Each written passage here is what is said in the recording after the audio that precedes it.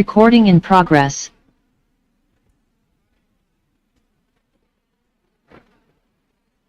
ఇది వెనకాల పెట్టేయచ్చా?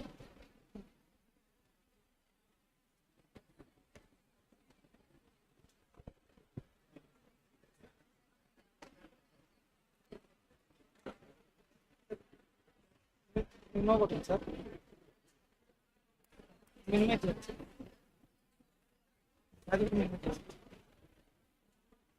లేదంటే ఇప్పుడు ఏమవుతుంది కదా సార్?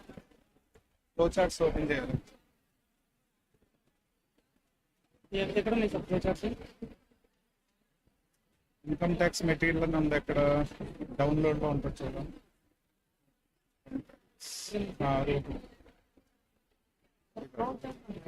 ఇక్కడ ఏ చాప్టర్? సాలరీస్.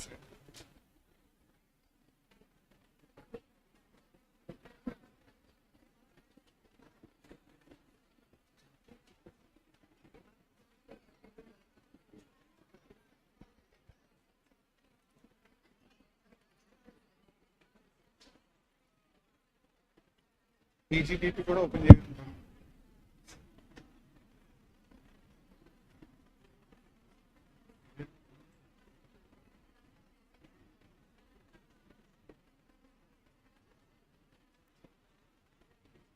సెకండ్ లో ఉందా?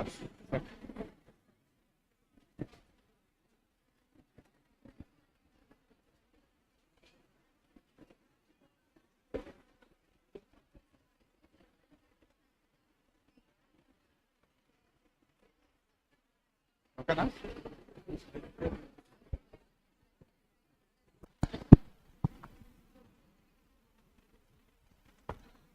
మా సాలరీస్ హెడ్ లో next topic perquisites.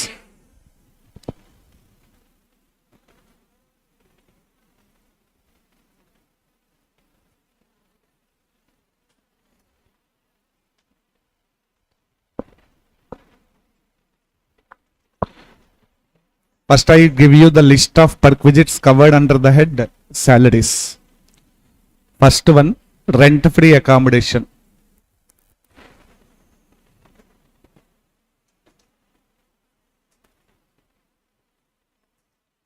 Second one, domestic servant facility.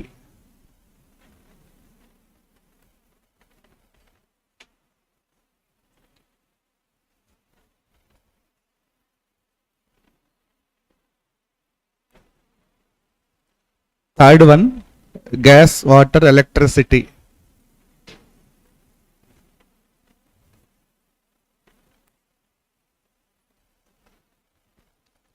Fourth one, education facility.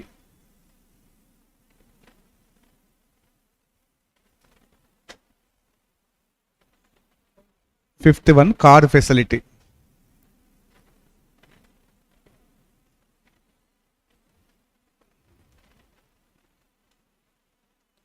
Sixth one, medical facility.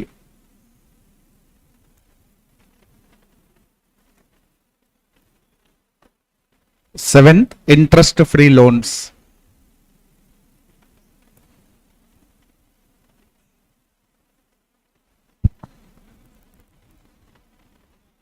Eighth one, gifts. Ninth one, tea, snacks, meals.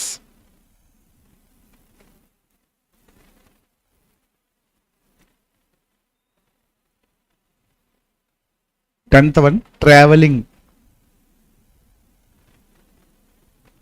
etc.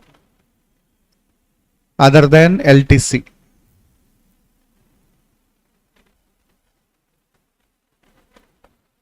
11th one, transportation.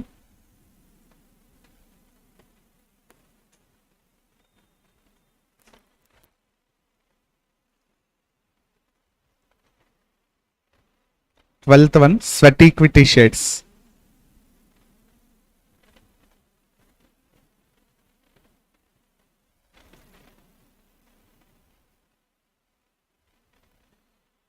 Thirteenth, club facility.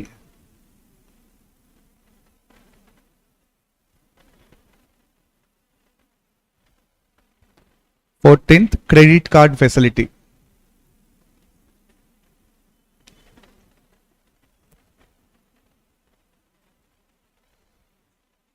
15th, other facilities.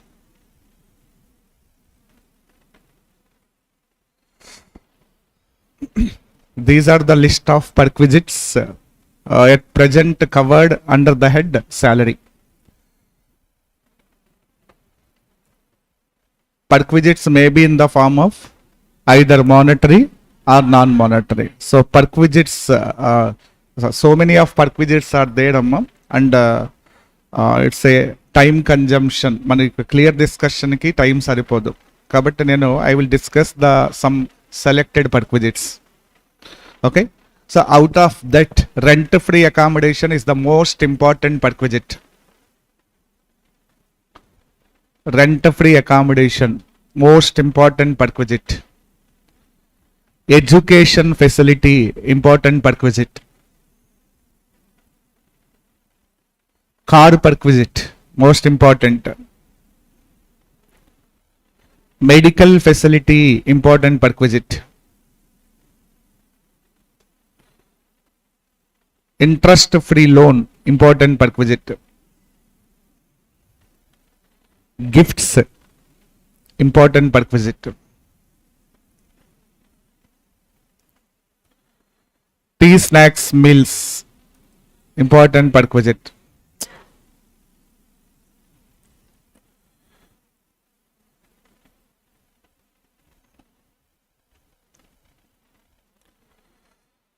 So, at least మీరు just before the examination revision చేసేటప్పుడు at least ఆ perquisites అయినా check చేసుకుని వెళ్ళండి. And one more important information, perquisite number 2 to 5. 2 to 5. These 4 perquisites sometimes taxable in the hands of only specified employees. Taxable in the hands of specified employees only.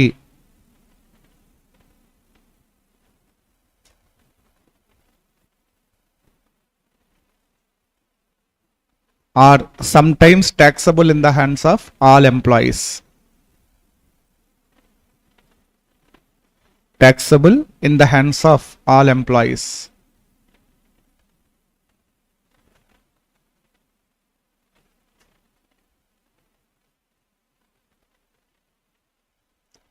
Perquisite number 2 to perquisite number 5. Domestic servant, gas, water, electricity, education facility, car perquisites. These perquisites sometimes taxable only in the hands of specified employees, or sometimes taxable in the hands of both specified as well as non-specified. But how to decide? So very important. I think number of students having doubts at that time, at that place. How to decide whether it was taxable in the hands of only specified or taxable in the hands of all employees. But except those 4 perquisites, remaining perquisites is taxable in the hands of all employees. Remaining all perquisites taxable in the hands of all employees.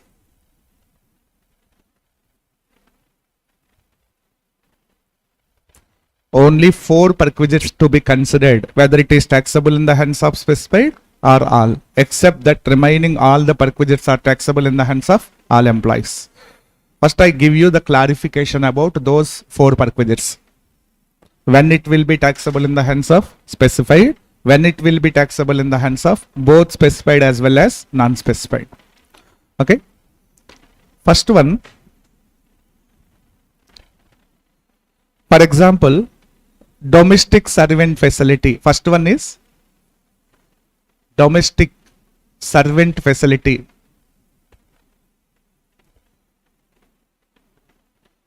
Domestic servant facility Act says that if the servants were appointed by the employee but salary paid or reimbursed by the employer, then it will be taxable in the hands of all employees, both specified as well as non-specified. So if servants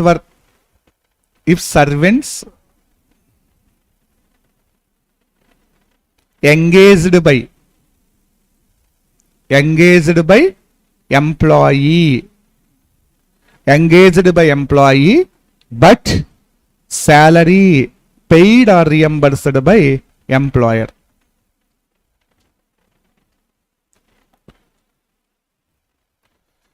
Salary paid or reimbursed by employer. Then this perquisite is taxable in the hands of all employees. All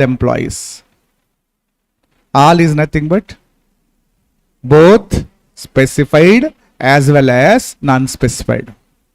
And the next one, if servants provided by the employer,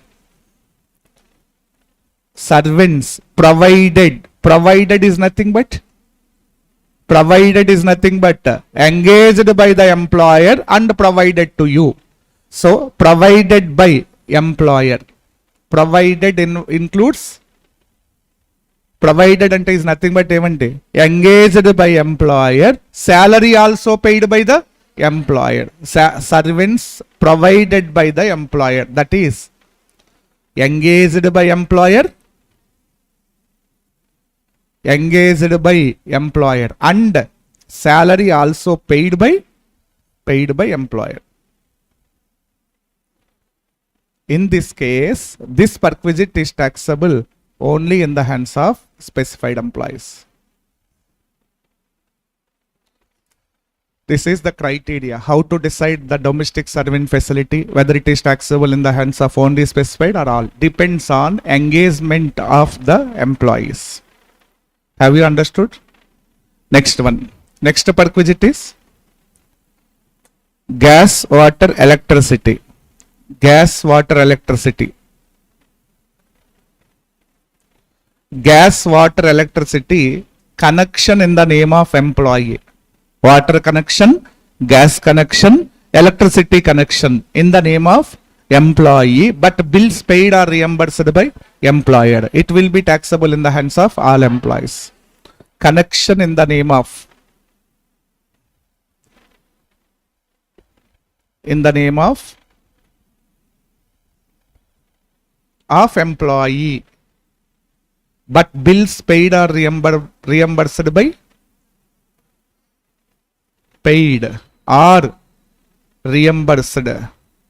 by employer. Then it will be taxable in the hands of all employees.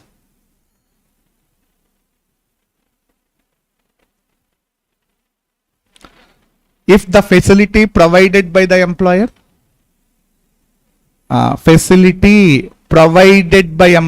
provided is nothing but connection in the name of employer, bills also paid by the employer, provided by the employer, then it will be taxable only in the hands of specified employees. This is the decision criteria of gas, electricity, water. When it will be taxable only in the hands of specified, when it will be taxable in the hands of all employees, based on the connection, in whose hands the connection registered. Okay. Next, education facility. Education facility.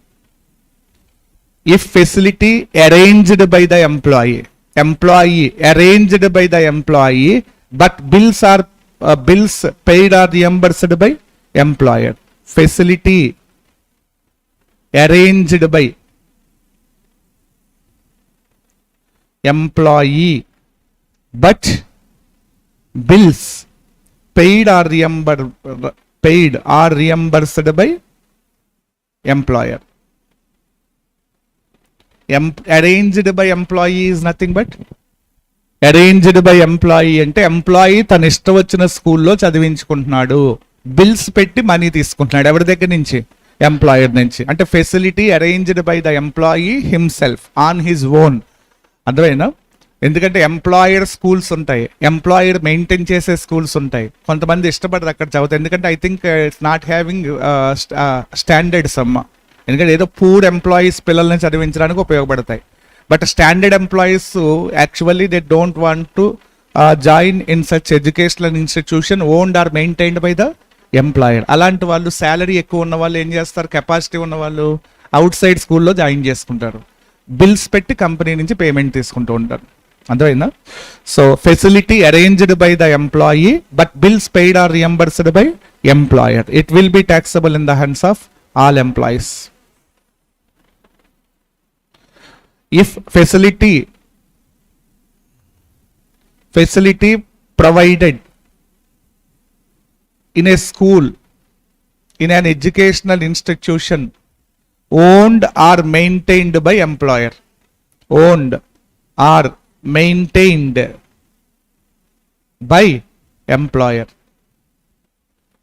then it will be taxable only in the hands of specified employees only.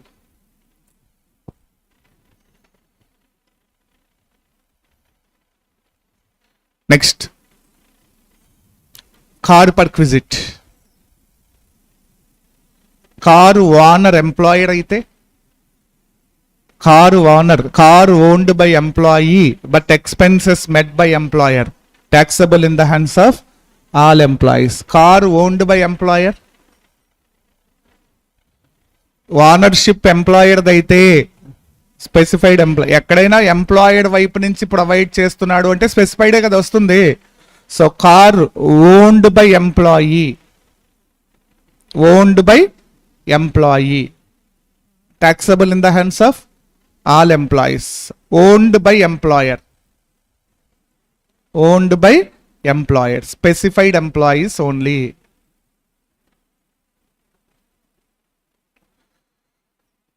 చెప్పండి, domestic servant ఫెసిలిటీలో ఏం చూడాలి? Who engaged the servants. If a servants engaged by employee, it will be taxable in the hands of all employees. Otherwise, taxable only in the hands of specified. So next one, gas, water, electricity, connection in whose hands on the ever paid connection on the check cheyali. If connection in the name of employee, all employer only specified. Educational facility arranged by the employee, all, otherwise specified employees. Car point of view ownership చూడాలంట. Car ownership employee అయితే taxable in the hands of all employees, otherwise only specified employees. This is the one observation అమ్మా, చాలా మందికి తెలియని ఒక observation ఇది. So మీరు ఏమి డౌట్ పడొద్దమ్మా, because problem always specified employee మీదే ఇస్తాడు. స్పెసిఫైడ్ ఎంప్లాయీ మీద ఇచ్చాడు అంటే all perquisites will be taxable automatically. మీరు ఈ సెలెక్షన్ చేయక్కర్లేదు. సెలెక్షన్ ఎప్పుడు చేయాలి? నాన్ స్పెసిఫైడ్ మీద ప్రాబ్లం ఇచ్చినప్పుడు చేయాలి. ఎందుకు అంటే నాన్ స్పెసిఫైడ్కి some of the perquisites not taxable, అప్పుడు సెలెక్ట్ చేయాలి. అదే స్పెసిఫైడ్ అయితే ఆల్. ఆల్ అంటే ఏంటి? ఆల్లో ఎవరెవరున్నారు?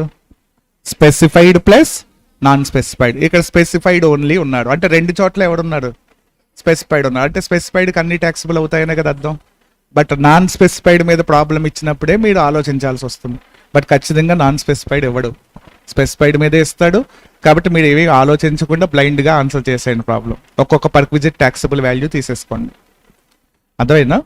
ఏదైనా ఒక 1 మార్క్ బిట్ కోసం అడిగినప్పుడు ఏమైనా ట్రై చేయొచ్చు.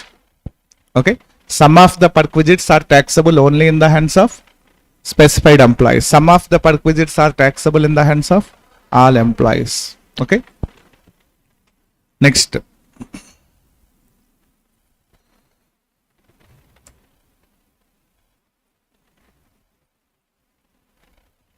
Rent-free accommodation.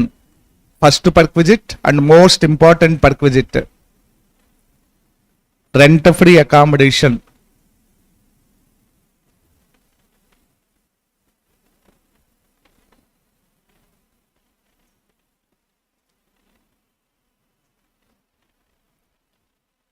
Rent-free accommodation.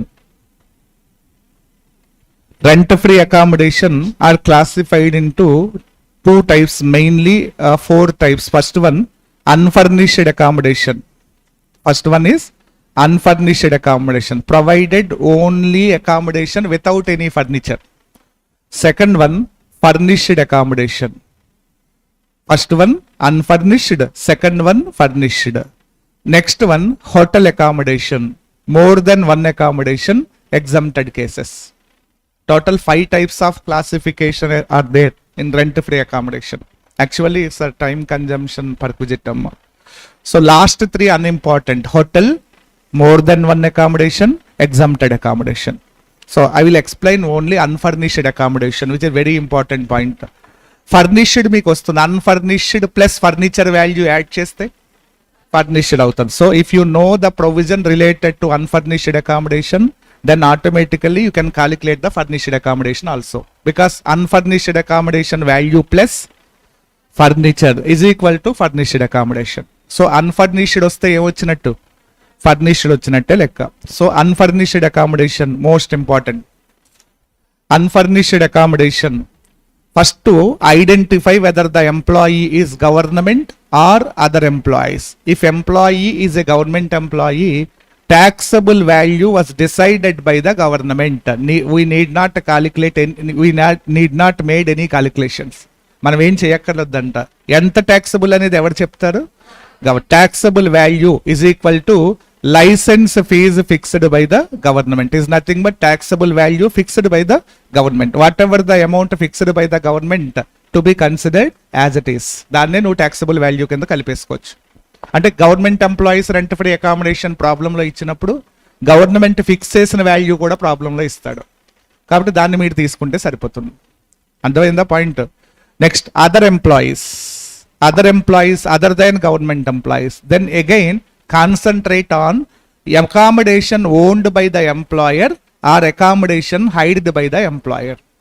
Employer తన ఓన్ అకామిడేషన్ ప్రొవైడ్ చేస్తే ఏ ట్యాక్సిబిలిటీ ఉంటుంది, అకామిడేషన్ అవుట్ సైడ్ రెంట్కి తీసుకుని నాకు ప్రొవైడ్ చేస్తే ఎంత ట్యాక్సిబుల్ అవుతుంది. First identify whether the accommodation provided to employee was owned by the employer or hired by the employer. Own accommodation ఇస్తే పాపులేషన్ బట్టి ట్యాక్సిబుల్ అవుతుందంట. హైర్డ్ అకామిడేషన్ ఇస్తే hired charges are 15% of salary whichever is lower taxable అవుతుందంట. Population చూడక్కర్లేదు. Population ఎప్పుడు చూడాలి? If accommodation owned by the employer, employer's own accommodation ఇచ్చినప్పుడు population బట్టి ట్యాక్సిబుల్ చేయమంటున్నాడు. అర్థమైందా? ఫస్ట్ ప్రాబ్లం చదవగానే identify whether the accommodation is owned by the employer or hired. If it was owned by the employer, then taxable value is the based on the population located in such a city or town where the accommodation was located. Accommodation locate అయి ఉన్న place లో population చూడమంటున్నాడు. అర్థమైందా? ఒకవేళ అక్కడ ఉన్న population less than or equal to 10 lakhs ఉంటే కనుక 7.5% of salary taxable అవుతుంది. Of salary taxable value is equal to 7.5% of salary of your salary will be taxable. Okay, if population in such a town or city is less than or equal to 10 lakhs, ఒకవేళ 10 to 25 lakhs in between ఉంటే అది 10% of salary taxable అవుతుందంట. If population exceeds 25 lakhs ఉంటే 15% of salary taxable అవుతుందంట. This is the calculation. Now tell me once again, first identify whether the employee is government or private. If government employee, then taxable value decided by the government, directly provided in the problem. Okay, కాబట్టి మీరేం చేయక్కర్లేదు. Next calculation, then if employee is other than government employee, then decide whether the accommodation owned by the employer or hired by the employer. If it is own accommodation, then the taxable value is based on population. If it is hired accommodation, then taxable value is equal to rent paid by employer or 15% of salary whichever is lower. Here the taxable value is equal to rent paid by employer or 15% of salary whichever is lower. ఖచ్చితంగా problem అడిగితే ఈ case వస్తున్నామో చూసుకోండి. Most important case. Have you understood?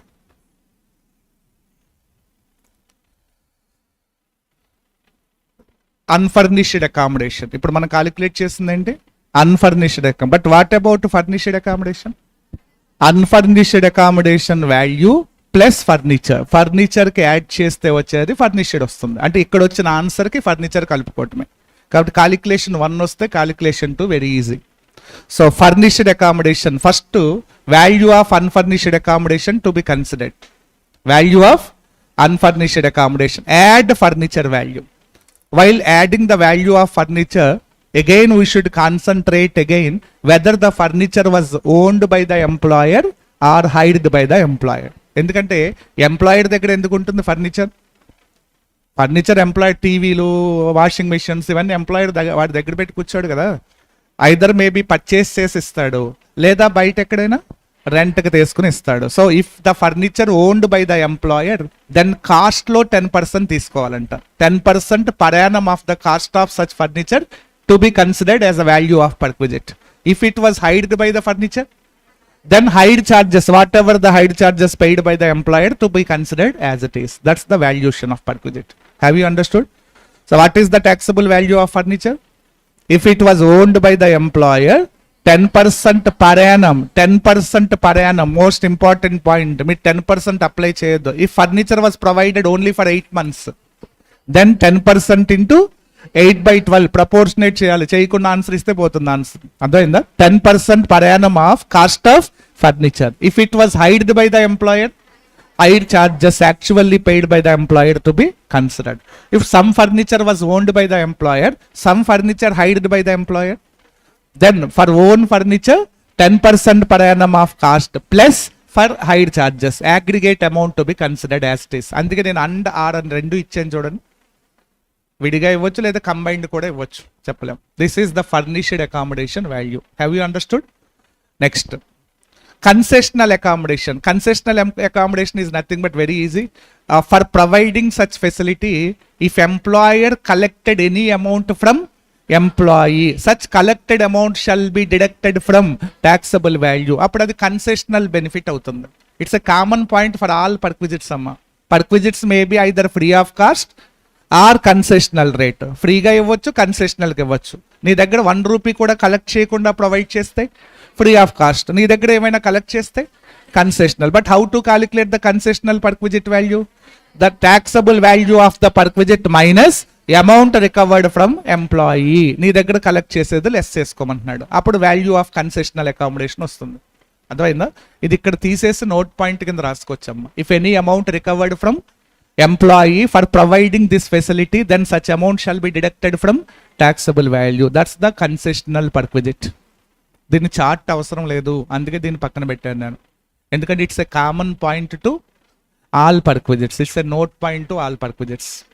Okay. Employer provided 10 rupees worth facility and deducted 2 rupees from your salary every month. చెప్పండి. Employer provided 10 rupees worth facility and deducted 2 rupees from your salary. Then what was the benefit provided by the employer? 10 minus 2. Only 8 rupees benefit provided to you. ఆ 8 rupees ని concessional benefit అంటాం. Employer provided 10 rupees worth benefit but nothing was recovered from employee. Then taxable value is equal to 10 rupees. This perquisite is called as free perquisites. Free of cost అంటాం. So perquisites are classified into 2 types, free of cost or concessional rate. Free of cost ఇచ్చినప్పుడు 100% benefit taxable అవుతుంది. కన్సెషనల్కి ఇచ్చినప్పుడు perquisite value minus amount recovered from employee ఏది ఉంటే అది less చేయాల్సి ఉంటుంది. లెస్ చేసి balance will be taxable. Okay. Next, మరి 10%, 15%, 7.5% ఆఫ్ దేని మీద? శాలరీ. మరి ఇక్కడ శాలరీ స్పెసిఫిక్ డెఫినేషన్ నిన్న క్లాస్లో చెప్పిన డెఫినేషన్ యూస్ చేయాలి. గుర్తుందా? నిన్న టేబుల్ ఇచ్చాం కదా, అది శాలరీ స్పెసిఫిక్ డెఫినేషన్ వాడాలి. అర్థమైందా? Next, hotel accommodation. Hotel accommodation generally in the following, if the following 2 conditions were satisfied, hotel accommodation is exempt from tax.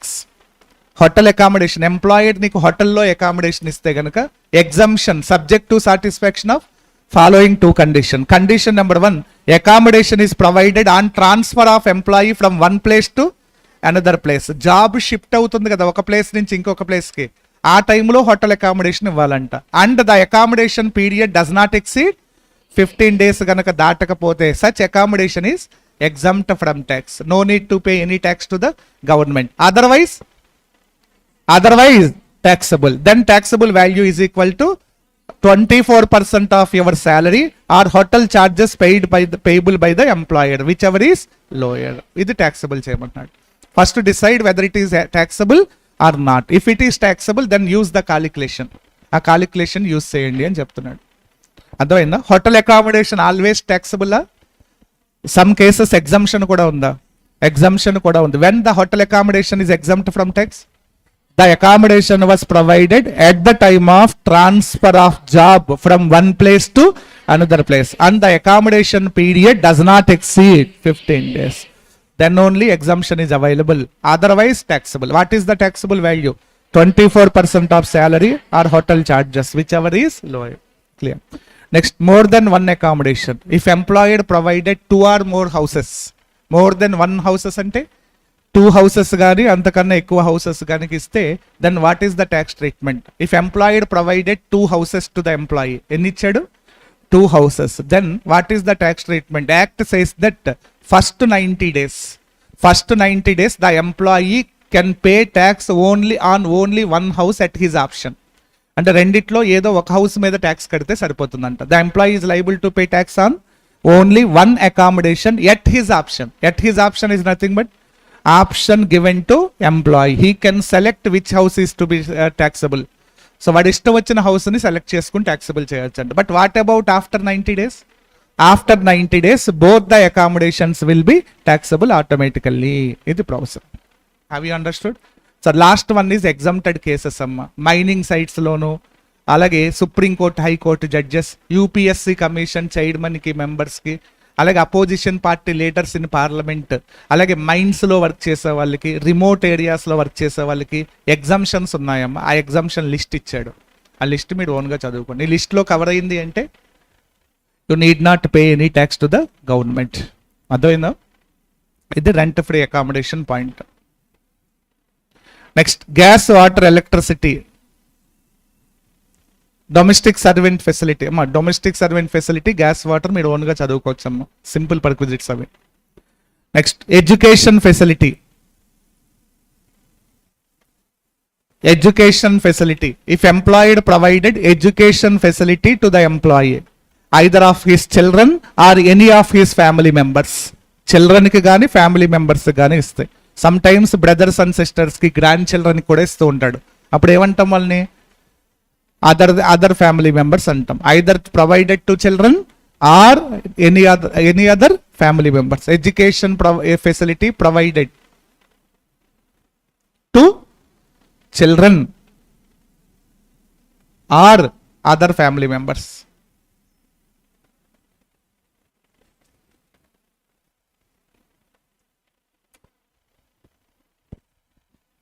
Education facility provided to children or any other family members. So first one, these two are very important. Actually this is the note point amma, that's pakkana bettandi. So point number 1, payment or reimbursement of school fees of employees children or his family members by employer, and is nothing but simply facility provided by employee himself.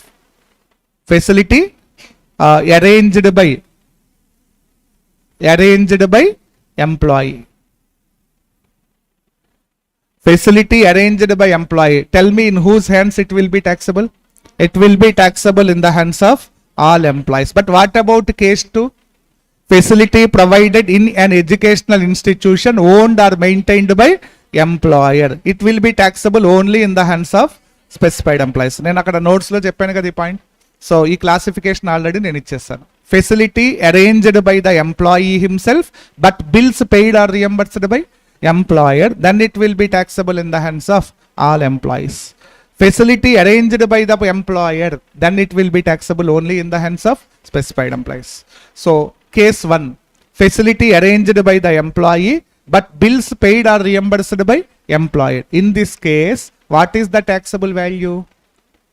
Taxable value is equal to whatever the amount paid or reimbursed by employer. Employer ఎంత pay చేస్తే అంత taxable అవుతుందంట. అసలు వేరే calculations అవసరం లేదు. Bills paid or reimbursed by employer will be taxable as it is. అర్థమైందా point? Employee Delhi public స్కూల్లో జాయిన్ చేసుకున్నాడు వాళ్ళ పిల్లల్ని. జాయిన్ చేసుకుంటే బిల్స్ పెట్టాడు. ఒక క్లాస్కి వచ్చి 2 lakhs రూపీస్ ఫినాన్షియల్ ఇయర్కి ఇద్దరికి 2 lakhs + 2 lakhs 4 lakhs అయింది. బిల్స్ పెడితే ఎంప్లాయర్ 50,000 ఇచ్చాడు. So what ever the benefit provided by employer 50,000. ఆ 50,000 ట్యాక్స్ సార్. ఇదేంటి సార్ 4 lakhs ఎందుకు ఇవ్వలేదు? నీ ఇష్టం వచ్చిన చోట చదువుకుంటే ఇస్తాను నేను. ఎంప్లాయిడ్ ఏమంటాడు? నేను ఇచ్చిన ఫెసిలిటీ వాడుకో, నీకు వద్దు అనుకుంటే నేను ఎంత ఇవ్వాలనుకుంటే అంతే ఇస్తాను, బ్యాలెన్స్ నువ్వు అవుట్ ఆఫ్ పాకెట్ వేసుకుని చదివించుకోవాలి. అదే అంతే. అప్పుడు అందరూ కూడా పూర్ ఎంప్లాయీస్ కూడా ఎక్కడికి వెళ్ళిపోతాడు, అప్పుడు ఢిల్లీ పబ్లిక్ స్కూల్కి వెళ్ళిపోతాడు 100% రియంబర్స్మెంట్ ఇస్తే.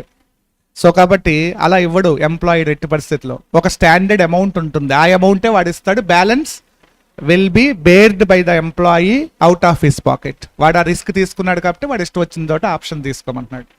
లేదు సార్ నేను బేర్ చేయలేను అనుకుంటే it is better to take the benefit provided by employed. Employed ఇచ్చిన ఫెసిలిటీ వాడుకో, నీకు 100% బెనిఫిట్ వస్తుంది. అర్థమైంది కదా provision. So next, what is the taxable value in this case?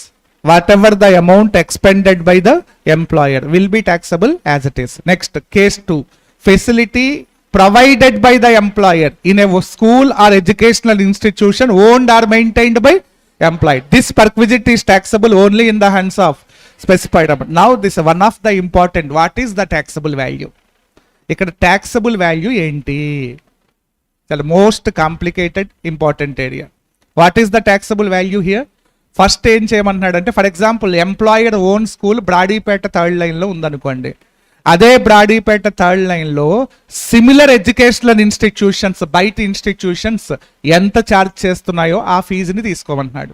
Fee charged by similar educational institution in same locality. Same లొకాలిటీలో ఉన్న similar educational institutions charge చేసే fee ఎంతో చూడమంటున్నాడు. ఆ ఫీజుని బట్టి ట్యాక్సబుల్ వాల్యూ డిసైడ్ చేయమంటున్నాడు. For example, similar educational institution in same locality per month 1200 rupees charge చేస్తున్నాయి. ఎంత? 1200 రూపీస్ ఛార్జ్ చేస్తే యాక్ట్ సేస్ దట్ 1200 మైనస్ 1000, 200 మీద ట్యాక్స్ పే చేయమంటుంది. ఆల్టర్నేటివ్ వన్, ఢిల్లీ పబ్లిక్ స్కూల్లో alternative, another alternative is there. ఈయన కేసులో fully taxable చేయమని ఇంకొక ఆల్టర్నేటివ్ చెప్తుంది. అర్థమైంది? ఏంటి బేస్ తీసుకోవాలి? Similar educational institute. ఇక్కడ చూడండి, చిల్డ్రన్, అదర్ ఫ్యామిలీ మెంబర్స్ ఇక్కడ క్లాసిఫై చేశాడమ్మా. మరి సెకండ్ పాయింట్లో ఇది ఎవరికి taxable value? Both children and others, అందరికీ ఒకటే క్యాలిక్యులేషన్ అది. There is no difference between children and others in second point.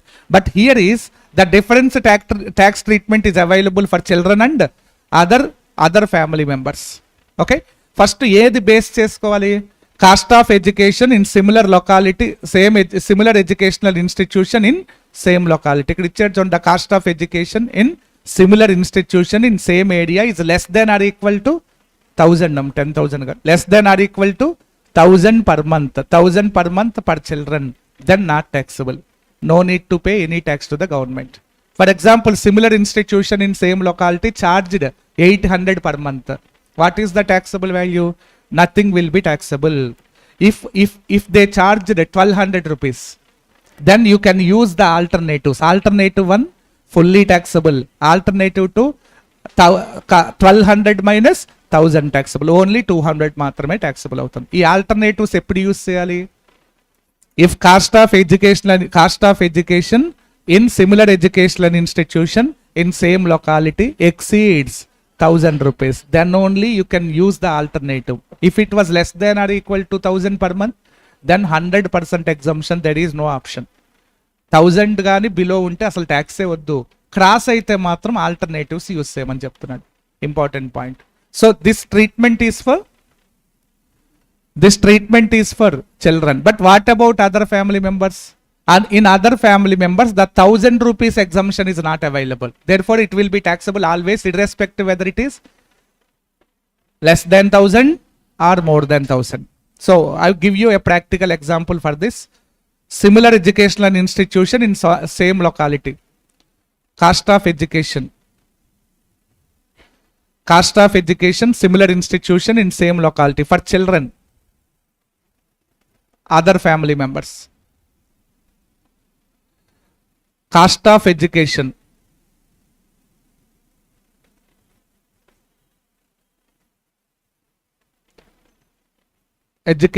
in similar institution is 800 per month. What is the taxable value for children? What is the taxable value? Nil. Nothing will be taxable. What about others? 810. Entire 800 per month will be taxable. The 1000 rupees benefit is not available to other family members. It was provided only to children. Next, point number 2. Cost of education.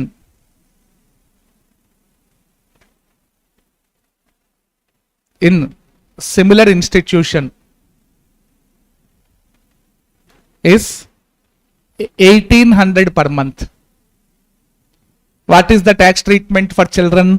You can use the alternatives. Alternative 1, entire 1800 per month taxable. Alternative 2, only 800 per month taxable.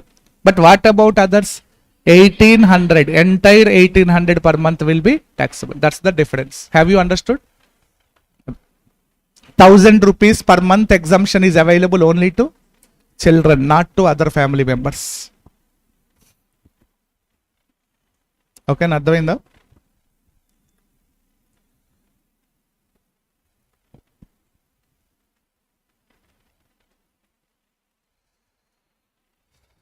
So next, first point, provided to education facility training to employees. ఇది ఇచ్చింది ఎవరికి? Employees, not to children and other family members. If employer provided any education facility to directly to employees, then nothing will be taxable. The question of taxability does not arise. It's a note point అమ్మ. అర్థమైందా? ఇస్తుంది ఎవరికి? Employees. ఎందుకంటే ఏదైనా ఒక జాబ్లో join అయినప్పుడు డైరెక్ట్గా వర్క్ అసైన్ చేయరు. స్టార్టింగ్లో కొన్నాళ్ళు ఏం చేస్తారు? ట్రైన్ చేస్తారు. ఆ ట్రైనింగ్ పీరియడ్కి ట్యాక్స్ ఉండదు అని చెప్తున్నాడు. అర్థమైందా? Educational. Next, medical facility. It's also one of the important perquisite. Medical facility.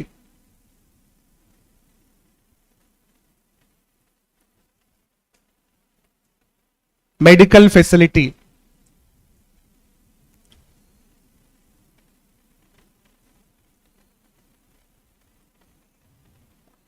Medical facility, left side point within India. Medical facility, most important area. Generally, the medical facility is the basic need provided by employer to employee. Prati employee ki ఇవ్వాల్సిన basic needs లో one of the need ఏంటి? Medical health అనేది important. Employees health security చూసుకోవాల్సిన responsibility employer. కాబట్టి generally the medical facilities are 90% కేసెస్లో exemption అమ్మ. Some exceptional కేసెస్లో taxable అవుతుంది. సో చూడండి, ఎగ్జంప్టెడ్ కేసెస్ లెఫ్ట్ సైడ్ ఇచ్చాం. Not fully taxable in the hands in the following cases. Not taxable అమ్మ, not fully కాదు. Not taxable in the following cases is nothing but exempted cases. Exempted cases. If medical facility provided by the employer in an hospital owned or maintained by employer. Employer own hospital లో కానీ వాడు maintain చేస్తున్న హాస్పిటల్లో కానీ facility ఇస్తే exempt అంటాం. అసలు no need to pay any tax to the government. Medical facility provided in hospital owned or maintained by employer. ఖచ్చితంగా బిగ్గెస్ట్ పెద్ద కంపెనీస్లో వాళ్ళ ఫ్యాక్టరీ ప్రెమిసెస్ దగ్గరే వాళ్ళకి హాస్పిటల్ కూడా ఉంటుంది. ఎందుకంటే థౌజండ్స్ ఆఫ్ వర్కర్స్ ఉంటారు. ఎవరో ఒకరికి డైలీ ఏదో ఒకటి వస్తూనే ఉంటుంది. కాబట్టి కంపల్సరీ రెస్పాన్సిబిలిటీ ఎంప్లాయిడ్ తీసుకోవాల్సిందే. ఇప్పుడు just like Vizag steel plant ఉందనుకోండి. మీరు స్టీల్ ప్లాంట్ లోపలికి వెళ్తే వాళ్ళకి హాస్పిటల్స్ కూడా ఉంటాయి. అక్కడ స్కూల్స్ ఉంటాయి, కాలేజెస్ ఉంటాయి, హాస్పిటల్స్ ఉంటాయి. అది లోపల ఒక టౌన్ లాగా ఉంటుంది. బయట ఉన్న ఫెసిలిటీస్ అన్నీ అక్కడ ఉంటాయి. సో ఎంప్లాయర్కి ఏముంటుంది? Own hospital. ఇఫ్ ఓన్ హాస్పిటల్లో if any facility provided to employee, then nothing will be taxable in the hands of employee. No need to pay any tax to the government. Next one, medical facility provided in government hospital. Government hospital కానీ central government health scheme CGHS, central government health scheme కానీ state government health schemes కింద కానీ ఏదైనా facility ఇస్తే also exempt from tax. Rajiv Aarogyasri ఇలాంటివి ఉన్నాయి కదా, అలాంటివన్నీ కూడా ఎగ్జామ్షన్లోకి వస్తాయమ్మా.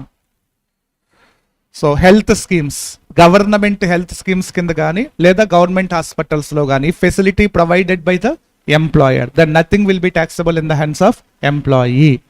Next one, medical facility provided in an approved hospital by chief commissioner for treatment of specified diseases. ఒకవేళ ఏదైనా ఎందుకంటే ఎంప్లాయర్ ఓన్ హాస్పిటల్లో 100% ట్రీట్మెంట్స్ ఉండకపోవచ్చు. కొద్ది పెద్ద పెద్ద ట్రీట్మెంట్స్కి కంపల్సరీ పేషెంట్ని ఎక్కడికి తీసుకువెళ్ళాలి, అవుట్ సైడ్కి తీసుకువెళ్ళాలి. ఇప్పుడు క్యాన్సర్ ఉందనుకోండి, సివియర్ స్టేజ్కి వచ్చింది, మరి క్యాన్సర్ హాస్పిటల్ మెయింటైన్ చేయడు ఎంప్లాయిడ్, ఏదో బేసిక్ నీడ్స్ మాత్రమే మెయింటైన్ చేస్తాడు, అవునా కదా.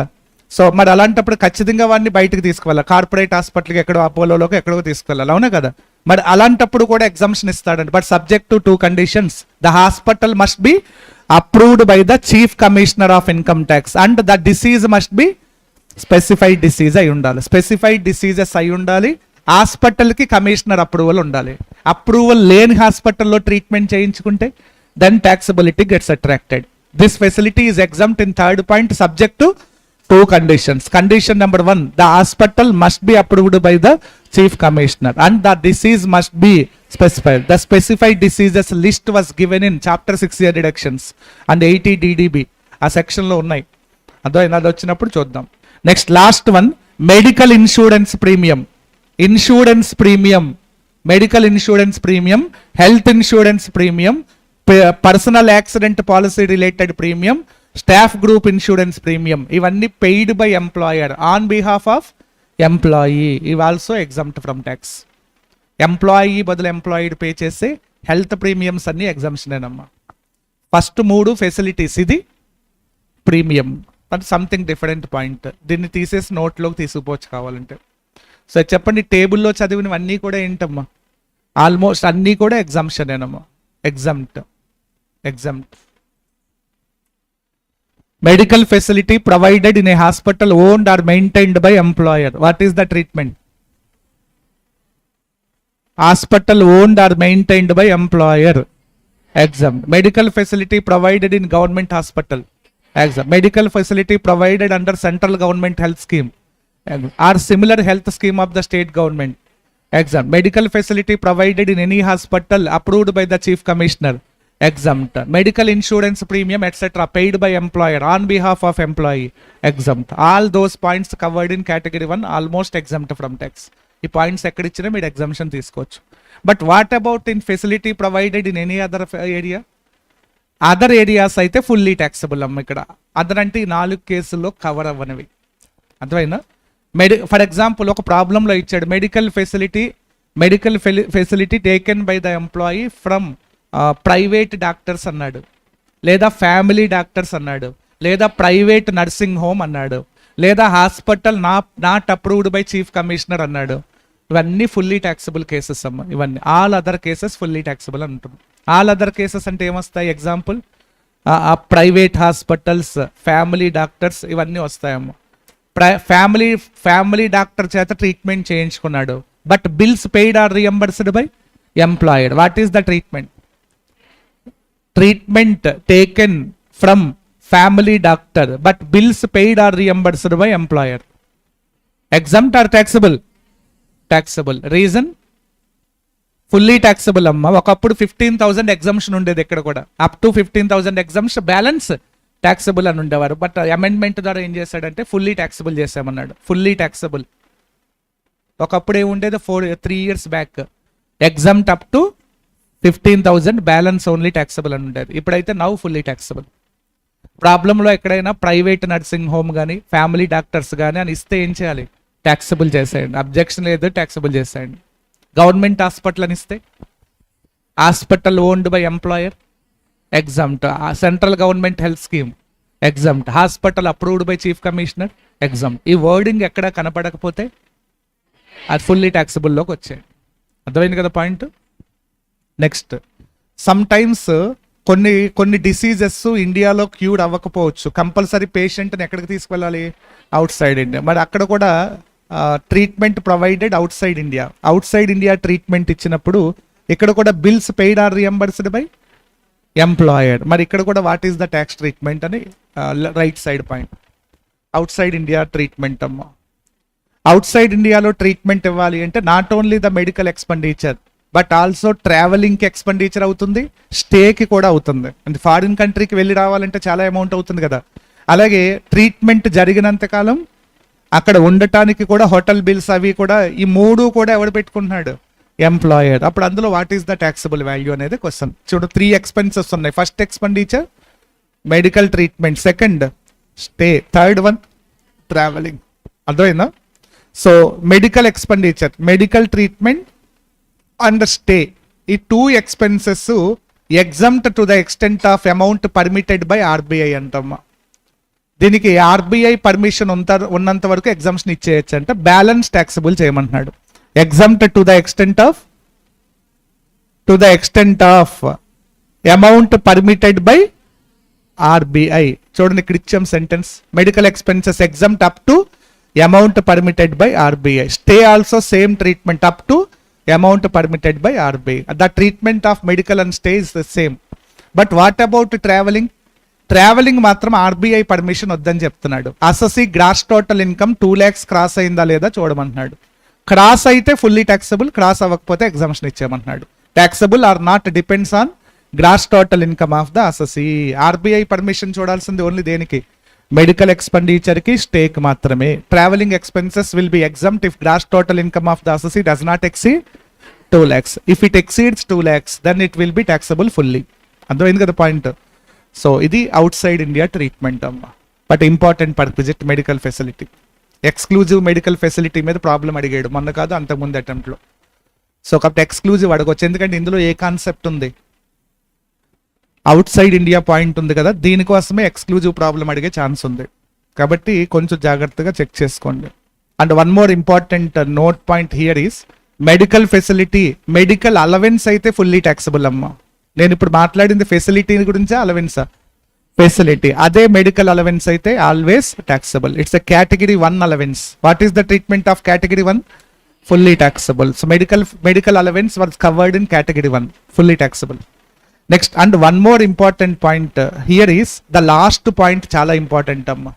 మెడికల్ ఫెసిలిటీలో చాలా కేసెస్లో ఏమున్నాయి? చాలా కేసెస్లో ఏముంది? ఎగ్జామ్షన్సే కదా. ఆ ఎగ్జామ్షన్స్ రావాలి అంటే ఫెసిలిటీ వేళ్ళలో ఎవరికైనా ఇవ్వాలంట. అంటే family includes spouse, children, dependent parents, dependent brothers and sisters. What about ఈ facility provided to any other family members? 100% taxable. అసలు పైన చెప్పిన ఏ ఎగ్జామ్షన్ రాదని చెప్తున్నాడు. So important point, if facility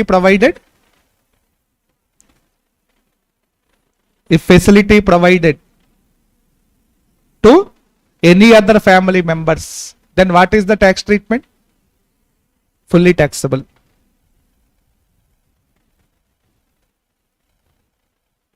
కాబట్టి ఫ్యామిలీ డెఫినిషన్ కంపల్సరీ గుర్తుపెట్టుకోవాలి ఈ సెక్షన్లో మీరు. Important family definition. For example, employer provided the medical facility to grandfather of the employee and expended 50,000 rupees in a hospital owned by the employer. What is the treatment? Fully taxable. Reason, the beneficiary was not covered under the definition of family. Exemptions are available. Only the beneficiary must be covered under the definition of family. Have you understood? Next, car perquisite.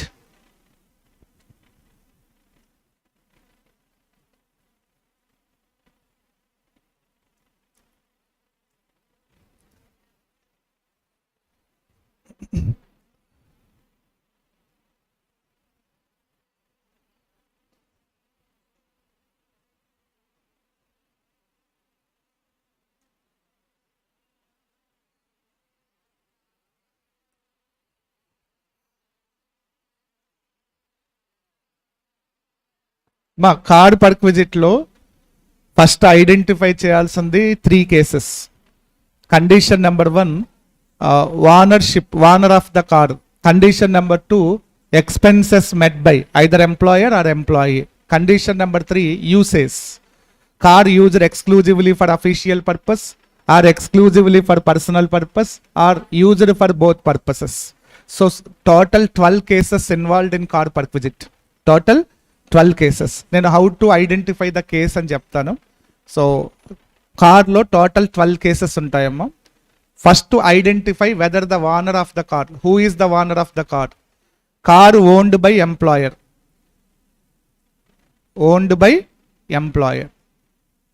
Car owned by employee. First important identification. Next, each case again classified into 2 parts. Expenses met by employer, expenses met by employee. expenses met by employer.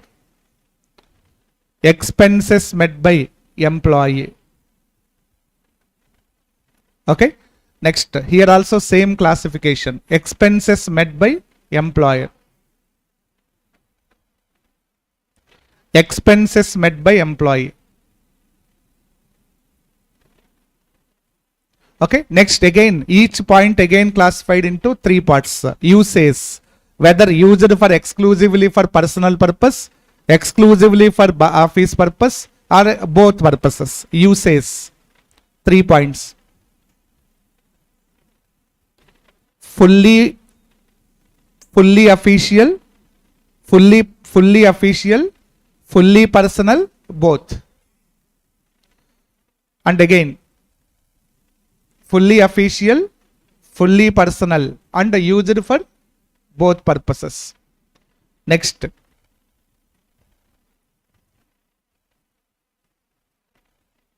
fully official, fully personal, both purposes.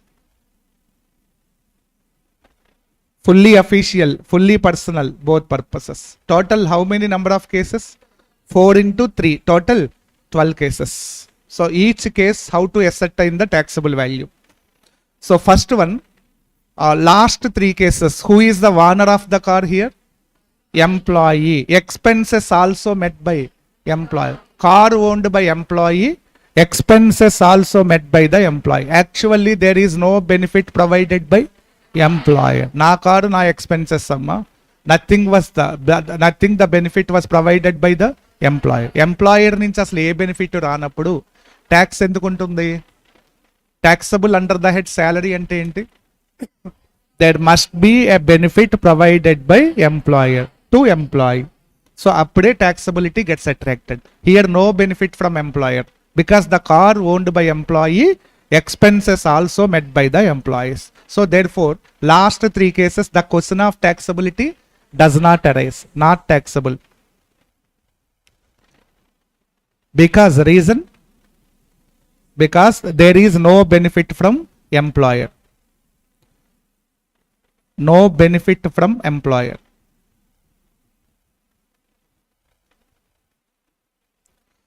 So out of 12 cases, 3 cases were completed. Next, remaining cases, total 9. So 9. For example, first one, the usage is fully official, fully official, fully official. Whenever the car used 100% for official purpose, the taxability does not attracted. అన్ని office పనుల కోసం వాడుతున్నాడంట కార్ని. అంటే there is no personal benefit to the employee. Office పని మీద car వేసుకు వెళ్ళమంటే tax కట్టమంటే అన్జస్ట్. నేను ఎందుకు కడతాను అంటాడు. ఎందుకంటే నా సొంత పనులు ఏం కదా, ఎవరి కోసం వెళ్ళాడు? ఎంప్లాయర్ చెప్పిన పని మీద వెళ్ళాడు. అందులో నాకు వచ్చిన బెనిఫిట్ ఏముంది? Therefore, if car utilized 100% for official purpose, then the question of taxability does not arise. Therefore, in all 3 cases, not taxable, not taxable, not taxable, not taxable, because car 100% used for official purpose. Taxability gets attracted only in 6 cases. Those are car used fully for personal purpose and car used for both purposes. ఎందుకంటే both లో కూడా ఏముంటుంది? Personal portion ఉంటుంది కాబట్టి అక్కడ కూడా taxability ఉంటుంది. So only taxable cases only 6 cases. ఏంటా 6 cases?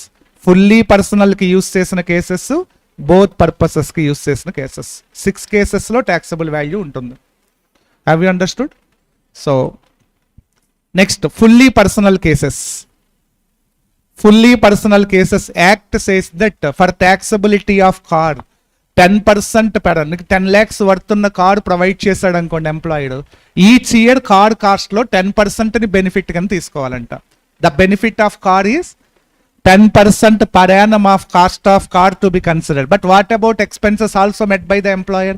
Expenses to be added as it is అంటమ్మా. కార్ ఒకటే ఇస్తే 10% per annum of car, car plus expenses ఇస్తే 10% per annum of car plus expenses met by the employer, aggregate value to be considered.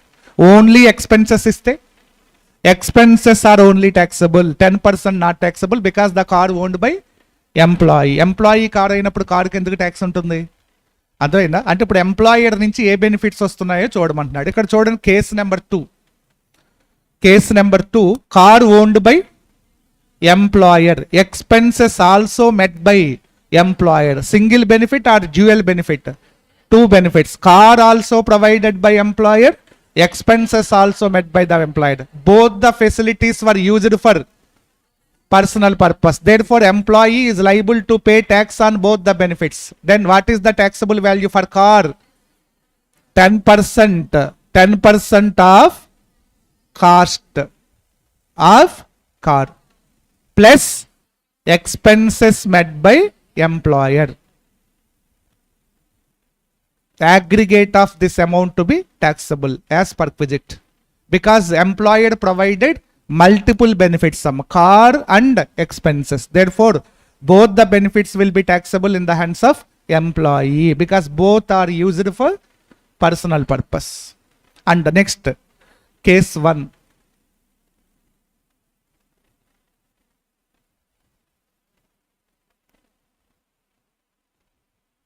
Case 5.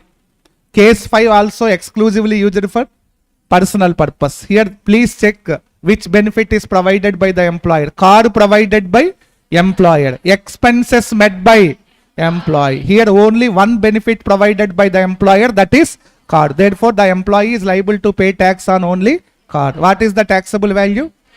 10% per annum of cost of car. Per annum. 10% per annum, very important. If car was provided only for 8 months, then 10% into 8/12 proportionate తీసుకోవాల్సి వస్తుంది. So 10% per annum of cost is only taxable, expenses not taxable because which was met by employee. అది employee పెట్టుకుంటున్నాడు. అర్థమైందా? Next case number 8. 7, 8. Here also 100% used for personal purpose. Please check which benefit was provided by the employer. Car owned by employee, expenses met by employer. Here only one benefit provided by employer, that is expenses. Therefore expenses to be taxable as it is. Taxable value is equal to expenses met by employer. Have you understood? So next remaining 3 points, both purposes.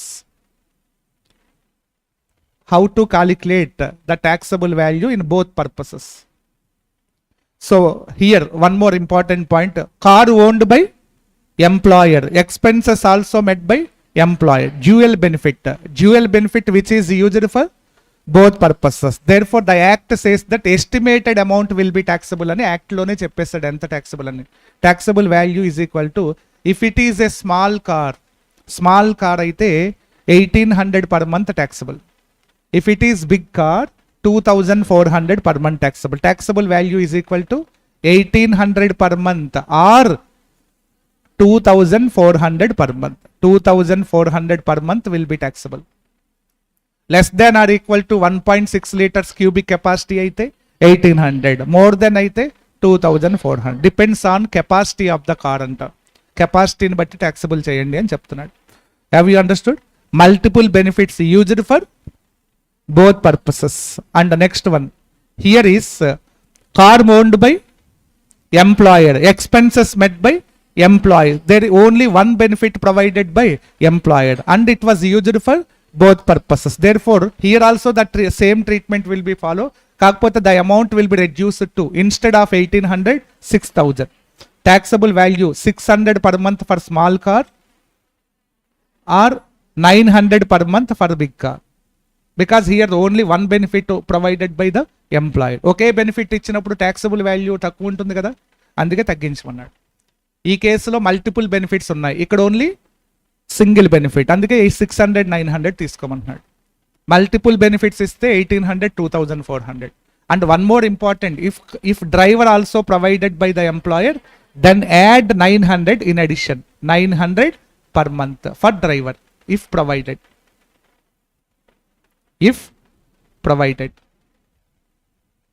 Here also same driver salary as it is, 900 per month for driver if provided. Big car with driver provide chesta, what is the taxable value? 1800 per, sorry, 2400 per month plus 900, 3300 taxable. If driver was not provided, only 2400 will be taxable. Please verify the point carefully whether the driver was provided by the employer or not. కొన్ని problems లో driven by employee అంటాడు అంటే అర్థం employer there is know the employer has not provided any driver facility. So కాబట్టి clue ఉంటుంది compulsory ప్రాబ్లంలో, clue ఉంటే apply చేయాల్సింది. Next last case, here also combination both purposes but something different case. Who owned the car? Employee. Expenses met by employer. Single benefit are multiple benefits? Single benefit. Which is used for both purposes. Here the calculation is reverse calculation antamma. Expenses met by employer as it is ga expenses ni తీసుకోమంటున్నాడు. minus 1800 per month or 2400 per month ni less చేయమని చెప్తున్నాడు. If it is a small car 1800 per month, if it is a big car 2000 less చేయండి. Balance will be taxable. This is the reverse calculation. Compulsory ఈ కేసులో ఈ క్యాలిక్యులేషనే use చేయాలి. Taxable value if driver also provided again less 900 per month for driver if provided. The balance will be taxable value. This is the taxable value. Case number 9, important and reverse calculation. Whatever the expenses incurred by employer తీసుకుని దాంట్లోంచి ఏం less చేయాలి? 1800 per month 2400 less చేసి డ్రైవర్కి 900 less చేయండి if provided by the employee.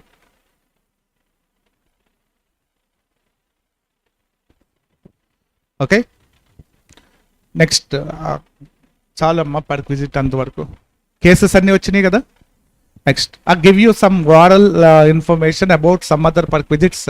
Gift if employer provided any gift అమ్మా, employer ఏదైనా ఎంప్లాయీకి గిఫ్ట్ ఇస్తే అది సింపుల్ వారలుగా చెప్తాను ఒకసారి చూడండి. Gift facility provided by employed. Gift facility provided by employer. Act says that if gift provided by the employer in monetary gifts in మనీలో ఇస్తే ఫుల్లీ ట్యాక్సబుల్ అంటమ్మా. Fully taxable, there is no benefit. And gifts provided in non-monetary is nothing but gift in kind lo iste ganaka, if the value of such gift does not exceed 5000, value of gift does not exceed 5000, then nothing will be taxable in the hands of employee. No need to pay any tax to the government. But what about if the value of gift exceeds 5000? Then you can use the alternatives. And alternative 1 in excess of 5000 taxable, alternative 2 fully taxable. Any one alternative తీసుకున్నా నీకు answer అయితే కరెక్టేనమ్మా. అర్థమైందా? ఎప్పుడు alternative use చేయాలి? Whenever the value of gift exceeds 5000, then only you can use the alternatives. If it was less than or equal to 5000, so don't go for alternatives, it'll ultimately exempt from tax. Okay, for example X provided a wrist watch. X provided wrist watch to the employee worth 4750. What is the tax treatment? Exempt from tax because it does not exceed 5000. So the wristwatch value is 5750. Then taxable value, alternative 1 750, alternative 2 entire 5750 will be taxable. You can opt any one of the alternative. కానీ alternative 2 గురించి note రాస్తే better. Alternative treatment అని చెప్పి note సరిపోతుంది. ఓకేనా? Just like this type of alternative was covered in earlier perquisite entity. Education facility. Education lo kuda alternative 1 fully taxable or 1000 in excess of 1000 taxable. Similar alternative also ikkada kuda undamma. Advaina. Now tell me once again, gifts received in monetary fully taxable. Gifts received in kind, if it does not exceed 5000, fully exempt from tax. If it exceeds 5000, alternative 1, alternative 2. ఇది provision gift concept. Okay, so interest free loan, one more perquisite. I give you oral information, just interest free loans. Interest free loans generally exempt in 2 cases అమ్మా. 2 cases లో interest free loan is exempt from tax. Case 1, the aggregate value of loan does not exceed 20,000. ఎంప్లాయీకి ఇచ్చిన loan ఒక financial year లో aggregate 20,000 cross అవ్వకపోతే nothing will be taxable in the hands of employee. And second exemption is loan was provided at the time of medical treatment of specified diseases అమ్మ. Specified diseases కి treatment కోసం loan ఇచ్చాడు employer. ఆ కేసులో కూడా exemption. Situation ఏమై ఉండాలి? The treatment of specified diseases. అప్పుడు ఎంత ఇచ్చినా ఎగ్జంప్షన్, 10 లక్షలు 20 లక్షలు ఇచ్చినా ఎగ్జంప్షనే. అర్థమైందా? Generally loan facility is not taxable if aggregate loan does not exceed 20,000. So ఒక స్పెషల్ అకేషన్ లో కూడా లోన్ ట్యాక్స్ ఎగ్జంప్షన్ వస్తుంది ఇర్రెస్పెక్టివ్ ఆఫ్ ద అమౌంట్. ఏంటా special occasion? So the loan was provided by the employer for medical treatment of specified diseases. Here also exemption will continue. In these 2 cases interest free loan is exempt from tax. Interest free loan లో perquisite value అంటే లోనా interest? Interest free loan లో ఒకవేళ tax pay చేయాల్సి వస్తే interest free loan లో benefit ఏంటి నీకు? లోనా ఇంట్రెస్ట్? Interest benefit. లోన్ ఫ్రీగా ఇవ్వడు, ఇంట్రెస్ట్ ఫ్రీ అన్నాడు. అంటే ఇంట్రెస్ట్ అవసరం లేదు, లోన్ మళ్ళీ తిరిగి ఇవ్వాల్సిందే. ఇన్ఫాక్ట్ నీ శాలరీలోనే వాడు లోన్ కట్ చేసుకుంటాడు, బట్ ఇంట్రెస్ట్ తీసుకోవట్లా. మరి ఇప్పుడు ఇంట్రెస్ట్ ఫ్రీ లోన్ లో what is the perquisite? Interest. Interest benefit మీద ట్యాక్స్ పే చేయాలి. But how to calculate the interest benefit? Based on the SBI rates అన్నా. అదే లోన్ గనక నువ్వు ఎస్బీఐ నుంచి గనక తీసుకుంటే whatever the rate charged by SBI, ఆ రేట్ని బేస్ చేసుకుని నువ్వు ట్యాక్సబుల్ వాల్యూ కాలిక్యులేట్ చేయమంటాడు. For example, if your employer provided the housing loan only at the rate of 4%, నీ ఎంప్లాయర్ నీకు 4%గా ఇచ్చాడు loan. So the similar loan was taken from SBI, then SBI shall charge 10% rate. ఇప్పుడు what is the benefit provided by the employer? 6% into 10 lakhs loan అనుకోండి. 10 lakhs into 6% is the taxable value. How to calculate the taxable value of interest free loan? Based on the rate charged by the SBI as on the first day of the relevant previous year. గుర్తుపెట్టుకోండి, మన previous year first రోజున్న రేటుతో compare చేయాలి. For example, what is our previous year? 21-22. What is the first day? 1/4/2021. SBI rates ఏముంటే ఆ రేట్స్తో compare చేయాలి. ఎందుకంటే banks rates ప్రతి ఇయర్ కూడా ఏం చేస్తూ ఉంటాయి? Change. Middle of the year లో ఏమైనా చేంజ్ వస్తే don't consider. That rate will be applicable to next financial year. ఈ మిడిల్లో ఏ చేంజ్ వచ్చినా అది ఎప్పుడు అప్లై అవుతుంది? నెక్స్ట్ ఇయర్ పర్క్విజిట్ వాల్యూ కట్టే వాళ్ళకి అప్లై అవుతుంది. సో ఈ సంవత్సరం కట్టే వాళ్ళు ఈ సంవత్సరం బిగినింగ్ లో ఉన్న రేట్స్ తో కంపేర్ చేయండి అని చెప్తున్నాను. The SBI rate shall be taken ఏ రోజున్నది? As on the first day of the relevant previous year. If rate was changed in middle of the previous year, then don't consider, just ignore. అర్థమైంది? అది కూడా మనం test చేయడానికి ఇవ్వచ్చు. As on the first day the SBI rate on housing loan is 10%. In June 30th the rate revised by the SBI as 12%. ఇప్పుడు ఏ rate తీసుకోవాలి? 10% చేయాలి, 12% ignore చేయాలి. ప్రొవిజన్ క్లారిటీ ఉండాలి అక్కడ, చూసుకోండి. The rate charged by employer shall be compared with rate charged by SBI as on the first day of the relevant previous year. That's the calculation procedure. అర్థమైంది? But ఏ రేట్తో compare చేయాలంటే similar loan అయి ఉండాలి. గుర్తుపెట్టుకోండి, if your employer provided to you housing loan అనుకోండి, the rate shall be compared with SBI housing loan. ఎస్బీఐలో కూడా ఒక్కొక్క లోన్కి ఒక్కొక్క లోన్ రేట్ ఉంటుంది. కార్ లోన్కి ఒకలాగా ఉంటుంది, పర్సనల్ లోన్కి ఒకలాగా ఉంటుంది, హౌసింగ్ లోన్కి సిమిలర్ లోన్ రేట్తో కంపేర్ చేయాలి. If your employer provided the education loan, then the rate shall be compared with education loan related rate charged by SBI. Similar nature of loan rates తోటే compare చేయండి అని చెప్తున్నాడు. అర్థమైందా? ఇది problem. Close చేద్దాం అక్కడితో పర్క్విజిట్స్. ఓకే.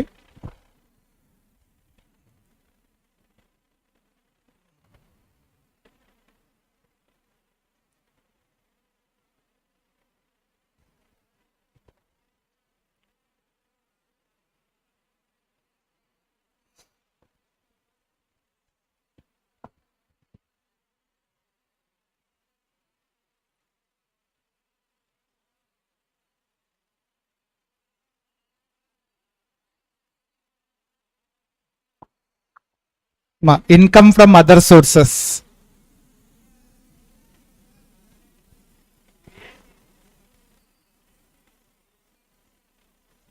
టీడీఎస్ టీసీఎస్ అర్థం కాదు.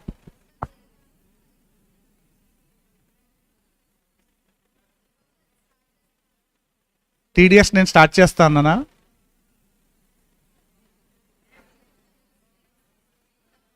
ఏంటి అన్నట్టు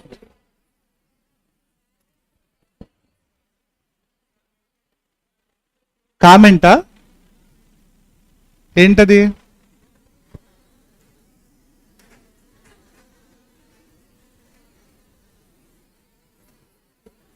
ఎట్రా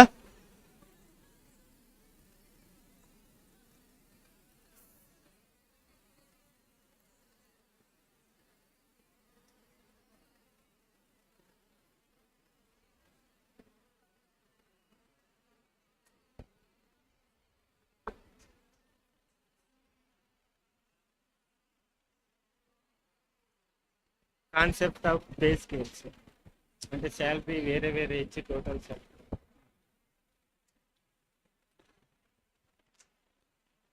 శాలరీ పే స్కేల్ అంటామా, దానికి సంబంధించిన ఎక్స్ప్లెనేషన్.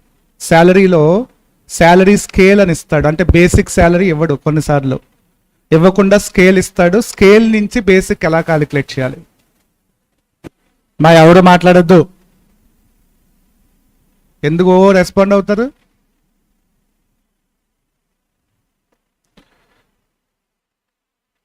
ఏది చెప్తే అది వినండి అంతే. మీ వైపు నుంచి అసలు ఏం మాట్లాడే ఛాన్స్ లేదు ఈ బ్యాచ్లో. 2 వే లేదు, 1 వేనే. అర్థమైనా? సో శాలరీలో శాలరీ స్కేల్ అంటాము. శాలరీ స్కేల్ అంటే sometimes basic salary is not available. Instead of basic salary they provided salary scale. Then how to calculate the basic salary from salary scale. Scale నుంచి salary ఎలా calculate చేయాలి. Okay, కొంతమందికి doubt ఉంటుంది ఈ ఏరియాలో. For example నేను చిన్న practical ఎగ్జాంపుల్తో చెప్తాను, ఇంక మీరు చదవకపోయినా అది క్లారిటీ వస్తుంది ఏంటనేది. Here in this area the date of appointment plays very important role అమ్మ. ఏంటది? డేట్ ఆఫ్ అపాయింట్ అయిన డేట్ని బట్టే చెక్ చేయాలి మనం. For example date of appointment, salary scale గురించి చెప్తున్నాను. Date of appointment,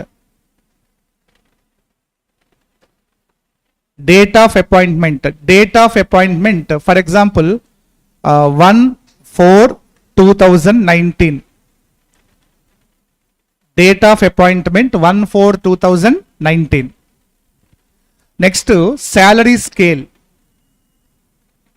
salary scale is equal to 40,000 rupees, 40,000, 4,000, 80,000.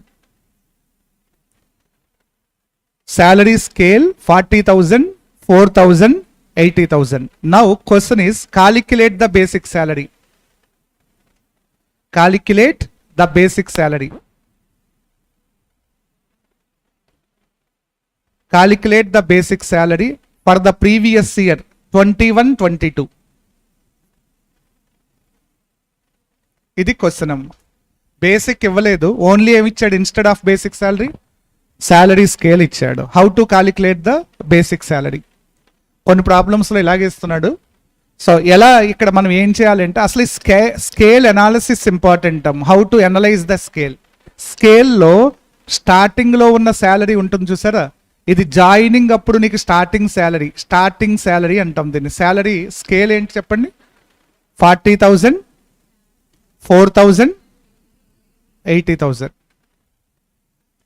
The 40,000 is the starting salary. అంటే నీ జాబ్ దేంతో స్టార్ట్ అవుతుంది? 40,000. ఇది ఇయర్లీ ఇంక్రిమెంట్, ఇయర్లీ ఇంక్రిమెంట్. ఇది ending salary.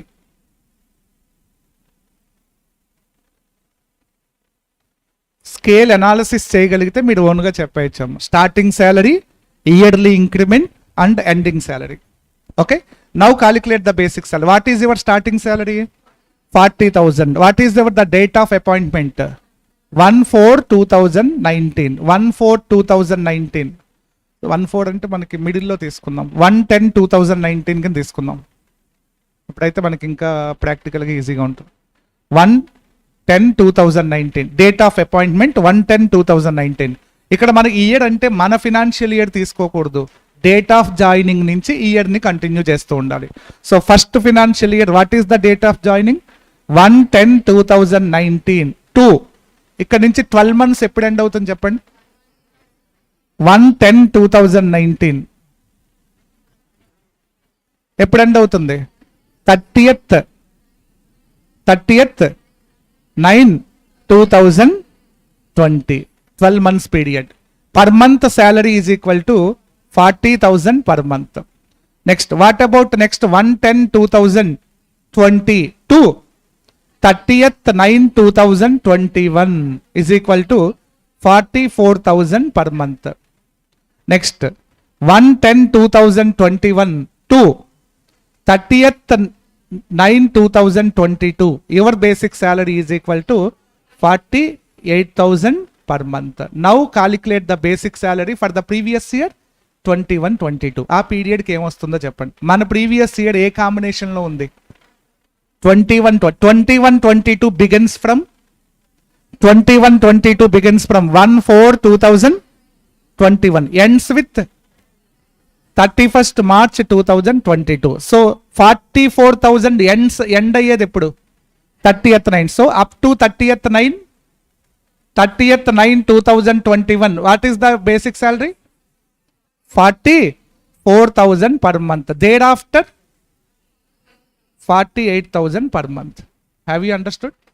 So therefore the basic salary, how many number of months between? 6 months. Here 6 months. Therefore the basic salary is equal to 6 into 44,000 plus 6 into 48,000 is equal to 5,52,000. This is the computation procedure of basic salary in case of salary scale provided. Salary scale ఇచ్చినప్పుడు computation ఎలా చేయాలి? What is the important date which is playing very important role? Date of joining. Join అయిన date నుంచి 1 year cut చేసుకుంటూ రావాలి.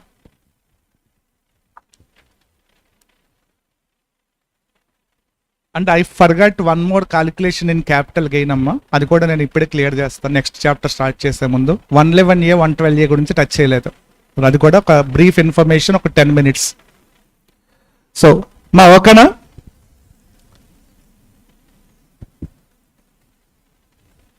Capital gain uncovered topic 111A 112A.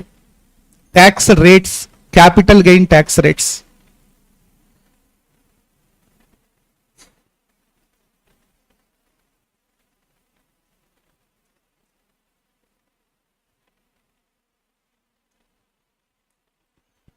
Capital gain tax rates.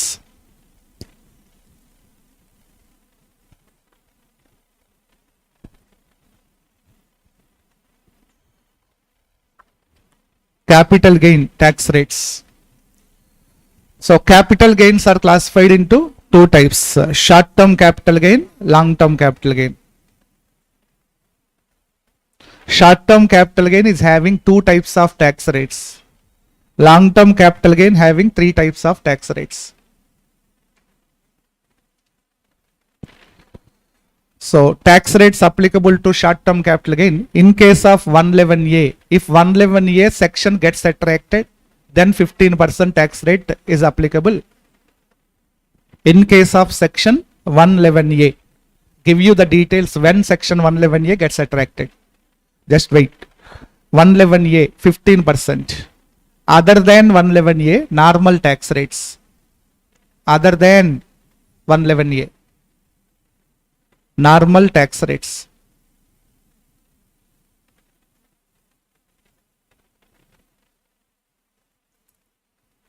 Section 111A, flat 15%. Other than 111A, normal tax rates. Next, long-term capital gain 3 rates. 112A gets attracted. 112A, then 10%. But here is one of the important, taxable only in excess of 1 lakh. Up to 1 lakh not taxable. Balance will be taxable. Taxable in excess of 1 lakh.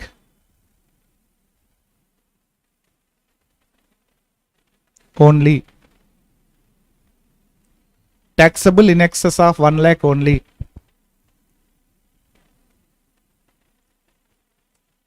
Okay. Next. Listed securities. Listed securities. Other than units.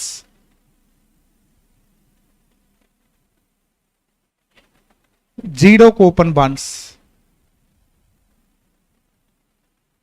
For these two assets, optional tax, the assessee can use the optional tax rates. Optional tax rates.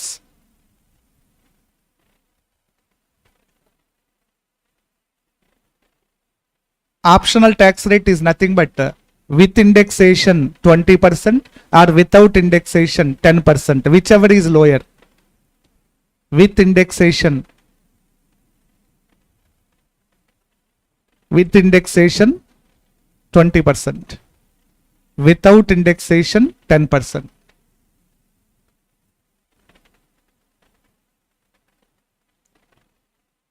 Whichever is beneficial to assessee. Beneficial is nothing but whichever is lower. Ekkada tax takku unte ade kada. Whichever is lower. This optional tax rate can be used by the assessee only for two assets. One is listed securities other than units and zero coupon bonds. Next, all other long-term capital gain 20%. Other long-term, other cases 20%. So these two cases covered under section 112.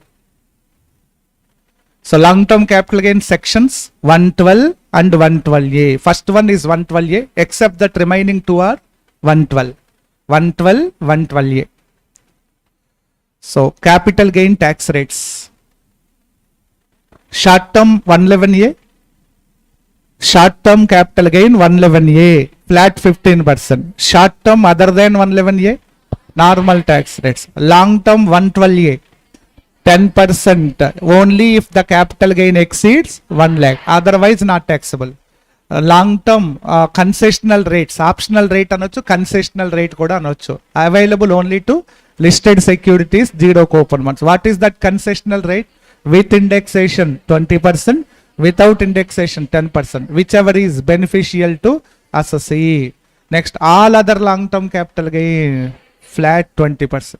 ఎక్కడైనా ప్రాబ్లంలో long term capital gain అని ఇచ్చి ఏమీ చెప్పకపోతే you can use 20% other long term capital. This is the general rate applicable to long term. Generally long term capital gain is taxable at the rate of 20%. The remaining two are special cases. అవి చెప్తేనే తీసుకోవాలి, చెప్పనంత వరకు 20నే. What is the tax rate of short term capital gain if nothing was informed? ఏం చెప్పకపోతే you can use normal tax rate. Generally short term capital gain is taxable at normal tax rates. ఒక special కేసెస్లో మాత్రం 15% వస్తుంది. అది ఏమీ చెప్పకపోతే general కేసులోకి వెళ్ళండి. అర్థమైంది కదా పాయింట్ ప్రాబ్లంలో? So and now the question is 112A 111A when gets attracted. 111A 112A ఎప్పుడు వస్తుంది?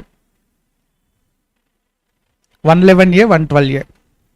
సో 111A 112A రావాలంటే నువ్వు ట్రాన్స్ఫర్ చేసే అసెట్స్ 3 అసెట్స్ ఉండాలమ్మా. Listed equity shares, listed equity shares, units of equity oriented mutual funds, equity oriented mutual funds and units of business trust. Assets must be, assets ఇవై ఉండాలి. Assets, the assets must be listed equity shares, units of equity oriented mutual funds, units of business trust.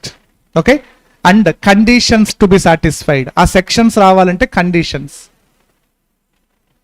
Conditions to be satisfied are first one transfer through recognised stock exchange. Transaction ఎలా జరగాలి? transfer through recognized stock exchange, recognized stock exchange, and STT paid, securities transaction tax paid on such transaction. These are the conditions for attracting section 111A, 112A. Assets ఇవై ఉండాలి, conditions ఇవై ఉండాలి. అవి satisfy చేస్తే if the resultant income is short term, if the resultant income short term అయితే, resultant income is short term, then 111A gets attracted. If the resultant income is long term, 112A gets attracted.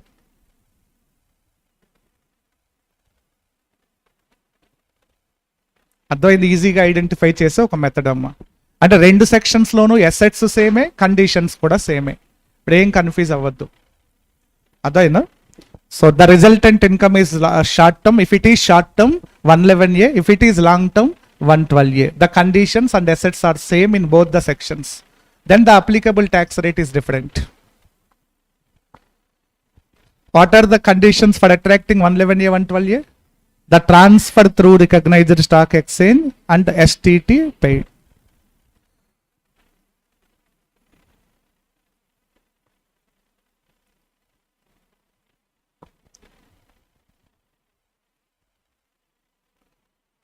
And one more important point. Chapter 6A deductions are not available, not deductible from capital gain except short term other than 111A. Short term other than 111A తప్ప ఇంకెక్కడ chapter 6A less చేయకూడదు. Chapter 6A deductions are not deductible from capital gain except short term capital gain other than 111A. అవి ఒక్క చోటే chance ఉంది. Chapter 6A deductions are not deductible from capital gain except short term capital gain other than 111A. Important note. Is there any rebate concept in income tax? Rebate is available to those assessees whose total income does not exceed 5 lakhs. Rebate up to 12,500. But such rebate is not available to 112A. 112A ki rebate raadu. 112A long term capital gain is not eligible to claim rebate. One more another important note. Rebate under section 87A not available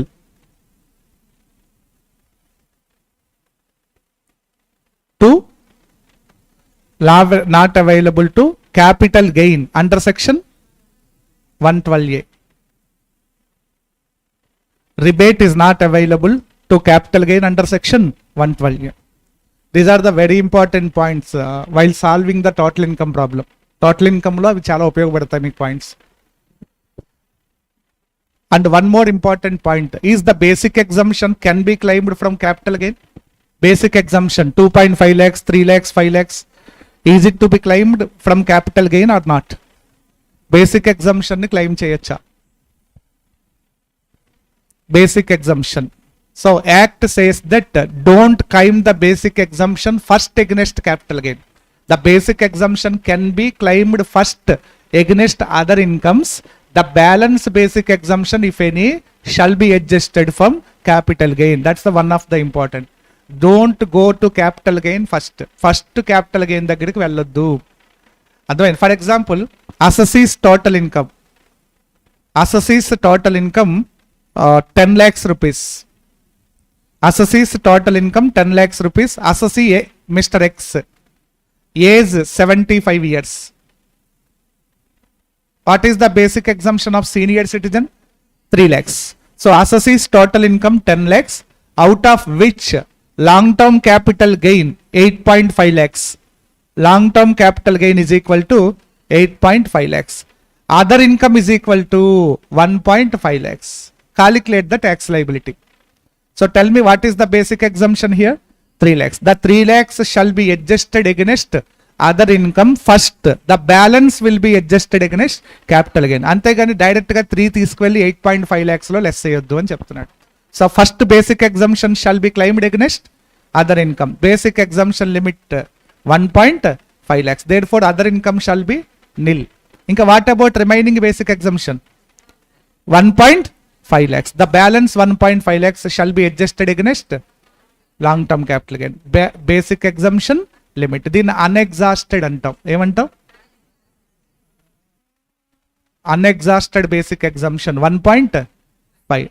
Therefore the remaining capital gain is equal to 7 lakhs. That 7 lakhs will be taxable at the rate of 20%. 7 lakhs into 20%. 1 lakh part. ఇది calculation. So now tell me the conclusion ఏంటి ఇక్కడ? Basic exemption limit shall be first adjusted against other income.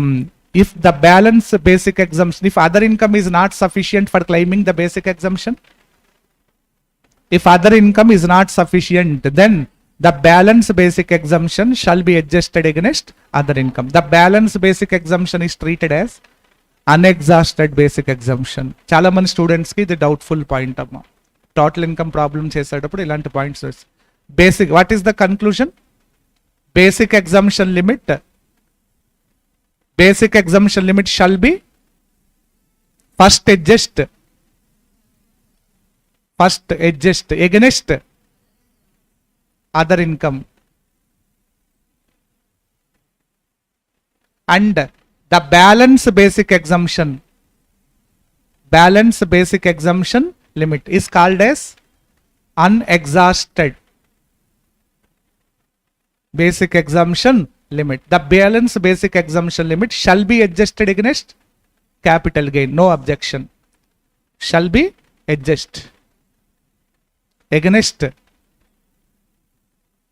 capital gain.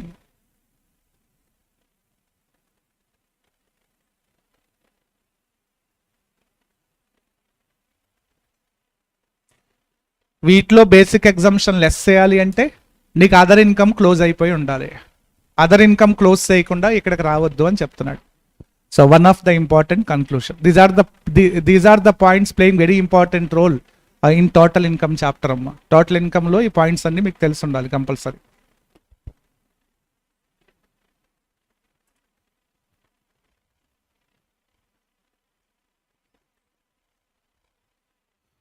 Okay, now we'll entering into other sources. Only one concept will be discussed in other sources head, gift.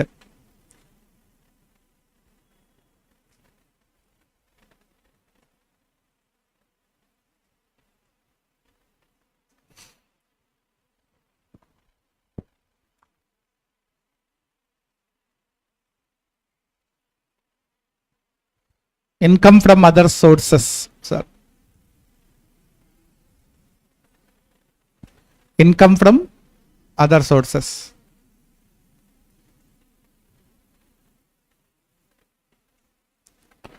Section 56. Section 56. Section 57. Section 58 and 59. There are 4 sections in other sources. 56, 57, 58, 59.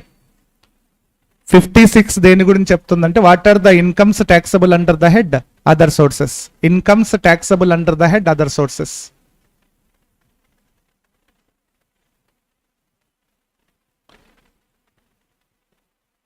Incomes taxable under the head income from other sources. 57 says that allowable expenses under the head other sources.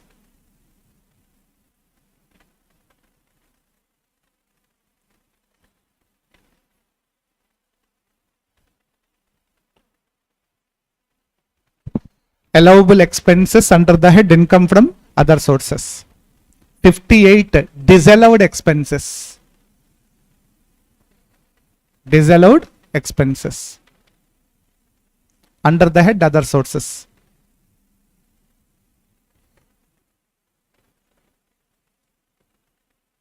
Last one is deemed profits.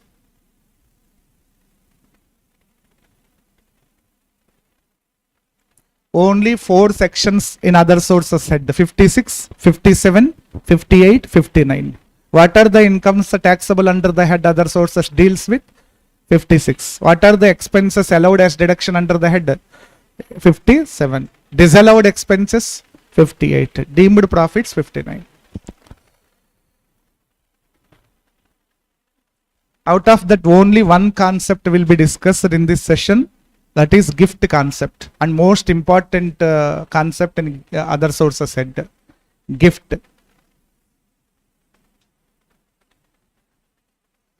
Gift taxable అవ్వాలంటే gift ఎవరికి taxable? Donor కా, recipient కా? Gift is taxable in the hands of recipient under the head income from other sources. Conditions for taxability of gift, most important area. Gift taxable subject to satisfaction of some conditions. Condition number 1, there are 10 exempted cases ఉన్నాయి గిఫ్ట్లో. గిఫ్ట్లో there are 10 exempted cases are there. If your transaction was covered in that list, you need not pay any tax to the government. It's an exempted gift.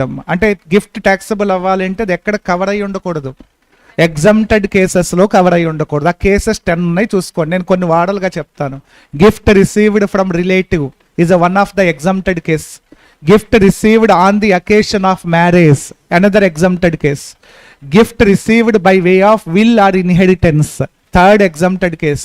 Gift received in contemplation of death of donor. Donor అంటే ఇచ్చేవాడు, receive చేసుకునేవాడు.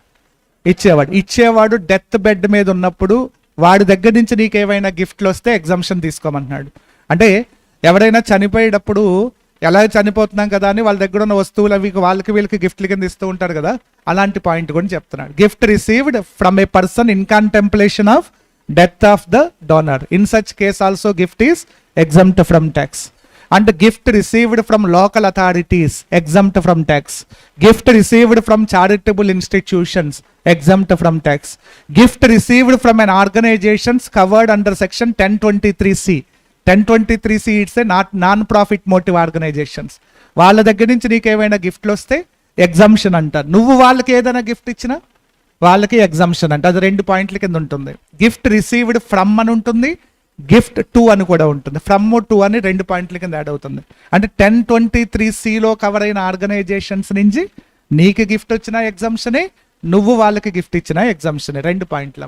ఇక్కడికి నేను 7-8 points చెప్పేసాను చూడండి.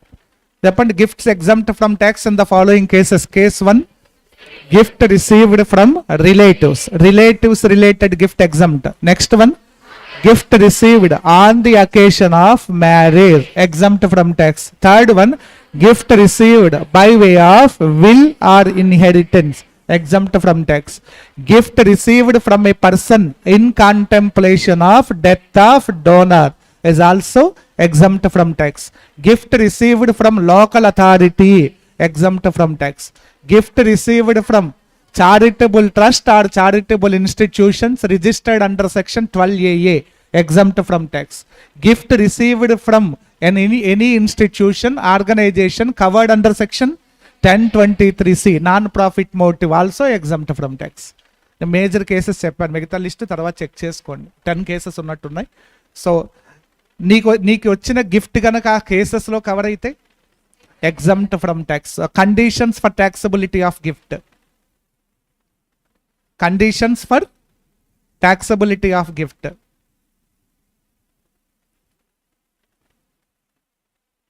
Condition 1, it was not covered in exempted case. It was not covered in exempted cases.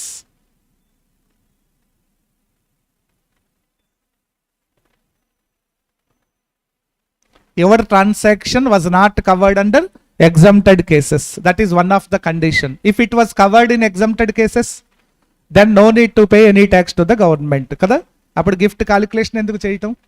Exempt because it was received on the occasion of marriage, because it was received from relative, లేదా it was received from charitable trust or local authority అని మీరు reason రాస్తే సరిపోతుంది. అర్థమైందా? Next second condition for taxability of gift is, so one of the important, if gift అనేది మానిటరీలో ఉండొచ్చు, non monetary కైండ్లో రావచ్చు, క్యాష్లో రావచ్చు. ఒకవేళ ఇన్ కైండ్లో ఇస్తే కనుక the in kind gift must be covered under the definition of capital as, property డెఫినేషన్లో కవర్ అయి ఉండాలి. So the asset must be if gift received in kind, if gift received in kind, then it must be covered in property definition.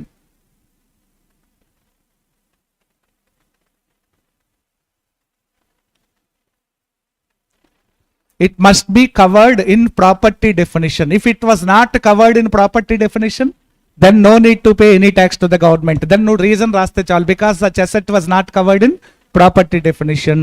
Points adugutunnadu, definition okkasari chuddam. Next, third one more important point. If the gift received in kind, then it must be a capital asset in the hands of recipient amma.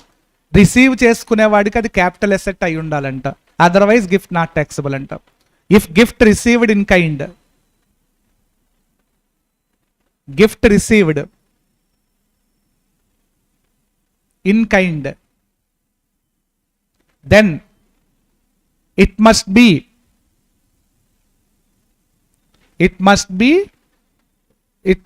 a capital asset. Capital asset in whose hands? In the hands of recipient. In the hands of recipient. The asset must be a capital asset in the hands of recipient. Then only the gift is taxable, otherwise not taxable. So one of the important point. For example, X is a real estate person. X is a real estate person. So Mr. Y is an employee. ఇప్పుడు now tell me, X gifted a building to Y. X gifted a building to Y. Gift of building.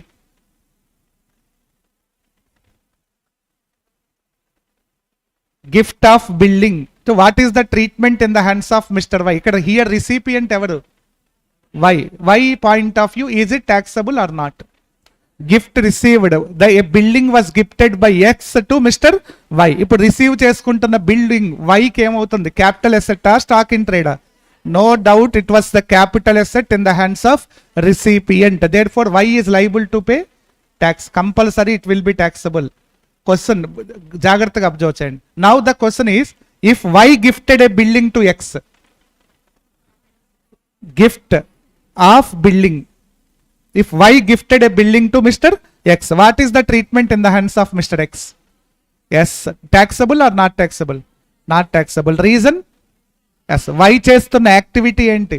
Real estate. వాడికి వచ్చిన asset ఏంటి? Building. Building real estate పర్సన్కి ఏమవుతుంది? Stock in trade అవుతుంది. అర్థమైంది కదా point? But ఇటువైపు వస్తే ఈ ట్రాన్సాక్షన్లో క్యాపిటల్ అసెట్ అవుతుంది. క్యాపిటల్ అసెట్ కాబట్టి నో అబ్జెక్షన్ అమ్మా.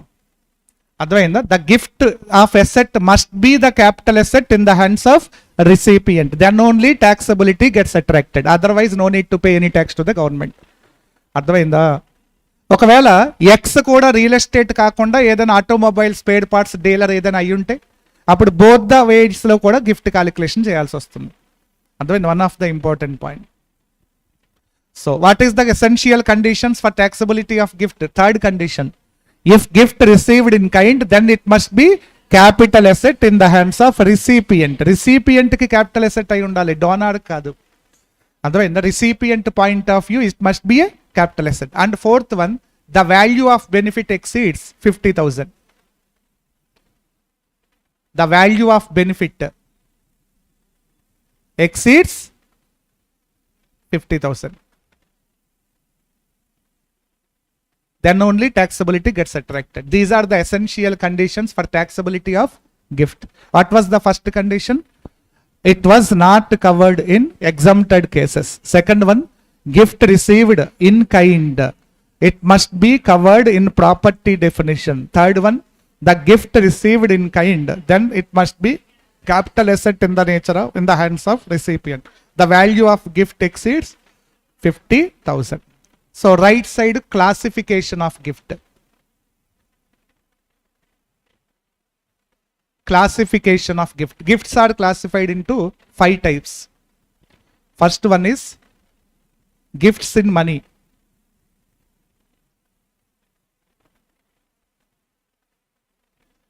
Second classification, movable property without consideration. Movable property without consideration.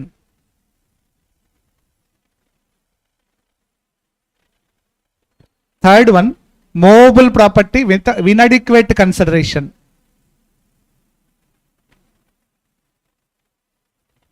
Inadequate consideration.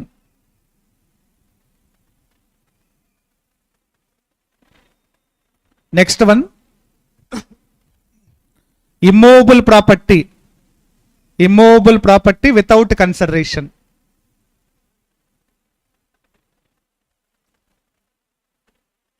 Last one, immovable property, inadequate consideration.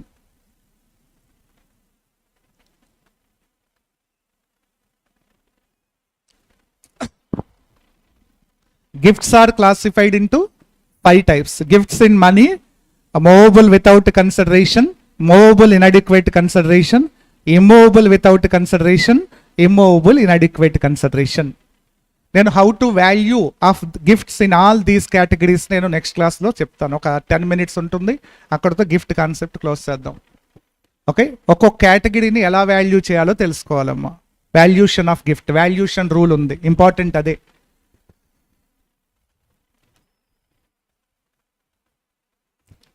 ఫస్ట్ది మాత్రం ఏ కేటగిరీ అమ్మ ఇది?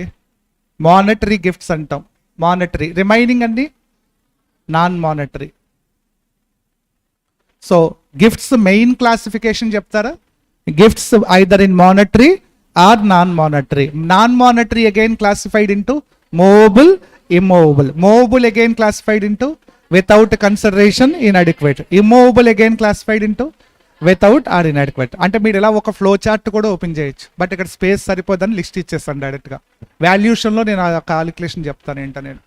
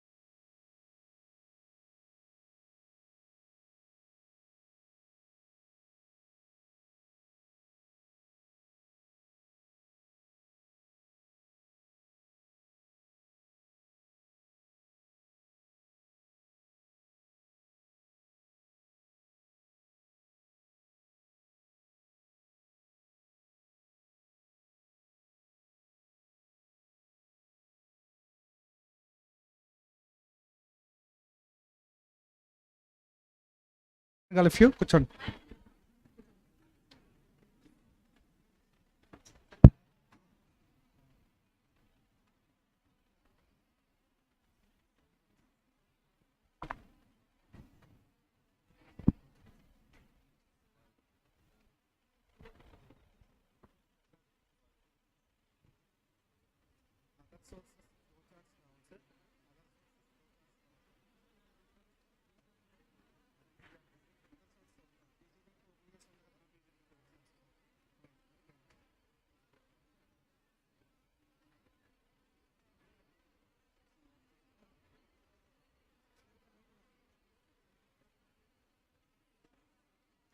చాలా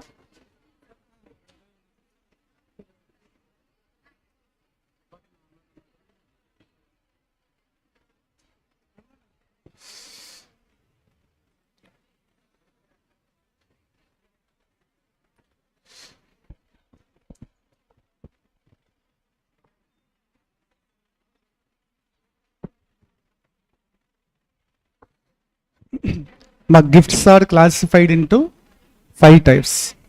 Monetary gifts, movable without consideration, movable inadequate consideration, immovable without consideration, immovable inadequate consideration. So now how to value the gift in each category? Valuation of gift.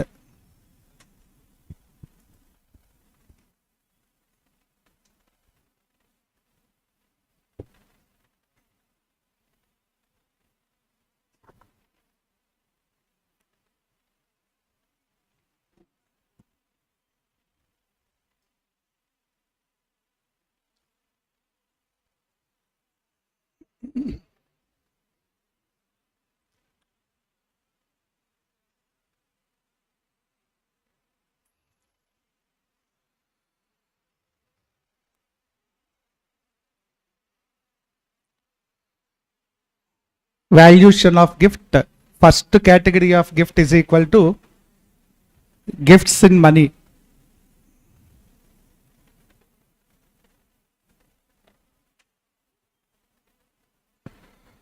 Second category,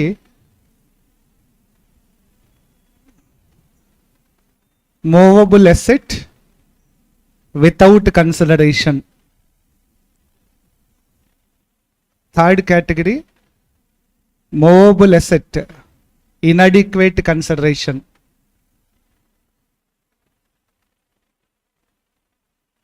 Fourth one, immovable property without consideration. The last one, immovable property, inadequate consideration. So total 5 types of classification. First category, how to value the gift. Ma'am, act ఏం చెప్తుందంటే gifts మానిటరీలో వచ్చినప్పుడు aggregate money value received during the current previous year 50,000 కనుక cross అయితే fully taxable చేయమంటుంది. Aggregate చూడాలా each transaction. Aggregate value to be considered. For all categories of gift, need to consider the aggregate value except immovable property. Immovable property point of view, we should calculate the taxable value of gift for each and every transaction separately. Need not the aggregate. Aggregate value to be considered only for monetary gifts and non-monetary in the form of వేటికి aggregate చూడాలి, మానిటరీకి మనీకి aggregate చూడాలి, movable ప్రాపర్టీకి also aggregate చూడాలి. But immovable property point of view మాత్రం each and every gift సెపరేట్గా value చేయండి అని చెప్తున్నాడు. అగ్రిగేట్ చేయకూడదు. So basic fundamental points. And one more important point, while calculating the taxable value of money gift, money value to be considered. While calculating the taxable value of movable properties, fair market value to be considered. While calculating the taxable value of gift of immovable property, stamp duty value to be considered. ఇప్పుడు నాకు చెప్పండి, money monetary గిఫ్ట్స్కి aggregate చూడాలా each transaction? Aggregate. Movable without aggregate, movable inadequate, aggregate. Immovable without, each transaction separately. Immovable inadequate, each transaction separately. అర్థమైంది కదా point. Aggregate to be considered if the aggregate money value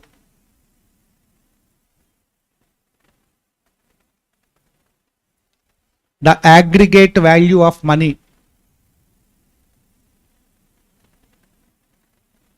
received during the previous year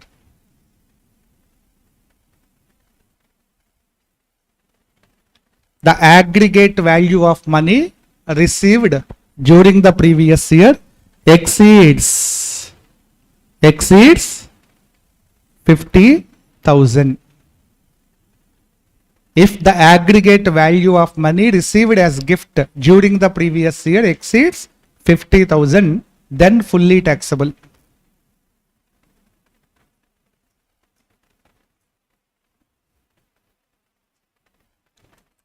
Fully taxable. For example, aggregate money value total చేస్తే 65,000 వచ్చింది. చెప్పండి, what is the treatment? Entire 65,000 will be taxable. If aggregate value of money does not exceed 50,000, then exempt from tax. Okay? Aggregate to be considered. Aggregate అంటే year beginning నుంచి ending వరకు నీకు ఎవరెవరు cash గిఫ్ట్లు ఇచ్చారో ఇవి అన్నిటినీ కూడా ఏం చేయాలి, యాడ్ చేసి చూపించాలి. ఈచ్ ట్రాన్సాక్షన్ సెపరేట్గా కాదు. అర్థమైందా? aggregate transaction to be considered. Important point. Aggregate transaction to be considered. If it exceeds 50,000, then fully taxable. Okay. Next, movable asset without consideration. Here fair market value to be considered, and here also aggregate value to be considered. Aggregate fade market value. నీకు ఎన్ని movable properties వచ్చినాయో year మొత్తంలో వాటి అన్నిటి యొక్క fade market వాల్యూస్నే aggregate చేయమంటున్నాడు. చేసి if it exceeds 50,000 then aggregate fair market value taxable అని చెప్తున్నాడు. If aggregate fair market value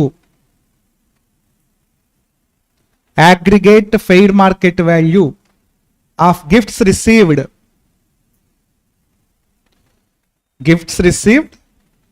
during the previous year exceeds 50,000. Aggregate, here also aggregate transaction to be considered. Aggregate fair market value of gifts received during the previous year if exceeds 50,000, then fully taxable.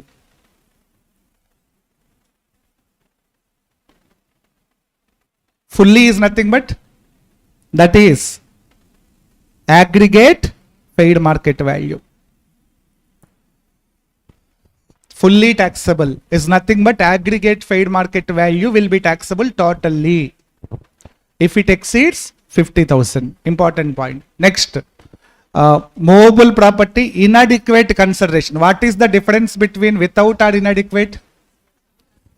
Something received from buyer నుంచి recipient నుంచి ఏవైనా collect చేస్తే అది inadequate. ఏం collect చేయకుండా ఇస్తే without. So here movable property inadequate consideration. ఇవి purchases అంటాం. వీటిని ఏమంటాం? Purchases at lesser value. Lesser వాల్యూకి పర్చేజ్ చేసినట్టు ఆ లెస్ అయిన వాల్యూ ఈ బెనిఫిటే కదా. 10 lakhs వర్త్ ఉన్న movable property purchased only for 2 lakhs. చెప్పండి ఇప్పుడు what is the buyer point of view? The difference between purchase value and market rate will be treated as gift అవుతుంది ఇక్కడ. సాధారణంగా ఇన్అడిక్వేట్స్ ఎక్కడ వస్తాయి? ఇన్అడిక్వేట్ గిఫ్ట్లు ఎప్పుడు చూపిస్తాయంటే పర్చేజెస్లో చూపిస్తాయి. పర్చేస్ చేసేటప్పుడు లెస్సర్ వాల్యూకి పర్చేజ్ చేస్తే ఆ డిఫరెన్స్నే గిఫ్ట్ అంటాం, recipient point of view. So the shares were purchased by the assessee for rupees 2 lakhs. The shares were purchased by the assessee for rupees 2 lakhs. The fair market value of those shares are 2,80,000. చెప్పండి, what is the treatment in the hands of buyer? Yes, the difference between fair market value and purchase price ఎంత? 80,000. ఆ 80,000 ని gift అనమంటున్నాడు because 50,000 cross అయింది కదా. సాధారణంగా ఇన్అడిక్వేట్స్ ఎక్కడ చూపిస్తాయి?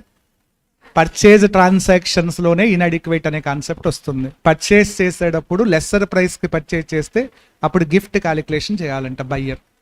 అర్థమైంది కదా point. So fair market value movable property inadequate consideration. ఇప్పుడు చెప్పండి నేను ఏం చేయాలి ఇక్కడ, మీరు డెవలప్ చేయండి పాయింట్ని. The aggregate value of benefit. What is the benefit here? Market value minus consideration. The difference between market value and consideration of each gift. ప్రతి గిఫ్ట్ కి ఆ క్యాలిక్యులేషన్స్ చేసి అన్ని డిఫరెన్సెస్ ని ఏం చేయాలి, అగ్రిగేట్ చేసి చూడాలి. అంటే the aggregate value of benefit, the aggregate value of benefits. Aggregate value of benefit is nothing but fair market value minus consideration. If it exceeds 50,000 then fully taxable. Okay, the aggregate value of benefit, the aggregate value of benefit. Here the benefit is, that is paid market value minus consideration.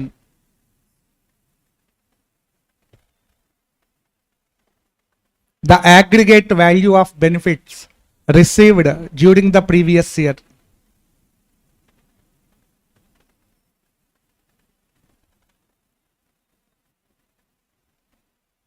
exceeds 50,000. Then what is the taxable value? Fully taxable. Here fully taxable is nothing but the fair market value minus consideration. The difference between fair market value minus consideration. Aggregate difference between fair market value and consideration will be taxable automatically if it exceeds 50,000. So one of the important aggregate transaction to be considered. Have you understood the calculation? Next, immovable property. Here aggregate to be considered or each transaction separately calculate cheyalanta. Each and every gift separate ga 50 cross ayinda leda chodalanta. Need not aggregate. Important point. So instead of fair market value, which value to be considered? Stamp duty value. Replace the stamp duty value. So instead of fair market value, the important point, the stamp duty value of aggregate or each gift,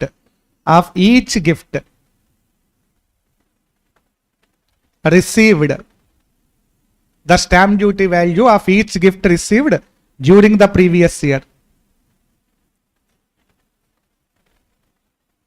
exceeds 50,000, then fully taxable. Here fully taxable is nothing but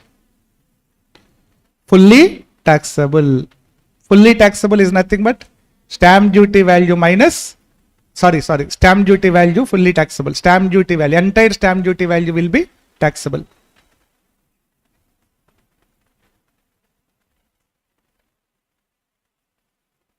Only if it exceeds 50,000. Each gift, one of the important transactions, need not aggregate here. Aggregate to be considered only to monetary gifts and movable property, not to immovable property. So, and the last one, immovable property inadequate consideration. The stamp duty value, the value of benefit. Here the value of benefit means stamp duty value minus consideration. The value of benefit, that is stamp duty value minus consideration of each gift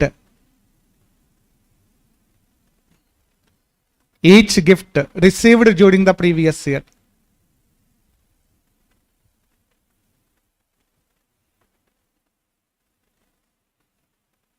Each gift received during the previous year exceeds, chala important point. Ippadaka exceeds evannam 50,000, but here you should use exceeds higher of the below.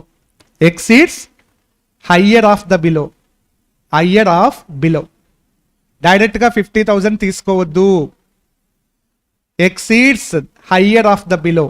Higher of the below is nothing but A 50,000 or B 10% of actual consideration. Whichever is higher. ఇది cross అయితేనే taxable చేయండి, otherwise not taxable. చాలా మంది స్టూడెంట్స్కి తెలియదు ఆ point. ఎప్పుడైనా first time చూసుకుని except last category remaining all categories the gift is taxable if the benefit exceeds 50,000. But in last category the benefit is taxable only if the benefit value exceeds not only 50,000 but also 10% of actual consideration, whichever is higher తీసుకోవాలి. So important point, last category. Remaining all categories simply 50 దాటిందా లేదా చూడొచ్చు, but అది మాత్రం 50 ఒకటే check చేయకూడదు. For example, I was purchased an immobile property for 10 lakhs rupees. 10 lakhs కొన్నాను. The stamp duty value of such immobile property is equal to 10,60,000. I will give you a practical example for this point. Example, purchased a building for 10 lakhs. Purchased building immobile kada. Purchase ante inadequate without purchased అనే word వస్తే inadequate వస్తుంది. Purchased building for rupees 10 lakhs. Stamp duty value of building is equal to 10,60,000. What is the taxable value of gift? Taxable value of gift is equal to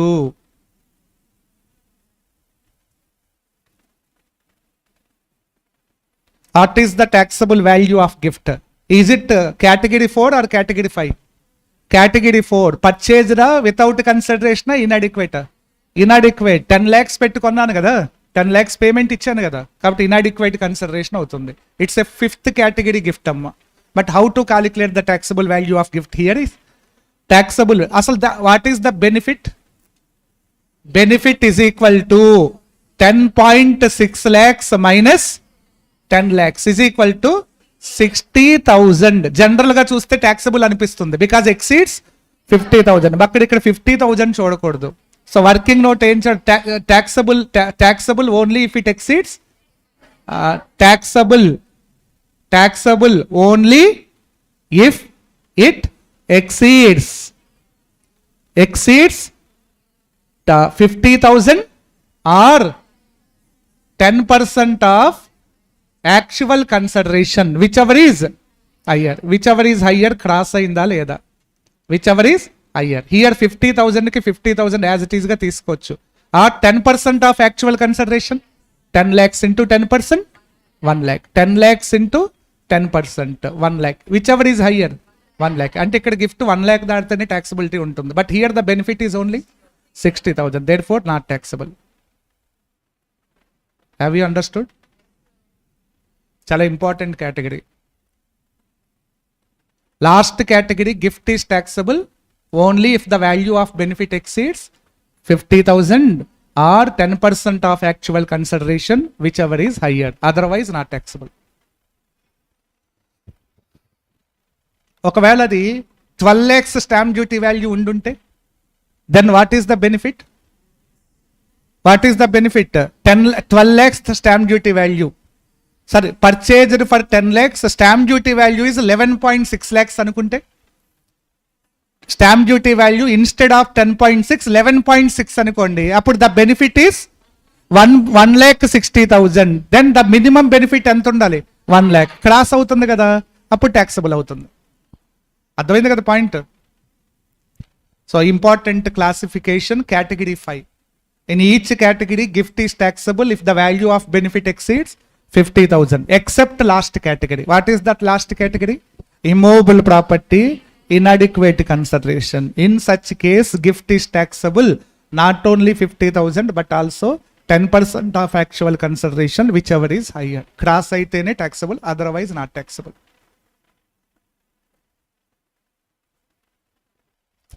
Okay na?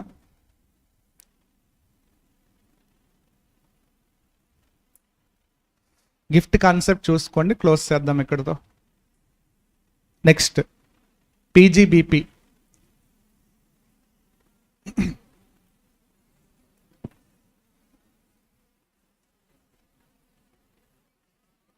Section 28 to 44.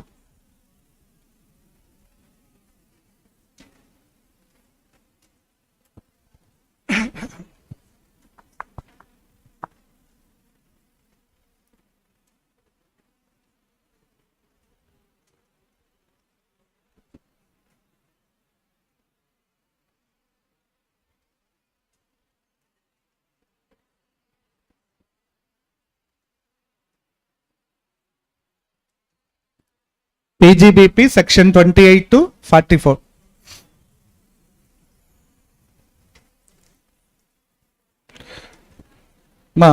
PGBP, how to calculate the income. First I give you the format how to calculate the PGBP income. Then I give you the details about sections involved in this chapter. Okay, how to calculate the PGBP income.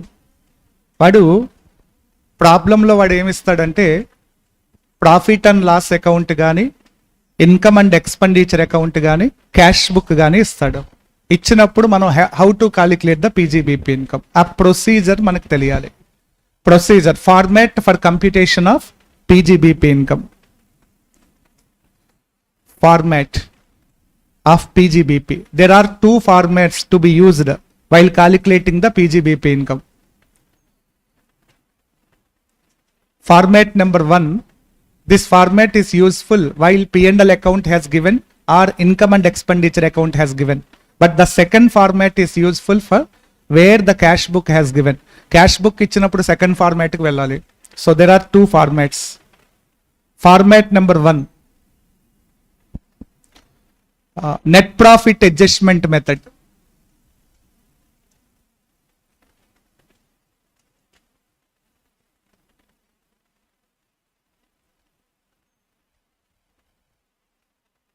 Net profit adjustment method. Format 2, direct method.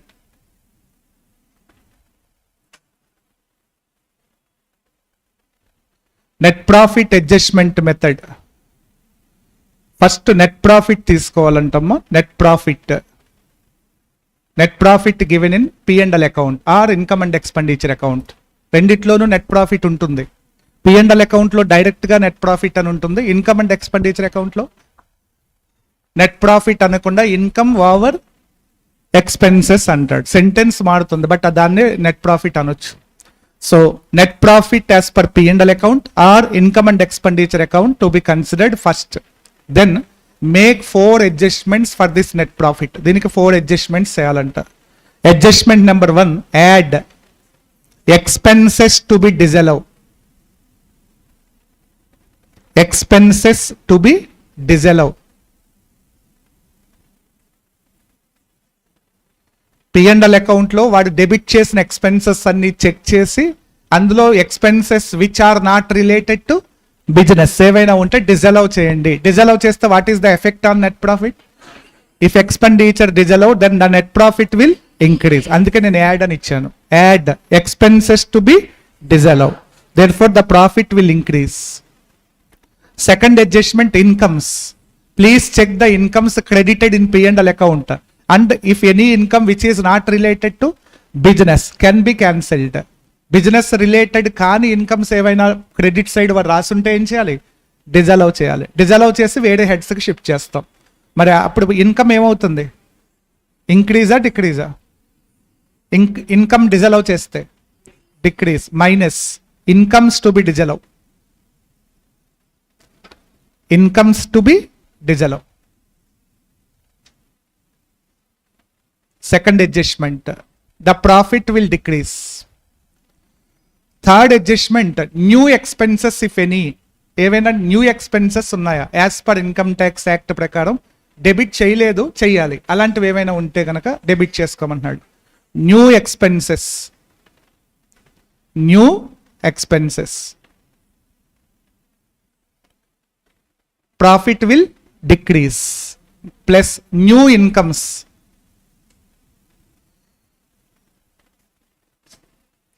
Profit will increase. The revised profit is treated as PGBP.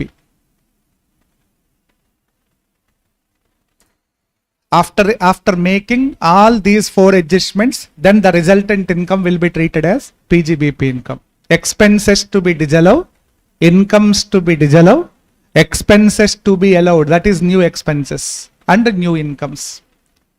అన్ని adjustments ఉండొచ్చు, ఉండకపోవచ్చు, but ఇది procedure, ఇది follow అవ్వండి అని చెప్తున్నాడు. చాలా concentrate చేయండి. PGBP is the most valuable head of income and highly preferable head in total income also. Total ఇన్కమ్లో కూడా కీ రోల్ ప్లే చేసే హెడ్ పీజీబీపీనే. కాబట్టి పీజీబీపీ నెగ్లెక్ట్ చేయొద్దు పొరపాటును కూడా. దాని ఎఫెక్ట్ టోటల్ ఇన్కమ్ మీద పడుతుంది.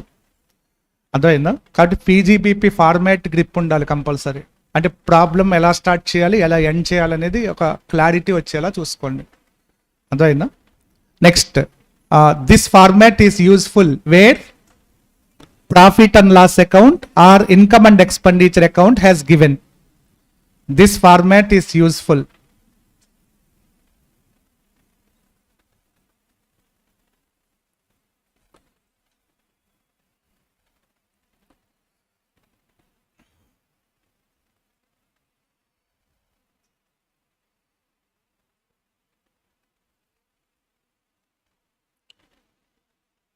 where profit and loss account or income and expenditure account has given.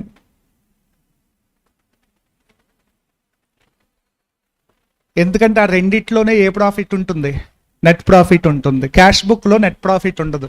There is no availability of net profit in cash book. Therefore this format is not useful in cash book has given in the ప్రాబ్లంలో cash book ఇచ్చినప్పుడు ఈ format అసలు రావద్దు. Next, second format direct method.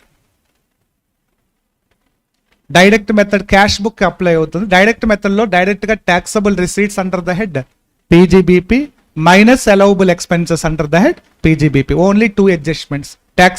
taxable incomes under the head PGBP. A.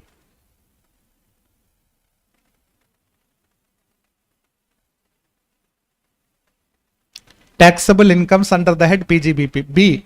Allowable expenses under the head PGBP.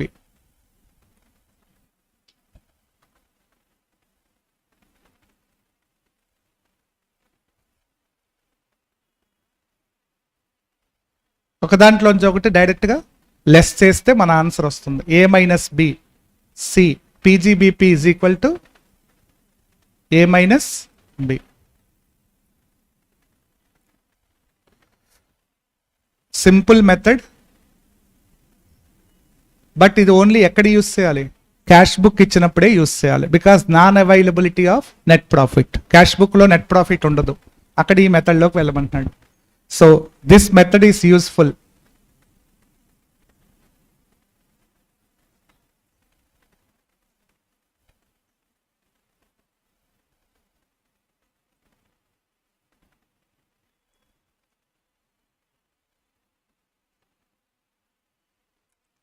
This method of income is useful where the cash book has given.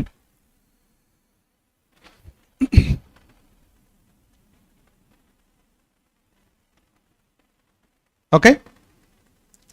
Next, directly we'll entering into analysis of sections. What are the sections relating to PGBP? Section 28 to section 44. Section 28 to 44. పీజీబీపీలో ఒక P&L account అనుకుందాం. PGBP అంటేనే ఒక profit and loss account కింద తీసుకుందాం. So analysis expenses, sorry section analysis.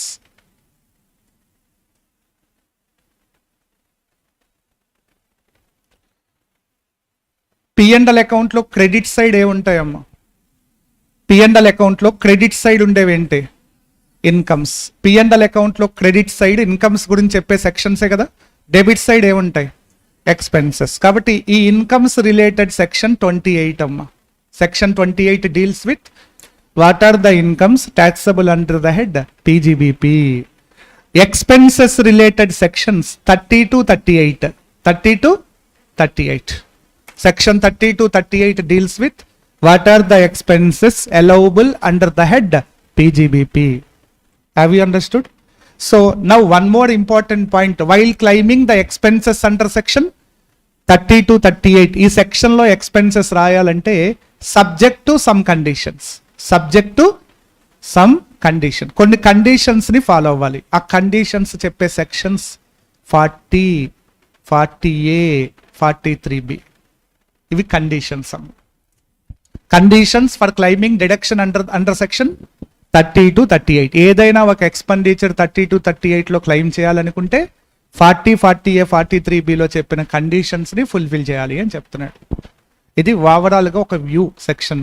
Section 28 deals with What are the incomes taxable under the head PGBP? 30 to 38 deals with allowable expenses under the head PGBP. 40, 40A, 43B deals with conditions for allowability of expenses under section 30 to 38. 30 to 38 లో ఏ expenditure నువ్వు claim చేయాలన్నా ఈ sections లో చెప్పిన conditions ని fulfil చేయాల్సి ఉంటుంది.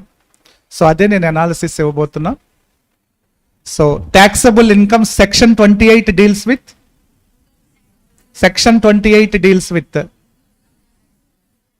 incomes taxable under the head PGBP. Incomes taxable under the head PGBP.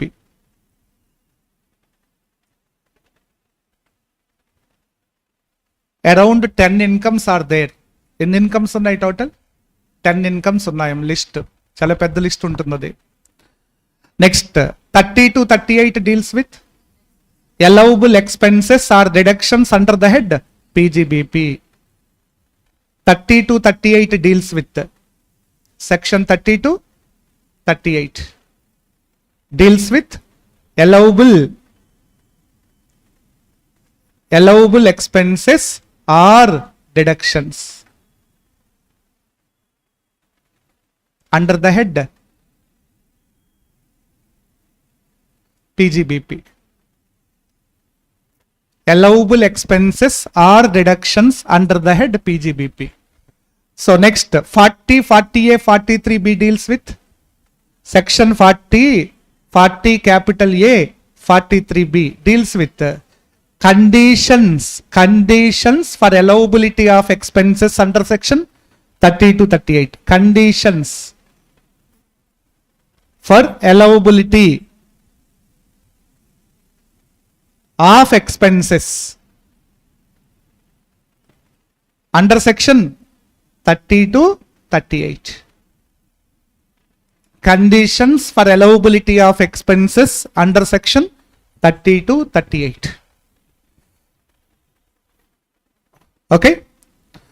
Next 30 to 38. What are the sections involved in 30 to 38? Sections involved in 30 to 38. Section 32. Section 30 expenses relating to building.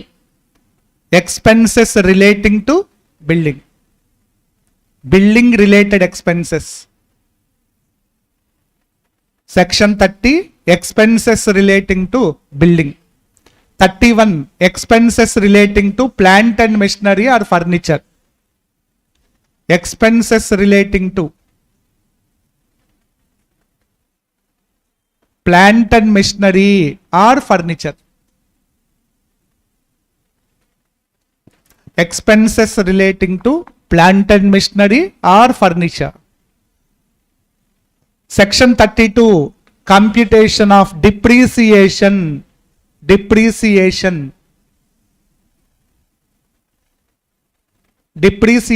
calculation.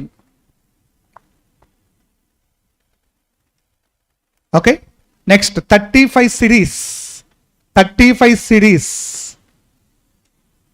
Section 35 series and 36 37. Section 36 subsection 1 other deductions.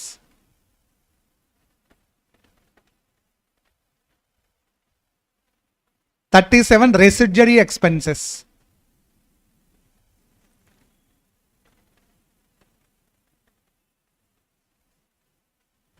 Residuary expenses.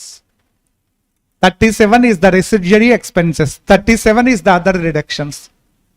35 is the special case. Residuary expenses. 36 other deductions. 35 special cases. 35 involved 35 scientific research expenditure. Section 35 scientific research expenditure.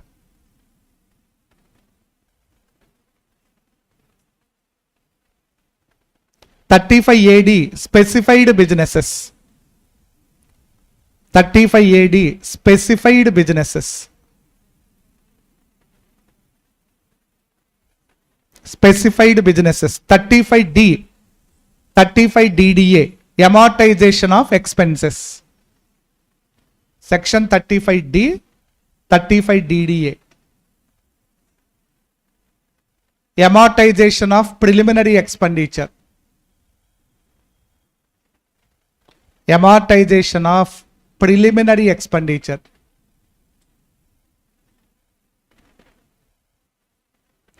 Amortization of preliminary expenditure. Amortization of VRS compensation.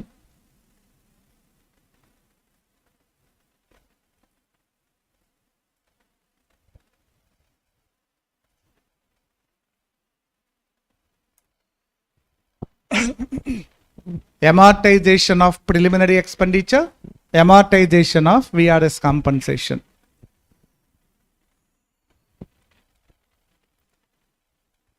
Sections overview.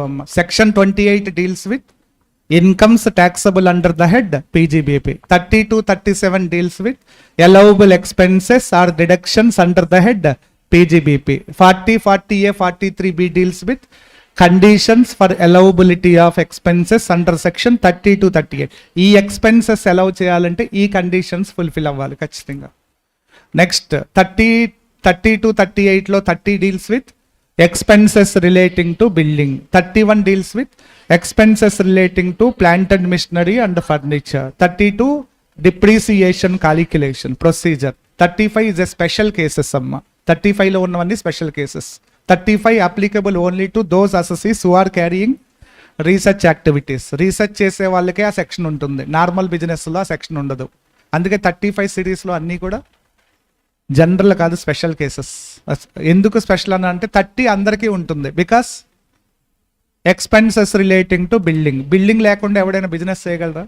Medical shop run చేయాలంటే building, educational institution building, cinema theatre building, hospital, and each and every business must have an asset, compulsory building. కాబట్టి it's a general asset. అంటే అన్ని బిజినెస్లకి 30 section apply అవుతుంది. But 35 is exclusively applicable to those who are carrying the research activities. Business చేసే ప్రతి ఒక్కడు research చేయడు కదా, ఎవరు చేస్తే వాళ్ళకి అప్లై అవుతుంది. కాబట్టి 35 సిరీస్ మొత్తం కూడా special cases, applicable to some selected persons only. ఆ సెక్షన్లో చెప్పింది చేస్తున్న వాళ్ళకే అది అప్లై అవుతుంది. But what about 31? 31 is also a general section, because plant and machinery furniture. Plant and machinery furniture లేకుండా ఏ బిజినెస్ ఉండదు కదా. So 32 is also general section, applicable to all assessees who are using the assets for carrying business. బిజినెస్కి assets వాడే ప్రతి ఒక్కడు 32 apply చేయాలి, ఎందుకంటే ఆ అసెట్స్ మీద డిప్రిసియేషన్ కాలిక్యులేట్ చేయాలి కాబట్టి. 36 జనరల్ సెక్షన్, 37 జనరల్ సెక్షన్. అన్ని జనరలే, 35 సిరీస్ మాత్రం స్పెషల్ కేసెస్ అమ్మా. అర్థమైందా ఓవర్ వ్యూ? ఇంకా ఉన్నాయి కొన్ని కేసెస్ సెక్షన్స్.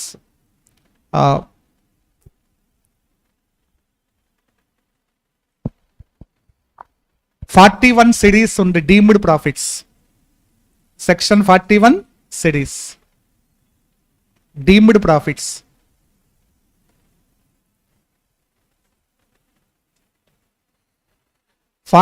సిరీస్ 41 లో 5 సెక్షన్స్ ఉన్నాయమ్మా.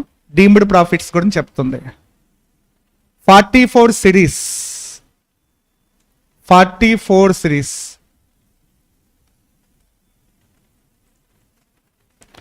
Section 44 series.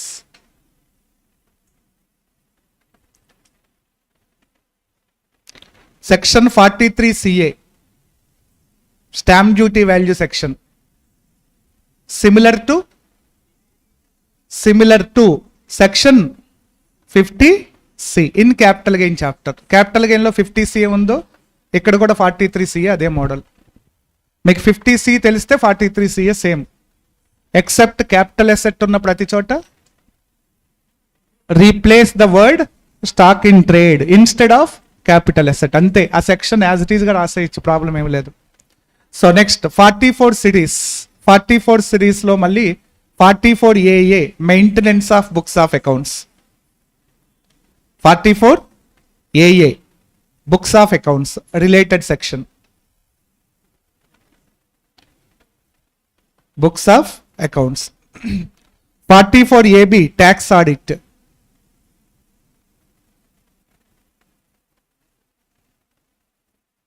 44 AD, AE, ADA, presumptive taxation.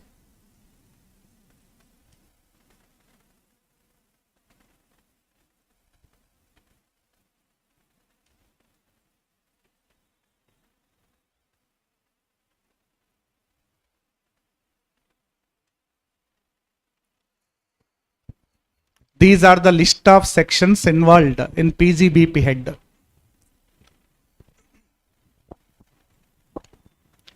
Presumptive taxation 44 AD, 44 AE, 44 ADA.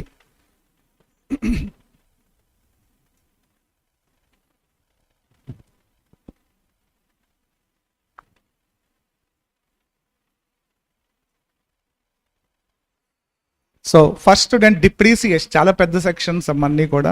నేను జస్ట్ ఇన్ఫర్మేషన్ మాత్రమే ఇస్తాం. సెక్షన్ డిప్రీసియేషన్ దాదాపు ఒక 6-7 పేజెస్ ఉంటుంది. చాప్టర్లోనే biggest section.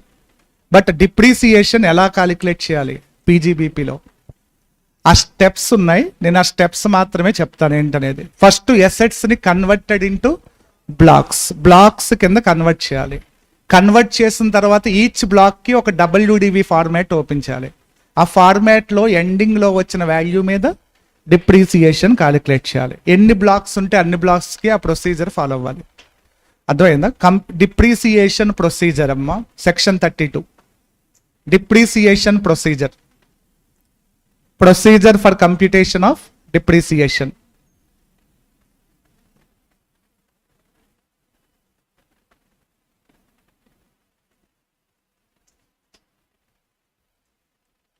Step 1. Assets must be converted into blocks.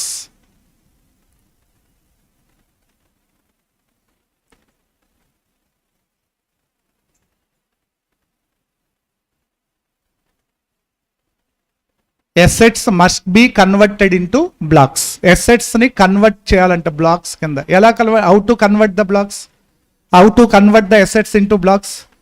So, by using the formula of similar nature and same rate of assets are falling under same block of assets.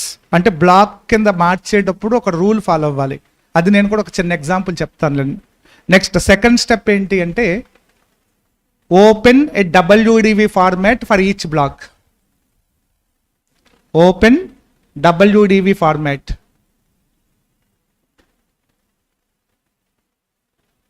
for each block. Open a WDV format for each block. So చెప్పండి, what is the WDV format?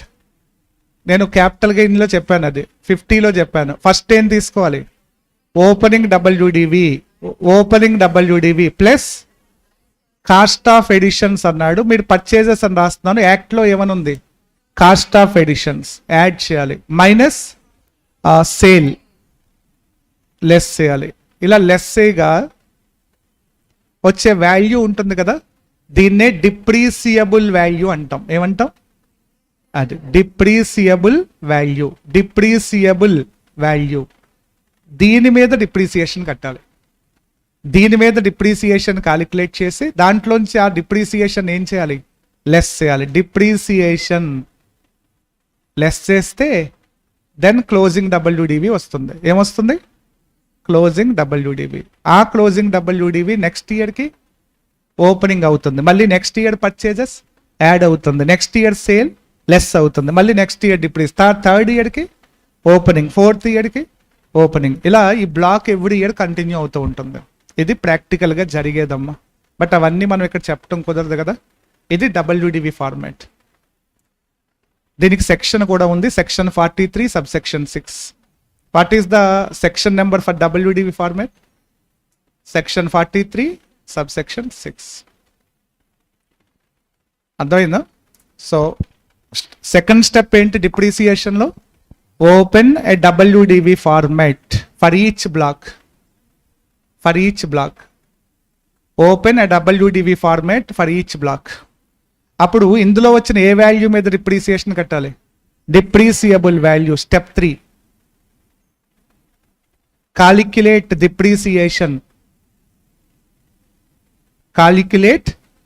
Depreciation on depreciable value.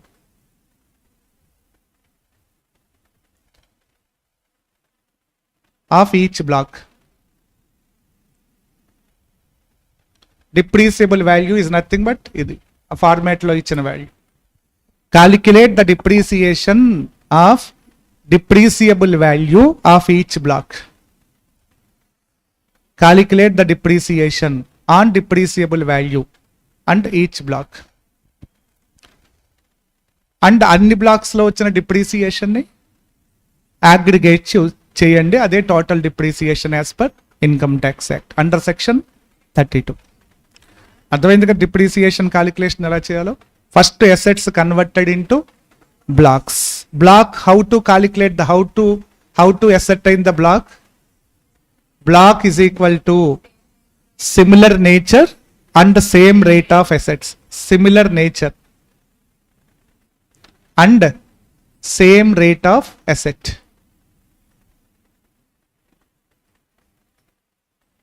Similar nature and same rate of asset. Nature same అయి ఉండాలి, rate కూడా same అయి ఉండాలి. అలాంటి assets అన్ని ఒక black లోకి తీసుకోమని చెప్తున్నాడు. ఇప్పుడు నేను చిన్న ఎగ్జాంపుల్ చెప్తాను. నా దగ్గర ఒక బిల్డింగ్ ఉందమ్మా. Building 1 rate 10%.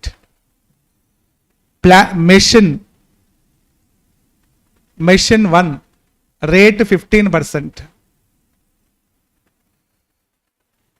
Machine 1 rate 15%. Furniture rate 10%. Machine 2 rate 30%. Rate 30%. Computers rate 40%. Again furniture rate 10%. Intangible assets rate 25%. 25%. Machine 3 rate 15%. ఇవన్నీ బ్లాక్స్ లో కన్వర్ట్ చేస్తే ఎన్ని బ్లాక్స్ అవుతాయి ఏమన్నా చెప్తారా? Total number of assets 1 2 3 4 5 6 7 8 8 assets ఉన్నాయి. Machine 1 rate 15%. Machine 3 rate 15%. So 1 2 3 4 5 6 7 8. ఇప్పుడు 2 and 8 ఈ రెండింటిని కలిపి ఒక బ్లాక్ చేయొచ్చా లేదా? చేయొచ్చు. బికాజ్ రెండు కూడా నేమ్ ఏంటి? రెండిటికి పేరు మెషిన్, రేట్ కూడా సేమ్. సో కాబట్టి దీన్ని ఒక బ్లాక్ కింద చేయొచ్చు. So black 1. ఓకే. నెక్స్ట్ ఇంకా 3 and 6. 3 furniture 10%, 6 furniture 10%. 3 and 6 ఈ రెండు కలిపి ఒక బ్లాక్ చేయొచ్చా? Block 2 furniture 10%. ఇప్పుడు ఆ రెండు అసెట్స్ కి కలిపి ఒక ఫార్మాట్ ఓపెన్ చేస్తే చాలు, WDV ఫార్మాట్.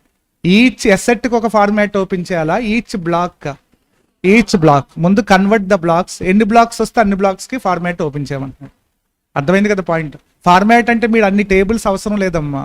WDV ఫార్మాట్ లో ఇది రాస్తాం. బ్లాక్స్ వచ్చినాయి అనుకోండి, బ్లాక్ 1 బ్లాక్ 2 బ్లాక్ 3 అని కాలమ్స్ యాడ్ చేసుకుంటూ వెళ్తాం. అంటే సింగిల్ టేబుల్లోనే అన్ని బ్లాక్స్ వచ్చేస్తాయి. Next what about remaining assets? Building 1 10%. ఇంకేదైనా బిల్డింగ్ ఉంది ఎక్కడైనా? లేదు. కాబట్టి building 1 itself is a separate block. Block 3. Next what about remaining assets?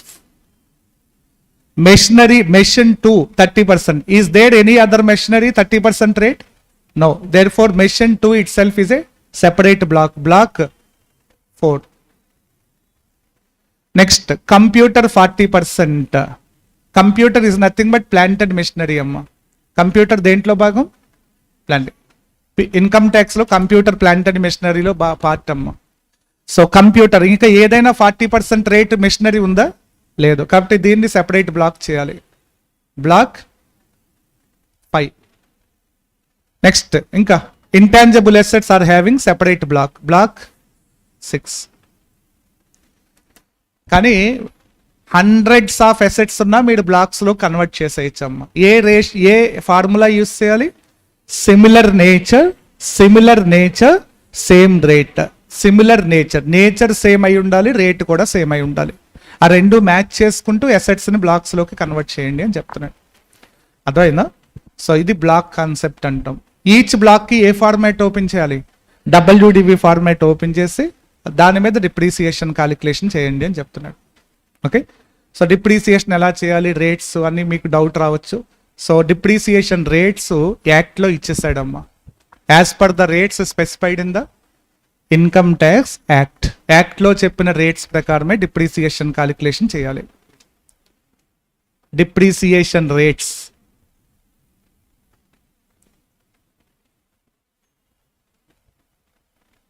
by using these rates.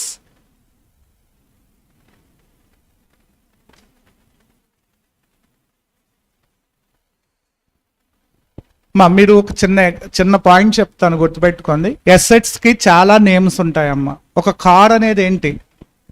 ఒక వెహికల్ అనేది ఏంటి? అసెట్. Computer asset. ల్యాప్టాప్ అనేది కూడా అసెట్. కానీ income tax act PGBP head లో assets are classified into 4 types అమ్మా. 4th name తప్ప 5th name use చేయొద్దని చెప్తున్నాడు. అందులో first one building, furniture, plant and machinery, intangible assets. Building, furniture, intangible assets కానీ ప్రతి అసెట్ కూడా ప్లాంట్ అండ్ మిషనరీలో భాగమే. కాబట్టి వెహికల్ ని జనరల్ గా మనం వెహికల్ అంటాం.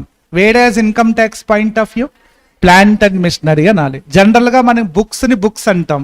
As per income tax act point of view plant and machinery. Computer ని కంప్యూటర్ అంటాం జనరల్ గా, బట్ PGBP హెడ్ లో దాన్ని plant and machinery. Because don't use 5th name.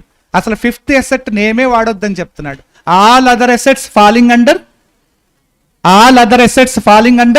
Plant and machinery block. Plant and machinery black లోకే involve చేయండి అని చెప్తున్నాడు. అంటే ఇప్పుడు మీరు చూడండి పాయింట్, బ్లాక్స్ కింద కన్వర్ట్ చేసేటప్పుడు సిమిలర్ నేచర్ అయి ఉండాలి. సిమిలర్ నేచర్ అంటే నేచర్ ఎన్ని రకాలు? అది ఆ 4లో ఏదో ఒక నేమ్ అయి ఉండాలి అని అర్థం. ప్లస్ రేట్ కూడా సేమ్ అయి ఉండాలి. ఆ నేమ్ సేమ్ అయి ఉండాలి. ఐదర్ బిల్డింగ్ కానీ, ఫర్నిచర్ కానీ, ప్లాంట్ అండ్ మిషనరీ కానీ, intangibles. Don't use any other name. ఏ అదర్ నేమ్ యూజ్ చేయదు. But other name of asset ఏదైనా నీ దగ్గర ఉండుంటే అది ప్లాంట్ అండ్ మిషనరీలో కలిపేయమని చెప్తున్నాడు. రేపొద్దున మీరు CA కంప్లీట్ అయిన తర్వాత ప్రాక్టీస్ పెట్టాడు అనుకోండి, మీ షెల్ఫ్ నిండా బుక్స్ ఉంటాయి. ఆ బుక్స్ ఎసెట్. నీ ప్రొఫెషనల్ పర్సన్స్ కి no doubt books is a main asset అమ్మా. మీ దగ్గర ప్లాంట్ అండ్ మిషనరీస్ అవి ఉండవు. మీకు ఎసెట్ అంటే మెయిన్ బుక్సే వస్తుంది. ఫస్ట్ బిల్డింగ్ వస్తుంది. మీరు ప్రాక్టీస్ చేస్తున్న ఆఫీస్ బిల్డింగ్ ఉంటుంది కదా అది. తర్వాత లోపడున్న ఫర్నిచర్ వస్తుంది. తర్వాత వచ్చే మెయిన్ ఎసెట్ ఏది అంటే మీ షెల్ఫ్ లో మీకున్న రిఫరెన్స్ బుక్స్ ఉంటాయి చూసారా, books main asset, mainly for professional persons. అర్థమైందా? మరి ఆ బుక్స్ ని మీరు ఏ బ్లాక్ లో తీసుకుంటారు? ప్లాంట్ అండ్ మిషనరీ కింద ట్రీట్ చేసి plant and machinery block calculation లోనే దాన్ని యూజ్ చేయాలి. పొరపాటును కూడా వేరే అసెట్ నేమ్ యూజ్ చేయొద్దు. ఇప్పుడు మాస్టర్ మైండ్స్ కాలేజెస్ కి బస్సెస్ ఉన్నాయి, ఒక 5-6 బస్సెస్ ఉన్నాయి. ఆ బస్సెస్ ని ఏమంటారు వీళ్ళు? Plant and income. జనరల్ గా అసెట్ పేరు అయితే బస్సెస్ అని చెప్తారు. ఎవరితో అయినా చెప్పేటప్పుడు అసెట్స్ ఏమున్నాయంటే బస్సులు ఉన్నాయని చెప్తారు. కానీ income tax point of view చెప్పాల్సి వస్తే it will be treated as plant and machinery. అర్థమైందా? Don't use 5th name. Assets కి అసలు 5th నేమ్ వాడొద్దు. సో ఏ అసెట్ ఉన్నా ఈ 4 పేర్లలోకి వచ్చేయాల్సిందే compulsory. Any asset other than building, furniture, intangible assets are falling under plant and machinery block. Plant and మిషనరీలోకి తీసుకోమంటున్నాడు. అర్థమైందా ప్రొవిజన్? సో అందుకే ఒక డిప్రిసియేషన్ రేట్స్ కూడా ఏమి ఇచ్చాడు చూడండి టేబుల్లో. హెడ్డింగ్స్ ఏమి ఇచ్చాడు? First one building, second one furniture, third one plant and, 4th one intangible. చూసారా ప్లాంట్ అండ్ మిషనరీ బ్లాక్ ఒకసారి చెక్ చేయండి. రకరకాల అసెట్స్ ఉంటాయి. Aeroplanes, aero engines, motor cars, energy saving equipments, computers, books, life saving equipments, ships, vehicles. చూసారా ఇవన్నీ residuary asset. అందుకే దీన్ని ఏమంటాం మనం? రెసిడ్యూరీ అసెట్ అంటాం. Residuary is nothing but residue, మిగిలిపోయిన అసెట్స్ అన్నిటినీ దీంట్లో తీసుకోండి అని చెప్పేది రెసిడ్యూరీ పాయింట్. రెసిడ్యూరీ పర్సన్ ఎవడు? పర్సన్ డెఫినేషన్ లో లాస్ట్ పర్సన్ ఎవడు? ఏజేపీ అంటాం. Any other artificial person, it's a residuary person. Other artificial persons అందరినీ తీసుకోండి అని చెప్తుంది.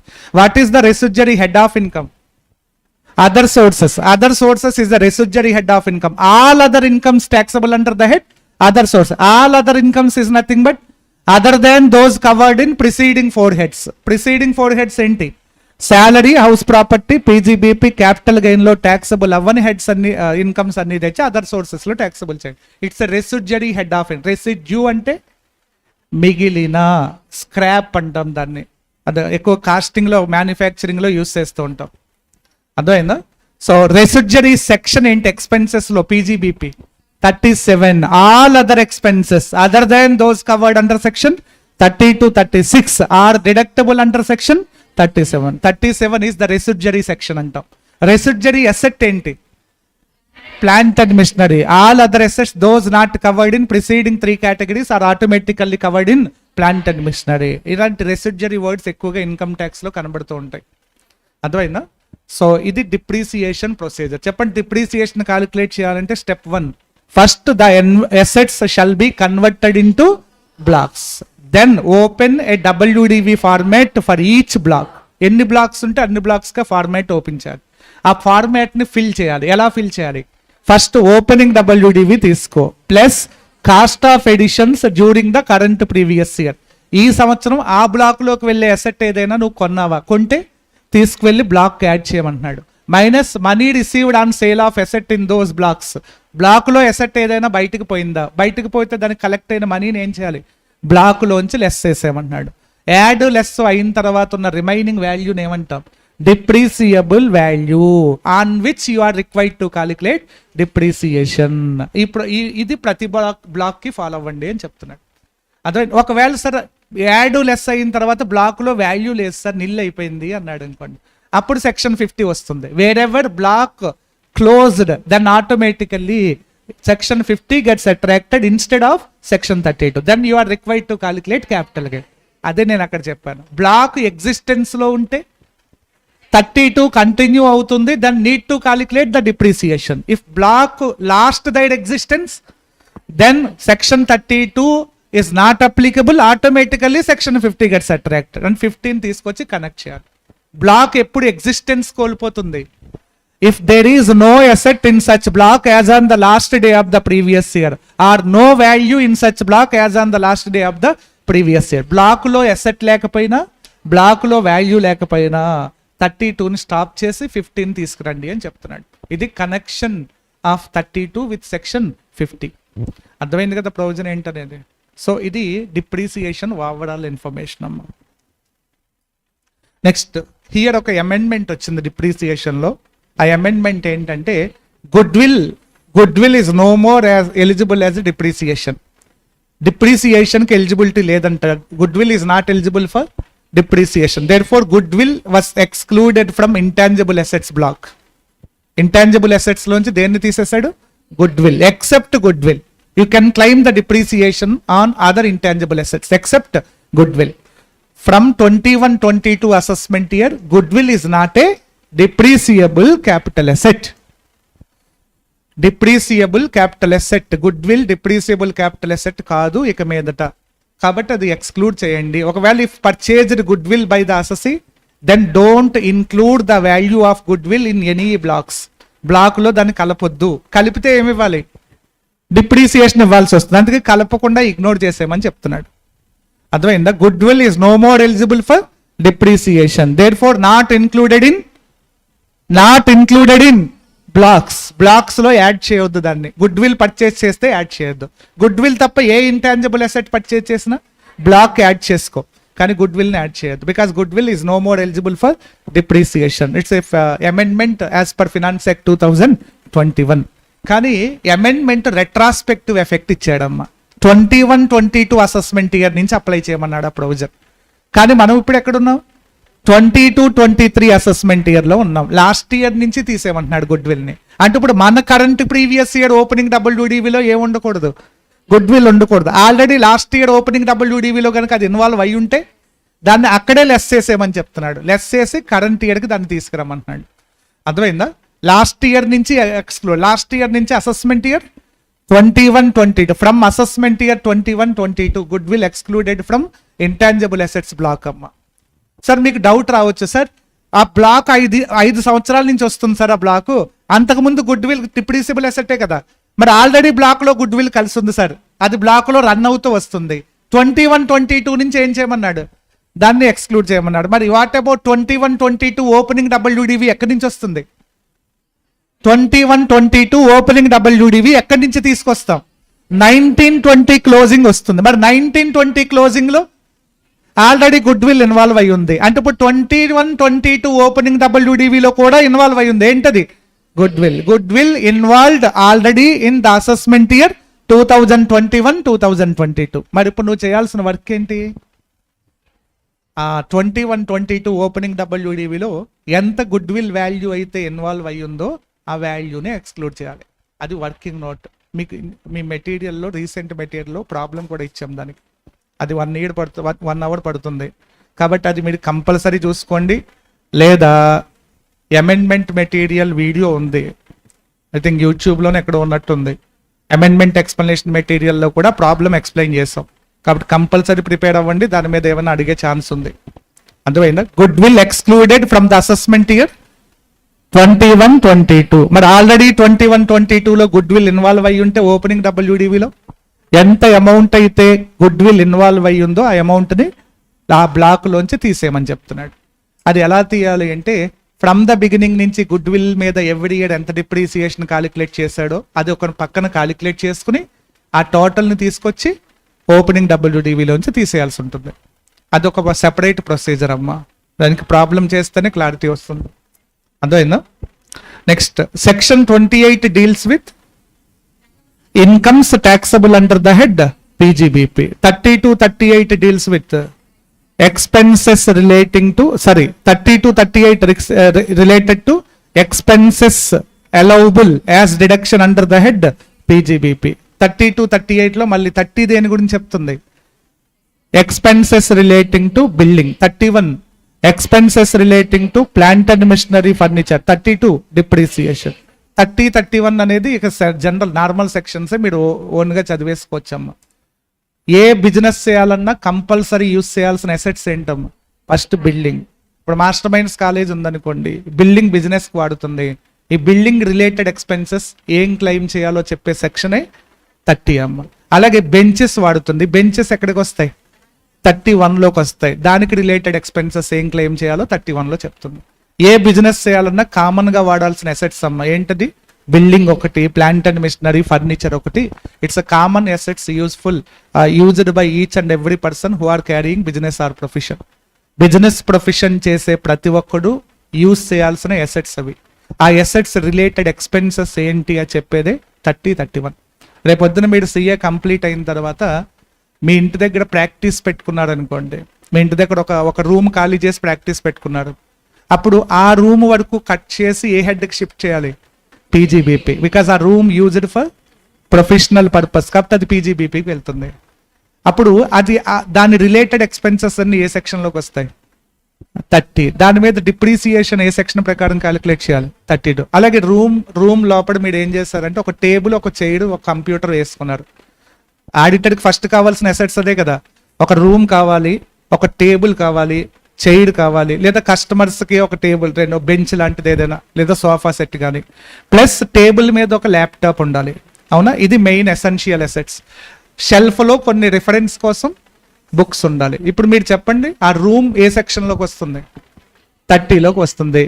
Bench, table, sofa set furniture బ్లాక్లోకి వస్తుంది.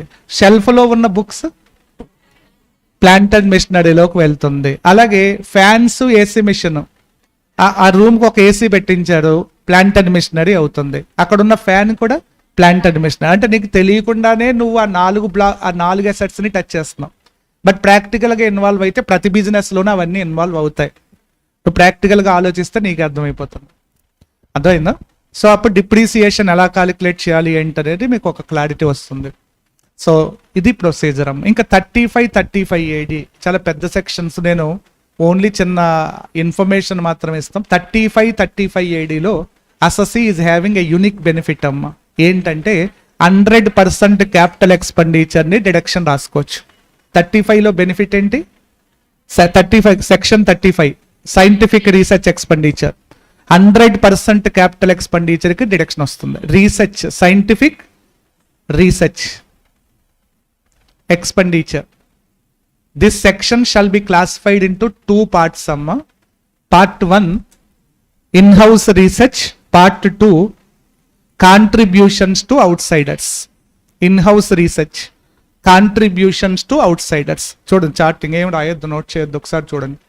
In-house research category 1 in-house research, category 2 contributions to outsiders. But అన్ని చోట్ల డిడక్షన్ పర్సంటేజ్ ఎంతమ్మా?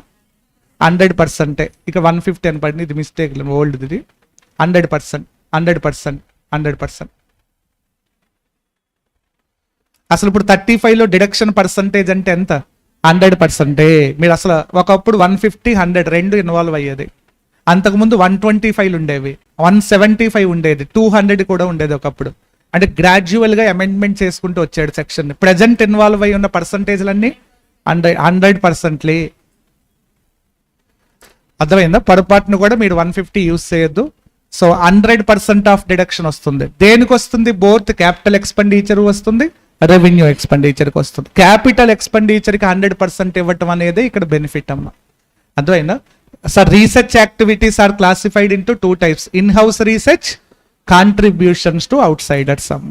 అంటే బయట రీసెర్చ్ చేసే వాళ్ళకి డొనేషన్ ఇస్తే డొనేషన్కి డిడక్షన్ ఇస్తానని చెప్తుంది. నువ్వు రీసెర్చ్ చేస్తే నీకు కూడా బెనిఫిట్ ఇస్తాను. నువ్వే రీసెర్చ్ చేయటాన్ని ఏమంటాం? ఇన్ హౌస్ రీసెర్చ్ అంటాం. ఆల్రెడీ రీసెర్చ్ చేసే వాళ్ళకి కాంట్రిబ్యూషన్స్ ఇస్తుంటే contributions to outside research agencies అంటాం. Anyway both are eligible for deduction at the rate of 100%. కాకపోతే ఇంపార్టెంట్ పాయింట్ ఏంటంటే ఇన్ హౌస్ రీసెర్చ్ చేయాలి అంటే, నువ్వు రీసెర్చ్ చేయాలి అంటే దానికి ఒక బిల్డింగ్ కావాలి, ప్లాంట్ అండ్ మిషనరీ కావాలి, ఫర్నిచర్ కావాలి, రీసెర్చ్ చేసే సైంటిస్టులకి సాలరీస్ ఇవ్వాలి. అంటే the expenditure must be classified into 2 parts, revenue and capital. But contributions లో రెవెన్యూ క్యాపిటల్ కాన్సెప్ట్ ఉండదమ్మా. ఎందుకంటే అక్కడ నువ్వు జస్ట్ ఏమిస్తున్నావు?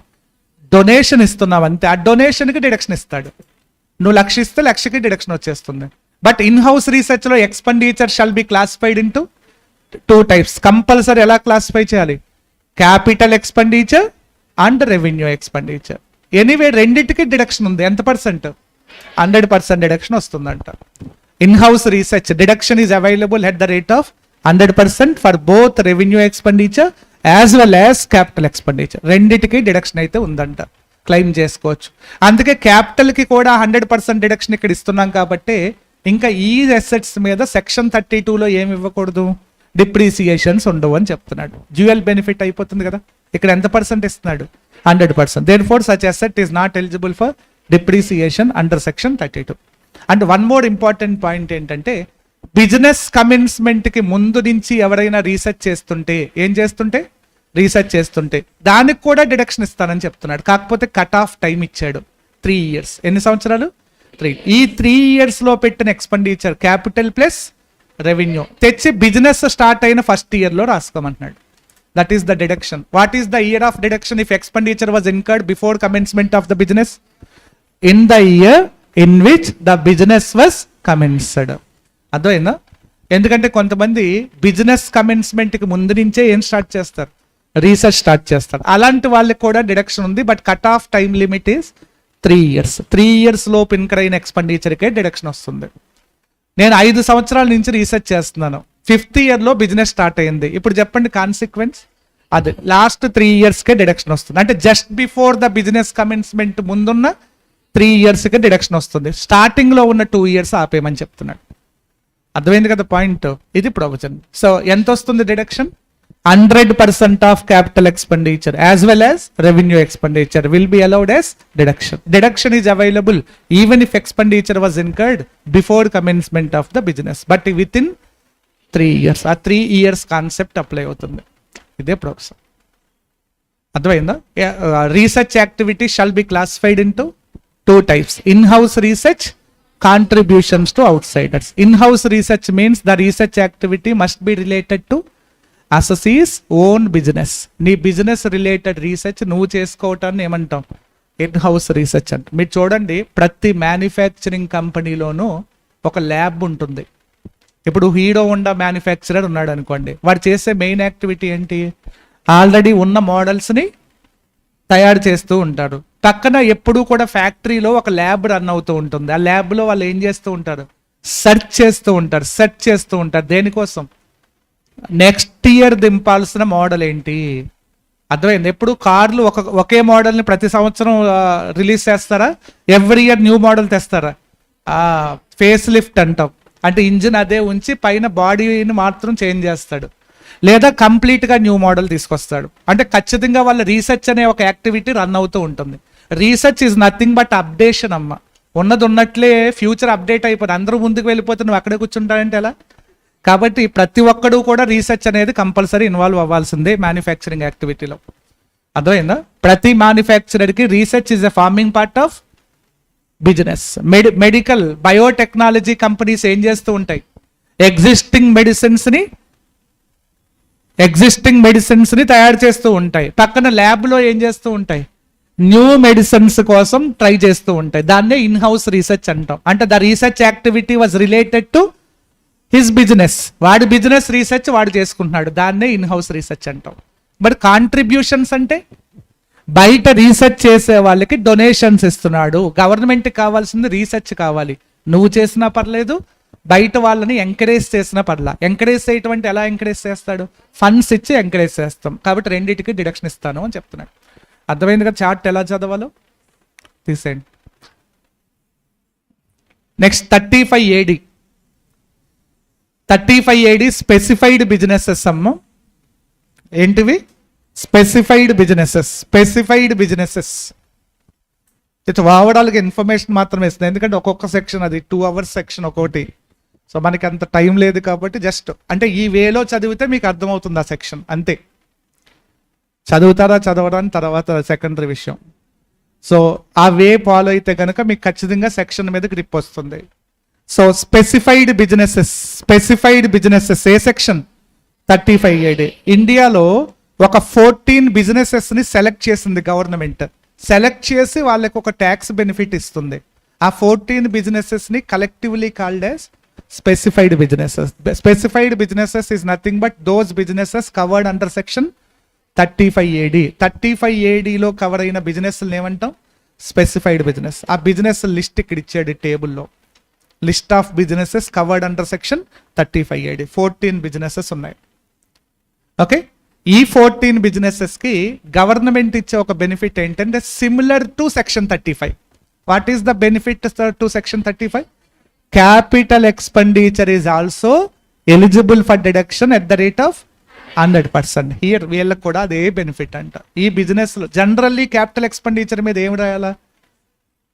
ఇప్పుడు మాస్టర్ మైండ్స్ కాలేజ్ ఉందనుకోండి, ఈ బిల్డింగ్ మీద ఏం రాయాలా? జనరల్లీ క్యాపిటల్ ఎక్స్పెండిచర్ని యాజ్ ఇట్ ఈస్గా రాయకూడదు. దాని మీద ఓన్లీ డిప్రీసియేషన్ మాత్రమే క్లెయిమ్ చేయాలి కదా. కానీ 35ADలో కవర్ అయిన వాళ్ళు క్యాపిటల్ ఎక్స్పెండిచర్ని 100% క్లెయిమ్ చేసుకోవచ్చు అంట. That's the extra benefit provided to those businesses covered under section 35AD. మీరు సింగిల్ లైన్లో what is the benefit provided to the businesses covered under section 35AD? They are entitled to claim deduction of capital expenditure at the rate of 100% instead of depreciation బదులు deduction తీసుకుంటారు at the rate of 100%. అర్థమైంది కదా. అందుకే ఆ assets మీద ఇంకేం రాదు, depreciation రాదు. అందుకే 35ADలో ఆల్రెడీ డిడక్షన్ రాసుకున్న అసెట్స్ మీద డిప్రీసియేషన్స్ ఉండవు. అర్థమైంది? ఎందుకు ఉండవంటే ఇక్కడ పర్సంటేజ్లు ఎంత ఇస్తున్నాడు? 100%. మళ్ళీ డిప్రిసియేషన్ ఎక్కడి నుంచి ఇస్తాడు? ఎక్స్ట్రా బెనిఫిట్ అయిపోతుంది కదా. 35AD how many number of businesses? 14 business. What is the benefit provided to this business?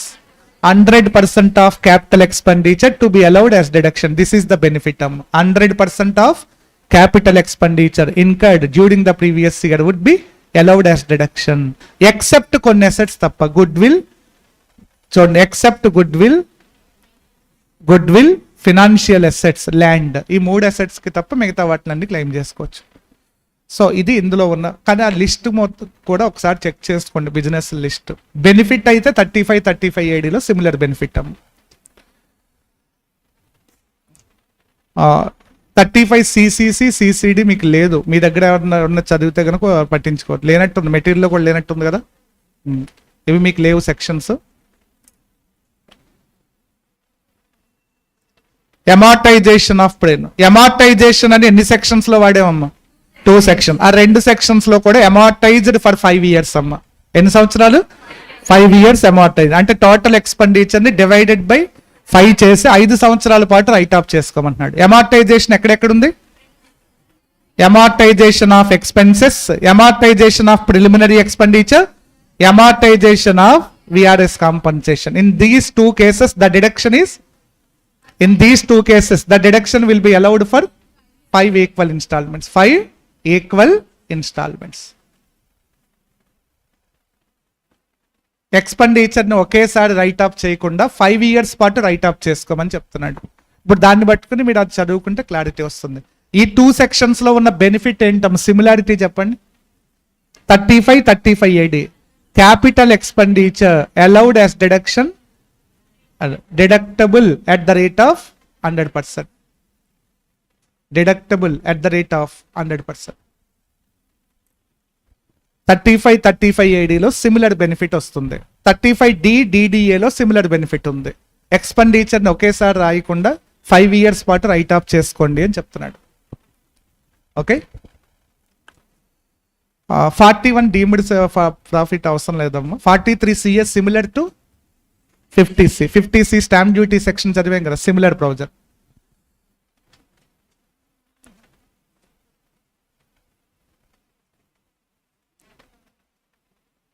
Tax audit to books of accounts థీడీ అమ్మ కంప్లీట్లీ. అది థీడీ పార్ట్ కోసం చదవండి, ప్రాబ్లమ్స్ లో రాదు. ప్రెజంప్టివ్ టాక్సేషన్ అమ్మ లాస్ట్ వన్. మా ఒకసారి నేను కొన్ని పాయింట్స్ చెప్తాను. కండిషన్స్ కే సెక్షన్స్ ఉన్నాయి. Conditions for allowability of expenses 40, 40A, 43B. So ఆ 3 మాత్రం రెగ్యులర్గా కంపల్సరీ టచ్లో ఉండండి, బికాస్ ప్రాబ్లమేటిక్ పార్ట్లో యూజ్ అవుతాయమ్మా. ముఖ్యంగా 40A సబ్సెక్షన్ 2 అని ఒక సెక్షన్ ఉందమ్మా, మోస్ట్ ఇంపార్టెంట్ సెక్షన్. ఈ సెక్షన్ ఏం చెప్తుందంటే disallowance of expenses, disallowance of unreasonable payments. Unreasonable అనొచ్చు, ఎక్సెస్ అనొచ్చు. అన్రీజనబుల్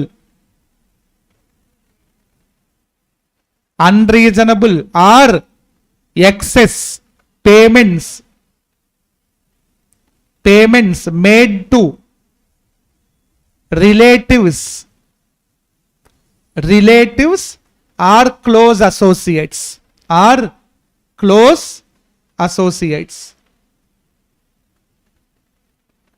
సో 40A సబ్సెక్షన్ 2 ఏం చెప్తుంది? ఎక్స్పెన్సెస్ క్లెయిమ్ చేసేటప్పుడు నీ బిజినెస్ లో ఏ ఎక్స్పెండిచర్ అయినా గనక రిలేటివ్స్ కి, క్లోజ్ అసోసియేట్స్ కి గనక పే చేస్తే, అందులో ఎక్సెస్ పే చేస్తే డిజలవ్ చేయండి అని చెప్తుంది. కొంచెం జాగ్రత్తగా అబ్జర్వ్ చేయాలి, ఎందుకంటే ఎక్స్పెన్సెస్ పెరిగితే ప్రాఫిట్ ఏమవుతుంది? తగ్గుతుంది కదా. మరి ఇంటెన్షనల్ గా కొన్నిసారి ప్రొప్రైటర్స్ ఏం చేస్తూ ఉంటారు, రిలేటివ్స్ కి పేమెంట్లు ఇచ్చేటప్పుడు ఇంటెన్షనల్లీ హయ్యర్ పేమెంట్లు చేస్తారు. హయ్యర్ పేమెంట్లు చేసి దాన్ని తీసుకువెళ్ళి P&L అకౌంట్ లో డెబిట్ చేయటం వల్ల expenditure will increase, the profit will decrease. Automatically tax avoidance జరిగినట్టే లెక్క. ఇప్పుడు ఫర్ ఎగ్జాంపుల్ నా బిజినెస్ P&L అకౌంట్ అమ్మిది. నా బిజినెస్ P&L అకౌంట్ లో నంబర్ ఆఫ్ ఎక్స్పెన్సెస్ ఉన్నాయి. ఇలా డెబిట్ సైడ్ చాలా ఎక్స్పెన్సెస్ ఉన్నాయి. అన్ని ఎక్స్పెన్సెస్ రిలేటివ్స్ ఉండవు కదా. అందులో ఎక్స్పెండిచర్ నెంబర్ 3 రిలేటివ్స్ కి పే చేస్తాను. ఎవరికి? రిలేటివ్. ఎక్స్పెండిచర్ నెంబర్ 6 వచ్చి క్లోజ్ అసోసియేట్ కి పే చేస్తాను. ఇప్పుడు ఈ పేమెంట్లో ఎక్సెస్లు ఏమైనా ఉన్నాయేమో తీసేయమంటున్నాడు.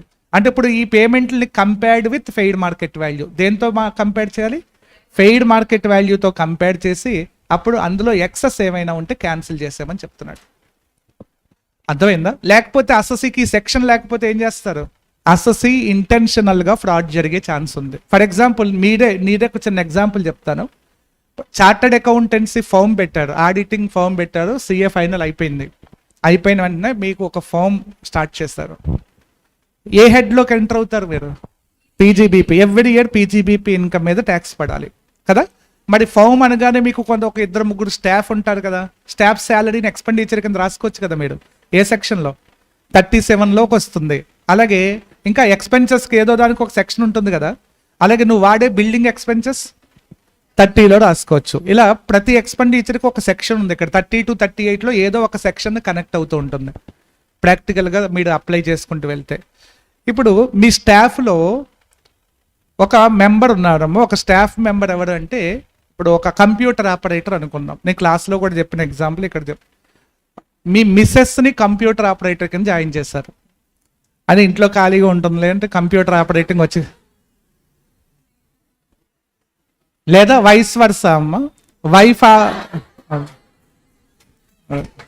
వైఫ్ ఆఫీస్ పెట్టింది, హస్బెండ్ కంప్యూటర్ ఆపరేటర్ కింద చేస్తున్నాడు.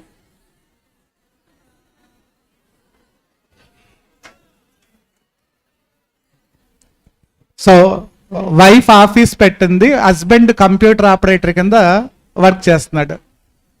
సో ఇప్పుడు ఎవ్రీ మంత్ వాళ్ళ హస్బెండ్కి శాలరీ ఇస్తుంది. ఆ శాలరీ బిజినెస్ ఎక్స్పెండిచర్ అవుతుందా అవదా? అవుతుంది. Farming part of profession, because అది ఎంప్లాయ్మెంట్లోకి తీసుకున్నాడు కదా. సో ఇక్కడ ఏం జరుగుతుందంటే ఎవ్రీ మంత్ 2 lakhs శాలరీ ఇస్తుంది వాడికి. ఆ యాక్టివిటీ వచ్చి కంప్యూటర్ ఆపరేటర్. అంటే వాళ్ళ ఇంటెన్షన్, గవర్నర్ అసెసీ ఇంటెన్షన్ ఏంటి అంటే శాలరీ పేమెంట్ కాదు, ఇచ్చి ఎవ్రీ ఇయర్ 24 lakhs తీసుకొచ్చి P&L అకౌంట్లో to salary to computer operator అని చెప్పి డెబిట్ చేస్తుంది. 24 lakhs monthly, 2 lakhs into 12 months, total 24 lakhs debit entry ఉంది. డిపార్ట్మెంట్ వాళ్ళు వచ్చి చెక్ చేస్తే salary to computer operator 24 lakhs ఉంది. ఆ దెబ్బతో మొత్తం ప్రొఫెషనల్ ఇన్కమ్ మొత్తం 0 అయిపోయింది. ట్యాక్స్ లేదు, నెగిటివ్లోకి వెళ్ళిపోయింది. దాన్ని తీసుకువెళ్ళి మళ్ళీ సెట్ ఆఫ్కి వెళ్తున్నాడు ఇంకొక హెడ్లోకి. సో దీనివల్ల గవర్నమెంట్కి ఎన్ని విధాలుగా నష్టం చూడండి. సో అందుకే డిపార్ట్మెంటు ఇలాంటివి జరగకూడదు. రిలేటెడ్ పార్టీస్కి పేమెంట్లు చేసేటప్పుడు it must be within the fair market value. Market రేటుకి మించి పేమెంట్లు ఇవ్వద్దు. ఒకవేళ ఇస్తే దాన్ని ఎక్స్పెండిచర్ కింద రాయొద్దు, మార్కెట్ రేట్ వరకునే అలౌ చేస్తాను అని చెప్తుంది. అందుకే ఈ సెక్షన్ పెట్టింది. Unreasonable payments made to relatives, close associates shall be disallowed. Unreasonable అని ఎలా తెలుస్తుంది అంటే compared with fair market value. ఇప్పుడు ఈ సెక్షన్ వచ్చి అడిగింది, మీ హస్బెండ్ కనుక మార్కెట్లో అదే క్వాలిఫికేషన్తో కనుక ఏం చేస్తే ఎంత వస్తుంది? 2000 వస్తుంది సార్. ఎందుకంటే ఇంటర్మీడియట్ క్వాలిఫికేషన్ సార్.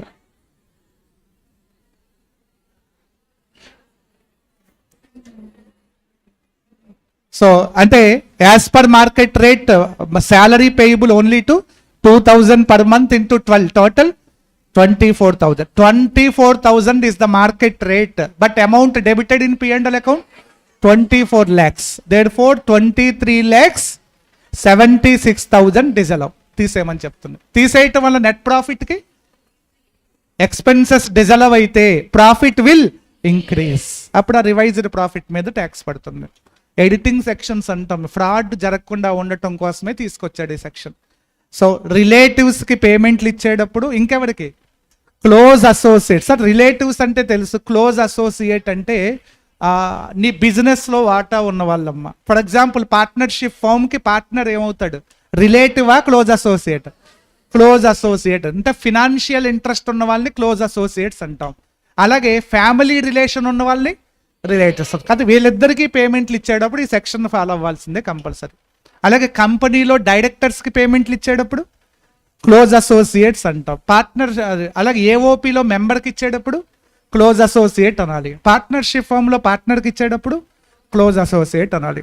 అంటే either relative or close associates. If payments ఆ పేమెంట్స్లో అన్రీజనబుల్ ఏమైనా ఉంటే క్యాన్సిల్ చేయండి. Unreasonable is nothing but excess over fair market value. If any debited in P&L account shall be disallowed and add back to the net profit and pay tax on revised net profit. అది అల్టిమేట్గా జరిగేది.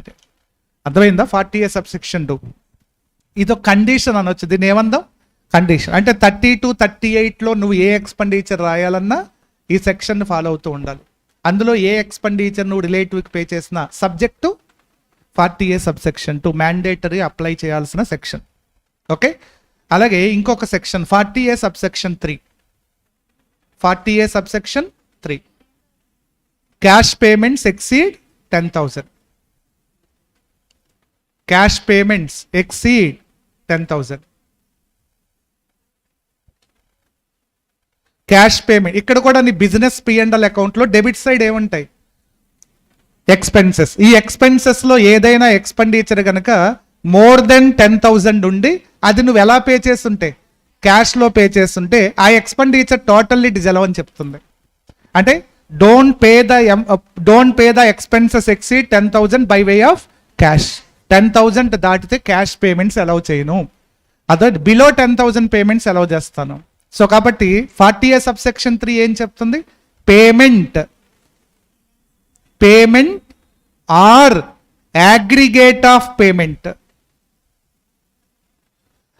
Payment or aggregate of payments made to a person in a day exceeds 10,000. ఈ sentence follow అవ్వాలమ్మా ఖచ్చితంగా. Payment or aggregate of payments made to a person in a day exceeds 10,000, then you must follow section 40A subsection 3. అప్పుడు ఈ section నువ్వు follow అవ్వాలంటే compulsory. ఎప్పుడు apply అవుతుంది? when 40A subsection 3 gets attracted, where the payment or aggregate of payments made to a person in a day. అంటే ఒకే రోజు ఒకే పర్సన్కి multiple payments చేస్తే అవన్నీ అగ్రిగేట్ చేసి చూడాలంట.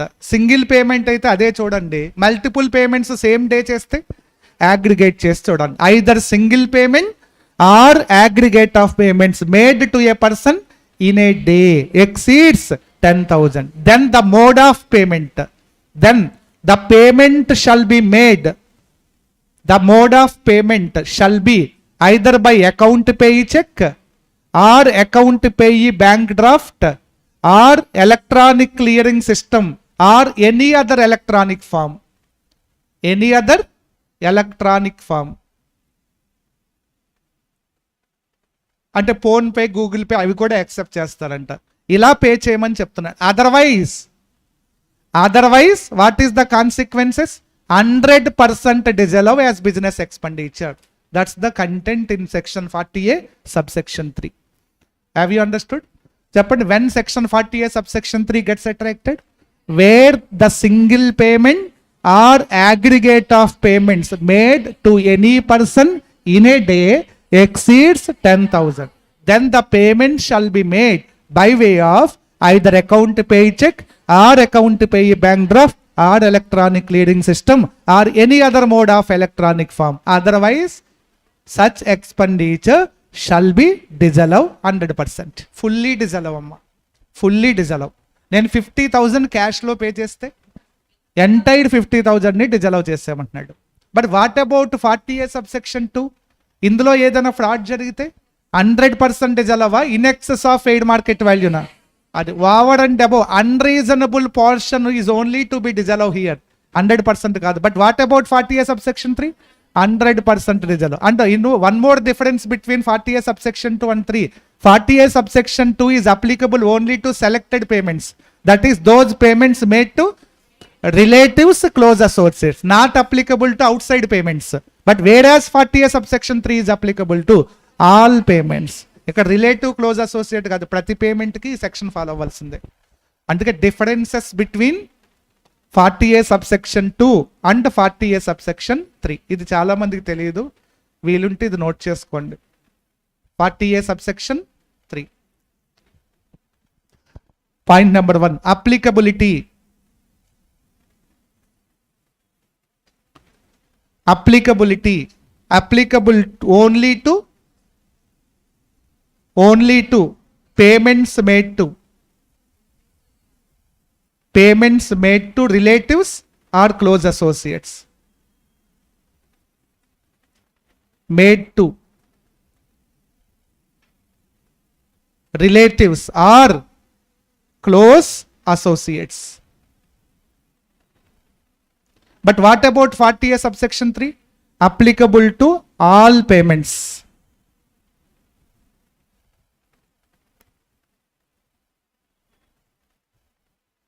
Applicable to all payments whether it was made to relative or outsiders also. Outside payments కూడా section follow అవ్వాల్సిందే.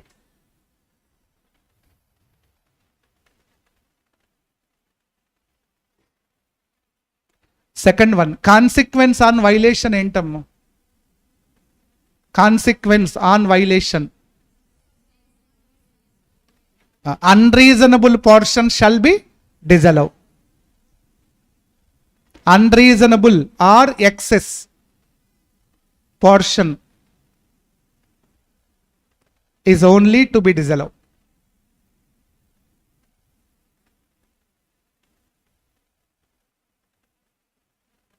What about 40A subsection 3? Fully disallow. Fully disallow.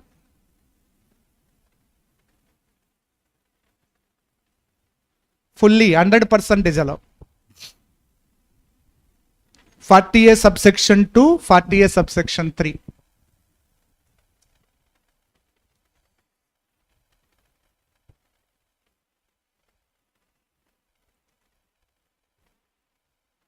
అర్థమైందా point? ఈ రెండు ఎవరికి favourable sections అమ్మా? డిపార్ట్మెంట్కి favourable. అసెసీస్ ఏం చేయకుండా ఉండటం కోసం, ఫ్రాడ్ చేయకుండా ఉండటం కోసం డిపార్ట్మెంట్ని, గవర్నమెంట్ని ప్రొటెక్ట్ చేస్తూ ఉంటాయి ఈ సెక్షన్స్. అర్థమైందా? అందుకే ఆన్లైన్లోకి మార్చాడు. ఎందుకంటే క్యాష్ పేమెంట్స్లో ఫేక్ ట్రాన్సాక్షన్స్ జరగవచ్చు. క్యాష్కి అకౌంట్ ఫర్ ఉండదు, క్యాష్కి రికార్డెడ్ డేటా ఉండదు. ఎందుకంటే క్యాష్ కాగితాల మీద నేమ్స్, డేట్స్ ఏం ఉండవు కదా. కాబట్టి క్యాష్ ట్రాన్సాక్షన్స్లోనే ఎక్కువగా బ్లాక్ మనీ క్రియేషన్ జరిగేది. అర్థమైందా? అందుకే గవర్నమెంట్ బీజేపీ వచ్చిన తర్వాత ఎక్కువగా కాన్సన్ట్రేట్ చేస్తుంది ఆన్లైన్ ట్రాన్సాక్షన్స్ మీద. అంటే క్యాష్లెస్ ట్రాన్సాక్షన్స్ని చేయమంటుంది. ఎందుకంటే దానికి అకౌంట్ ఫర్ ఉంటుంది. అంటే ఒక అకౌంట్లోంచి ఫిజికల్ క్యాష్ వెళ్లకుండా నీ అకౌంట్లోంచి వేరే వాడి అకౌంట్కి ట్రాన్స్ఫర్ అవుతుంది. అప్పుడు అది రికార్డెడ్ అయిపోతుంది, బ్యాంకు వాళ్ళ దగ్గర డేటా ఉంటుంది. సో కాబట్టి నువ్వు ఫ్రాడ్ చేయడానికి ఛాన్స్ లేదు, అది లీగల్ అవుతుంది. అందుకోసమే ఈ ఆన్లైన్ అనే డెవలప్మెంట్ చేయడానికి రీజన్ గవర్నమెంట్. అర్థమైందా? ఇండియాలో రెవల్యూషనరీగా తీసుకొచ్చారు ఆన్లైన్ డెవలప్మెంట్ అనేది. బట్ ఇంకా 100% జరగలేదు అనుకోండి. క్యాష్ ట్రాన్సాక్షన్స్ ఇంకా చాలా చోట్ల జరుగుతున్నాయి. కానీ వాళ్ళు అనుకున్నది కొంతవరకు రీచ్ అయ్యారు. ఎంతవరకు అంటే అస్సలు జరుగుదు అనుకున్నది ఇప్పుడు బజ్జీల బండిలో కూడా ఫోన్పే వాడుతున్నాడు. అసలు అక్కడ దాకా ఆన్లైన్ వస్తుందని అనుకున్నారు ఎవరైనా? అది అంటే ఏ విధమైన బ్యాంక్ నాలెడ్జ్ లేని వాళ్ళు కూడా చిన్న చిన్న టిఫిన్ సెంటర్స్, బజ్జీల బండ్లలో కూడా ఫోన్పే అటాచ్ చేస్తున్నారు. అంటే వాళ్ళు కూడా ఆన్లైన్ ట్రాన్సాక్షన్కి అలవాటు పడుతున్నారు, అలవాటు చేసుకుంటున్నారు. చాలామందికి అలవాటు అయింది. మేబీ ఇంకా అది డెవలప్ అవ్వటానికి. ఎందుకంటే బ్లాక్ మనీ క్రియేషన్లో ఒక స్టెప్ అమ్మ. బ్లాక్ మనీ రిస్ట్రిక్షన్లో ఇది ఒక స్టెప్. ఏ ట్రాన్సాక్షన్స్ని రిస్ట్రిక్ట్ చేయటం? క్యాష్ ట్రాన్సాక్షన్స్ని రిస్ట్రిక్ట్ చేయటం, ఆన్లైన్ ట్రాన్సాక్షన్స్ ద్వారా పంపించడం. ఆన్లైన్ అంటే పేయర్ యొక్క అడ్రస్ ఉంటుంది, రిసిపియంట్ అడ్రస్ బ్యాంక్ దగ్గర ఉంటుంది, ఎవరి అకౌంట్ నుంచి ఎవరి అకౌంట్కి ట్రాన్స్ఫర్ అయ్యిందో రికార్డ్ అయి ఉంటుంది బ్యాంక్ దగ్గర. కాబట్టి తర్వాత ఆ ఇన్ఫర్మేషన్ ఎంక్వైరీలు చేసినప్పుడు అదంతా బయటికి తీసుకొచ్చి బ్యాంక్ వాళ్ళ దగ్గర డేటా గ్యాదర్ చేశారనుకోండి, వాళ్ళు తెలిసిపోతుంది. అర్థమైనా? సో ఎనీవే ఇంకొక సెక్షన్ ఉందమ్మా, 43B. 43B it's a 5-star section ఈ చాప్టర్లో. ఇది 43B section 43. Allowed only on payment basis. allowed only on payment basis.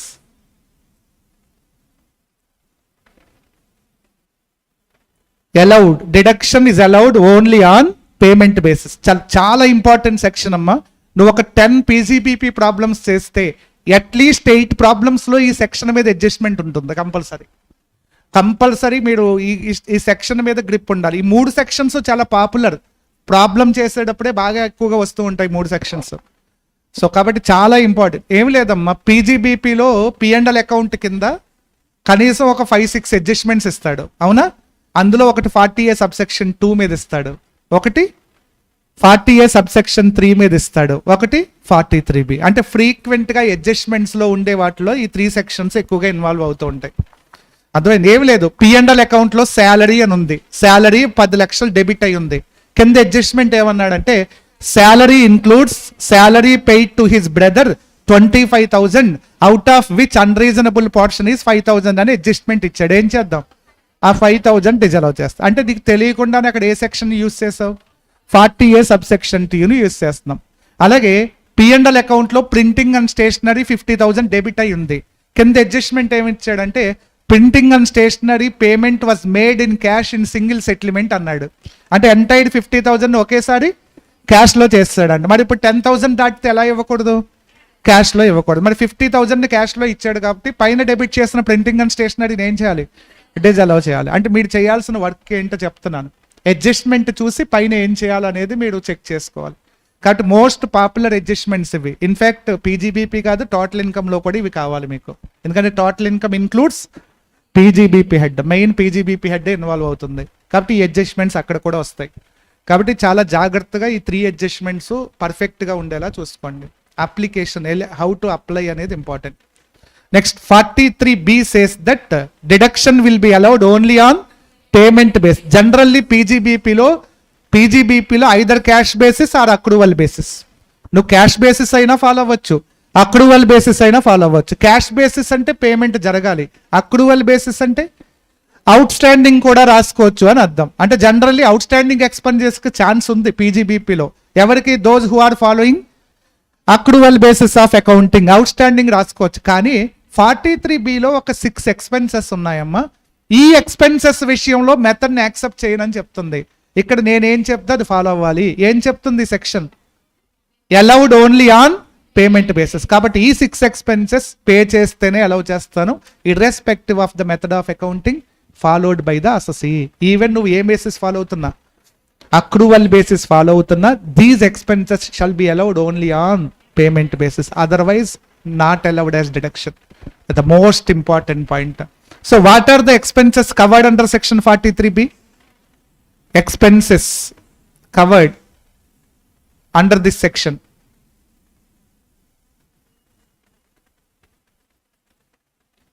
Expenses covered under this section. First one is taxes and duties. Taxes, duties. A fee or cess payable to government. A payment అయినా సరే ఎవరికి pay చేయాల్సి వస్తే, గవర్నమెంట్కి pay చేయాల్సి వస్తే అది 43B follow అవ్వండి. It must be allowed as deduction only on payment basis. Outstanding will not be allowed even if you are following accrual basis of account. నేను అక్రూవల్ ఫాలో అవుతున్నాను sir, అయినా కుదరదు, payment జరగాల్సిందే. అందుకే దీన్ని over riding section అంటాం. అంటే this section override the method of accounting. మెథడ్ని దాటి వెళ్తుంది సెక్షన్, నాకు మెథడ్తో సంబంధం లేదని చెప్తుంది. Next one, bonus commission payable to employees. Second expenditure, bonus commission to employees. ఎంప్లాయీస్కి ఇచ్చే bonus commission subject to 43B, allowed only on payment basis. Outstanding will not be allowed as deduction. Third one, interest payable to.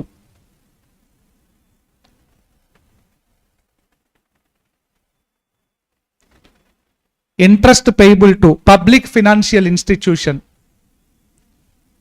state financial corporation, state industrial investment corporation, scheduled banks, cooperative banks, NBFC also. వీళ్ళలో ఎవరికైనా నువ్వు interest pay చేయాల్సి వస్తే such interest is allowed as deduction subject to 43B. Outstanding will not be allowed as deduction. Okay, interest payable to these persons are allowed as deduction only if the actual payment was made, otherwise no deduction. Next, fourth one, employers contribution to welfare schemes. Employers contribution to welfare schemes.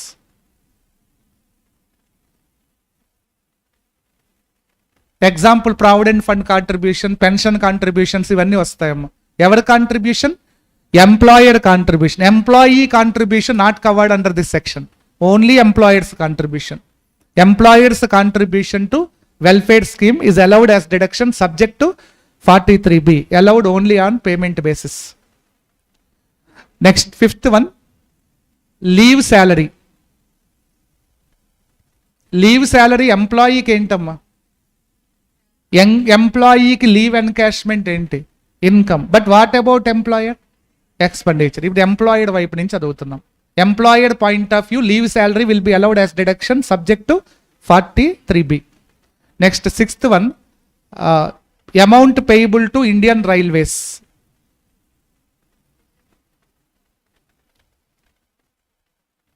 Indian railways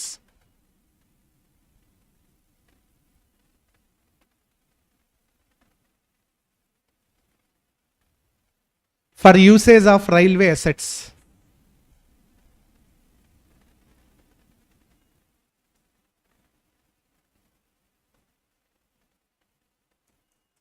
These are the expenses covered under section 43B. But what about all other expenses, those not covered under section 43B? All other expenses will be allowed as deduction, depends on method of accounting. మెథడ్ని follow అవ్వచ్చు అక్కడ, వీటికి మెథడ్తో సంబంధం లేదని చెప్తాను. అర్థమైందా? So one more important, but payment చేస్తేనే అలౌ చేస్తా. పేమెంట్ ఎప్పటిలోగా చేయాలి? Due date of payment. Payment shall be made ఎప్పటిలోగా చేయాలి అంటే రిటర్న్ ఫైలింగ్ డేట్ లోపు చేయాలంట payment. ఎప్పటిలోపు?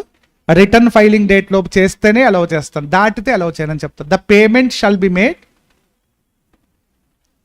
payment shall be made within the due date. Within the due date for filing the return of income.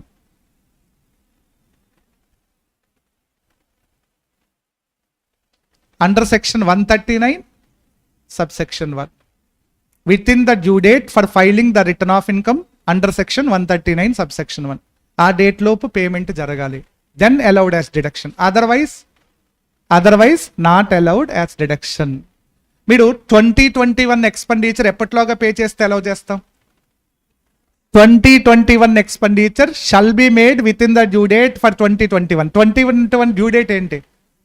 31st July 2021. ఆ date లోపు చేస్తే allow చేస్తాం. If not paid within the due date, then not allowed as deduction for such previous year, but the same will be allowed in the year of actual payment. ఇప్పుడు allow చెయ్యం, but pay చేసిన year లో రాసుకోవచ్చు. So అందుకే ఇక్కడ one of the important note అమ్మ.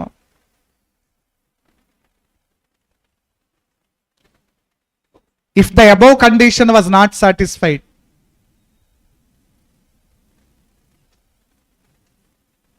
if the above condition not satisfied,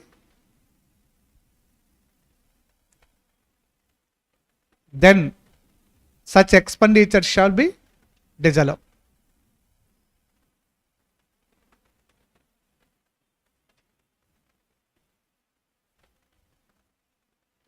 But the same will be allowed.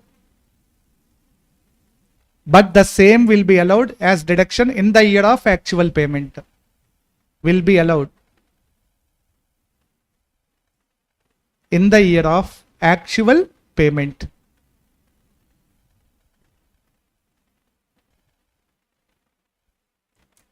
The same will be allowed as deduction in the year of actual payment. Concerned due date లోపు payment చేయకపోతే ఆ ఇయర్కి disallow అవుతుంది. But such disallowed amount shall be allowed in the year of actual payment. అప్పుడు pay చేయకపోయినా ఎప్పుడోకప్పుడు payment చేస్తాడు కదా, ఎప్పుడు చేస్తే అప్పుడు రాసుకోమంటున్నాడు. ఆ ఇయర్కి అయితే ఆపేయమంటున్నాడు. అర్థమైంది కదా point? Year 1 expenditure year 1 return filing date లోపు పే చేయకపోతే అప్పుడు ఇయర్ 1కి ఏమవుతుంది? డిజలవ్ అవుతుంది. అప్పుడు అది ఎప్పుడు అలౌ చేస్తాం? In the year of payment. అది ఇయర్ 2 అవ్వచ్చు, 3 అవ్వచ్చు, 4 అవ్వచ్చు, ఎప్పుడైతే అప్పుడు, ఎప్పుడు పే చేస్తే అప్పుడు పేమెంట్ జరిగిన ఇయర్లో తీసుకోమంటున్నాడు. అర్థమైందా ప్రొవిజన్? ఇంపార్టెంట్ ఏరియానమ్మ, మోస్ట్ ఇంపార్టెంట్ టాప్ 3 సెక్షన్స్లో వన్ ఆఫ్ ద సెక్షన్ ఈ చాప్టర్లో. 40A సబ్సెక్షన్ 2 ఏం చెప్తుంది? Disallowance of unreasonable payments made to relatives or close associates. Okay, so disallow, ఎంత డిజలవ్ చేయాలి? Unreasonable portion only, that is excess over fair market value shall be disallow. But one more important, such section is not applicable to those payments made to outsiders. అది ఎవరికి మాత్రమే apply అవుతుంది? Relatives, close associates, not to other persons. For example, బయట వాడికి salary ఇచ్చాడు, 10,000 ఇవ్వాల్సింది 12,000 ఇచ్చాడు. Is 40A subsection 2 gets attracted or not? Not attracted. Therefore disallowed or allowed? Allowed. Entire 12,000 can be allowed as deduction. No objection.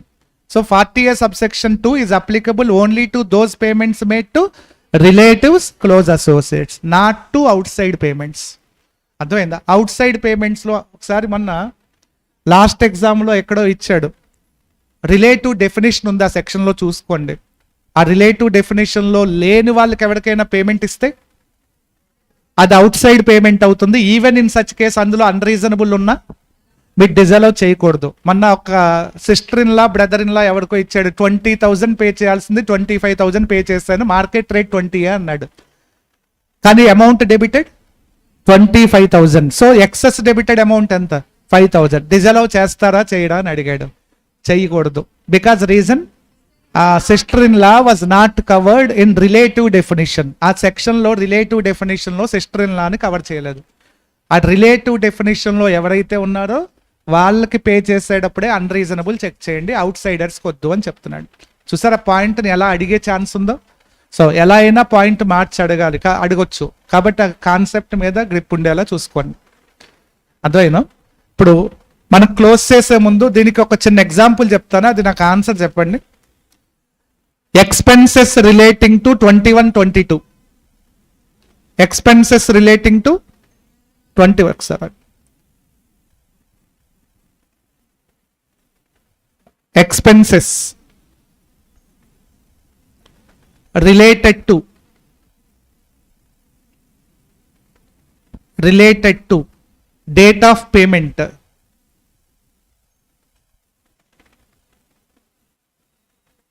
due date under section 43B, year of deduction.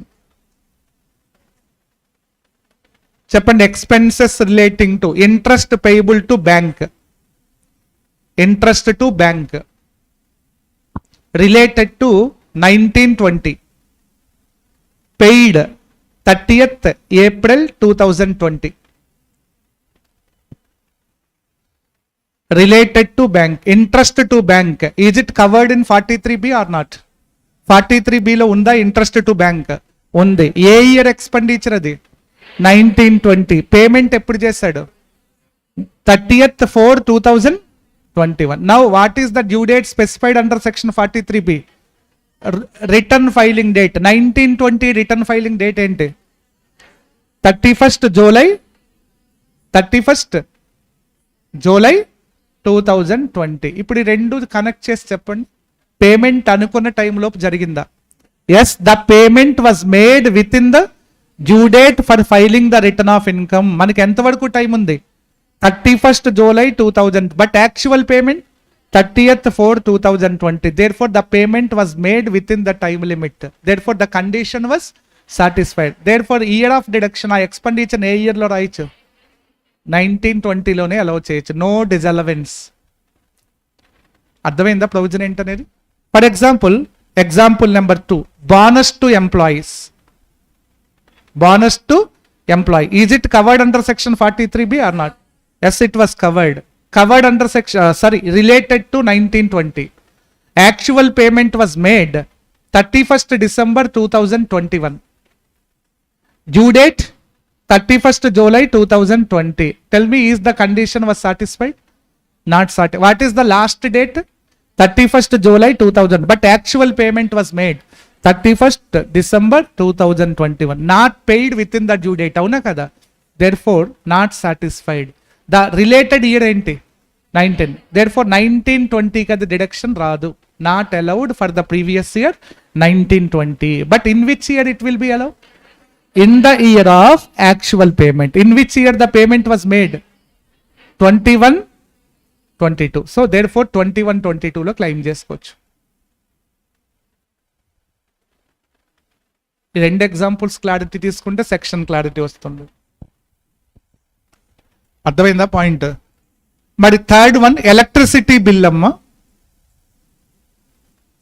Electricity bill related to 1920 paid on 31st August 2021, due date 31st July 2021. What is the consequence?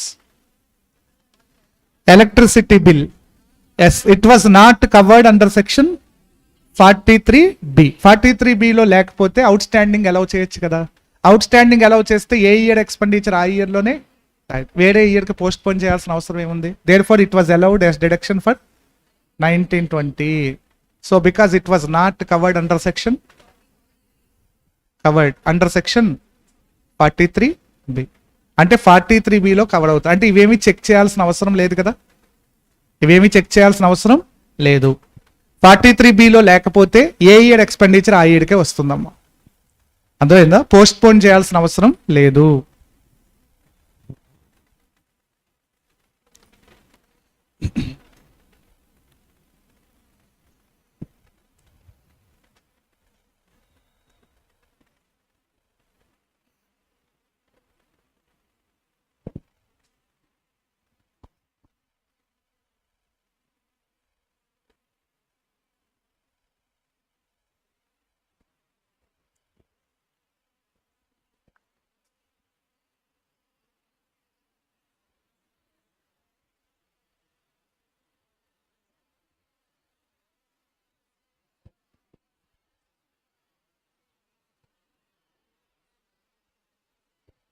Message check చేస్తాను అని పంపించండి పిల్లలు.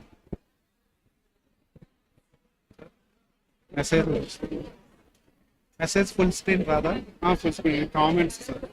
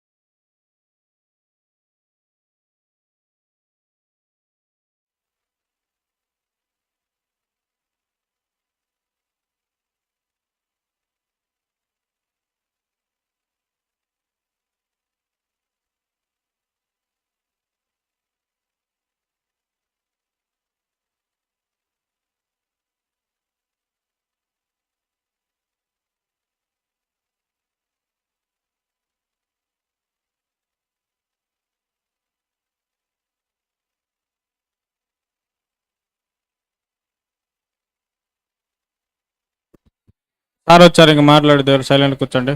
ఆ లాస్ట్లో కూర్చో రే.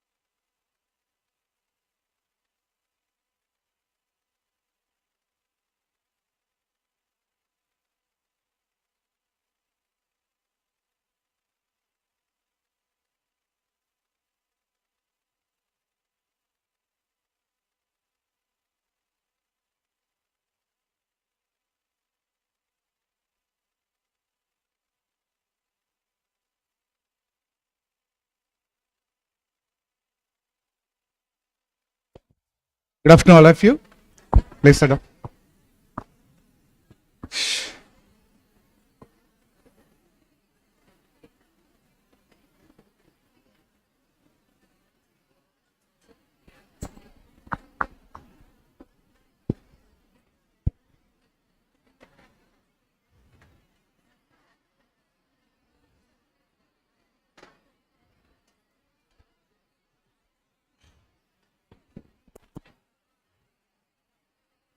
మా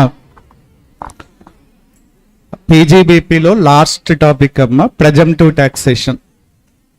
ఒక amendment కూడా వచ్చింది ఈ ఐడియాలో.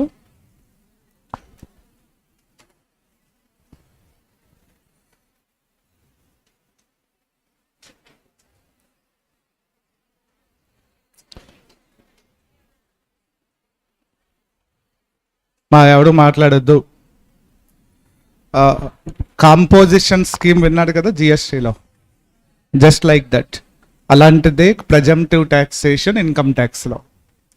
అంటే small business persons, small professional పర్సన్స్కి కంప్లైంట్స్ బర్డెన్ని రెడ్యూస్ చేయటం కోసం. What is the complaints burden in this head? Maintenance of books of accounts, tax audit. ఈ రెండు కంప్లైంట్స్ బర్డెన్ అమ్మా. మరి చిన్న చిన్న బిజినెస్లు చేసే వాళ్ళు బుక్స్ మెయింటైన్ చేయటం, ఆడిట్ చేయటం, ఇవన్నీ చేయటం ఎందుకని వాళ్ళకు ఒక ఆప్షన్ ఇచ్చారు. ప్రెజెంటివ్ ఇన్కమ్లోకి నువ్వు వెళ్తే గనక you are not required to maintain books of accounts, no need to audit the books of accounts. To reduce the complaints burden to small business persons, small professional persons, the concept of presumptive taxation was introduced by the government. ప్రతి టాక్సేషన్లోని model ఉంటుందమ్మ. జిఎస్టీలో composition scheme. గతంలో service tax ఉన్నప్పుడు small service providers అని ఉండేది, SSP అని ఉండేది. సో ఇవన్నీ కూడా దాంట్లో భాగమే.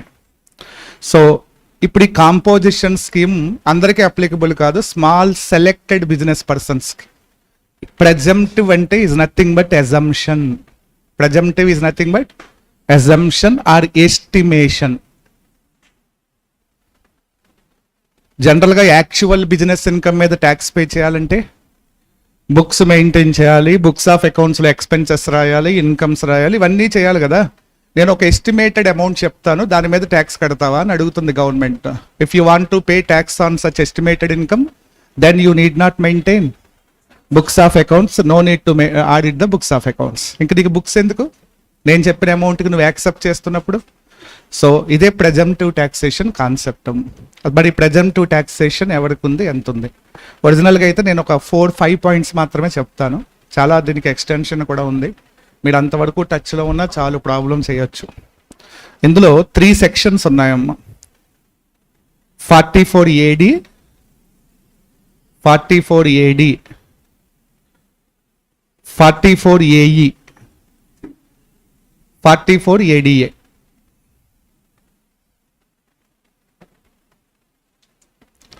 Presumptive taxation particulars.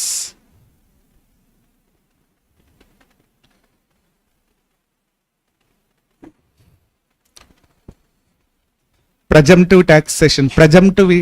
Presumptive means estimated. At you are liable to pay tax on estimated income instead of actual income. Actual income place lo estimated income మీద. ఆ ఎస్టిమేటెడ్ ఇన్కమ్ ఎవరు చెప్తారు?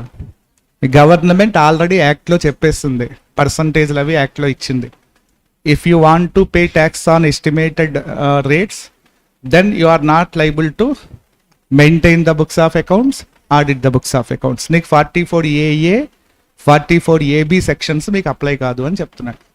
లేదు సార్ నాకు అంత ఇన్కమ్ రావట్లేదు అని నువ్వు అనుకుంటే యాక్చువల్లోకి షిఫ్ట్ అయ్యి. ప్రెజెంటివ్ ఇస్ అన్ ఆప్షనల్ అమ్మ, మ్యాండేటరీ ప్రొవిజన్ కాదు.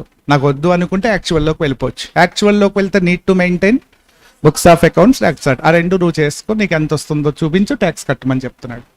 సో ఆప్షన్ ఇచ్చాడు. కొంతమంది ఎలాగూ ప్రెజెంట్ ఉంది కదా అని బుక్స్ మెయింటైన్ చేయటం మానేస్తారు. ఇంకెలాగూ మానేస్తాడు కాబట్టి వాడికి ప్రెజెంటివ్ మ్యాండేటరీ అవుతుంది. ప్రెజెంటివ్ taxation is the mandatory to those business or professional person who does not maintain the books of accounts.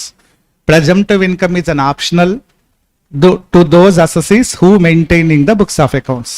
ఎందుకైనా మంచిదని సేఫ్ సైడ్ బుక్స్ మెయింటైన్ చేస్తారు కొంతమంది, అటు ఇటు ఎటైనా వెళ్ళొచ్చని. అలాంటి వాళ్ళకి ఆప్షనల్ ఇది.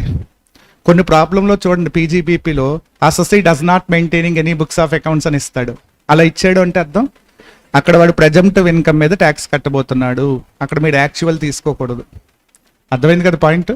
ప్రెజెంటివ్ ఆప్షనల్ మ్యాండేటరీనా? Optional to those assessees who maintaining the books of accounts, mandatory to those assessees who does not maintaining the books of accounts. Okay, so presumptive small అసెసీస్కే ఇచ్చాడమ్మా, బిగ్గెస్ట్ అసెసీస్కి లేదు. Biggest assessees are always required to maintain books of accounts, audit the books of accounts. Compulsory tax liability shall be made on actual income. Okay, so evaru point number 1, eligible assessee. 44AD is applicable to resident individual, resident HUF, resident partnership firm, except LLP. 44AD applicable to resident individual, resident HUF, resident partnership firm other than LLP. 44AE is applicable to all assessees. All assessees, whether resident or non-resident. ఎవరైనా ఈ సెక్షన్లో ప్రెజెంటివ్ తీసుకోవచ్చు. 44ADA is applicable to any resident. Any resident అని గతంలో ఉండేది, ఇప్పుడు దాన్ని ఎలా మార్చాడు? Resident individual, resident partnership firm. This is the amendment అమ్మా. Resident individual, resident partnership firm except LLP. This is the amendment in finance act 2021. Earlier it was any resident. Any resident అని ఉండేది అక్కడ, ఇప్పుడు ఇద్దరికి రిస్ట్రిక్ట్ చేశాడు ఆ section. ఏ section? 44ADA, Finance Act 2021.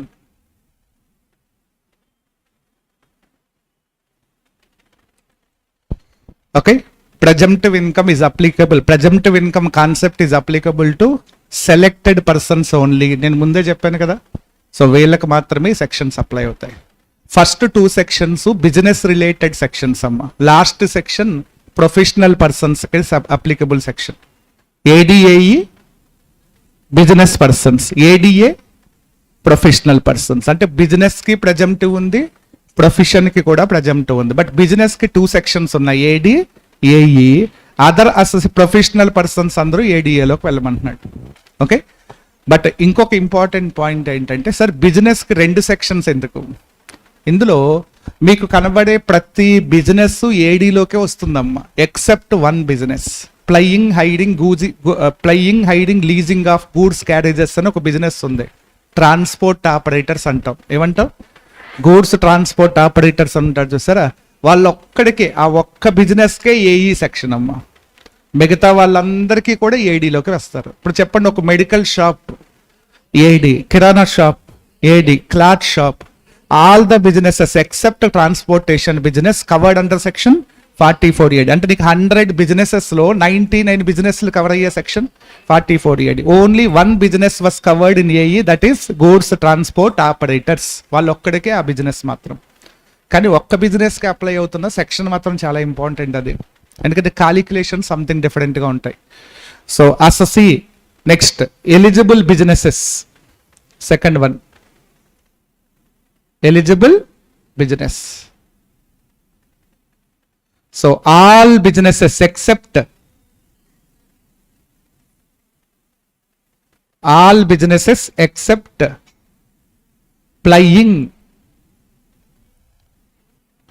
plying or hiring or leasing of goods carriages.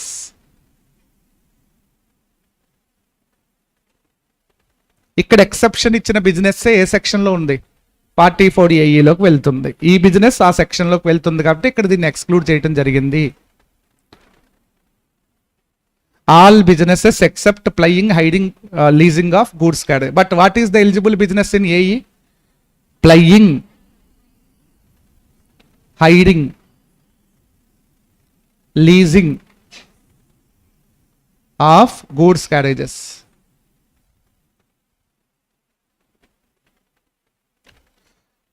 Notified professionals.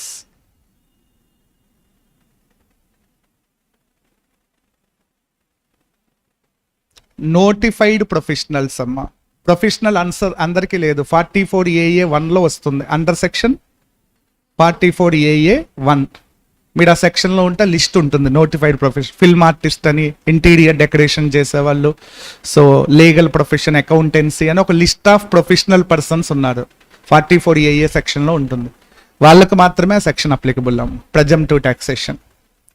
Next presumptive taxation అంటే tax on actual ఇన్కమా, ట్యాక్స్ ఆన్ ఎస్టిమేటెడ్ ఇన్కమా? Tax on estimated income. Is it mandatory, optional? Optional to those assessees who are maintaining the books of accounts, mandatory to those assessees who does not maintain the books. ఎక్కడైనా ప్రాబ్లంలో assessee books maintain చేయట్లేదు అని ఇస్తే ఖచ్చితంగా మీరు అక్కడ ప్రెజంప్టివ్ ఇన్కమే calculate చేయాలి. మీరు పొరపాటున యాక్చువల్లోకి వెళ్ళకూడదు అసలు. అర్థమైంది? వాడు కన్ఫర్మ్ చేస్తాడు ఏం చేయట్లేదని, బుక్స్ మెయింటైన్ చేయట్లేదు, కండిషన్ వైలేట్ అయింది కాబట్టి యాక్చువల్ మ్యాండేటరీ, ప్రెజంప్టివ్ మ్యాండేటరీ అవుతుంది. Next third one condition. The turn over of the assessee does not exceed 2 crores.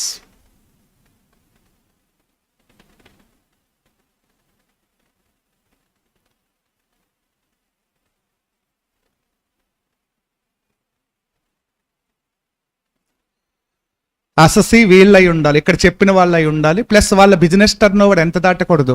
2 crores. ఒక మెడికల్ షాప్ ఉంది, owner individual, resident individual. Is he eligible for presumptive taxation? Eligible but subject to a condition. ఆ shop యొక్క annual turnover 2 crores దాటకూడదు. 2 crores cross అయితే వాడు కూడా eligible, biggest assessee అయిపోతాడు వాడు కూడా. అప్పుడు వాడు కూడా బుక్స్ మెయింటైన్ చేయాలి. అంటే ఇప్పుడు మీరు ఫస్ట్ కాలం ఒకటే చూడకూడదు, ఫస్ట్ కాలం plus third, first row plus third point అమ్మ, రెండు కలిపితేనే నీకు అప్లై అవుతుందా లేదా చెప్పచ్చు. అర్థమైందా? బిజినెస్ టర్న్ ఓవర్ ఎంత దాటకూడదు? 2 crores. దాటితే మళ్ళీ biggest assessee presumptive income provision not applicable. Then therefore they are required to maintain the books of accounts, audit the books of accounts mandatorily. Next here assessee does not own more than 10 vehicles.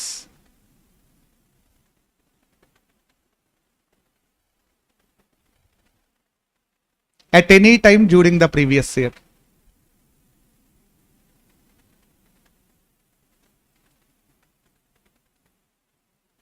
Previous ఇయర్లో ఏ ఒక్క టైంలో కూడా వాడి దగ్గర ఉన్న vehicles 10 cross అవ్వకూడదంట. 10 cross అయితే బిగ్గెస్ట్ అసెసీ అవుతాడంట. మళ్ళీ presumptive income option is not available. అర్థమైందా? 10 వెహికల్స్ దాటి ఉండకూడదంట. ఒక ట్రాన్స్పోర్ట్ ఆపరేటర్ ఉన్నాడు, వాడి దగ్గర 12 లారీస్ ఉన్నాయమ్మ మొత్తం. Is he entitle to presumptive income? Less. 8 lorries ఉన్నాయి, ఎస్ వస్తుంది అని చెప్తున్నాడు. 10 వెహికల్స్ దాటిన వాళ్ళు ఎలిజిబుల్ కాదు అని చెప్తున్నాడు. Okay, next last one, professional turnover does not exceed 50 lakhs. Turnover అనొద్దు ఇక్కడ, ప్రొఫెషనల్ పర్సన్స్ కి గ్రాస్ రిసీట్స్ అందాం. Gross receipts does not exceed 15 lakhs, 50 lakhs.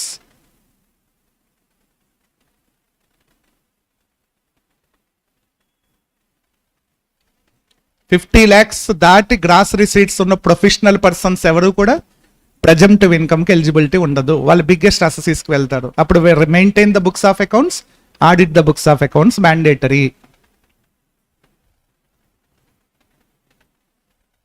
Okay.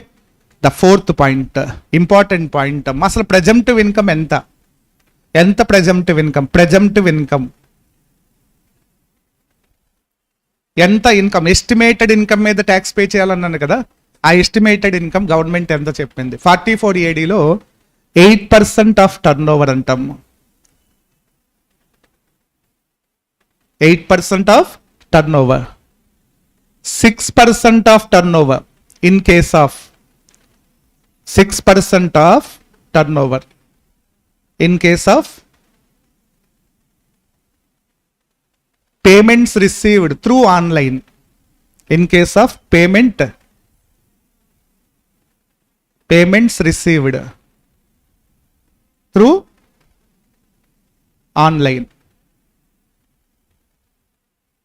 Online అంటే account pay cheque, account pay bank draft, electronic clearing system ఇవన్నీ వచ్చేస్తాయి దీంట్లోకి. 8% of turnover అంట. క్యాష్లో టర్న్ ఓవర్ వస్తాయి, నాన్ క్యాష్ టర్న్ ఓవర్ మీద 6% తీసుకోమన్నారు. If assessee is having both cash turnover as well as non cash turnover, then split చేసి 2% apply చేయమన్నాడు. Total turnover 1.5 crores. Out of that 1 crore is the non cash turn over, 50 lakhs is the cash turn over అనుకోండి. 50 lakhs into 8%, 1 crore into 6%. అర్థమైంది కదా point. Next 44 AE. So heavy goods vehicle అయితే important point అమ్మ. ఈ point వల్ల ఈ section ఎక్కువ touch చేస్తున్నాడు. వెహికల్స్ ని క్లాసిఫై చేయమంటున్నాడు. Heavy goods vehicles, light goods vehicles. Heavy goods vehicle అయితే వెహికల్ వెయిట్ చూడమంటున్నాడు. వెయిట్ చూసి ప్రతి టన్నుకి మంత్ కి 1000 రూపీస్ తీసుకోమంటున్నాడు. ఎంతకి? 1000 rupees per ton per month of gross weight of the vehicle. నా దగ్గర ఒక లారీ ఉంది, 20 tons లారీ, అది దాని వెయిట్ ఎంత? 20 tons. ఇప్పుడు 20 tons ఇంటూ టన్నుకి 1000, అంతే. 20,000 per month into number of months తీసుకోవాలి. అర్థమైందా? 1000 rupees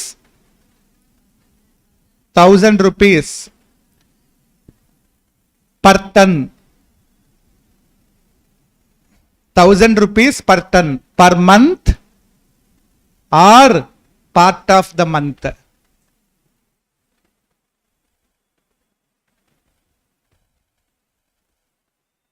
Of gross weight of the vehicle.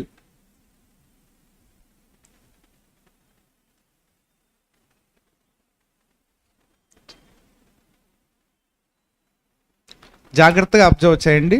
1000 rupees per ton per month or part of the month. Part of the month is nothing but, నా దగ్గర vehicle 7 months 1 day ఉంది, 8 months తీసేసుకో. 1 day ఉన్నా దానికి 1 month తీసుకోండి అని అర్థం. అంటే పార్ట్ ఆఫ్ ద మంత్ కూడా 1000 ఇచ్చేయండి అని అర్థం.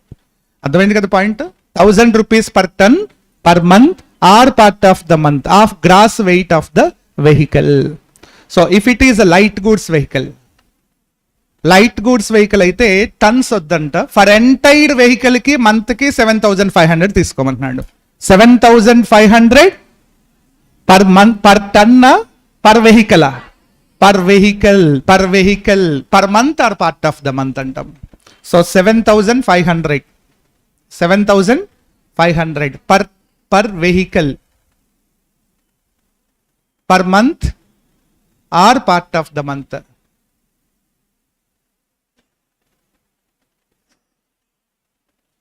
అర్థమైందా పాయింట్? ఇంపార్టెంట్ పాయింట్ ఇది. దీనికోసమే ఈ సెక్షన్ టచ్ చేస్తున్నాడు ఎక్కువగా. పర్ ఎంటైర్ వెహికల్ కి ఎంత? 7,500 per month or part of the month. Okay.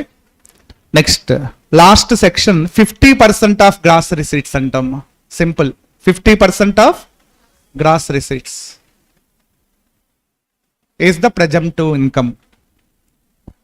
50% of gross receipts is the presumptive income for last section. మీరు ఈ 4 points తో రెగ్యులర్ గా టచ్ లో ఉండండి. అర్థమైనా? కనీసం జస్ట్ బిఫోర్ ప్రిపరేషన్ ఉంటుంది కదా, అప్పుడైనా కనీసం ఇవి చూసుకోండి, సరిపోతుంది.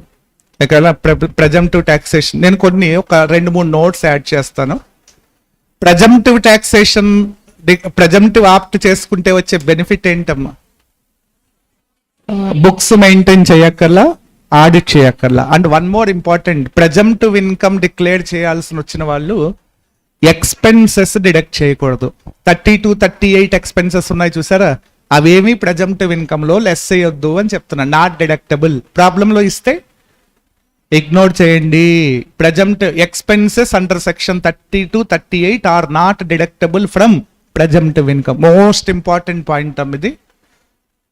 Point number 1, deductions under section 32, 38 are not deductible from presumptive income.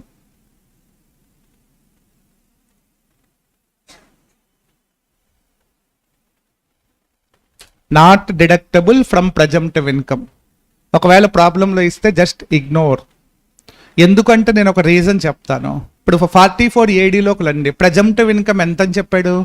8% of turn over. అంటే సేల్స్ 100 రూపీస్ అయితే, సేల్స్ 100 రూపీస్ అనుకోండి. అంటే టర్న్ ఓవర్ అంటే సేల్సే కదా. సేల్స్ 100 రూపీస్ అంటే ఇన్కమ్ ఎంత అన్నాడు?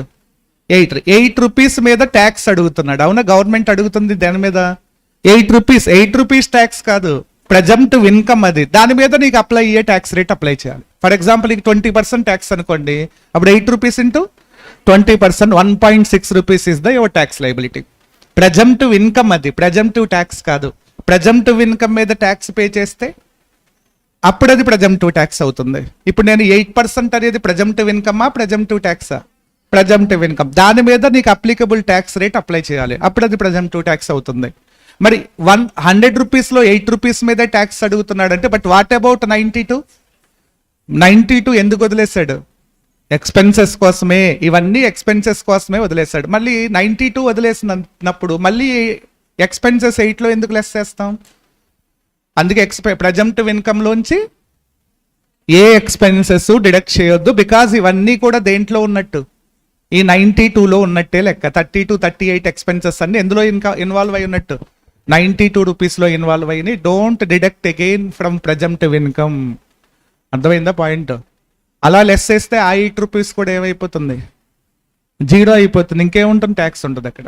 ఇప్పుడు గవర్నమెంట్ ఆ ప్రొవిజన్ పెట్టి ఉపయోగమే లేదు కదా. కాబట్టి no expenses shall be deductible from presumptive income under section 32, 38 because it was already deemed to be deductible. Deemed to be treated as deductible. Deduct అయినట్టే ట్రీట్ చేయండి. ఎందులో ఉన్నట్టు? అవన్నీ కూడా 92 రూపీస్లో ఉన్నాయి. అర్థమైందా? సో కాబట్టి ప్రెజెంటివ్ ఇన్కమ్ లోంచి ఏ ఎక్స్పెన్సెస్ ని లెస్ చేయొద్దు. ఒకవేళ ఇస్తే ప్రాబ్లంలో ఇగ్నోర్ చేయండి. సో సెకండ్ పాయింట్, మీరు ఇంకొక ఎగ్జాంపుల్ కావాలంటే వెహికల్ దగ్గరికి వద్దాం. వెహికల్, స్మాల్ వెహికల్కి 7,500 అన్నారు, లైట్ గూడ్స్ వెహికల్. మీరు చెప్పండి, ఒక వెహికల్ ఒక మంత్లో 7,500నే ఎర్న్ చేస్తుందా? ఒక వెహికల్ గుంటూరు టు విజయవాడ ఒక శాండ్ లోడ్తో పంపిస్తే 7,500 తీసుకుంటుంది, హాఫ్ డేలో సంపాదిస్తుంది. కానీ మంత్లీ ఎంత అన్నాడు ఇన్కమ్? 7,500. అంటే ఒక వెహికల్ మంత్లో ఎలా లేదన్నా 3 to 4 lakhs ఎర్న్ చేయొచ్చు ఒక వెహికల్ ద్వారా. రెవెన్యూ జనరేషన్ ఎంత ఉంటుంది? 3 lakhs నుంచి 4 lakhs వస్తుంది. మరి ఎంత ఇన్కమ్ అన్నాడు వాడు? 7,500. But what about remaining amount?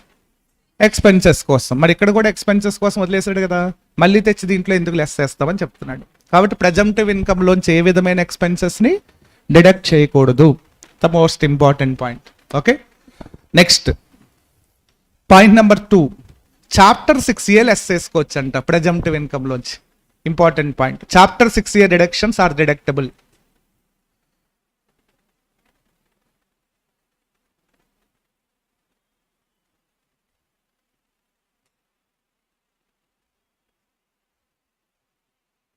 from presumptive income.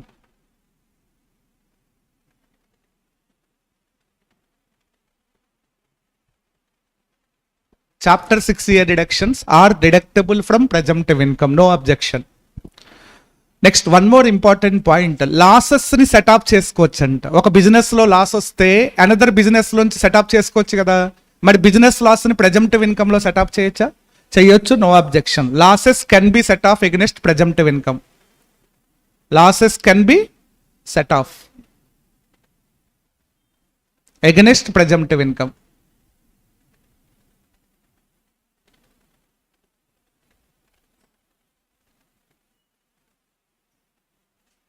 ప్రెజెంటివ్ income లో లాసెస్ ని సెట్ ఆఫ్ చేయొచ్చు, నో అబ్జెక్షన్ అని చెప్తున్నాడు. అర్థమైందా? ప్రాబ్లంలో ఈ 3 పాయింట్స్ చాలా important. Next 4th one, presumptive income ఎంత అనేది టేబుల్లో చెప్పేసాం ఆల్రెడీ పర్సంటేజ్లో. కానీ అసెసీకి ఇష్టం ఉంటే ఇంతకన్నా ఎక్కువ ఇన్కమ్ కూడా డిక్లేర్ చేసుకోవచ్చు అంట. ఎవడు చేయడు అనుకోండి. చెయ్యాలని అనుకుంటున్న వాళ్ళు ఎవరైనా ఉంటే గవర్నమెంట్ పాయింట్ ఆఫ్ వ్యూ నుంచి ఆన్సర్ ఏమిస్తారు? ఛాన్స్ ఉందా లేదా? So assessee can declare higher income then presumptive income at his option అంట. అర్థమైందా? అలా చేసుకోవచ్చు. ప్రాబ్లంలో కొన్నిసార్లు ప్రాబ్లంలో అడుగుతాడు presumptive income 8% of turnover, assessee taxation purpose 10% declare చేస్తున్నాడు అని ఇచ్చాడు. ఇప్పుడు మీరు 8 తీసుకుంటారా 10 తీసుకుంటారా? అప్పుడు మీరు 10 యాక్సెప్ట్ చేయొచ్చు, లెస్సర్ ఇన్కమ్ ని యాక్సెప్ట్ చేయకూడదు. మోర్ దెన్ అయితే యాక్సెప్ట్ చేయొచ్చు, no objection. Assessee can declare higher income then presumptive income. Assessee can declare higher income then presumptive income.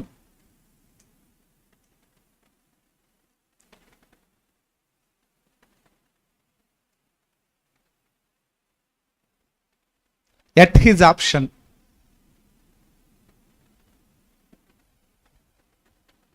Assessee can declare higher income than presumptive income at his option. అర్థమైందా provision?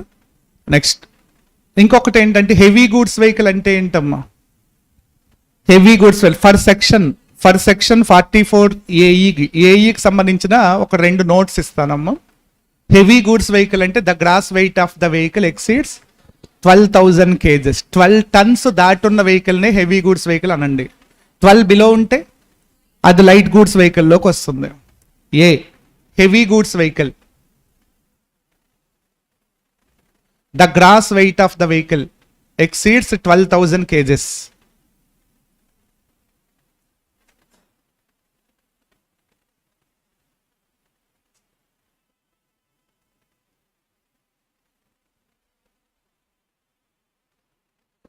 The gross weight of the vehicle exceeds 12,000 kgs, nothing but 12 tons. Assessee దగ్గర 8 vehicles ఉన్నాయమ్మా. 4 vehicles side purchase instalment basis మీద కొన్నాడు. ఇప్పుడు వాడికి presumptive income apply అవుతుందా? Own vehicles 8 ఉన్నాయి, instalment basis మీద ఒక 4 వెహికల్స్ కొన్నాడు. ఇప్పుడు దాన్ని యాడ్ చేయాలా చేయకూడదు? చేస్తే 12 అయిపోతుంది, ప్రెజెంటివ్ ఇన్కమ్ నాట్ అప్లికబుల్. చేయకూడదు అన్నాడు అనుకోండి, 8 ఉంటుంది, ప్రెజెంటివ్ ఇన్కమ్కి ఎలిజిబుల్ అవుతాడు. చెప్పండి, హైర్ పర్చేజ్ ఇన్స్టాల్మెంట్ బేసిస్ మీద కొన్న వెహికల్స్ ని థ్రెషోల్డ్ లిమిట్ లో తీసుకొచ్చా. What is the threshold limit here? 10 vehicles. 10 vehicles limit లో హైర్ పర్చేజ్ ఇన్స్టాల్మెంట్ బేసిస్ మీద పర్చేజ్ చేసిన వెహికల్స్ ని ఇంక్లూడ్ చేయొచ్చా లేదా? చెయ్యొచ్చు అని చెప్తున్నాడు. చేస్తే 12 వెహికల్స్ అవుతాయి, ప్రెజెంటివ్ ఇన్కమ్ నాట్ అప్లికబుల్. ఎందుకంటే hire purchase instalment basis vehicles మీద ఓనర్షిప్ ఇంకా రాలా. ఎప్పుడు వస్తుంది? ఫ్యూచర్ లో లాస్ట్ ఇన్స్టాల్మెంట్ పే చేసిన తర్వాత వస్తుంది. బట్ ఖచ్చితంగా అయితే వస్తుంది కదా. ఎందుకు చేయకూడదు? దాన్ని కూడా నీ వెహికల్ కింద ట్రీట్ చేస్తాను అని చెప్తున్నాడు. అర్థమైందా? Vehicles purchased on vehicles purchased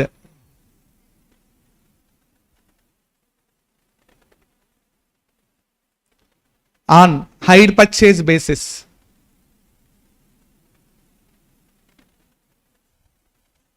or installment basis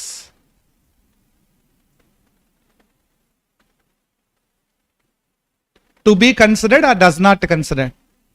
To be considered for calculating threshold limit.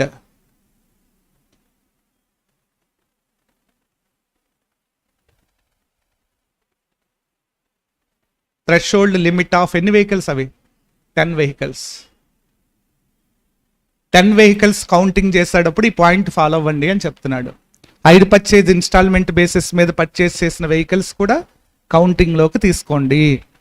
Next ఇంకొక పాయింట్ ఉందమ్మా, సి. ఇదేంటంటే అసెసీ దగ్గర 6 వెహికల్స్ ఉన్నాయి, ప్రెజెంటివ్ ఇన్కమ్ తీసుకున్నాడు. కానీ అందులో 4 వెహికల్స్ అసలు పనిచేయట్లేదు, రిపేర్స్ వచ్చినాయి. రిపేర్స్ వచ్చి పక్కన పెట్టేస్తాడు. అంటే ఈ సంవత్సరం రన్ అవుతున్న వెహికల్స్ ఓన్లీ 2 వెహికల్సే. అవుట్ ఆఫ్ 6 లో 4 వెహికల్స్ రిపేర్స్ వచ్చి పక్కన పెట్టి, ఇయర్ మొత్తం పక్కనే ఉన్నాయి అవి, అసలు టైర్లు లేవు, ఏమి లేవు దానికి. Only 2 vehicles is still running అమ్మా. ఇప్పుడు వీడి ఆర్గ్యుమెంట్ ఏంటంటే ప్రెజెంటివ్ ఇన్కమ్ కాలిక్యులేట్ చేయాలి. 2 వెహికల్స్కే క్యాలిక్యులేట్ చేయాలా 6 వెహికల్స్కే క్యాలిక్యులేట్ చేయాలి? చూసారా డిస్ప్యూట్. యాక్ట్ ఏం చెప్తుందంటే ప్రెజెంటివ్ ఇన్కమ్లోకి ఎంటర్ అయ్యేటప్పుడు ఆలోచించవు. ఒక్కసారి ఎంటర్ అయితే వెహికల్ యూజ్ చేసినా చేయకపోయినా ఈచ్ అండ్ ఎవ్రీ వెహికల్కి ప్రెజెంటివ్ ఇన్కమ్ అప్లై చేయాల్సిందే. సార్ నాకు వెహికల్ తిరగట్లేదు సార్, ఇన్కమ్ రావట్లేదు అని అనుకున్న వాళ్ళు ఎవరైనా ఉంటే it is better to go for actual income. అప్పుడు నువ్వు ఇటు రావద్దు, యాక్చువల్లోకి వెళ్ళిపో. అప్పుడు బుక్స్ మెయింటైన్ చేయి, వెహికల్ తిరగనట్టు ప్రూవ్ చేసుకో, నువ్వు చెప్పింది నేను యాక్సెప్ట్ చేస్తాను. సో ప్రెజెంటివ్లోకి వస్తే presumptive income is applicable to all vehicles irrespective of the usage. నేను ఓనర్షిప్ చూస్తాను తప్ప యూసేజ్ చూడను అని చెప్తున్నాడు. So ప్రెజెంటివ్ income is applicable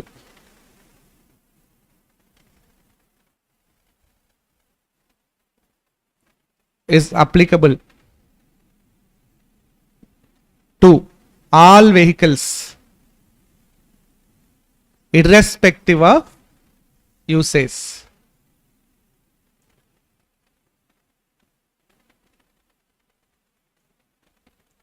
Presumptive income is applicable to all vehicles irrespective of the usage.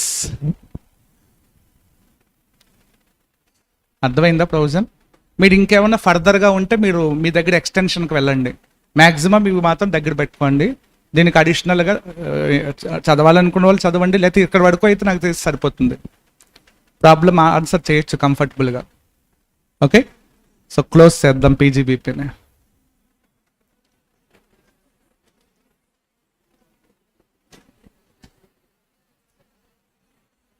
మా టీడీఎస్ చాప్టర్ అమ్మా.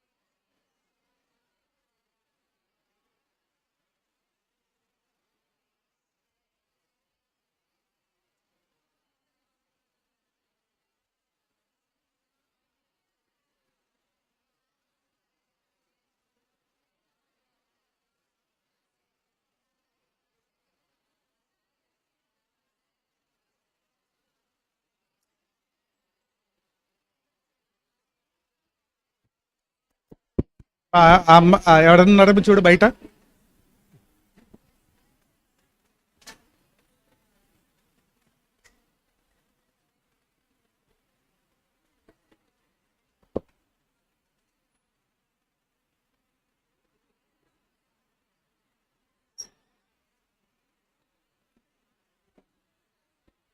టీడీఎస్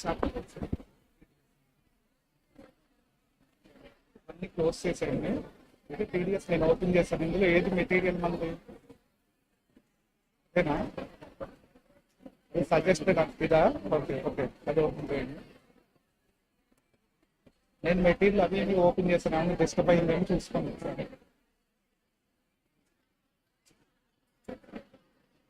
లీవ్ అని కొట్టాలా?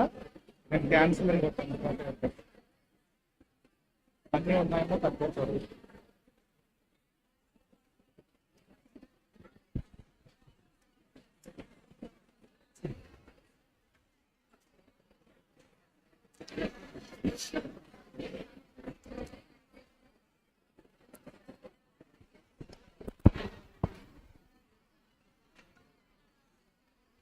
మా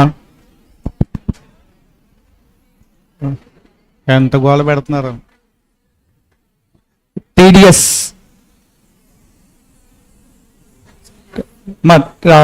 టీడీఎస్ చాలా government point of view plays very important role in Indian economy అమ్మ. ఎందుకంటే income tax revenue కలెక్షన్లో key role play చేస్తుంది. 70% of income tax collected through TDS. అందుకే ఈ చాప్టర్ ఇంపార్టెన్స్ని ఎవ్రీ ఇయర్ గ్రాడ్యువల్గా ఇంక్రీజ్ చేసుకుంటూ వెళ్తున్నారు. అంటే కొత్త కొత్త ఇన్కమ్స్ కూడా, న్యూ ఇన్కమ్స్ కూడా టీడీఎస్లో యాడ్ అవుతున్నాయి. సో ఎందుకు ఆబ్జెక్టివ్స్ మనకి దాని యొక్క బ్యాక్ స్టోరీ ఏంటనేది మనకి ఇక్కడ డిస్కస్ చేసే టైం లేదు కాబట్టి డైరెక్ట్గా సెక్షన్స్లోకి వెళ్దాం. అన్నీ చెప్పడం కుదరదు, కొన్ని ఇంపార్టెంట్ సెక్షన్స్ మాత్రమే టచ్ చేస్తాను. సో టీడీఎస్ ఒక 1.5 hours దీన్ని తీసుకోబోతున్నాం. ఎవ్వరూ మాట్లాడదు అసలు. లేదు గేట్ ఇస్తాడు సార్ నన్ను పంపించట్లేదు అంటే నేను పర్మిషన్ ఇప్పిస్తా. అది అలాంటి వాళ్ళు ఎవరైనా ఉంటే ఎవరు మాట్లాడద్దు అసలు క్లాస్లో. టీడీఎస్ జస్ట్ వినండి, ఎందుకంటే చాలా మంది స్టూడెంట్స్కి టీడీఎస్ డౌట్ఫుల్గా ఉంటుంది chapter. So again and again crash బ్యాచ్కి వచ్చే వాళ్ళు ఎక్కువగా అడిగే చాప్టర్ కూడా టీడీఎస్. ముఖ్యంగా వాళ్ళు హెడ్స్ అయిపోయిన వెంటనే టీడీఎస్, అట్లీస్ట్ టీడీఎస్ చాప్టర్ చెప్పమని అడుగుతారు. సో అంత సెక్షన్ కొంత క్లమ్జీగా ఉంటుంది. దానికి ఓవరాల్గా కనుక మీకు ఆ చాప్టర్ మీద ఐడియా లేకపోతే కనుక పొరపాటును కూడా ఆ చాప్టర్ అర్థం కాదు. So TDS, tax deducted at source. ఇప్పుడు సాధారణంగా టీడీఎస్ జనరల్గా ట్యాక్స్ అనేది ఎవరికి ఇన్కమ్ అయితే వాళ్ళు పే చేయాలి ట్యాక్స్, అవునా కదా? కానీ టీడీఎస్ ఏం చెప్తుందంటే ఎవరికి ఇన్కమో వాడి కాదు, ఆ ఇన్కమ్ ఎవరు పే చేస్తున్నాడో వాడిని టీడీఎస్ కట్ చేయమంటున్నాడు. ఫర్ ఎగ్జాంపుల్ శాలరీ, నేను కాలేజీలో జాబ్ చేస్తున్నాను అనుకోండి, శాలరీ అనేది నాకు ఇన్కమ్, అవునా కదా? నేనే జనరల్గా నా శాలరీ ఇన్కమ్ మీద ఏం చేయాలి? గవర్నమెంట్కి ట్యాక్స్ పే చేయాలి. కానీ టీడీఎస్ ప్రొవిజన్ ఏం చెప్తుందంటే నో వాడి దాకా వెళ్ళొద్దా శాలరీ, అదేదో నువ్వే కట్ చేసి గవర్నమెంట్కి ఇచ్చేయమని ఎంప్లాయిడ్కి ఇన్స్ట్రక్షన్స్ ఇస్తుంది చాప్టర్. ఎవరికి? ఎంప్లాయిడ్కి. అంటే పేమెంట్ ఇచ్చేవాడికి ఇస్తుంది. పేమెంట్ ఇచ్చేవాడిని ఏమంటాం? పేయరా పేయినా? పేయర్కి ఇన్స్ట్రక్షన్స్ ఇస్తుంది. పేయరు తను పే చేసే పేమెంట్ మీద ట్యాక్స్ కట్ చేసి పే చేయమని అడుగుతుంది. బ్యాలెన్స్ మాత్రమే పే చేయి, ఫుల్ పేమెంట్ ఇవ్వద్దు, వాడు అసలు ట్యాక్స్ కట్టాడు పనికి మళ్ళీ అర్థమైంది. అంటే ఒక విధంగా అదే గవర్నమెంట్ సార్. సో ఇక్కడ జాగ్రత్తగా అబ్జర్వ్ చేయండి, టీడీఎస్ చేయాల్సింది ఎవరు? పేయర్. వాడు ఇచ్చే పేమెంట్, జనరల్గా పేమెంట్ ఎవరికి ఇన్కమ్? అది పేయర్కా పేయీకా? పేయి. రూల్ ప్రకారం ఆ ట్యాక్స్ ఎవరిది? పేయి. అంటే పేయి పే చేయాల్సిన ట్యాక్స్ని పేయరే డిడక్ట్ చేసి గవర్నమెంట్కి హ్యాండ్ ఓవర్ చేయమని చెప్తుంది ఈ సెక్షన్ అమ్మ. అందుకే గవర్నమెంట్కి ట్యాక్స్ యాక్యురేట్గా కలెక్ట్ అవటంలో ఒక కీ రోల్ ప్లే చేస్తుంది టీడీఎస్. అర్థమైంది. ఎందుకు అంటే, ఎందుకు సార్ పాపమని వదిలేశారు అనుకోండి, అలా గవర్నమెంట్ ఏమంటుంది, డిపార్ట్మెంట్ ఏమంటుందంటే చెయ్యకపోతే నేను వాడిని అడగను నిన్నే అడుగుతానని ఎంప్లాయిడ్కి పనిష్మెంట్ పెట్టింది. కంపల్సరీ నువ్వు చెయ్యాలి, చెయ్యకపోతే నీకే రెస్పాన్సిబిలిటీ. చెయ్యనందుకు నీకు కొన్ని పనిష్మెంట్స్ ఉంటాయి ఇన్కమ్ ట్యాక్స్లో. ఆ పనిష్మెంట్స్ కూడా నేను చెప్తాను. అర్థమైందా? టీడీఎస్ ఎవరు చేయాలి? పేయర్ చేయాలి. గుర్తుపెట్టుకోండి, తను చేసే పేమెంట్లో ట్యాక్స్ డిడక్ట్ చేసి government. TDS is nothing but income tax deducted at source అమ్మ. కొత్త వర్డ్ ఏం కాదు. ట్యాక్స్ డిడక్టెడ్ అంటే, ట్యాక్స్ అంటే ఏ ట్యాక్స్ ఇక్కడ? Income tax deducted at source. జనరల్గా ఇన్కమ్ ట్యాక్స్ని అసెస్మెంట్ ఇయర్లో పే చేస్తాం కదా, కానీ పేయర్ని ఏమంటున్నాడంటే అసెస్మెంట్ ఇయర్ దాకా వెయిట్ చేయొద్దు, నువ్వు ఇప్పుడే ట్యాక్స్ కట్ చేసి గవర్నమెంట్కి ఇచ్చేయమని చెప్తున్నాడు. అర్థమైందా? దానివల్ల టీడీఎస్ వల్ల గవర్నమెంట్కి వచ్చే బెనిఫిట్ ఏంటంటే ఎర్లీ కలెక్షన్ అంటాం దాన్ని. ఎప్పుడో అసెస్మెంట్ ఇయర్లో కలెక్ట్ అవ్వాల్సిన ట్యాక్స్ ఏమవుతుంది? ఇప్పుడే కలెక్ట్ అయిపోతుంది గవర్నమెంట్కి. దానివల్ల చాలా అడ్వాంటేజ్ గవర్నమెంట్కి. ఎర్లీ ట్యాక్స్ కలెక్షన్ అంటాం. అర్థమైందా? ఇంకొక అడ్వాంటేజ్ ఏంటంటే, అంటే టైం గ్యాప్ని తగ్గిస్తుంది. ఏంటా time gap? Earning of income, payment of tax మధ్య చాలా టైం గ్యాప్ ఉంటుందాం. నేను ఒక చిన్న ఎగ్జాంపుల్ చెప్తాను. టీడీఎస్ యొక్క మెయిన్ ఆబ్జెక్టివ్ చెప్తాను. ప్రీవియస్ ఇయర్ 21-22 అనుకుందాం. ప్రీవియస్ ఇయర్ 21-22 ఎప్పుడు స్టార్ట్ అవుతుంది, ఎప్పుడు ఎండ్ అవుతుంది? 1/4/2021. ఎప్పుడు ఎండ్ అవుతుంది? 31st March 2022. దీనికి అసెస్మెంట్ ఇయర్ ఎప్పుడు స్టార్ట్ అవుతుంది చెప్పండి? అసెస్మెంట్ ఇయర్ 22-23 ఎప్పుడు స్టార్ట్ అవుతుంది? 1/4/2022. ఎండ్ అయ్యేది 2023. మన ఇన్కమ్ ట్యాక్స్ లో జనరల్ రూల్ ఏంటంటే the previous year income is taxable in assessment year. Previous year లో ఇన్కమ్ ఎప్పుడు వచ్చినా సరే అసెస్మెంట్ ఇయర్ లో ట్యాక్స్ పే చేయాలి కదా, అది జనరల్ రూల్.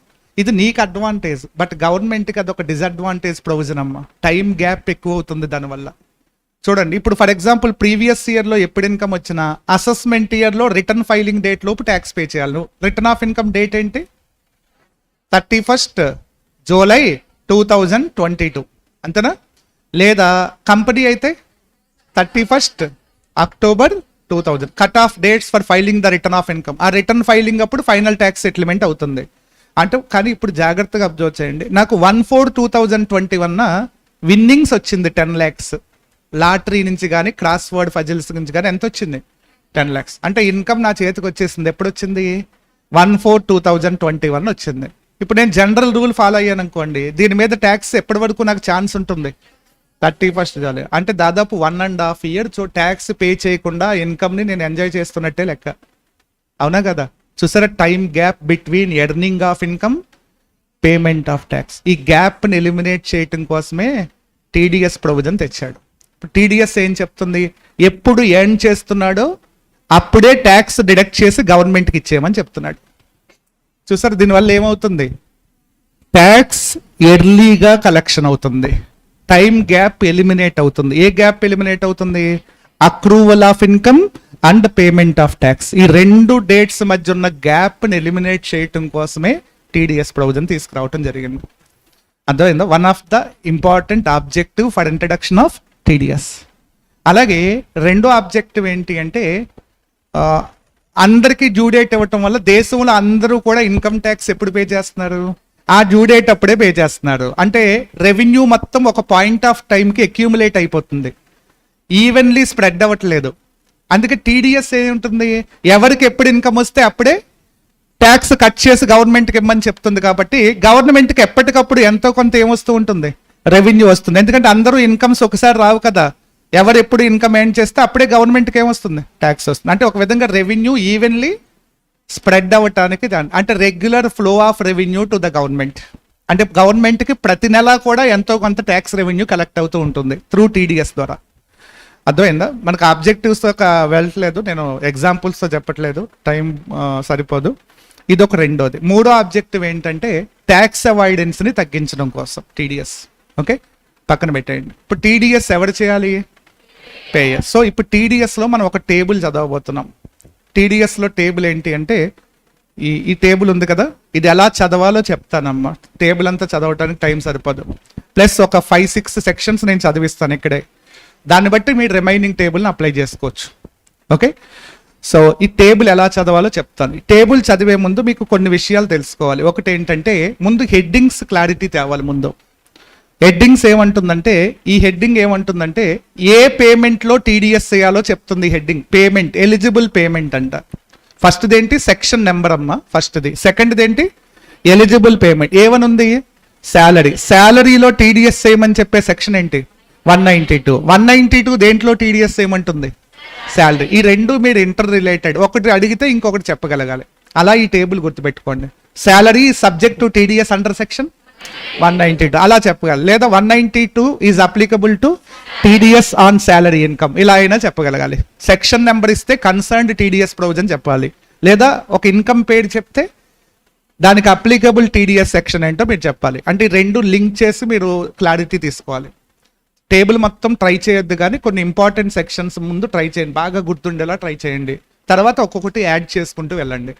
ఒక 10 sections మైండ్లో ఎప్పుడు ఎనీ టైం అడిగేలా గుర్తుపెట్టుకున్నారు అనుకోండి, కొత్త సెక్షన్ యాడ్ చేసిన ప్రాబ్లం ఉంటుంది, నీకు డిస్టర్బ్ అవ్వదు. అర్థమైందా? ఒకేసారి అన్నీ తెలుసుకోవటానికి ట్రై చేయొద్దు. సో నెక్స్ట్ థర్డ్ ఏంటంటే చాలా ఇంపార్టెంట్ కాలం అమ్మ, థ్రెషోల్డ్ లిమిట్. థ్రెషోల్డ్ లిమిట్ అంటే ఆ లిమిట్ దాటితేనే టీడీఎస్ చేయండి అని అర్థం. ఎగ్జంప్షన్ లిమిట్ అనొచ్చు, దీన్ని ఏమనొచ్చు? Exemption limit. Exemption limit up to that limit no TDS అని చెప్తుంది. Exemption for example second section లో ఎంత ఇచ్చాడు? 50,000. అంటే 50,000 బిలో పేమెంట్ ఇచ్చినప్పుడు టీడీఎస్ వద్దు అని అర్థం. 50,000 దాటి పేమెంట్ చేస్తేనే టీడీఎస్ కట్ చేయండి అని అర్థం. ఎగ్జంప్షన్ లిమిట్ అంటాం. థ్రెషోల్డ్ లిమిట్ అంటే ఎగ్జంప్షన్ అంటే up to that limit no TDS shall be made by the payer. అర్థమైందా? Next point payer. ఎవరు పే చేసేటప్పుడు టీడీఎస్ చేయాలో చెప్తుంది. పేయర్ కాలం. అసలు టీడీఎస్ చేయాల్సింది ఎవరు? పేయరే. ఆ పేయర్ ఎవరై ఉండాలి అని చెప్తున్నాడు. అంటే ఎనీ పర్సన్ ఉంది అంటే అర్థం ఎవరు పే చేసినా ఆ ఇన్కమ్ ని టీడీఎస్ కట్ చేయాల్సిందే అని అర్థం. నేను ఒక పార్ట్నర్షిప్ ఫర్మ్ లో జాబ్ చేస్తున్నాను. ఫర్మ్ నాకు శాలరీ ఇస్తుంది. చెప్పాలి టీడీఎస్ చేయాలా వద్దా? చేయాలి. ఎవరు చేయాలి? ఫర్మ్. అదే ఒక కంపెనీలో చేస్తున్నాను. అప్పుడు పేయర్ ఎవరు? కంపెనీ. చేయాలా వద్దా? చేయాలి. ఎందుకంటే ఇక్కడ ఏమని ఉంది? Any person. అంటే నీకు ఎవరు శాలరీ పే చేసినా వాడు టీడీఎస్ కట్ చేయాల్సిందే. ఇంటర్ప్రిటేషన్ ఆఫ్ హెడ్డింగ్ చాలా ఇంపార్టెంట్. ఆ హెడ్డింగ్ కనుక ఎలా అప్లై చేయాలో మీరు తెలుసుకుంటే మీరు ఓన్గా టేబుల్ని చదివేయచ్చు. ప్లస్ నేను కొన్ని సెక్షన్స్ చెప్తాను కాబట్టి దాన్ని బేస్ చేసుకుని. సో నెక్స్ట్ ఇండివిజువల్ పేయి అంటే రిసిపియంట్ అమ్మ. రిసిపియంట్ ఎవరై ఉండాలో చెప్తుంది. నేను ఒక ఆల్టర్నేటివ్ వర్డ్స్ కూడా వాడచ్చు. పేయి వీడిని ఏమనొచ్చు? రిసిపియంట్. పేయర్ని ఏమనొచ్చు అంటే పేయర్ని డిడక్టార్ అని కూడా అనొచ్చు. ఏమనొచ్చు? డిడక్టార్. అంటే డిడక్ట్ చేసేవాడు పేయరే కాబట్టి వాడిని డిడక్టార్ అనే నేమ్తో కూడా యూజ్ చేయొచ్చు. అర్థమైందా? Next rate of TDS. TDS చేయాలంటే ఒక రేట్ కావాలి కదా, ఆ రేట్ ఇచ్చాడు. గుర్తుపెట్టుకోండి. ఇదేంటి సార్ ఇన్కమ్ ట్యాక్స్ రేట్స్ ఉన్నాయి కదా ఇంట్రడక్షన్ లో. Don't use the income tax rates while making the TDS. TDS shall be made as per TDS rates, not as per income tax rates. అందుకే నేను ఒక పాయింట్ చెప్తున్నా, టీడీఎస్ ఫైనల్ ట్యాక్స్ సెటిల్మెంట్ కాదు. TDS అనేది ఏం కాదు? Final tax settlement కాదు. అందుకే టీడీఎస్ అనేది ఒక సర్టెన్ అమౌంట్ని డిడక్ట్ చేస్తున్నారు. ఫ్యూచర్లో అసలు నీ ట్యాక్స్ లైబిలిటీ ఎంత తెలిసేది రిటర్న్ ఫైలింగ్ అప్పుడే తెలుస్తుంది. ఆ కాలిక్యులేషన్ ఏ ట్యాక్స్ రేట్స్ ప్రకారం కడతాం? Final tax liability, final income tax rates ప్రకారం. Income tax is payable as per income tax rates, but TDS shall be made as per TDS rate. కాబట్టి final గా return file చేసేటప్పుడు నీ income tax ఎంత అనేది నీ టోటల్ ఇన్కమ్ మీద income tax rates ప్రకారం క్యాలిక్యులేట్ చేసి ఆ వచ్చిన ట్యాక్స్ లో ఆల్రెడీ కట్ అయిన టీడీఎస్ ని డిడక్ట్ చేసి బ్యాలెన్స్ ఏవైనా ఉంటే నువ్వు అప్పుడు పే చేయాల్సి ఉంటుంది. అర్థమైందా? TDS is not A final tax settlement. ఎందుకంటే టీడీఎస్ చేసేటప్పుడు ఇన్కమ్ ట్యాక్స్ రేట్స్ ప్రకారం చేయడు. టీడీఎస్ కి సెపరేట్ రేట్స్ ఉన్నాయి, టీడీఎస్ రేట్స్. ఆ రేట్సే వాళ్ళు ఫాలో అవటం జరుగుతుంది. మరి ఇప్పుడు నువ్వేం చేయాలి? ఇప్పుడు ఫ్యూచర్లో నువ్వేం చేయాలి? ఫ్యూచర్లో నీ టోటల్ ఇన్కమ్ మీద నువ్వు ట్యాక్స్ కట్టేటప్పుడు టీడీఎస్ని లెస్ చేసుకుని బ్యాలెన్స్ ఇఫ్ ఎనీ ఉంటే అది బ్యాలెన్స్ నువ్వు సెటిల్ చేసుకోవాల్సి ఉంటుంది. ఈ ప్రొసీజర్ మీరు టోటల్ ఇన్కమ్లో అది ఫాలో అయి ఉంటారు కదా. ఎందుకు ఆ మైనస్ చేయటం టీడీఎస్ అంటే టీడీఎస్ అనేది ఫైనల్ ట్యాక్స్ కాదు కాబట్టి. ప్లస్ ఇంకొకటి టీడీఎస్ ఒకడొకడు ఎంత కట్ చేస్తున్నాడు ఇంకొకటికి ఎలా తెలుస్తుంది? ఇన్కమ్ ట్యాక్స్ దేని మీద పే చేస్తాం? టోటల్ ఇన్కమ్ మీద పే చేస్తాం. టోటల్ ఇన్కమ్లో ఎన్ని హెడ్స్ ఇన్వాల్వ్ అయి ఉంటాయి? 5 హెడ్స్. ఇప్పుడు మాస్టర్ మైండ్స్ కాలేజ్ వాళ్ళు నాకు శాలరీ ఇచ్చేటప్పుడు శాలరీలో మాత్రమే టీడీఎస్ కట్ చేస్తారు. మిగతా ఇన్కమ్స్ ఏంటో వాడికి ఎలా తెలుస్తాయి? తెలియదు కదా. అవి నాకు తెలుస్తాయి. ఎప్పుడు? ఇయర్ ఎండింగ్లో తెలుస్తాయి. ఇప్పుడు ఇయర్ ఎండింగ్. అలాగే బ్యాంకులో డిపాజిట్స్ ఉన్నాయి. బ్యాంకు వాళ్ళు ఏమిస్తారు? ఇంట్రెస్ట్. వాళ్ళ ఇంట్రెస్ట్లో టీడీఎస్ కట్ చేస్తారు. వాళ్ళ పేమెంట్లో వాళ్ళు టీడీఎస్ చూసుకుంటారు తప్ప అదర్ ఇన్కమ్స్ గురించి వాళ్ళకి ఎందుకు? అంటే నాకు డిఫరెంట్ ఇన్కమ్స్లో ఏమేం కట్ అవుతున్నాయి? టీడీఎస్. ఇప్పుడు నేను ఆ ఇన్కమ్స్ అన్నిటినీ కూడా ఏం చేయాలి? టోటల్ చేసి టోటల్ ఇన్కమ్ అని పేరు పెట్టి దాని మీద నేను ఇన్కమ్ ట్యాక్స్ కాలిక్యులేషన్ ఏ రేట్స్ ప్రకారం కట్టాలి? ఇన్కమ్ ట్యాక్స్ రేట్స్ ప్రకారం కట్టి అప్పుడు వచ్చిన ట్యాక్స్లోంచి ఎక్కడెక్కడైతే టీడీఎస్లు కట్ అయినాయో అవన్నిటిని కూడా లెస్ చేసి బ్యాలెన్స్ ఏవైనా ఉంటే నేను పే చేయాల్సి ఉంటుంది. ఇది ప్రాక్టికల్గా అప్లికబిలిటీ అమ్మ. అర్థమైందా? TDS shall be made as per TDS rates, not as per income tax rates. అర్థమైంది కదా పాయింట్? అంటే టీడీఎస్ ఫైనల్ ట్యాక్స్ సెటిల్మెంట్ కాదు. ఫైనల్ ట్యాక్స్ సెటిల్మెంట్ అసెస్మెంట్ ఇయర్లోనే చేయాలి. అది ఇన్కమ్ ట్యాక్స్ రేట్స్ ప్రకారమే చేయాలి. కాబట్టి ఫైనల్ ట్యాక్స్ సెటిల్మెంట్ చేసేటప్పుడు ఆల్రెడీ కట్ అయిన టీడీఎస్ని లెస్ చేసి బ్యాలెన్స్ ఇఫ్ ఎనీ ఏమైనా పాజిటివ్ ఉంటే అది పే చేయాలి. ఇఫ్ ఇట్ ఈస్ నెగిటివ్ అయితే రిఫండ్ క్లెయిమ్ చేసుకోవాల్సి ఉంటుంది. అర్థమైంది కదా point? Next payer rate of TDS ఎంత కట్ చేయాలో ఈ కాలం చెప్తుందమ్మా. టైమ్ ఆఫ్ టీడీఎస్ ఎప్పుడు కట్ చేయాలో చెప్తుంది. వెన్ ఎప్పుడు టీడీఎస్ కట్ చేయాలో చెప్పేది టైమ్ ఆఫ్ టీడీఎస్. లాస్ట్ది ఎక్సెప్షన్స్ గురించి చెప్తుంది. కొన్ని కేసుల్లో ఈ సెక్షన్ ఫాలో అవ్వద్దు అనేది ఎక్సెప్షన్స్. థ్రెషోల్డ్ లిమిట్ ఏం చెప్తుంది? ఎంత దాటితే టీడీఎస్ చేయాలో చెప్పే కాలం ఏంటి? Threshold limit. ఎవరు టీడీఎస్ చేయాలో చెప్పేది? పేయర్ కాలం. ఎప్పుడు టీడీఎస్ చేయాలో చెప్పేది? Time of TDS. ఎంత చేయాలో చెప్పేది? Rate of TDS. గుర్తుంది కదా, దేంట్లో టీడీఎస్ చేయాలో చెప్పేది. సెకండ్ది పేమెంట్. ఇవన్నిటికీ ఒక ఆబ్జెక్టివ్ ఉంది, హెడ్డింగ్స్ క్లారిటీ ఉంటే టేబుల్ ఓన్గా ప్రిపేర్ అవ్వచ్చు. అర్థమైందా? సో ఆ 3 టీడీఎస్ ప్రొవిజన్స్ నేను కొన్ని సెక్షన్స్, ఇంపార్టెంట్ సెక్షన్స్ చెప్తానమ్మా. 194A important.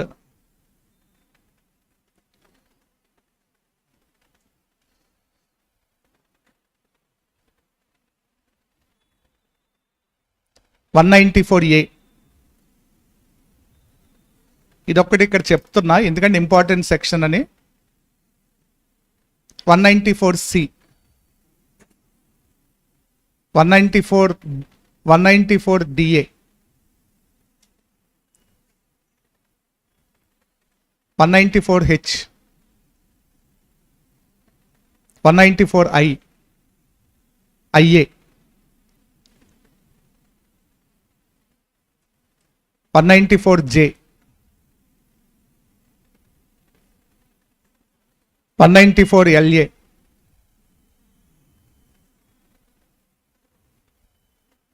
మా last 2 sections added in finance act 2021 అమ్మా. Compulsory prepared, must prepare sections ఈ రెండు కూడా ఫినాన్స్ యాక్ట్ 2021. కాబట్టి ఆ రెండు చెప్పాల్సిన సెక్షన్సే కంపల్సరీ.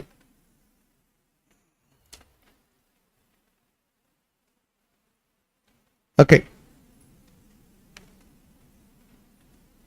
ఎవరు టీడీఎస్ చేయాలో చెప్పే సెక్షన్ కాలం ఏంటమ్మా? పేయర్. టీడీఎస్ ఎంత దాటితే చేయాలో చెప్పేది థ్రెషోల్డ్ లిమిట్. టీడీఎస్ ఎవరికి పే చేసేటప్పుడు చేయాలో చెప్పేది పేయీ కాలం. అమ్మ. నెక్స్ట్ ఎంత పే చేయాలో చెప్పేది రేట్ ఆఫ్ టీడీఎస్. ఎప్పుడు డిడక్ట్ చేయాలో చెప్పేది టైమ్ ఆఫ్ డిడక్షన్ అమ్మ. సో లాస్ట్ కాలం ఎక్సెప్షన్స్. ఏ కేసెస్లో ఆ సెక్షన్ అప్లికబుల్ కాదో చెప్పేది ఎక్సెప్షన్స్ అమ్మ. కొన్ని ఎక్సెప్షన్స్ ఉంటాయి ప్రతి సెక్షన్కి. సో అవి కూడా నేను కొంతవరకు ఎక్స్ప్లెయిన్ చేస్తాను ఏంటనేది. ఫస్ట్ 194A దగ్గరికి వద్దాం. ఈ వెన్ టైమ్ ఆఫ్ టీడీఎస్ ఉంది కదా, వెన్ ఎప్పుడు టీడీఎస్ చేయాలనే దానికి 2 మెథడ్స్ ఉంటాయమ్మా. ఒక మెథడ్ ఏమిటో, కొన్ని సెక్షన్స్ ఏమో పేమెంట్ చేసేటప్పుడు టీడీఎస్ చేయమంటుంది at the time of payment. Date of payment ఎప్పుడు జరిగితే అప్పుడు టీడీఎస్ చేయమంటుంది. కొన్ని సెక్షన్స్ ఏంటంటే date of payment or date of entry in the books of accounts. Date of entry in the books of accounts whichever is earlier. ఇది follow అవ్వమంటుంది. కొన్ని సెక్షన్స్లో ఈ సెంటెన్స్ ఉంటుంది, కొన్ని సెక్షన్లో ఈ సెంటెన్స్ ఉంటుంది. అది ముందే తెలుసుకున్నారనుకోండి, మీరు అక్కడ ఏది ఉందో మీరు అప్లై చేసుకోవచ్చు. అర్థమైందా? సమ్ టీడీఎస్ సెక్షన్స్ ఎప్పుడు టీడీఎస్ చేయమంటున్నాయి at the time of payment. కొన్ని sections at the time of payment or at the time of credit entry in the books of account. ఏ entry? Credit entry in the books of accounts whichever is earlier. ఇది time of టీడీఎస్లో 2 సెంటెన్స్లో ఏదో ఒకటి వస్తూ ఉంటుంది. So ముందే చెప్పేస్తుంది, అది మీరు ఓన్గా అప్లై చేసుకుంటూ వెళ్ళిపోవచ్చు. Okay, so now 194A. Sir అసలు 194A గురించి తెలియాలంటే 193 గురించి ఒకసారి చూడండి. 193 దేంట్లో టీడీఎస్ చేయమంటుంది? ఇంట్రెస్ట్ ఆన్ సెక్యూరిటీస్లో టీడీఎస్ చేయమంటుంది. సెక్యూరిటీస్ అంటే డిబెంచర్స్, బాండ్స్, యూనిట్స్ కొన్నప్పుడు ఆ ఇష్యూవర్ నీకు ఏమి ఇవ్వాలి? ఇంట్రెస్ట్. ఆ ఇంట్రెస్ట్లో టీడీఎస్ అడుగుతుంది. ఏ సెక్షన్? 193. ఇప్పుడు 194A కూడా ఇంట్రెస్టే, కానీ ఏ ఇంట్రెస్ట్ అది? Other than interest on securities. అర్థమైంది ఇది ఎందుకు అదర్ దాన్ అన్నాడు? Because the interest on securities were covered under section 193. Already వేరే సెక్షన్లో ఉంది కాబట్టి ఇక్కడ ఇంట్రెస్ట్ అదర్ దాన్ ఇంట్రెస్ట్ అంటే ఇప్పుడు ఇక్కడ ఏమొస్తాయి? బ్యాంక్ డిపాజిట్స్ అవి వస్తాయి. ఇక్కడ బ్యాంకులో మనీ డిపాజిట్, పోస్ట్ ఆఫీస్లో కానీ, బ్యాంకులో కానీ, కోఆపరేటివ్ సొసైటీలో కానీ మనీ డిపాజిట్ చేస్తే ఇంట్రెస్ట్లు వస్తాయి చూసారా, అవన్నీ ఈ సెక్షన్లోకి రమ్మంటున్నాడు. అర్థమైందా? సో ఇప్పుడు చెప్పండి, 194A దేంట్లో టీడీఎస్ ఏముంటుంది? Interest other than interest on securities. Interest other than interest on securities. So ఇప్పుడు థ్రెషోల్డ్ లిమిట్ చూడండి, ఒకసారి జాగ్రత్తగా అబ్జర్వ్ చేయండి. థ్రెషోల్డ్ లిమిట్ జనరల్గా 40,000 దాటితే టీడీఎస్ కట్ చేయమంటుంది. ఎంత? 40,000 దాటితే. అంటే నేను ఏదైనా బ్యాంకులో మనీ డిపాజిట్ చేశాను అనుకోండి, వాళ్ళు నాకేమి ఇవ్వాలి? ఇంట్రెస్ట్. వాళ్ళు ఇంట్రెస్ట్ ఇచ్చే ఇంట్రెస్ట్ 40,000 దాటి ఇస్తుంటే కనుక ఈ సెక్షన్లో వాళ్ళు టీడీఎస్ కట్ చేసిస్తారు. బిలో 40,000 ఇంట్రెస్ట్ ఇచ్చేటప్పుడు అవసరం లేదాం. థ్రెషోల్డ్ లిమిట్ ఆబ్జెక్టివే అది. TDS is applicable only when the payment exceeds the threshold limit. దాటితేనే టీడీఎస్ ఏమంటుంది. నార్మల్గా 40,000 అంటమ్మా, కానీ ఒకవేళ ఆ ఇంట్రెస్ట్ రిసీవ్ చేసుకునేవాడు రెసిడెంట్ సీనియర్ సిటిజన్ అయితే 50,000 దాటితేనే టీడీఎస్ అడుగుతుంది.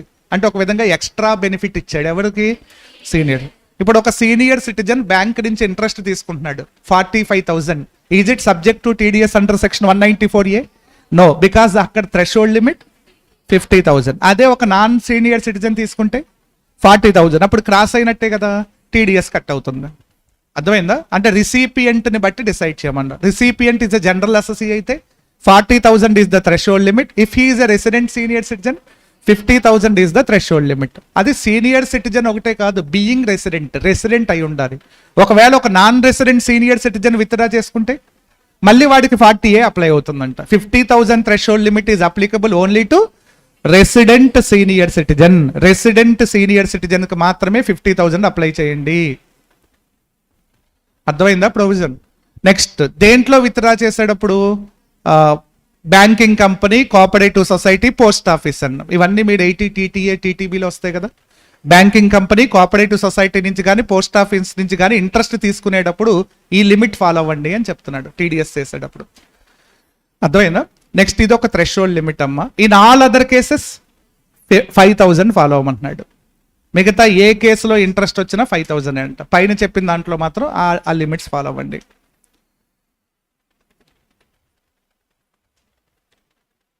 ఓకే, నెక్స్ట్ ఇంకా ఈ పాయింట్ ఒకసారి చూడండి. దీనికి ఒక ప్రాబ్లం కూడా ఉందమ్మా, మీరు సిఆర్డి ప్రాబ్లం.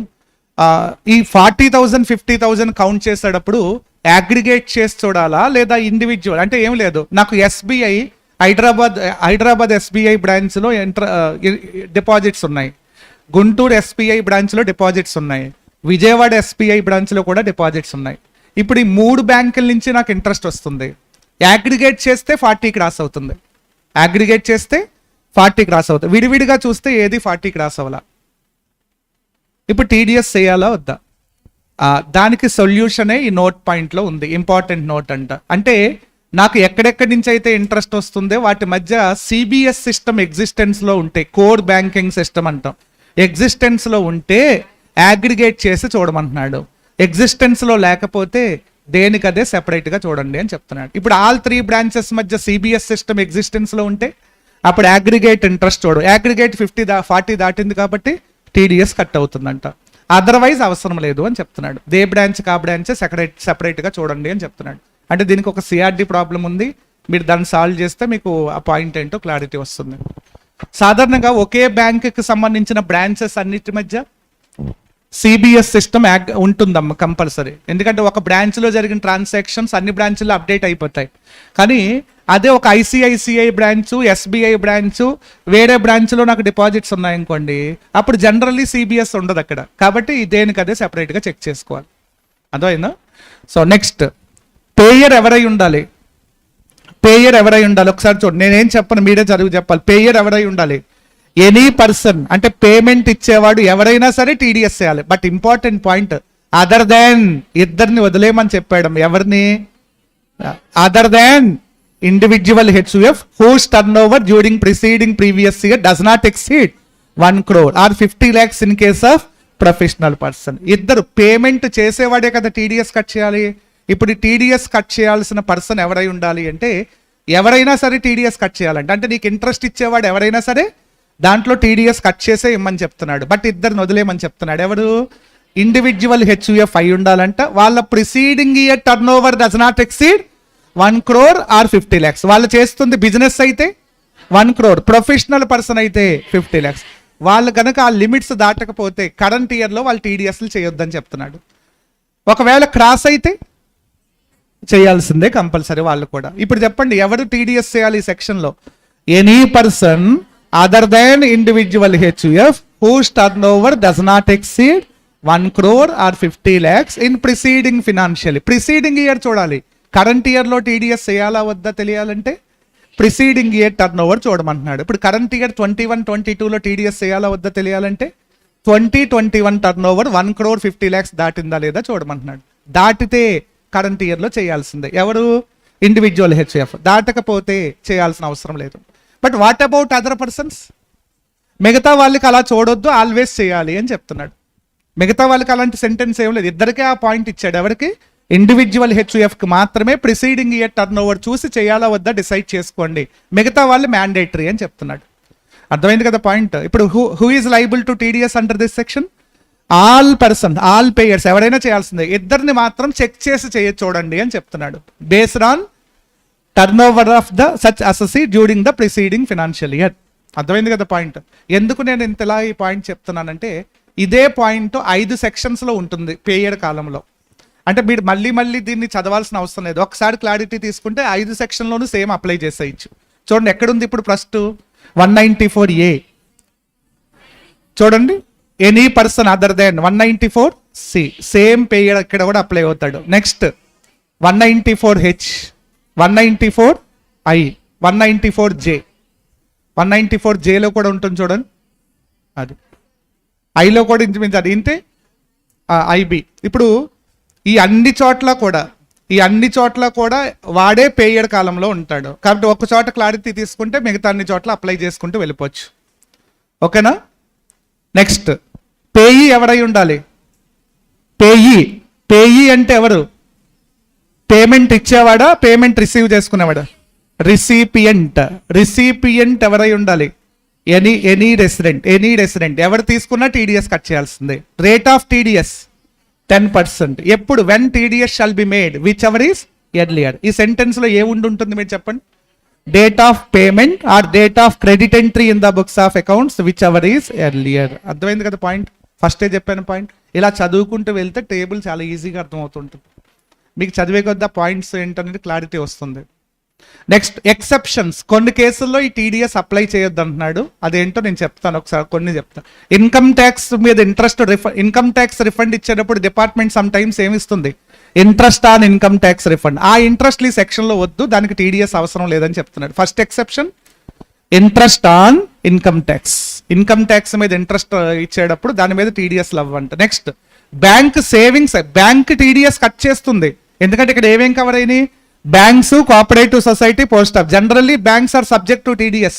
బ్యాంకులో ఒక అకౌంట్కి వద్దంటున్నాడు. ఏ అకౌంట్? అది సేవింగ్స్ అకౌంట్ మీద ఇంట్రెస్ట్కి టీడీఎస్ చేయొద్దు అని చెప్తున్నాడు. ఒక్క అకౌంట్కి ఎక్సెప్షన్ ఇచ్చాడు బ్యాంకులో. దేనికి? Savings account. అలాగే interest paid to bank, LIC, UTI, any insurance. Payee వీళ్ళైనప్పుడు, వీళ్ళు ఎవరైనప్పుడు పేయీ అంటే వీళ్ళకి ఇంట్రెస్ట్లు ఇచ్చేటప్పుడు పేయర్ని టీడీఎస్ చేయొద్దని చెప్తున్నాడు. రిసిపియంట్ ఎవరైనప్పుడు పెయిడ్ టు అన్నాడు. పెయిడ్ టు అంటే అర్థం వీళ్ళకి పేమెంట్లు ఇచ్చేటప్పుడు, అంటే వీళ్ళు ఎవరై ఉండాలి? రిసీవ్. అంటే ఇంట్రెస్ట్ వీళ్ళు రిసీవ్ చేసుకుంటున్నప్పుడు ఆ బ్యాంక్ వాళ్ళని టీడీఎస్ చేయొద్దు, వదిలేయండి, వీళ్ళకి ఎక్సెప్షన్ ఉంది అని చెప్తున్నాడు. అంటే ఒక బ్యాంక్ ఇంకొక బ్యాంకుకి ఇంట్రెస్ట్ ఇచ్చేటప్పుడు, ఇంట్రెస్ట్ ఇచ్చేటప్పుడు no TDS because the recipient is bank. ఒక బ్యాంక్ ఎల్ఐసికి ఇంట్రెస్ట్ ఇచ్చేటప్పుడు no TDS because it's an exception. ఒక బ్యాంక్ యూటీఐకి ఇంట్రెస్ట్ ఇచ్చేటప్పుడు no TDS because it's an exception. మీకు ఇంటర్ప్రిటేషన్ అర్థం కావాలి, ఎలా చదవాలి ఆ ప్రొవిజన్ అనేది అర్థమైతే చాలా ఈజీ. అర్థమైందా? నెక్స్ట్ కోఆపరేటివ్ సొసైటీకి టీడీఎస్ ఉందా ఈ సెక్షన్లో? లేదా? ఉంది కదా. బ్యాంక్కి ఉంది, కోఆపరేటివ్ సొసైటీకి ఉంది, పోస్ట్ ఆఫీస్కి ఉంది. కానీ కోఆపరేటివ్ సొసైటీకి ఒక ఎక్సెప్షన్ ఇచ్చాడు. ఏంటి అంటే ఒక కోఆపరేటివ్ సొసైటీ ఇంకొక కోఆపరేటివ్ సొసైటీకి పేమెంట్ ఇచ్చేటప్పుడు వద్దంటున్నాడు. చూడండి, ఆర్ ఇంకొక కోఆపరేటివ్ సొసైటీ బ్యాంక్ వాళ్ళలో ఉన్న మెంబర్కి ఇచ్చేటప్పుడు టీడీఎస్ వద్దంటున్నాడు. ఎక్సెప్షన్కి ఇచ్చాడు. ఎవరికి ఇచ్చాడు exception? Interest paid by a cooperative society to ఎవరికి? To its members or to any other cooperative society. ఆ రెండు కేసుల్లో వద్దంటున్నాడు. మరి టీడీఎస్ ఎప్పుడు చేయాలి? కోఆపరేటివ్ సొసైటీ కస్టమర్స్కి ఇచ్చేటప్పుడు చేయమంటున్నాడు. Cooperative society to cooperative society పేమెంట్లు వెళ్ళేటప్పుడు టీడీఎస్ వద్దు. కోఆపరేటివ్ సొసైటీ టు మెంబర్స్కి వెళ్ళేటప్పుడు టీడీఎస్ వద్దు. మరి ఇంకెప్పుడు చేయాలి? సొసైటీ కస్టమర్స్కి ఇచ్చేటప్పుడు. కస్టమర్స్ డిపాజిట్లు ఉంటాయి కదా సొసైటీలో, వాళ్ళకే టీడీఎస్ అప్లై చేయండి. అంటే payments between cooperative societies, payment between society and members, these two transactions are not subject to TDS exception. ఎక్సెప్షన్స్లో కొంత అలర్ట్గా ఉండాలి. అవి ఎలా చదవాలి, ఎలా ఇంటర్ప్రిట్ చేయాలనేది ఇంపార్టెంట్. అర్థమైందా ఏంటనేది పాయింట్? అలాగే పోస్ట్ ఆఫీస్కి టీడీఎస్ ఉందా ఈ సెక్షన్లో? ఎస్ ఉంది. కానీ పోస్ట్ ఆఫీస్లో కొన్ని స్కీమ్స్కి వద్దంటున్నాడు. ఆ స్కీమ్స్ ఎక్సెప్షన్లో ఇచ్చాడు. చూడండి, ఇందిరా వికాస్ పత్ర, చూడండి కిసాన్ వికాస్ పత్ర, ఇవన్నీ ఆ పేర్లు ఉన్న స్కీమ్స్లో టీడీఎస్లు అవ్వంట. అవన్నీ రైతులకు ఉపయోగపడే స్కీమ్స్ అమ్మ, ఫార్మర్స్ బెనిఫిషియల్ స్కీమ్స్. అర్థమైందా? సో ఎలా చదవాలి అనేది అందుకే ఈ సెక్షన్ ఇంపార్టెంట్ అని చెప్పండి, అంత స్కోప్ ఉంది ఈ సెక్షన్కి. చెప్పండి, 194A దేంట్లో టీడీఎస్ ఏమంటుంది? Interest other than interest on securities. What is the threshold limit here? 40,000 or 50,000 or 5,000. ఎప్పుడు ఏది అనేది మీరు అక్కడ క్లియర్గా చెక్ చేసుకోండి. ఎవరు టీడీఎస్ చేయాలి ఈ సెక్షన్లో? All assessees other than individual HUF whose turnover in preceding financial year does not exceed 1 crore or 50 lakhs. Business అయితే 1 crore, ప్రొఫెషన్ అయితే 50 lakhs. అర్థమైంది కదా పాయింట్? అలాగే పేయి ఎవరై ఉండాలి? Any resident. Rate of TDS 10%. When TDS shall be made at the time of payment or at the time of entry in the books of accounts, whichever is earlier. Is there any exceptions? Yes, number of exceptions ఉన్నాయి. Interest on income tax refund not subject to TDS. Interest payable to banks, LIC, UTI, any other insurance company not subject to TDS. Savings bank account లో TDS interest మీద TDS ఉండదు. Cooperative society interest payable to another cooperative society not subject to TDS. Interest payable by cooperative society to its members not subject to TDS. చూసారు ఎన్ని exceptions ఉన్నాయి దాంట్లో? Maximum మీకు ఎంత అర్థమైతే అన్ని పాయింట్లు చూసుకోండి, రిస్క్ అయితే పాయింట్ పక్కన పెట్టండి, కానీ 1 or 2 పాయింట్స్ అయినా చెక్ చేసుకుంటూ ఉండండి. సో నెక్స్ట్ ఇంకొక సెక్షన్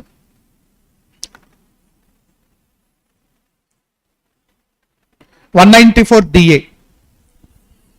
ఆ సి లాస్ట్లో కాంట్రాక్ట్ అది మళ్ళీ వద్దాం పాయింట్కి. 194DA ఇన్సూరెన్స్ పాలసీ క్లోజ్ అవ్వగానే ఇన్సూరెన్స్ కంపెనీ పాలసీ హోల్డర్స్కి ఇచ్చే అమౌంట్ ఏంటి? Maturity amount. ఆ మెచ్యూరిటీ అమౌంట్ మీద టీడీఎస్ కట్ చేయమంటుంది. పాలసీ హోల్డర్స్కి ఇచ్చే అమౌంట్ అమ్మ. 194D కూడా ఇదే, ఇన్సూరెన్స్ కమిషన్ మీద చేయమంటుంది అదే. అంటే ఇన్సూరెన్స్ కంపెనీలో 2 రకాల ట్రాన్సాక్షన్స్ ఉంటాయి. ఒకటి ఇన్సూరెన్స్ ఏజెంట్స్కి ఇచ్చే పేమెంట్, ఏజెంట్స్కి ఏమిస్తాడు అది. పాలసీ హోల్డర్స్కి ఇచ్చే పేమెంట్, పాలసీ హోల్డర్స్కి అది. ఇన్సూరెన్స్ కంపెనీ ఇన్సూరెన్స్ ఏజెంట్స్కి ఇచ్చే పేమెంట్లో ఏ సెక్షన్? 194D. 194D ప్రకారం టీడీఎస్ అడుగుతుంది. పాలసీ హోల్డర్స్కి ఇచ్చే మెచ్యూరిటీ అమౌంట్ 194DA. అర్థమైందా? 2 ఏజెంట్స్ కమిషన్ మీద టీడీఎస్ చేయమని చెప్పే సెక్షన్ 194D. పాలసీ హోల్డర్స్కి ఇచ్చే మెచ్యూరిటీ అమౌంట్ మీద 194DA ప్రకారం టీడీఎస్ కట్ చేయమంటుంది. ఇప్పుడు చదువుదాం 2 సెక్షన్స్. డి చాలా ఈజీ, మీరు ఓన్గా చదివేసుకోవచ్చు పాయింట్. దేని మీద టీడీఎస్ చేయమంటుంది? D insurance commission. Threshold limit ఎంత? 15,000 ఇన్ ఏ ఫినాన్షియల్ ఇయర్. అంటే ఒక ఇయర్లో ఇచ్చిన కమిషన్ మొత్తం అగ్రిగేట్ చేస్తే 15,000 క్రాస్ అయితే టీడీఎస్ కట్ చేయమంటుంది. అర్థమైందా? నెక్స్ట్ పేయర్ ఎవరై ఉండాలి? Any person. Recipient any resident. Rate of TDS 5%. When TDS shall be made whichever is earlier. Whichever is earlier ఉన్న ప్రతి చోట ఆ సెంటెన్స్ ఫాలో అవ్వటమే. That is there any exceptions? Nil. చెప్పండి, చాలా sections ఇలాగే మీరు ఓన్గా అప్లై చేసుకుంటూ వెళ్ళొచ్చు. Next 194DA. 194DA any sum under life insurance policy. అంటే దీన్ని మెచ్యూరిటీ అమౌంట్ అనొచ్చా? మెచ్యూరిటీ అమౌంట్ మీద టీడీఎస్ ఏమంటుంది? Maturity amount is subject to TDS under section 194DA. అంటే డి కంటే ఇంపార్టెంట్ అమ్మ, ఇది డి కంటే ఇంపార్టెంట్. ఇప్పుడు అడుగు ఫోన్ చూసుకున్నాడు, మళ్ళీ ఏదో తీసుకుని తింటున్నాడు, అగా sweets ఆపేసాడు.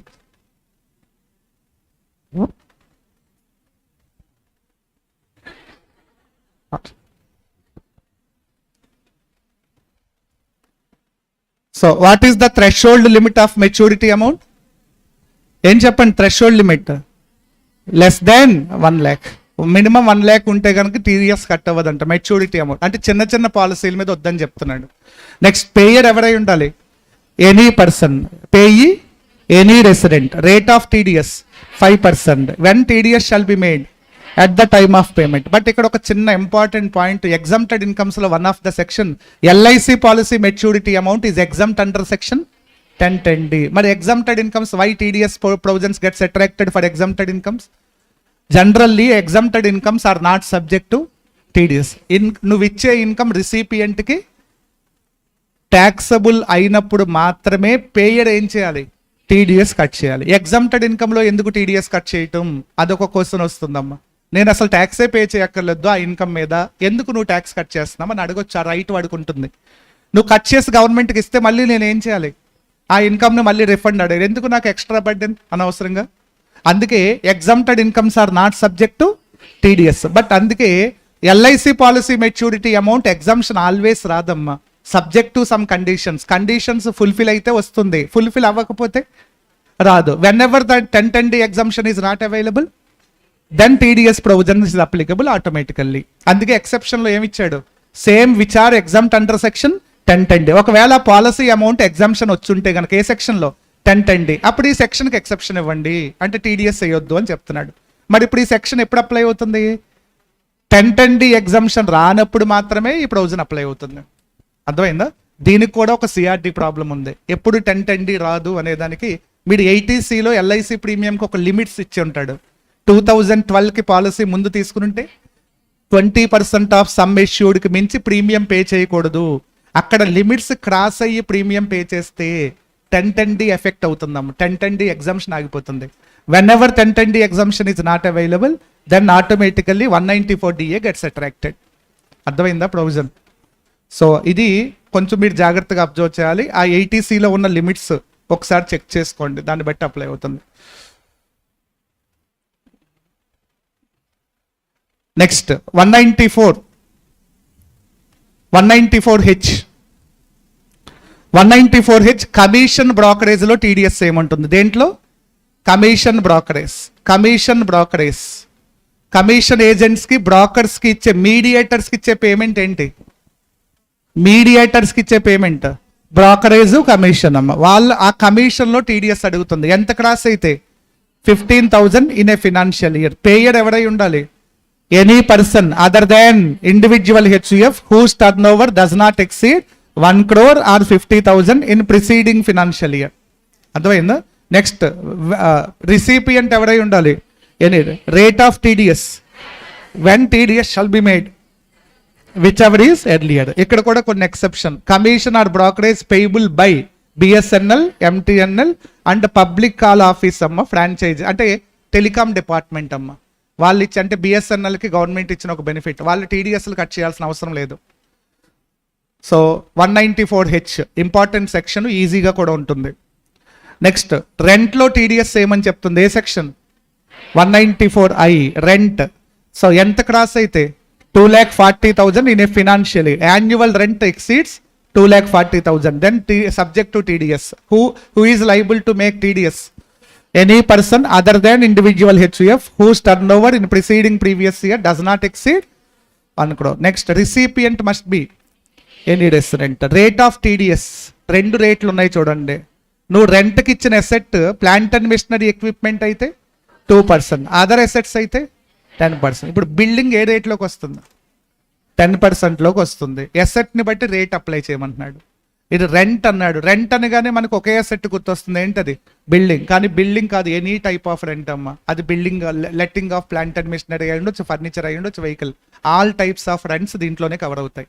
Rents are subject to TDS, but rate of TDS 2 ఉన్నాయి. ప్లాంట్ అండ్ మిషనరీ ఎక్విప్మెంట్స్ మీద వచ్చే రెంట్ అయితే 2%, అదర్ రెంట్స్ అయితే 10%. When TDS shall be made whichever is earlier. ఇక్కడ కూడా కొన్ని రెంట్స్ మీద వద్దని చెప్పి, no TDS on rent paid to REIT, real estate investment trust అమ్మ. రియల్ ఎస్టేట్ ఇన్వెస్ట్మెంట్ ట్రస్ట్కి రెంట్ పే చేసేటప్పుడు టీడీఎస్ వద్దని చెప్తున్నాడు. అలాగే ఇంకొక పాయింట్, ఇది జనరల్గా అయితే ఇక్కడ చదవాల్సిన నోట్ అమ్మ. ఎక్కడ చదవాల్సిన నోటు, థ్రెషోల్డ్ లిమిట్ దగ్గర చదవాల్సిన నోట్. అది అంటే ఒక ప్రాపర్టీ మీద డ్యూయల్ ఓనర్స్ ఉన్నాడు, దాన్ని ఏమంటాం, కో ఓనర్స్ అంటాం. ఇప్పుడు దాని మీద ప్రాపర్టీ 4 lakhs రెంట్ వస్తుంది, ఇద్దరు చెడొక 2 lakhs తీసుకున్నాడు. విడిగా చూస్తే ఏది కూడా ఎంత క్రాస్ అవ్వాల, 2,40,000 దాట్లా. ఇప్పుడు డౌట్ ఏంటంటే, is it subject to TDS or not. ఇప్పుడు థ్రెషోల్డ్ లిమిట్ సెపరేట్ గా చూడాలి, అగ్రిగేట్ చేసి చూడాలి. ఏమి ఇచ్చాడు చూడండి, if property is owned by more than 1 owner then limit of 2,40,000 applies to each co owner separately. అంటే ఇద్దరిది ఎవరికి వాళ్ళదే 2,40,000 దాటాలి, దాటితేనే టీడీఎస్ అవుతుంది, అదర్వైజ్ అవసరం లేదు అని చెప్తున్నాను. ఎంత ఇంపార్టెంట్ పాయింట్ చూడండి. అది రూల్ ప్రకారం ఇక్కడ కంటే ఎక్కడ ఉంటే బెటర్? థ్రెషోల్డ్ లిమిట్ కింద నోట్ కింద ఉంటే బెటర్, ఈజీగా ఉంటుంది. దాన్ని ఎక్సెప్షన్ అనకూడదు. అర్థమైందా? Next 194IA. 194IA immovable property sale చేసినప్పుడు సెల్లర్కి బయ్యర్ ఏమిస్తాడు? సెల్లర్ ఎసెట్ ఇస్తాడు, బయ్యర్ ఏమిస్తాడు? పేమెంట్. ఆ బయ్యర్ని టీడీఎస్ అడుగుతుంది సెక్షన్. అంటే ఇప్పుడు చెప్పండి, ఎప్పుడు అట్రాక్ట్ అవుతుంది section? Sale of immovable property, payment and transfer of certain immovable property. Immovable property sale చేసినప్పుడు కన్సిడరేషన్ ఎంత క్రాస్ అయితే 50 lakhs క్రాస్ అయితే ఖచ్చితంగా టీడీఎస్ కట్ చేయాలి అని చెప్తున్నాడు. అర్థమైందా? ఇది కూడా ఇంపార్టెంటే. మొన్న అటెంప్ట్ అంతకుముందు అడిగాడు ఈ point. Sale of immovable property is subject to TDS under section 194IA. Threshold limit is 50 lakhs. Capital gain threshold limit consideration. Consideration 50 దాటితే చాలు టీడీఎస్ కట్ చేయాలి. కానీ ఇన్కమ్ ట్యాక్స్ పే చేయాల్సింది ఎసెట్స్ సేల్ చేసినప్పుడు ఇన్కమ్ ట్యాక్స్ దేని మీద కట్టాలి? Consideration మీద, క్యాపిటల్ గెయిన్ మీద? Capital gain. Income tax capital gain మీదే కట్టాలి, కానీ టీడీఎస్ చేయాల్సింది మాత్రం కన్సిడరేషన్ మీద. గుర్తుపెట్టుకోండి. అందుకే ఇది ఫైనల్ ట్యాక్స్ కాదు. ఫైనల్ ట్యాక్స్ ఫ్యూచర్లో మీరు సెటిల్ చేయబోతున్నారు. సో నెక్స్ట్ ఇక్కడ ఒక నోట్ ఏదో ఇచ్చాడు చూడండి, దీని మీద ఏదో కన్ఫ్యూజ్డ్ పాయింట్. కన్సిడరేషన్ 50 lakhs దాటితే టీడీఎస్ కట్ అవుతుందంట. ఒకవేళ కన్సిడరేషన్ నువ్వు ఇన్స్టాల్మెంట్లో పే చేస్తుంటే అవటానికి కన్సిడరేషన్ 60 lakhs అమ్మా, దాన్ని 3 installments కింద 20 పే చేస్తాం. ఇప్పుడు టీడీఎస్ ఏం చేయాలన్నాడు చూడండి. If consideration is 50 lakhs or more and only part payment is made, then TDS is applicable on every part payment of the consideration. అప్పుడు ఇన్స్టాల్మెంట్స్ కింద పే చేసేటప్పుడు ఏ ఇన్స్టాల్మెంట్ ఎప్పుడు పే చేస్తే అప్పుడు ఏం చేయమంటున్నాడు?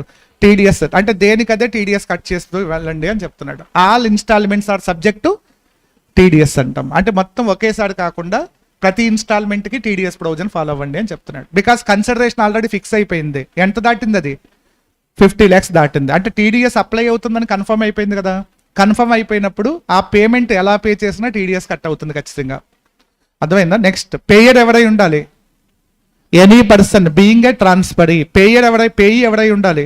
Resident transferor. Rate of TDS 1%. When TDS shall be made whichever is earlier. మరి ఇక్కడ ఎక్సెప్షన్ రూరల్ అగ్రికల్చరల్ ల్యాండ్కి ఎక్సెప్షన్ ఇచ్చాడమ్మా. Rural agricultural land is not a capital asset. On transfer of such asset no need to calculate capital gain. No taxability gets attracted. అంటే దాని మీద అసలు tax ఉండదు కదా. మరి ట్యాక్స్ లేనప్పుడు ఎందుకు కాలిక్యులేట్ చేయటం? వదిలేయమని చెప్తున్నాడు. అర్థమైందా? ఈ పాయింట్ అడుగుతున్నాడు చూసుకోండి.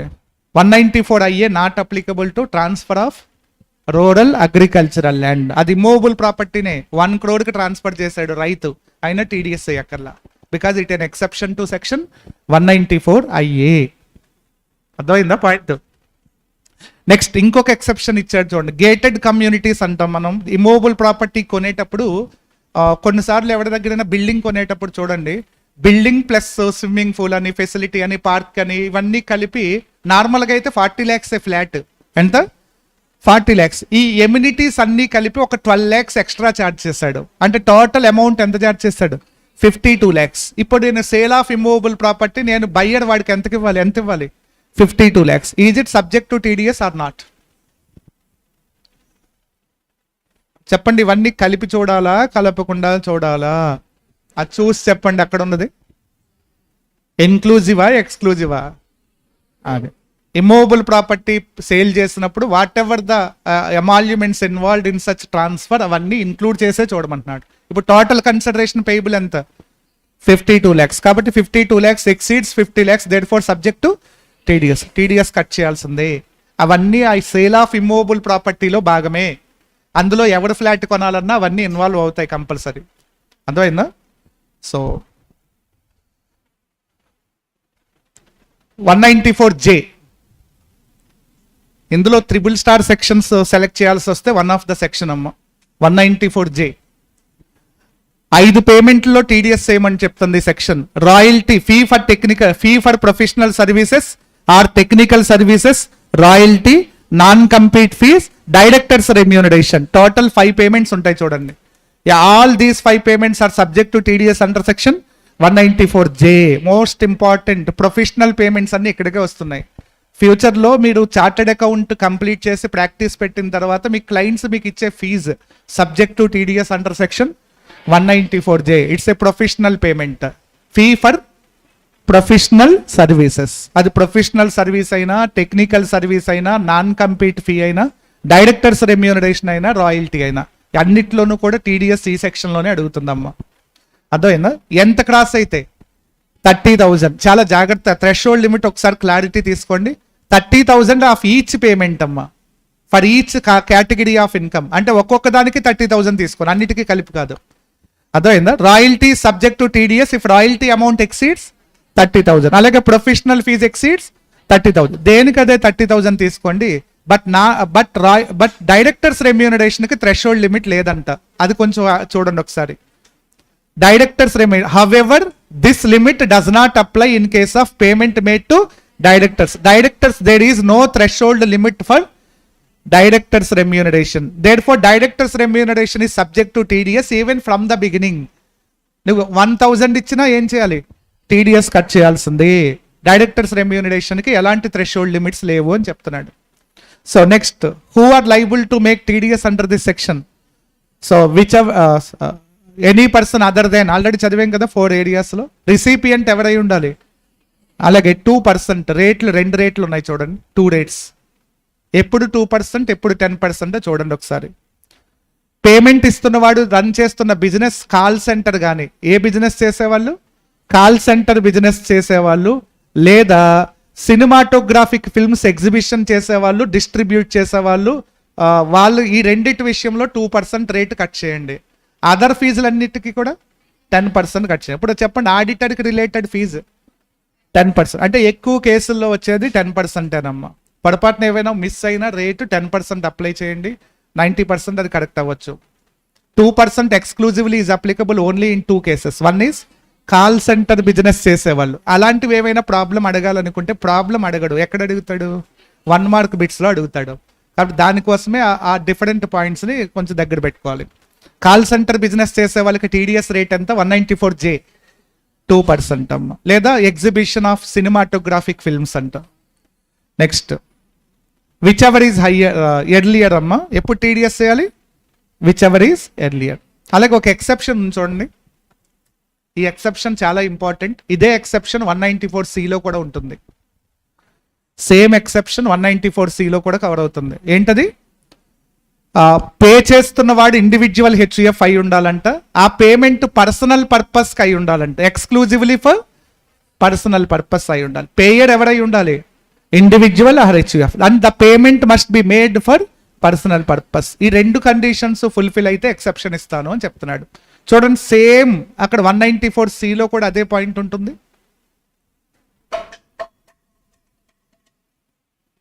194C సెకండ్ పాయింట్ అదే కదా.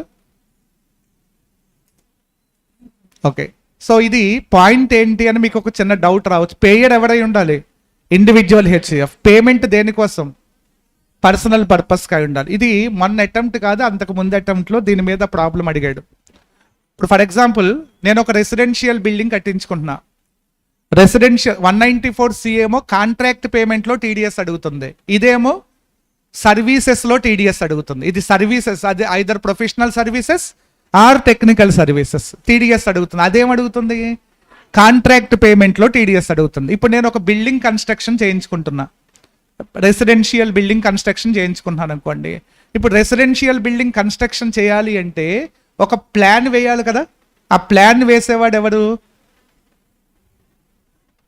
దానికి సంబంధించిన ఒక ఇంజనీర్ వస్తాడు కదా.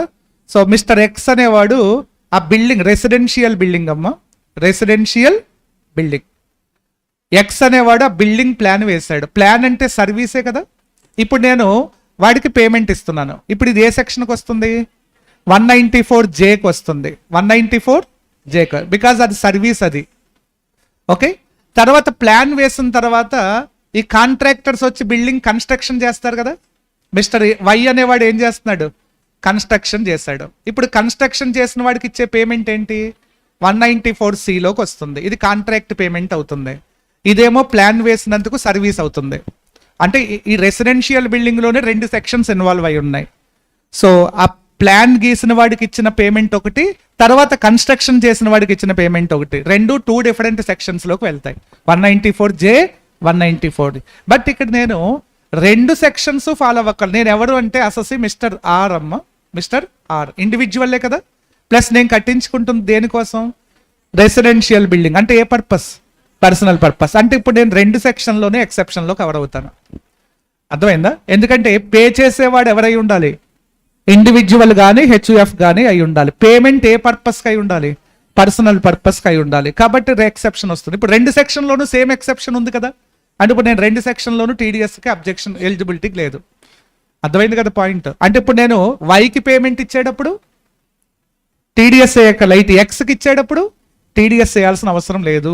బికాజ్ నేను ఆ టూ కండిషన్స్ని ఏం చేశాను, సాటిస్ఫై చేశాను. కాబట్టి ఒకవేళ నేను కన్స్ట్రక్ట్ చేసుకుంటుంది రెసిడెన్షియల్ బిల్డింగ్ కాకుండా రోడ్డు పక్కన ఒక బిజినెస్ కోసం ఒక షాప్ కన్స్ట్రక్ట్ చేస్తున్నాను, బిల్డింగ్ కమర్షియల్ కాంప్లెక్స్ కడుతున్నా. ఇప్పుడు ఏమవుతుంది construction of building for not for personal purpose. అది పర్సనల్ పర్పస్ కాదు. కాబట్టి ఇప్పుడు నేను రెండు సెక్షన్స్లోనూ టీడీఎస్కి ఎలిజిబిలిటీ ఉంటుంది. అంటే టీడీఎస్లో కట్ చేయాల్సిందే. అర్థమైందా ప్రొవిజన్ ఏంటనేది? తీసేయండి. 194C కాంట్రాక్ట్ లో టీడీఎస్ ఏమంటుంది, కాంట్రాక్ట్ పేమెంట్, కాంట్రాక్టర్స్ కి ఇచ్చే పేమెంట్ లో టీడీఎస్ ఏమంటుంది. థ్రెషోల్డ్ లిమిట్ ఎంతో చెప్పండి. థ్రెషోల్డ్ లిమిట్ ఇండివిజువల్ పేమెంట్ 30,000 అయినా దాటాలి, అగ్రిగేట్ పేమెంట్ 1 lakh అయినా దాటాలంట. ఒకసారి ఆ సెంటెన్స్ చెక్ చేసుకోండి. అంటే 1 year లో ఇచ్చిన పేమెంట్స్ అన్ని కలిపితే 1 lakh అయినా క్రాస్ అవ్వాలి, లేదా ఇండివిజువల్ పేమెంట్ 30 అయినా దాటాలి. రెండిట్లో ఏది జరిగినా టీడీఎస్ కట్ చేయమని చెప్తున్నాడు. ఓకే, నేను ఒక 1 financial year లో 4 payments ఇచ్చాను. ఈచ్ పేమెంట్ 20,000 అమ్మ. ఈచ్ పేమెంట్ 20,000 4 times పే చేశాను. చెప్పండి, individual payment not exceeding 30,000, aggregate payment not exceeding 1 lakh, therefore not subject to TDS under section 194C. ఇంక ఇది సెక్షన్లో నేను అప్లై కాదు. అర్థమైందా? థ్రెషోల్డ్ లిమిట్ చాలా అలర్ట్గా ఉండాలి, చాలా జాగ్రత్తగా అబ్జర్వ్ చేయాలి. నేను ఒక వే ఆఫ్ ప్రెజెంటేషన్ ఎలా చదవాలో చెప్పాను. అది చదివేటప్పుడు ప్రతి సెంటెన్స్ కార్నర్ పాయింట్స్ కూడా వదలకుండా చూసుకోండి. నెక్స్ట్, రేట్ ఆఫ్ టీడీఎస్ 2 ఉన్నాయి చూడండి, 1%, 2%. ఇప్పుడు కాంట్రాక్టర్, ఇప్పుడు పేమెంట్ ఈ సెక్షన్లో ఎవరెవరికి ఇస్తాడు? కాంట్రాక్టర్ కాంట్రాక్టీకి ఇస్తాడా, కాంట్రాక్టర్కి ఇస్తాడా? వర్క్ చేసేది ఎవరు? కాంట్రాక్టర్. పేమెంట్ ఇవ్వాల్సింది కాంట్రాక్టీ, దేర్ ఫోర్ టీడీఎస్ చేయాల్సింది కాంట్రాక్టీ. టీడీఎస్ చేయాల్సింది ఎప్పుడు పేయరే కదా. ఇక్కడ పేయర్ ఎవరు? కాంట్రాక్టీ. ఇప్పుడు ఆ రేట్ చదవండి. If sum paid or credited, if the payee అంటే ఎవరు ఇక్కడ? కాంట్రాక్టర్ అమ్మ. కాంట్రాక్టర్ వర్క్ చేసిన వాడు ఇండివిజువల్ కానీ హెచ్యుఎఫ్ కానీ అయితే టీడీఎస్ 1% సరిపోతుందంట. ఒకవేళ కాంట్రాక్టర్ ఇంకెవరైనా అయితే 2% కట్ చేయండి అని చెప్తున్నాడు. పేయి అంటే ఎవరు చెప్పండి? కాంట్రాక్టర్. పేయర్ అంటే ఎవరు? కాంట్రాక్టీ. పే చేసేది కాంట్రాక్టీనే కదా. రిసీవ్ చేసుకునేది కాంట్రాక్టర్. రిసీవ్ చేసుకునే వాడికే ఇంకొక పేరు పేయి.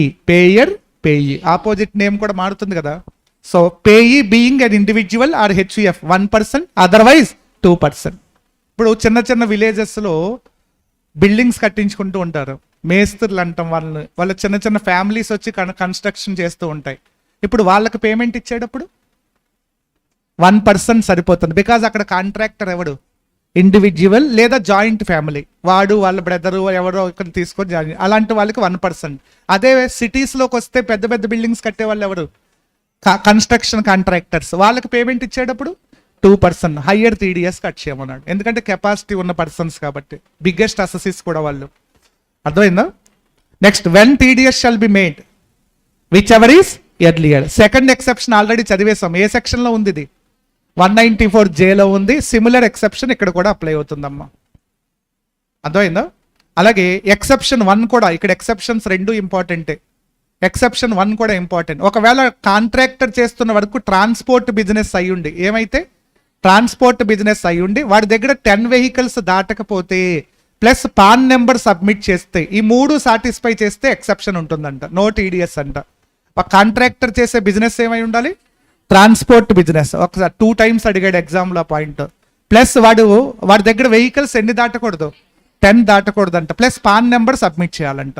ఎవరు సబ్మిట్ చేయాలి? పేయి ఎవరికి? పేయర్కి. సబ్మిట్ చేస్తే పేయర్ టీడీఎస్ చేయకుండా పేమెంట్ ఇస్తాడంట, ఫుల్ పేమెంట్ ఇస్తాడు వితౌట్ మేకింగ్ టీడీఎస్. అదే who submit the PAN number? Payee ఎవరికి? పేయర్కి సబ్మిట్ చేయాలంట. అలా చేస్తే కనుక ఎక్సెప్షన్ ఉంటుంది. ఇందులో ఏ ఒక్క కండిషన్ ఫెయిల్ అయినా ఎక్సెప్షన్ నాట్ అవైలబుల్. అర్థమైంది కదా పాయింట్? ఇంకా డైరెక్ట్గా లాస్ట్ సెక్షన్స్కి వచ్చేద్దాం. 194P. ఐ థింక్ ఈ 2 సెక్షన్స్లో కంపల్సరీ ఎక్స్పెక్ట్ చేస్తున్నామమ్మ. ప్రాబ్లం మీరు తరోగా ప్రిపేర్ అయిపోండి. 2 సెక్షన్స్ మీద ప్రాబ్లమ్స్ని కంపల్సరీ ప్రాబ్లం వస్తుంది, అసలు 100% వస్తుంది, గుర్తుపెట్టుకోండి. ఎందుకంటే సెక్షన్స్ యాడ్ అవ్వటం కాదు, యాడ్ అయిన సెక్షన్స్లో చాలా ఇంపార్టెన్స్ కూడా ఉంది. అందుకోసమే ఈ సెక్షన్స్ కొంచెం క్లారిటీ తీసుకుని దీని రిలేటెడ్ ప్రాబ్లమ్స్ కంపల్సరీ ప్రిపేర్ అయ్యే వెళ్ళండి. So 194P. 194P ఏం చెప్తుందంటే స్పెసిఫైడ్ సీనియర్ సిటిజన్స్ అమ్మ. ఎవరికి? స్పెసిఫైడ్ సీనియర్ సిటిజన్స్కి అప్లై అవుతుంది. స్పెసిఫైడ్ సీనియర్ సిటిజన్ అంటే ఏంటో తెలుసుకోవాలమ్మా. దానికి ఒక డెఫినేషన్ కూడా ఇచ్చాడు.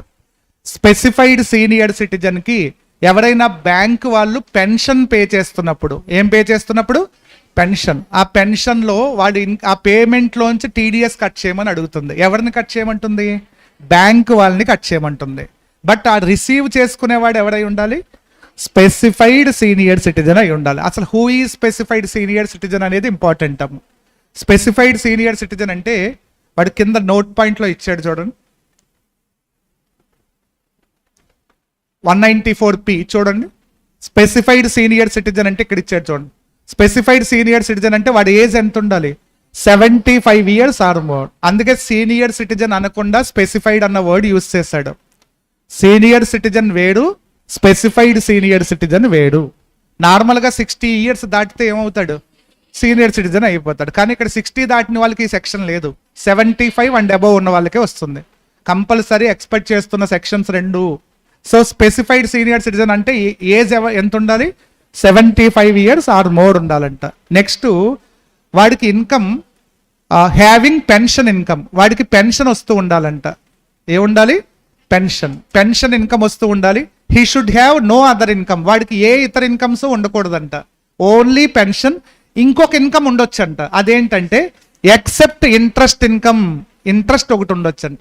No other income except interest. అంటే 2 ఇన్కమ్స్కి ఛాన్స్ ఉంది, ఒకటి పెన్షన్, ఇంకొకటి ఇంట్రెస్ట్. కాకపోతే ఆ ఇంట్రెస్ట్ కూడా సేమ్ బ్యాంక్ నుంచి వస్తూ ఉండాలంట. చూడండి, interest income received or receivable from any account maintained by such individual in same specified bank. అంటే the bank where the pension was received.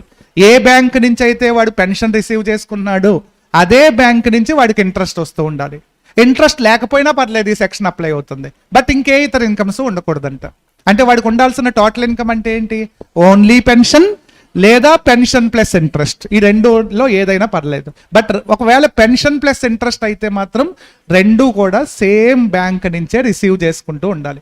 ఒకవేళ 2 different బ్యాంక్స్ నుంచి రిసీవ్ చేసుకుంటే 194P డస్ నాట్ అట్రాక్టెడ్, అప్పుడు వాడు స్పెసిఫైడ్ సీనియర్ సిటిజన్ అవ్వడు. అర్థమైందా? Specified senior citizen అయి ఉండాలి అంటే condition 1 more than or equal to 75 years age ఉండాలి. ప్లస్ వాడికి ఉండాల్సిన income only pension income or pension plus interest received from same bank. ఇది జరగాలంట. నెక్స్ట్ ఇంకొకటి, హీ ఫర్నిష్డ్ డిక్లరేషన్. ఇప్పుడు ఈ స్పెసిఫైడ్ సీనియర్ సిటిజన్ బ్యాంక్కి డిక్లరేషన్ ఇవ్వాలంట. ఏమని?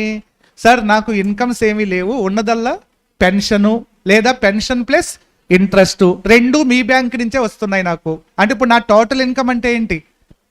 పెన్షన్ ప్లస్ ఇంట్రెస్ట్ 2 కూడా సేమ్ బ్యాంక్ అకౌంట్ నుంచి తీసుకున్నాం కాబట్టి నాకు ఇంకా వేరే ఇన్కమ్స్ ఏమీ లేవు కాబట్టి దయచేసి నా టోటల్ ఇన్కమ్ మీద టీడీఎస్ కట్ చేసేయండి. టీడీఎస్ కట్ చేస్తే సీనియర్ సిటిజన్కి ఒక బెనిఫిట్ ఉంది. ఏంటంటే రిటర్న్ ఫైల్ చేయక్కర్లేదంట. రిటర్న్ ఫైలింగ్ నుంచి ఎక్సెప్షన్ ఇచ్చాడు. ఒకవేళ వాడు టోటల్ ఇన్కమ్లో ఏ సెక్షన్లో టీడీఎస్ కట్ అయితే 194P టీడీఎస్ కట్ అయితే not required to file any return of income. అంటే దీని ఎఫెక్ట్ ఎక్కడ పడింది? రిటర్న్ ఆఫ్ ఇన్కమ్ చాప్టర్లో 194Pలో టీడీఎస్ కట్ అయిన specified senior citizens returns file చేయాల్సిన అవసరం లేదు అని చెప్తున్నాడు. రీజన్ ఏంటి? ఆల్రెడీ వాడి టోటల్ ఇన్కమ్ మీద బ్యాంక్ వాళ్ళు ఏం చేశారు? టీడీఎస్ కట్ చేస్తారు కదా, ఇంకా నేను పే చేయడానికి నా దగ్గర ఇన్కమ్స్ ఏమీ లేవు, ఇంకా నేను ఎందుకు రిటర్న్ ఫైల్ చేయటం వదిలేయండి అని చెప్తున్నాడు. అర్థమైందా? ఆ డిక్లరేషన్ ఇవ్వాలంటే ఎవరు? స్పెసిఫైడ్ సీనియర్ సిటిజన్ డిక్లరేషన్ ఇవ్వాలంటే ఎవరికి ఇవ్వాలి? బ్యాంక్కి ఇవ్వాలంట. ఏం చేయమని? నా టోటల్ ఇన్కమ్ మీద టీడీఎస్ చేయండి. అప్పుడు బ్యాంక్ వాళ్ళు 194B ప్రకారం ఏం చేస్తారు? టీడీఎస్ చేస్తారు. Whenever the TDS was made under section 194P, what is the benefit to senior citizen? Sir, no need to file the return of income. Return filing చేయాల్సిన అవసరం లేదు. కాబట్టి దీని ఎఫెక్ట్ అక్కడ కూడా పడింది, అది కూడా చెక్ చేసుకోండి, ఎందుకన్నా మంచిది. అర్థమైందా? ఇప్పుడు సెక్షన్లోకి రండి. దేంట్లో టీడీఎస్ చేయాలి ఈ సెక్షన్ చెప్పండి? Total income. ఎవరికి సంబంధించిన total income? Specified senior citizen. Total income includes ఏముంటాయి? Only pension or pension plus interest, రెండు కలిపి ఉండొచ్చు, లేదా పెన్షన్ ఒకటే అయి ఉండొచ్చు. నెక్స్ట్, ఎంత క్రాస్ అయితే టీడీఎస్, బేసిక్ ఎగ్జామ్షన్స్ దాటితే టీడీఎస్ ఏమో అంటే ఇన్కమ్ ట్యాక్స్ రేట్స్ ప్రకారమే టీడీఎస్ అడుగుతున్నాడు ఇక్కడ. టీడీఎస్ ఏ రేట్స్ ప్రకారం చేయాలి?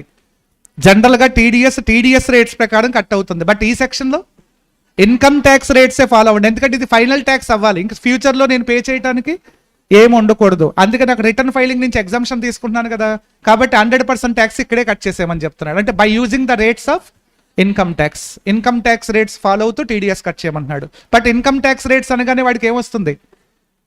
బేసిక్ ఎగ్జామ్షన్స్ వస్తాయి కదా, ఆ బేసిక్ ఎగ్జామ్షన్ దాటితేనే కట్ చేయమని చెప్తున్నాడు. Therefore threshold limit is equal to 3 lakhs or 5 lakhs. వాడి దగ్గర 75 to 80 మధ్యలో ఉంటే వాడు ఈజ్ 3 lakhs, 80 అండ్ అబౌవ్ ఉంటే 5 lakhs. ఆ రెండు బేసిక్ ఎగ్జామ్షన్స్ ఫాలో అవ్వమంటున్నాడు. సో ఎవరు కట్ చేయాలి టీడీఎస్? Specified bank. ఎవరికి పే చేసేటప్పుడు? Specified. When TDS shall be made? Specified senior సిటిజన్కి ఏమైనా చాప్టర్ 6A ఉంటే లెస్ చేయమని చెప్తున్నాడు. బ్యాంక్ వాళ్ళకి సబ్మిట్ చేయాలంట. ఇప్పుడు for example specified senior citizen పేరున LIC పాలసీ ఉంది. ఈ ప్రీమియం సర్టిఫికేట్ తీసుకువెళ్ళి ఎవరికి ఇవ్వాలి? బ్యాంక్కి ఇస్తే బ్యాంక్ వాళ్ళు దాన్ని మైనస్ చేసి బ్యాలెన్స్ని కట్ చేస్తారంట. అంటే సీనియర్ సిటిజన్స్కి రావాల్సిన బెనిఫిట్స్ ఏమైనా ఉంటే అవన్నీ కన్సిడర్ చేయడం జరుగుతుంది అని చెప్తున్నాడు. అర్థమైంది కదా? Provision important section, compulsory prepare అవ్వాల్సిన సెక్షన్ అమ్మ. నేను సెక్షన్ చదవటమే కాదు, కన్సర్న్ ప్రాబ్లం చెక్ చేసుకోండి. ఐ థింక్ 2 ప్రాబ్లమ్స్ ఉన్నట్టున్నాయి దీని మీద. పర్ఫెక్ట్గా 2 ప్రాబ్లమ్స్ చూసుకోండి. Next 194Q. ఇది కూడా చాలా ఇంపార్టెంట్. 194Q దీన్ని TCSలో ఒక సెక్షన్తో కనెక్ట్ అయి ఉంది ఈ సెక్షన్, అందుకు ఇంపార్టెంట్ ఈ సెక్షన్. 206C 1H. సో ఆ సెక్షన్ ఈ సెక్షన్ కంబైన్డ్గా తెలిస్తేనే క్లారిటీ వస్తుంది. నేను ఇది చదివిన తర్వాత నేను ఆ సెక్షన్ గురించి కనెక్ట్ చేస్తాను ఏంటనేది. అక్కడతోనే చాప్టర్ క్లోజ్ చేయొచ్చు మనం. So 194Q purchase of goods మీద చేయమంటుంది. Purchase of goods. 206C ఏమంటుందంటే సేల్ ఆఫ్ గూడ్స్ మీద చేయమంటుంది. వీడికి పర్చేజ్, వాడికి అది సేల్ అవుతుంది. సేల్ ఆఫ్ గూడ్స్ మీద కలెక్ట్ చేయమంటుంది, పర్చేజ్ ఆఫ్ గూడ్స్ మీద టీడీఎస్ చేయమంటుంది. గూడ్స్ని పర్చేస్ చేసేటప్పుడు బయ్యర్ సెల్లర్కి ఏమి ఇవ్వాలి? గూడ్స్ని పర్చేస్ చేసేటప్పుడు బయ్యర్ సెల్లర్కి ఏమి ఇవ్వాలి? పేమెంట్ ఇవ్వాలి. పేమెంట్లో టీడీఎస్ చేయమని అడుగుతుంది. ఎవరిని అడుగుతుంది? బయ్యర్ చేయాలి టీడీఎస్. ఇక్కడ TCS చేయాల్సింది సెల్లర్ చేయాలి. అంటే seller point of view TCS provision, buyer point of view TDS provision follow అవ్వండి అని చెప్తున్నాడు. అంటే 2 కంబైన్ చేస్తేనే మీకు క్లారిటీ వస్తుంది. అర్థమైందా? ఇప్పుడు చెప్పండి, ఏ ట్రాన్సాక్షన్లో ఈ section? Purchase of goods. What was the eligible transaction in TCS section? Sale of goods. ఇక్కడ పర్చేజ్ ఆఫ్ గూడ్స్ అని ఉంది, అక్కడ సేల్ ఆఫ్ గూడ్స్ అని ఉంటుంది. అదే డిఫరెన్స్ రెండింటికి. రెండిట్లోనూ కూడా థ్రెషోల్డ్ లిమిట్ ఎంతమ్మా? 50 lakhs. 50 lakhs దాటితే TDS కట్ చేయమని ఇక్కడ అంటుంది. 50 lakhs దాటితే TDS కలెక్ట్ చేయమని వాడిని అంటుంది. అసలు TCS అంటే ఏంటో కూడా తెలియాలి, కాబట్టి అది నేను తర్వాత హెడ్డింగ్ వచ్చినప్పుడు చెప్తాను ఏంటనేది. So what is the eligible transaction for deducting tax under this section? Purchase of goods exceeds 50 lakhs. 50 lakhs దాటి ఎవరైనా గూడ్స్ కొనేటప్పుడు బయ్యర్ TDS కట్ చేయండి అని చెప్పే సెక్షన్ 194Q. సో ఎవరు కట్ చేయాలి TDS? బయ్యర్. ఎవరికి ఇచ్చేటప్పుడు? సెల్లర్కి ఇచ్చేటప్పుడు. Rate of TDS 0.1%. 0.1% in excess of 50 lakhs అంటాం. అంటే 60 lakhs గూడ్స్ కొంటే 10 lakhs మీద కట్ చేస్తే చాలు. మరి ఇలా ఏ సెక్షన్లోనూ చెప్పలేదేంటి? ఏ సెక్షన్లోనూ చెప్పలేదు అంటే అక్కడ థ్రెషోల్డ్ లిమిట్ దాటితే ఫుల్ అమౌంట్ మీద TDSలు కట్ అవుతాయి. బట్ ఇక్కడ మాత్రం in excess of threshold limit మీదే కట్ చేయండి, ఫుల్ అమౌంట్ మీద వద్దు అని చెప్తున్నాడు. ఇప్పుడు ప్రతి దాంట్లో థ్రెషోల్డ్ లిమిట్ చదివాం కదా. ఈ 2,50,000 ఉంది. 2,50,000 క్రాస్ అయితే in excess of 2,50,000 is subject to TDS. Entire amount ఈ subject to TDS. For example 3 lakhs pay చేశాడు అనుకోండి, ఇప్పుడు చెప్పండి ఎంటైర్ 3 lakhs ఈ సబ్జెక్ట్ టు టీడీఎస్ అమ్మ. అంటే ప్రతి సెక్షన్లో ఇంటర్ప్రిటేషన్ ఏంటి అంటే థ్రెషోల్డ్ లిమిట్ అనేది ఒక కండిషన్ అమ్మ, అది కనుక సాటిస్ఫై అయితే ఫుల్ అమౌంట్ మీద టీడీఎస్ అప్లై అవుతుంది. బట్ ఈ సెక్షన్లో ఇన్ ఎక్సెస్ మీద కట్ చేయండి సరిపోతుంది అని చెప్తున్నాడు. 50 lakhs దాటి పర్చేజ్ ఆఫ్ గూడ్స్ ఎంతైతే వాల్యూ ఉందో దాని మీద టీడీఎస్ అడుగుతున్నాడు.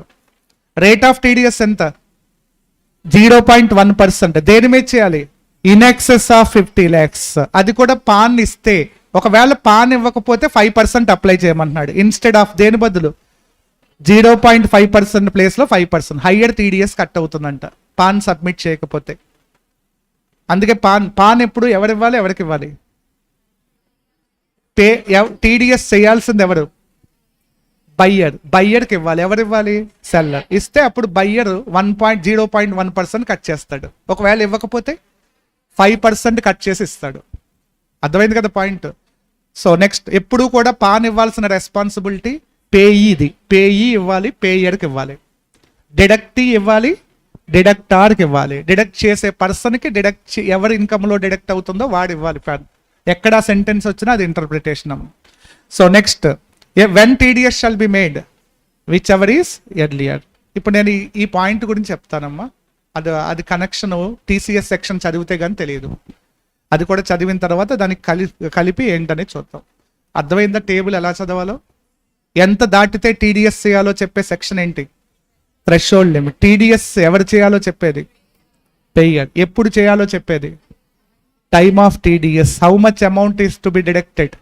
Rate of TDS. On which payment TDS shall be made? Payment column. In those cases the section is not applicable. Exceptions అంటే కొన్ని కేసెస్లో ఎక్సెప్షన్ కాలం కూడా చాలా ఇంపార్టెంట్. అర్థమైందా?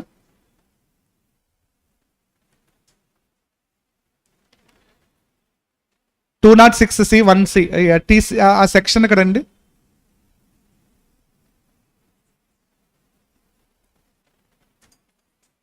Two 206C 1C.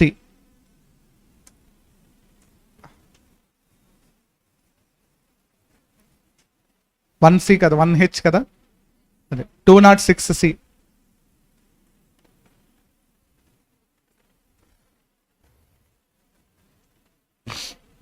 ఇప్పుడు ఈ సెక్షన్ నేను చదివిస్తాను. మీరు అసలు ఈ సెక్షన్ చదివే ముందు what is the difference between TDS and TCS తెలియాలి.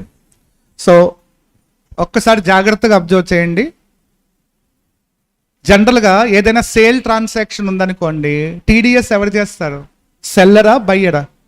సేల్ ట్రాన్సాక్షన్లో బయ్యర్. పేమెంట్ ఇచ్చేవాడు ఎవరు? బయ్యర్ చేయాలి. అదే ట్రాన్సాక్షన్ మీద టీసీఎస్ చేయాల్సి వస్తే సెల్లర్ చేయాలి. అంటే exact TCS provision is applicable to opposite person అమ్మ. ఎప్పుడు టీడీఎస్ చేయాల్సిన పర్సన్కి ఆపోజిట్ పర్సన్కి అప్లై అవుతుంది. వీడైతే డిడక్ట్ చేస్తాడు, వాడైతే కలెక్ట్ చేస్తాడు. అంటే ఏదైనా ఒక ట్రాన్సాక్షన్ చేసినప్పుడు కన్సిడరేషన్ తీసుకుంటాడు కదా, consideration plus TCS extra collect చేసుకోమని చెప్తున్నాడు. అర్థమైందా? జస్ట్ లైక్ ఏ జిఎస్టీ అమ్మ. TCS is just like GST. ఏదైనా సప్లై చేసేటప్పుడు, సేల్ చేసేటప్పుడు seller in addition to consideration some portion of amount collected as tax TCS కింద కలెక్ట్ చేయండి అని చెప్తున్నాడు. అంటే TCS provision is exact opposite to TDS provision. టీడీఎస్కి ఎగ్జాక్ట్గా ఆపోజిట్లో ఉంటుంది టీసీఎస్ ప్రొవిజన్ అమ్మ. ఇదేంటి? టీడీఎస్కి ఆపోజిట్ పర్సన్ చేయాలి టీడీఎస్ అమ్మ. ఓకే, అది క్లారిటీ వచ్చింది కదా. అలాగే టీడీఎస్లో మనకు 2 మెథడ్స్ ఉన్నాయి. ఏంటి మెథడ్స్? టైమ్ ఆఫ్ డిడక్షన్ 2 చెప్పండి.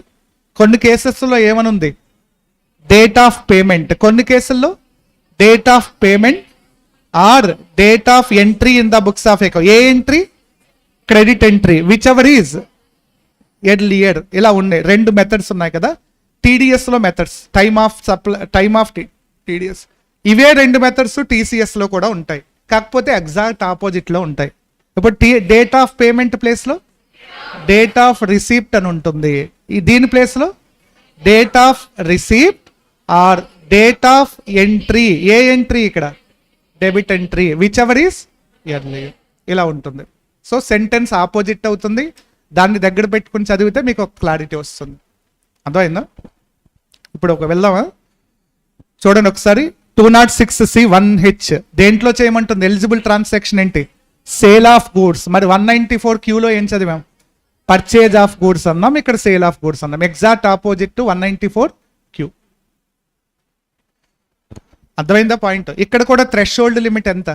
50 lakhs. అక్కడ కూడా థ్రెషోల్డ్ లిమిట్ 50 lakhs. కొంచెం జాగ్రత్తగా అబ్జర్వ్ చేయండి. కాకపోతే దీనిపైన కొన్ని టీసీఎస్ సెక్షన్లు ఉన్నాయి. 206C1, 1F, 1G. అక్కడ కూడా కొన్ని గూడ్స్ సేల్ ట్రాన్సాక్షన్స్ అవి తప్ప మిగతా గూడ్స్ అన్ని తీసుకోమంటున్నాడు. అంటే except those goods covered under section 206C1, 206C1F, 206C1G. పైనే ఉన్నాయి టేబుల్స్ అవి. అక్కడ కూడా సేల్ అవుతున్నవి గూడ్సే. అవి తప్ప రిమైనింగ్ సేల్ ఆఫ్ గూడ్స్ అన్ని ఈ సెక్షన్లోకే వస్తాయంట. అంటే ఇప్పుడు ఎలిజిబుల్ ట్రాన్సాక్షన్ ఏంటో చెప్పండి? Sale of goods other than those covered under section 206C1A, 206C1F, 206C1G. ఇలా మీరు ఓన్గా ఫామ్ చేయొచ్చు. But what is the threshold limit? 50 lakhs. 50 lakhs దాటాలంట. ఇప్పుడు చెప్పండి, ఎవరు టీసీఎస్ చేయాలి? సెల్లర్. అక్కడ టీడీఎస్ చేయాల్సింది బయ్యర్. ఆపోజిట్ అయిందా లేదా? నెక్స్ట్ టైం ఎప్పుడు కలెక్ట్ చేయాలి? At the time of receipt అన్నాడు. అక్కడేమన్నాం? పేమెంట్ అన్నాం. పేమెంట్కి ఆపోజిట్లో వచ్చింది కదా, at the time of receipt. Rate of TCS 0.1. అక్కడ కూడా 0.1%. పాన్ ఇవ్వకపోతే 5%. ఇక్కడ కూడా ఏదో ఇచ్చాడు. పాన్ కానీ ఆధార్ కానీ ఇవ్వాలంట. ఏది ఇవ్వకపోతే 1% తీసుకోమంటున్నాడు. అక్కడ 5, ఇక్కడ 1%. వైలేషన్ జరిగితే 5%, హియర్ వైలేషన్ జరిగితే 1%. అర్థమైందా? కంపారిజన్ అర్థమైందా? సో మీకు ఒక చిన్న డౌట్ రావచ్చు.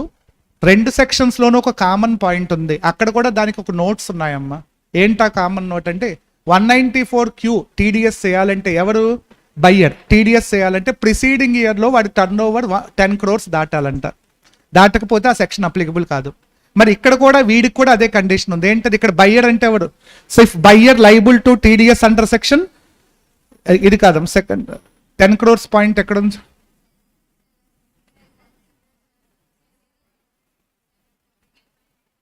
ఇదా? Not applicable in case of ఇదనా? సెల్. ఇదమ్మా ఇంపార్టెంట్ పాయింట్. ఇది టర్న్ ఓవర్ ఎంత దాటాలి? 10 crores. ఏ ఇయర్లో? Last year. లాస్ట్ ఇయర్ అంటే ప్రిసీడింగ్ ఫినాన్షియల్ ఇయర్. ఇప్పుడు 21-22లో టీసీఎస్ చేయాలా వద్దా తెలియాలంటే 2021లో నీ టర్న్ ఓవర్ 10 crores దాటిందా లేదా చూడాలి. Same condition is also applicable to 194Q to buyer. అక్కడ బయ్యర్ టర్న్ ఓవర్ దాటాలని చెప్తుంది, ఇక్కడ సెల్లర్ టర్న్ ఓవర్. అంటే ఇటు టీసీఎస్ అప్లై అవ్వాలన్నా అటు టీడీఎస్ అప్లై అవ్వాలన్నా preceding year turnover 10 crores cross అవ్వాల్సిందే. అక్కడ 10 crores పాయింట్ ఉంది, ఇక్కడ కూడా 10 crores పాయింట్ ఉంది. అదొకటి ఇంపార్టెంట్ పాయింట్. ఎంత కీ రోల్ ప్లే చేస్తుంది అది చాలా జాగ్రత్తగా అబ్జర్వ్ చేయాల్సిన పాయింట్. అర్థమైందా? మరి మీకు ఒక డౌట్ రావచ్చు. ఏంటంటే అందుకే ఇక్కడ ఒక డౌట్ఫుల్ పాయింట్ ఏంటంటే, సార్ ఒకే ట్రాన్సాక్షన్ మీద ఒకడు టీడీఎస్ కట్ చేస్తున్నాడు, ఇంకొకడు టీసీఎస్ కలెక్ట్ చేస్తున్నాడు. మరి సేమ్ ట్రాన్సాక్షన్ మీద డబల్ ట్యాక్స్ కలెక్ట్ అవుతుంది కదా. డబల్ ట్యాక్స్ లేకుండా చేయటం కోసం గవర్నమెంట్ ఒక ప్రొవిజన్ పెట్టింది. ఏంటా ప్రొవిజన్ అంటే బయ్యర్కి ఏ సెక్షన్ అప్లై అవుతుంది? 194Q. సెల్లర్కి 206C1H. ఈ 2 సెక్షన్స్ అప్లై అవ్వాలంటే వాళ్ళ టర్న్ ఓవర్ ఎంత దాటాలి? అది preceding year turn over exceeds 10 crores. ఇప్పుడు ఫర్ ఎగ్జాంపుల్ వీడు preceding year turnover 15 crores ఉందనుకోండి. వీడికి preceding year turn over 8 crores ఉంది. 8 crores ఉంది. ఇప్పుడు ఏం జరుగుతుందో చెప్పండి. TDS provision not applicable, TCS provision applicable. ఇప్పుడు డబల్ ట్యాక్సేషన్ అవ్వదు కదా. అదే డబల్ ట్యాక్సేషన్ అన్ని చోట్ల అవ్వదు, కొన్ని చోట్ల అవ్వచ్చు. అవినప్పుడు ఏం చేయాలో చూద్దాం. For example preceding year turnover వీడిది 8 crores ఉంది, వీడిది 15 crores ఉంది. TDS applicable, TCS not applicable. అర్థమైందా ప్రొవిజన్? అలాగే ఒకసారి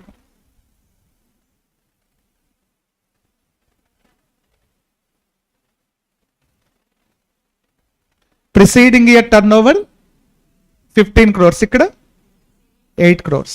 సో ఫస్ట్ పాయింట్ క్లారిటీ వచ్చింది కదా. సెకండ్ పాయింట్ వీడిది 15 crores ఉంది, వీడిది 8 crores ఉంది. ఏం జరుగుతుంది? TCS not applicable, TDS applicable.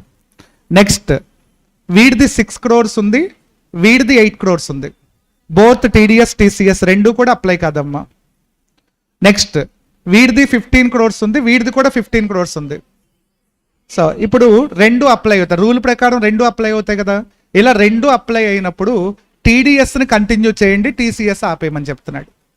జనరల్గా రెండు అప్లై అవుతాయి, ఇక్కడ రెండు అప్లై అవుతున్నప్పుడు అదే టీడీఎస్ని కంటిన్యూ చేయి, దీన్ని ఆపేయమని చెప్తున్నాడు. దీన్ని స్టాప్ చేసి దీన్ని కంటిన్యూ చేయమంటున్నాడు. అర్థమైందా? Provision important. So dual taxation అనేది ఉండదు, కంపల్సరీ ట్రాన్సాక్షన్ బట్టి చేయాలా వద్దా, ఇవన్నీ తెలుసుకుంటేనే మీకు అక్కడ క్లారిటీ వస్తుంది ప్రొవిజన్ ఏంటనేది.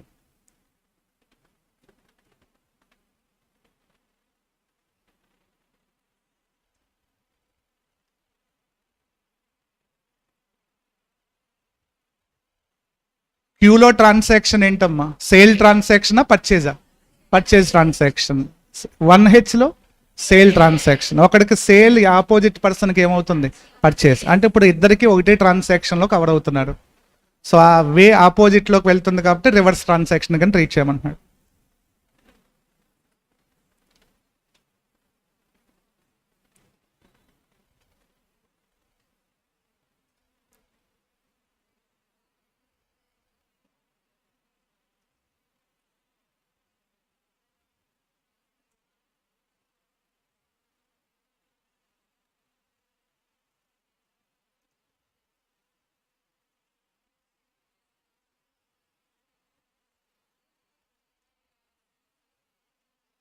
మా టీసీఎస్లో ఈ సెక్షన్ కూడా ఇంపార్టెంటే, మీరు కంపల్సరీ ప్రిపేర్ అవ్వాల్సిన section 206C 1G.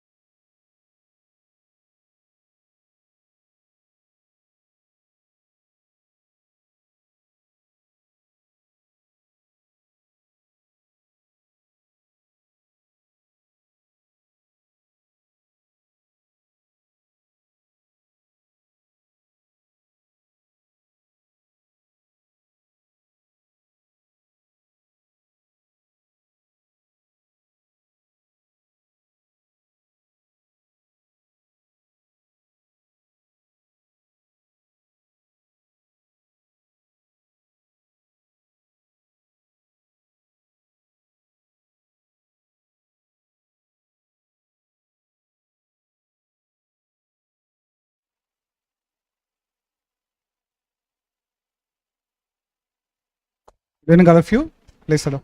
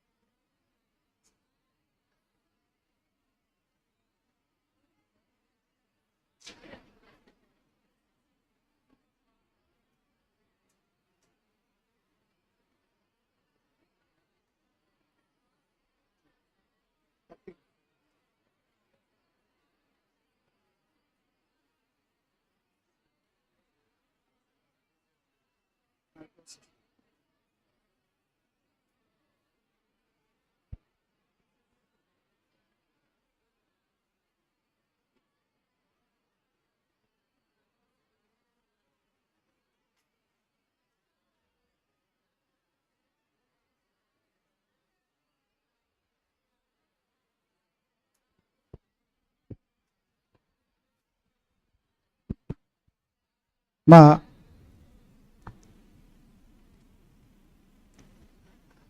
Deductions start చేయబోతున్నాం. స్టార్ట్ చేసే ముందు ఒక చిన్న పాయింట్, 194 క్యూలో చాలామంది స్టూడెంట్స్ మిస్టేక్ చేసే ఏరియా ఒక చిన్న పాయింట్ ఉంది. 194 క్యూలో థ్రెషోల్డ్ లిమిట్ ఎంతమ్మా? 50 lakhs కదా. ఆ 50 lakhs కౌంట్ చేసేటప్పుడు because 194 Q section middle of the year నుంచి వచ్చిందమ్మా. 1/7/2021 ఈజ్ ద ఎఫెక్టివ్ డేట్ అమ్మా. సో ఎప్పుడు అది ఎఫెక్టివ్ డేట్? 1/7/2021. ఈ డేట్ తర్వాత ఉన్న టర్న్ ఓవర్కే ఆ సెక్షన్ అప్లై చేయాలి. దాని ముందున్న టర్న్ ఓవర్కి ఆ సెక్షన్తో పని లేదు.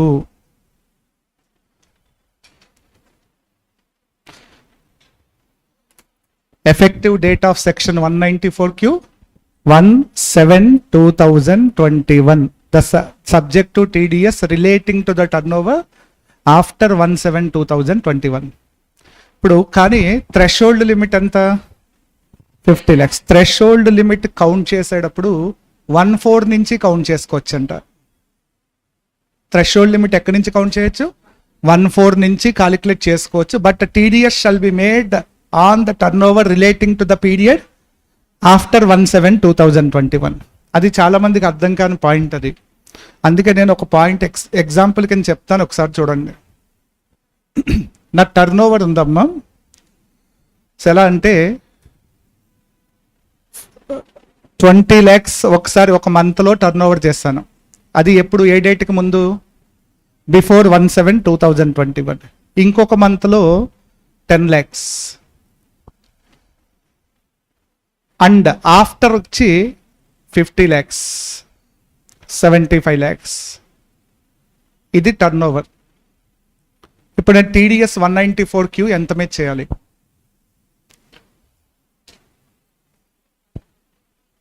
టర్న్ ఓవర్ ప్రిసీడింగ్ ఇది, ఆఫ్టర్ ఇది. టర్న్ ఓవర్ థ్రెషోల్డ్ లిమిట్ ఎంత?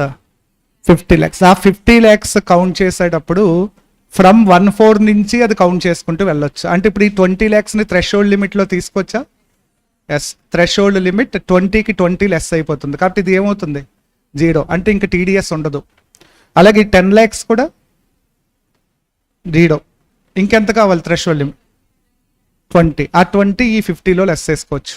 ఇంకెంత మిగిలింది? 30 lakhs. ఇప్పుడు నాకు ఈ 30 మీద 75 మీద TDSలు చేయాలి. బికాజ్ ఆ రెండు కూడా a period turn overs?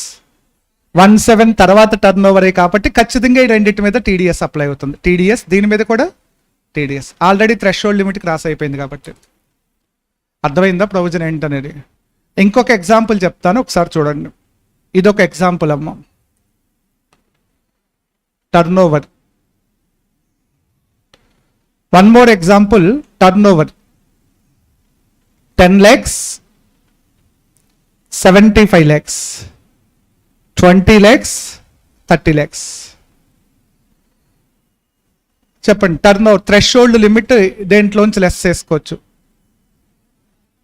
Threshold limit ఎంతది? 10 lakhs. ఇది నిల్ అవుతుంది. ఇదెంత? ఇంకా ఎంత కావాలి మనకి? 40 lakhs. ఈ 40 తీసేస్తే ఇంకెంత మిగిలింది? 35 lakhs. ఇప్పుడు నాకు చెప్పండి, TDS ఈ 35 మీద చేయాలా వద్దా? అవసరం లేదు. రీజన్, అది ఎఫెక్టివ్ డేట్ ఏంటి? 1/7/2021కి ముందు టర్న్ ఓవర్ మిగిలిన్నా ఇంకా TDS రాదు. No TDS on this amount. No TDS. ఈ రెండింటి మీద చేస్తే సరిపోతుంది. అర్థమైందా పాయింట్? ఓకేనా? నెక్స్ట్ ఇంకొక ఎగ్జాంపుల్ వచ్చేటప్పటికి, turnover preceding 100 lakhs, 25 lakhs. After turnover నిల్లమ్మ. టోటల్ టర్న్ ఓవర్ ప్రిసీడింగే ఉంది, ఆఫ్టర్ లేదు. ఆఫ్టర్ లేదు కాబట్టి నో TDS. అసలు TDS అనే కాన్సెప్టే ఉండదు. అర్థమైందా? సో కొంచెం జాగ్రత్తగా అబ్జర్వ్ చేయాల్సిన పాయింట్ అమ్మ. అంటే థ్రెషోల్డ్ లిమిట్ కాలిక్యులేట్ చేసేటప్పుడు ఫ్రమ్ ద బిగినింగ్ నుంచి దాన్ని లెస్ చేసుకుంటూ రండి. బట్ ట్యాక్సబుల్ టర్న్ ఓవర్ ఏది అంటే, TDS చేయాల్సిన టర్న్ ఓవర్ ఏది అంటే, ఆఫ్టర్ ఉన్న టర్న్ ఓవర్ ఏదైనా మిగిలింటే దాంట్లో చేయండి అని చెప్తున్నాడు. అదర్వైజ్ అవసరం లేదు. అర్థమైందా ప్రొవిజన్ ఏంటనేది? సో అది కొంచెం జాగ్రత్త. What is the effective date of 194Q? 1/7/2021. That is, the TDS shall be made on turnover which is related to the period after 1/7/2021. అది important. But threshold limit to be calculated from 1/4/2021. 50 lakhs count చేసేటప్పుడు beginning నుంచి తెచ్చుకోండి. కానీ TDS చేయాలా వద్దా తెలియాలంటే after turnover మీద మాత్రమే అది TDS చేసేలా చూసుకోండి. అదొకటి ఇంపార్టెంట్ పాయింట్. కానీ ఈ ప్రొవిజన్ 206C1Hకి అప్లికబుల్ కాదమ్మా. ఎందుకంటే అది బిగినింగ్ నుంచి ఉంది, ఫ్రమ్ ద బిగినింగ్ నుంచి ఉంది ఆ సెక్షన్. ఏ సెక్షన్? 206C1H బిగినింగ్ నుంచి. అంటే అది లాస్ట్ ఇయర్ వచ్చిన సెక్షన్. అది లాస్ట్ ఇయర్ వచ్చింది కాబట్టి ఈ సంవత్సరం ఎఫెక్టివ్ డేట్ ఏమవుతుంది? 1/4 నుంచి ఉన్నట్టే కదా. కాబట్టి దానికి టర్న్ ఓవర్ ఫస్ట్ నుంచి TCS కలెక్ట్ అవుతుంది, థ్రెషోల్డ్ లిమిట్ కూడా ఫస్ట్ నుంచి రావచ్చు. అర్థమైందా పాయింట్? అదే 206C1H అయితే ఈ కేసులో, సెకండ్ కేసులో అప్పుడు ఈ 35 lakhs మీద కూడా ఏం చేయాల్సి వచ్చేది? TCS కలెక్ట్ చేయాల్సి వచ్చేది. బికాజ్ అది ఎఫెక్టివ్ డేట్ ఎప్పుడు? 1/4 నుంచి అది యాక్టివేషన్లో ఉంది కాబట్టి. ఇది ఈ సంవత్సరమే వచ్చిన సెక్షన్ ఏదది? 194Q. కాబట్టి అది కూడా మిడిల్ ఆఫ్ ద ఇయర్లో వచ్చింది కాబట్టి కొంచెం జాగ్రత్తగా అది చెక్ చేసుకోండి. ప్రాబ్లంలో ఇది అడిగే ఛాన్స్ ఉంది. దీని మీద ఒక ఇలస్ట్రేషన్ కూడా మీ మెటీరియల్లో ఉంది, తీసేద్దాం. Next chapter 6A deductions. 1 hour తీసుకోబోతున్నాం ఈ చాప్టర్కి జస్ట్. తర్వాత set off carry forward table ఒకటి ఇస్తాను కదా, అదొకటి.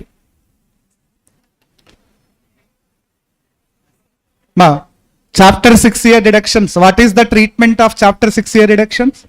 Deducted from gross total income. Gross total income లోంచి లెస్ చేయాలి chapter 6A deductions.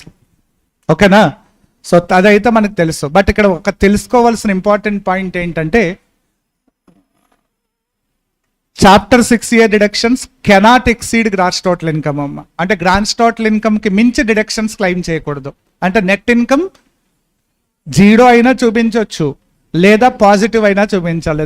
Net income negative రాకూడదు ఎట్టి పరిస్థితిలో. అర్థమైందా? అదొకటి తెలుసుకోవాల్సింది. అలాగే 115 BAC ఆప్షనల్ ట్యాక్స్ రేట్ ఉంది కదా, అది కనుక ఎవరైనా సెలెక్ట్ చేసుకుంటే చాప్టర్ 6A ఏమీ లెస్ చేయొద్దంటే except 2 sections, 80 CCD subsection 2, 80 JJAA. ఈ 2 sections తప్ప ఏ చాప్టర్ 6A కూడా వాడికి రాదంట. సో అదో పాయింట్, ఫండమెంటల్ పాయింట్స్ అమ్మ, తీసేయండి. డైరెక్ట్గా సెక్షన్స్లోకి వద్దాం. Chapter 6A deductions. ప్రతి సెక్షన్ మీరు ఈ చాప్టర్ ప్రతి సెక్షన్ కూడా కట్ చేసి చదవండి, రిస్ట్రిక్టివ్గా చదువుకోండి. ఎందుకంటే ప్రతి లైన్ చదవటానికి ట్రై చేయొద్దు, బికాస్ దీని నుంచి 3D క్వశ్చన్ రాదు. దీన్ని పాయింట్ తీసుకువెళ్ళి ప్రాబ్లంలో కలుపుతాడు, డిడక్షన్ ఇస్తారా లేదా చెప్పగలిగితే చాలు. కాబట్టి ఎక్స్క్లూజివ్ క్వశ్చన్ అయితే ఎక్స్పెక్ట్ చేయొద్దు ఈ చాప్టర్ నుంచి. కానీ ఈ చాప్టర్కి ప్రతి చాప్టర్ తోటి కనెక్షన్ ఉంటుంది. ఏ చాప్టర్ అయినా ఇన్కమ్ కంప్యూటేషన్ కంప్లీట్ చేయాలంటే డిడక్షన్స్ లెస్ చేసి కంప్లీట్ చేయాలి. కాబట్టి సెట్ ఆఫ్ క్యారీ ఫార్వర్డ్లో ప్రాబ్లం చేసేటప్పుడు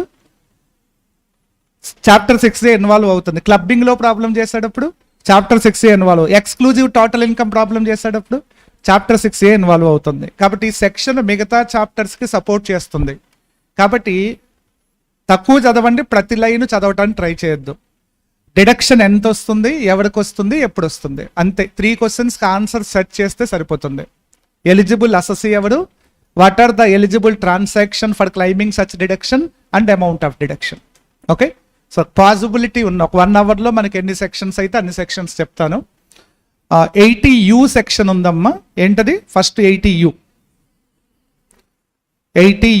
లాస్ట్ సెక్షన్.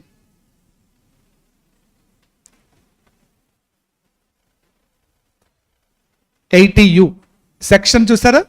80U ఎవరైనా ట్యాక్స్ పేయర్ డిజబిలిటీతో సఫర్ అవుతూ ఉంటే వాడికి ఇస్తానని చెప్తున్నా డిడక్షన్. ట్యాక్స్ పేయర్కి ఏముండాలి?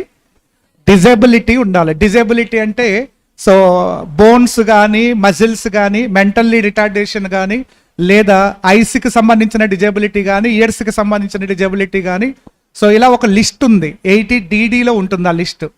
ఆ డిజబిలిటీతో సఫర్ అవుతున్న ట్యాక్స్ పేయర్ ఎవరైనా ఉంటే వాడు ఈ సెక్షన్కి ఎలిజిబుల్ అవుతాడంట ఆటోమేటిక్గా. అదైనా ఎంత ఇస్తారు అంటే వాడికి ఉన్న డిజబిలిటీ నార్మల్ డిజబిలిటీ అయితే 75,000 డిడక్ట్ చేసుకో. సాధారణంగా చాప్టర్ 6A డిడక్షన్ రావాలంటే ఖర్చు పెట్టాలి, అమౌంట్ ఇన్వెస్ట్మెంట్ చేయాలి, లేదా ఎక్స్పెండిచర్ చేయాలి, లేదా డొనేషన్స్ చేయాలి. అంటే నీ పాకెట్లోంచి కొంత మనీ బయటకు పోవాలి, అవునా? కానీ ఈ సెక్షన్లో నువ్వు ఏ ఖర్చు పెట్టకపోయినా నీకు డిడక్షన్ ఇస్తుంది ఈ section, irrespective of actual expenditure. అసెసీకి ఏముంటే చాలు, disability. Disability itself is a qualification for claiming the deduction under section 80U అమ్మ. డిజేబుల్డ్ పర్సన్స్కి వస్తుంది. మీరు పోలియో ఉన్న ట్యాక్స్ పేయర్స్ వాళ్ళు ఉంటారు కదా, అలాగే ఇయరింగ్ ఎంపైర్మెంట్స్ కానీ, చెవి ప్రాబ్లం, ఐస్కి సంబంధించిన ఇలాంటి డిజేబుల్డ్ పర్సన్ అందరూ ఈ సెక్షన్కి ఎలిజిబిలిటీ ఉంటుంది. ఆటోమేటిక్గా ఎలిజిబుల్ అమ్మ. దానికోసం వాళ్ళు ట్రీట్మెంట్ ఎక్స్పెండిచర్ ఏమి ఉండక్కర్లేదు, అసలు ఏమీ చేయించుకోకపోయినా ఎలిజిబుల్ అవుతారు. ఒక పర్సన్కి పోలియో ఉంది, పోలియో అని డిజబిలిటీ అనేది లైఫ్ టైం కదా, ఒకసారి వస్తే అది పోదు. కాబట్టి ఎవ్రీ ఇయర్ ఈ సెక్షన్కి ఎలిజిబుల్ అవుతాడు వాడు. ప్రతి ఇయర్ ట్యాక్స్ పే చేసేటప్పుడు ఈ సెక్షన్ డిడక్షన్ రాసుకోవచ్చు వాడు. ఎంతంటే వాడికి ఉన్నది నార్మల్ డిజబిలిటీ అయితే 75,000, సివియర్ అయితే 1,25,000 రాసుకోవచ్చు. ఇది అమౌంట్ ఆఫ్ డిడక్షన్. కాకపోతే నార్మల్ ఆ సివియర్ అనేది అసెసీ చెప్పకూడదు. దానికి ఒక ప్రిస్క్రైబ్డ్ మెడికల్ అథారిటీ ఉంటారు, వాళ్ళ దగ్గర సర్టిఫికేట్ తీసుకోవాలి. వాళ్ళు చెక్ చేసి సర్టిఫై చేస్తారు. సర్టిఫికేట్లోనే వాళ్ళు మెన్షన్ చేస్తారు whether it is normal or severe అనేది. ఇప్పుడు ఆ సర్టిఫికేట్ కాపీ ఒకటి వీడు ఏం చేయాలి, రిటర్న్ ఆఫ్ ఇన్కమ్కి అటాచ్ చేసి డిపార్ట్మెంట్కి పంపించాలి. అది ఒక్కటి వాడు చేస్తే చాలు, డిడక్షన్ ఆటోమేటిక్గా వచ్చేస్తుంది. ఇది 80Uలో ఉన్న స్టోరీ. అందరికీ రాదు, ఎవరికి వస్తుంది? రెసిడెంట్ ఇండివిజువల్కి వస్తుంది. రెసిడెంట్ ఇండివిజువల్ అది కూడా వాడు దేంతో సఫర్ అవుతూ ఉండాలి, సఫరింగ్ విత్ డిజబిలిటీ. చూడండి ఇక్కడ ఇచ్చాం, ఇది వస్తుంది. ఎంత ఇస్తా deduction, amount of deduction? Normal disability అయితే 75,000, సివియర్ అయితే 1,25,000. మరి వీడికి డిజబిలిటీ ఉన్నట్టు డిపార్ట్మెంట్కి ఎలా తెలుస్తుంది? ఒక సర్టిఫికేట్ని సబ్మిట్ చేయాలమ్మా. ఎవరిచ్చిన సర్టిఫికేట్?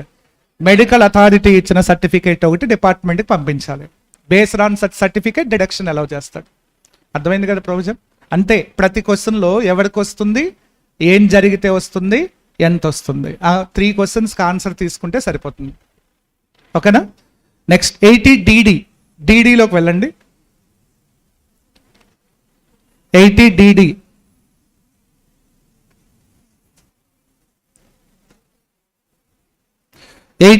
కూడా డిజబిలిటీ సెక్షన్ ఏనమ్మా.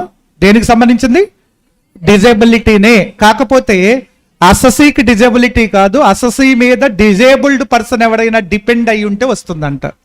80DD రావాలంటే అసెసీకి డిజబిలిటీ ఉండకూడదు, అసెసీ ఎవరైనా డిజేబుల్డ్ పర్సన్ని మెయింటైన్ చేస్తూ ఉండాలంట. దానికి డిడక్షన్ ఇస్తాను అని చెప్తున్నాడు. Maintenance and medical treatment of handicapped dependent. Handicapped dependent అనొచ్చు, డిపెండెంట్ డిజేబుల్డ్ పర్సన్ అనొచ్చు. ఇప్పుడు అసెసీకి ఏ ప్రాబ్లం ఉండదు ఇక్కడ, బట్ అసెసీ మీద ఎవరు ఉండాలి?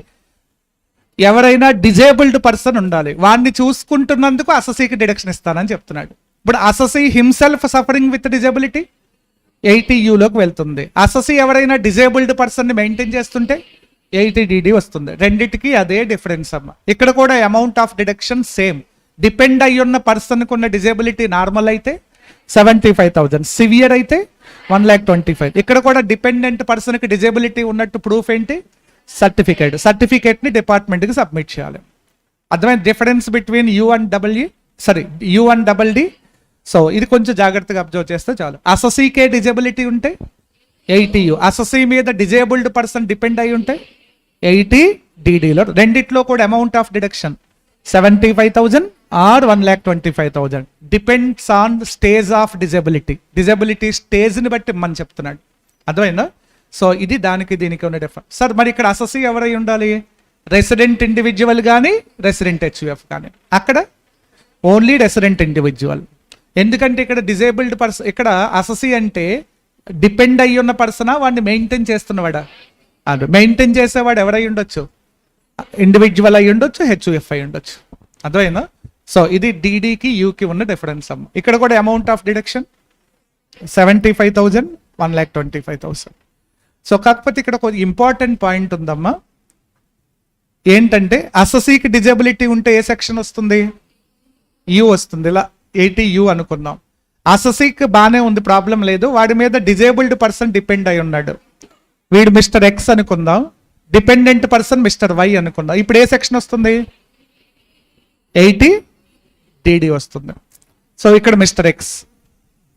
కానీ ఇక్కడ జాగ్రత్తగా అబ్జర్వ్ చేయాల్సిన 80 DDలో one of the important point ఏంటంటే ఈ డిపెండెంట్ పర్సన్ ఖచ్చితంగా ఫ్యామిలీ డెఫినేషన్లో కవర్ అవ్వాలి. Covered under family definition. Family డెఫినేషన్లో కవర్ అవ్వని వాళ్ళు ఎవరైనా డిపెండ్ అయితే డిడక్షన్ ఉండదంట. మరి ఇప్పుడు 80 DDలో మోస్ట్ ఇంపార్టెంట్ పాయింట్ ఏంటి? Family definition. ఎవరా ఫ్యామిలీ అంటే స్పౌజ్ కానీ, చిల్డ్రన్ కానీ, పేరెంట్స్ కానీ, బ్రదర్స్ అండ్ సిస్టర్స్. అంతే, అంతవరకే. వీళ్ళలో ఎవరైనా డిపెండ్ అయి ఉంటే వస్తుందంట. ఇప్పుడు మీరు చెప్పండి, అసెసీ మీద వాళ్ళ ఫ్రెండ్ డిపెండ్ అయి ఉన్నాడు, డిజేబుల్డ్ పర్సన్, 80 DD వస్తుందా? రాదు. అంటే the dependent person must be covered under the definition of family, otherwise no deduction అమ్మ. అంటే 80 DDలో అది ఒక ఇంపార్టెంట్ పాయింట్. అంతే. నెక్స్ట్ 80 GGB GGC అమ్మ. రెండు కూడా డొనేషన్స్ టు పొలిటికల్ పార్టీ అమ్మ. GGB ఒకటి, GGC ఒకటి. 80 GGB GGC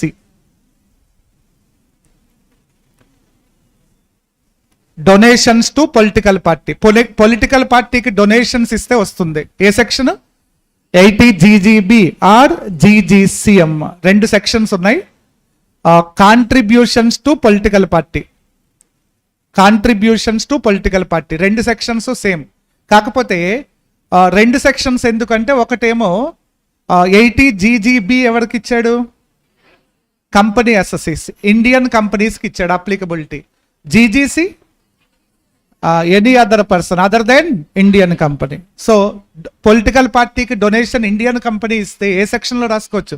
GGBలో రాసుకోవచ్చు. ఎనీ అదర్ పర్సన్ ఇస్తే GGCలో రాసుకోవచ్చు. అంటే అక్కడ కాంట్రిబ్యూట్ చేసే పర్సన్ వేరియేషన్ ఉంది. ఎలిజిబుల్ అసెసీ చేంజ్ అవుతున్నాడు చూడండి. అది ఒక్కటే డిఫరెన్స్ అమ్మ. డిడక్షన్ ఎంత పర్సెంట్ అంటే 100% ఆఫ్ యువర్ కాంట్రిబ్యూషన్. నువ్వు ఎంత డొనేట్ చేస్తే అంతా నోట్ చేసుకోవచ్చు, రిస్ట్రిక్షన్ ఏమీ లేదు. అర్థమైందా? No limit. ఎంత డిడక్షన్ వస్తుంది రెండు సెక్షన్స్లో? 100% of deduction is eligible for claiming deduction under section GGB GGC. ఇక్కడ కూడా పర్సంటేజ్ ఎంత? 100%. చాలా ఈజీగా గుర్తుపెట్టుకోవచ్చు సింగిల్ లైన్లో. Contributions to political party by an Indian company GGB, by any other person GGC. What is the amount of deduction? 100% of deduction. 100% of కాంట్రిబ్యూషన్కి deduction. నువ్వు 1,00,000 వస్తున్నా వస్తుంది, ₹1,00,000 ఇచ్చినా వస్తుంది. అర్థమైందా? ఎందుకు నువ్వు ఇక్కడ ఎంత తీసుకెళ్ళినా ఉపయోగం ఉంటుంది, ఎందుకంటే గ్రాస్ టోటల్ ఇన్కమ్ని దాటకూడదు కదా. ఇక్కడ అమౌంట్ ఉన్నా ఉపయోగపడదు, అక్కడ రిస్ట్రిక్ట్ అవుతుంది కదా మళ్ళీ. సో బట్ ఇక్కడ అయితే నో లిమిట్స్ అమ్మ. You can claim any amount of contribution as deduction.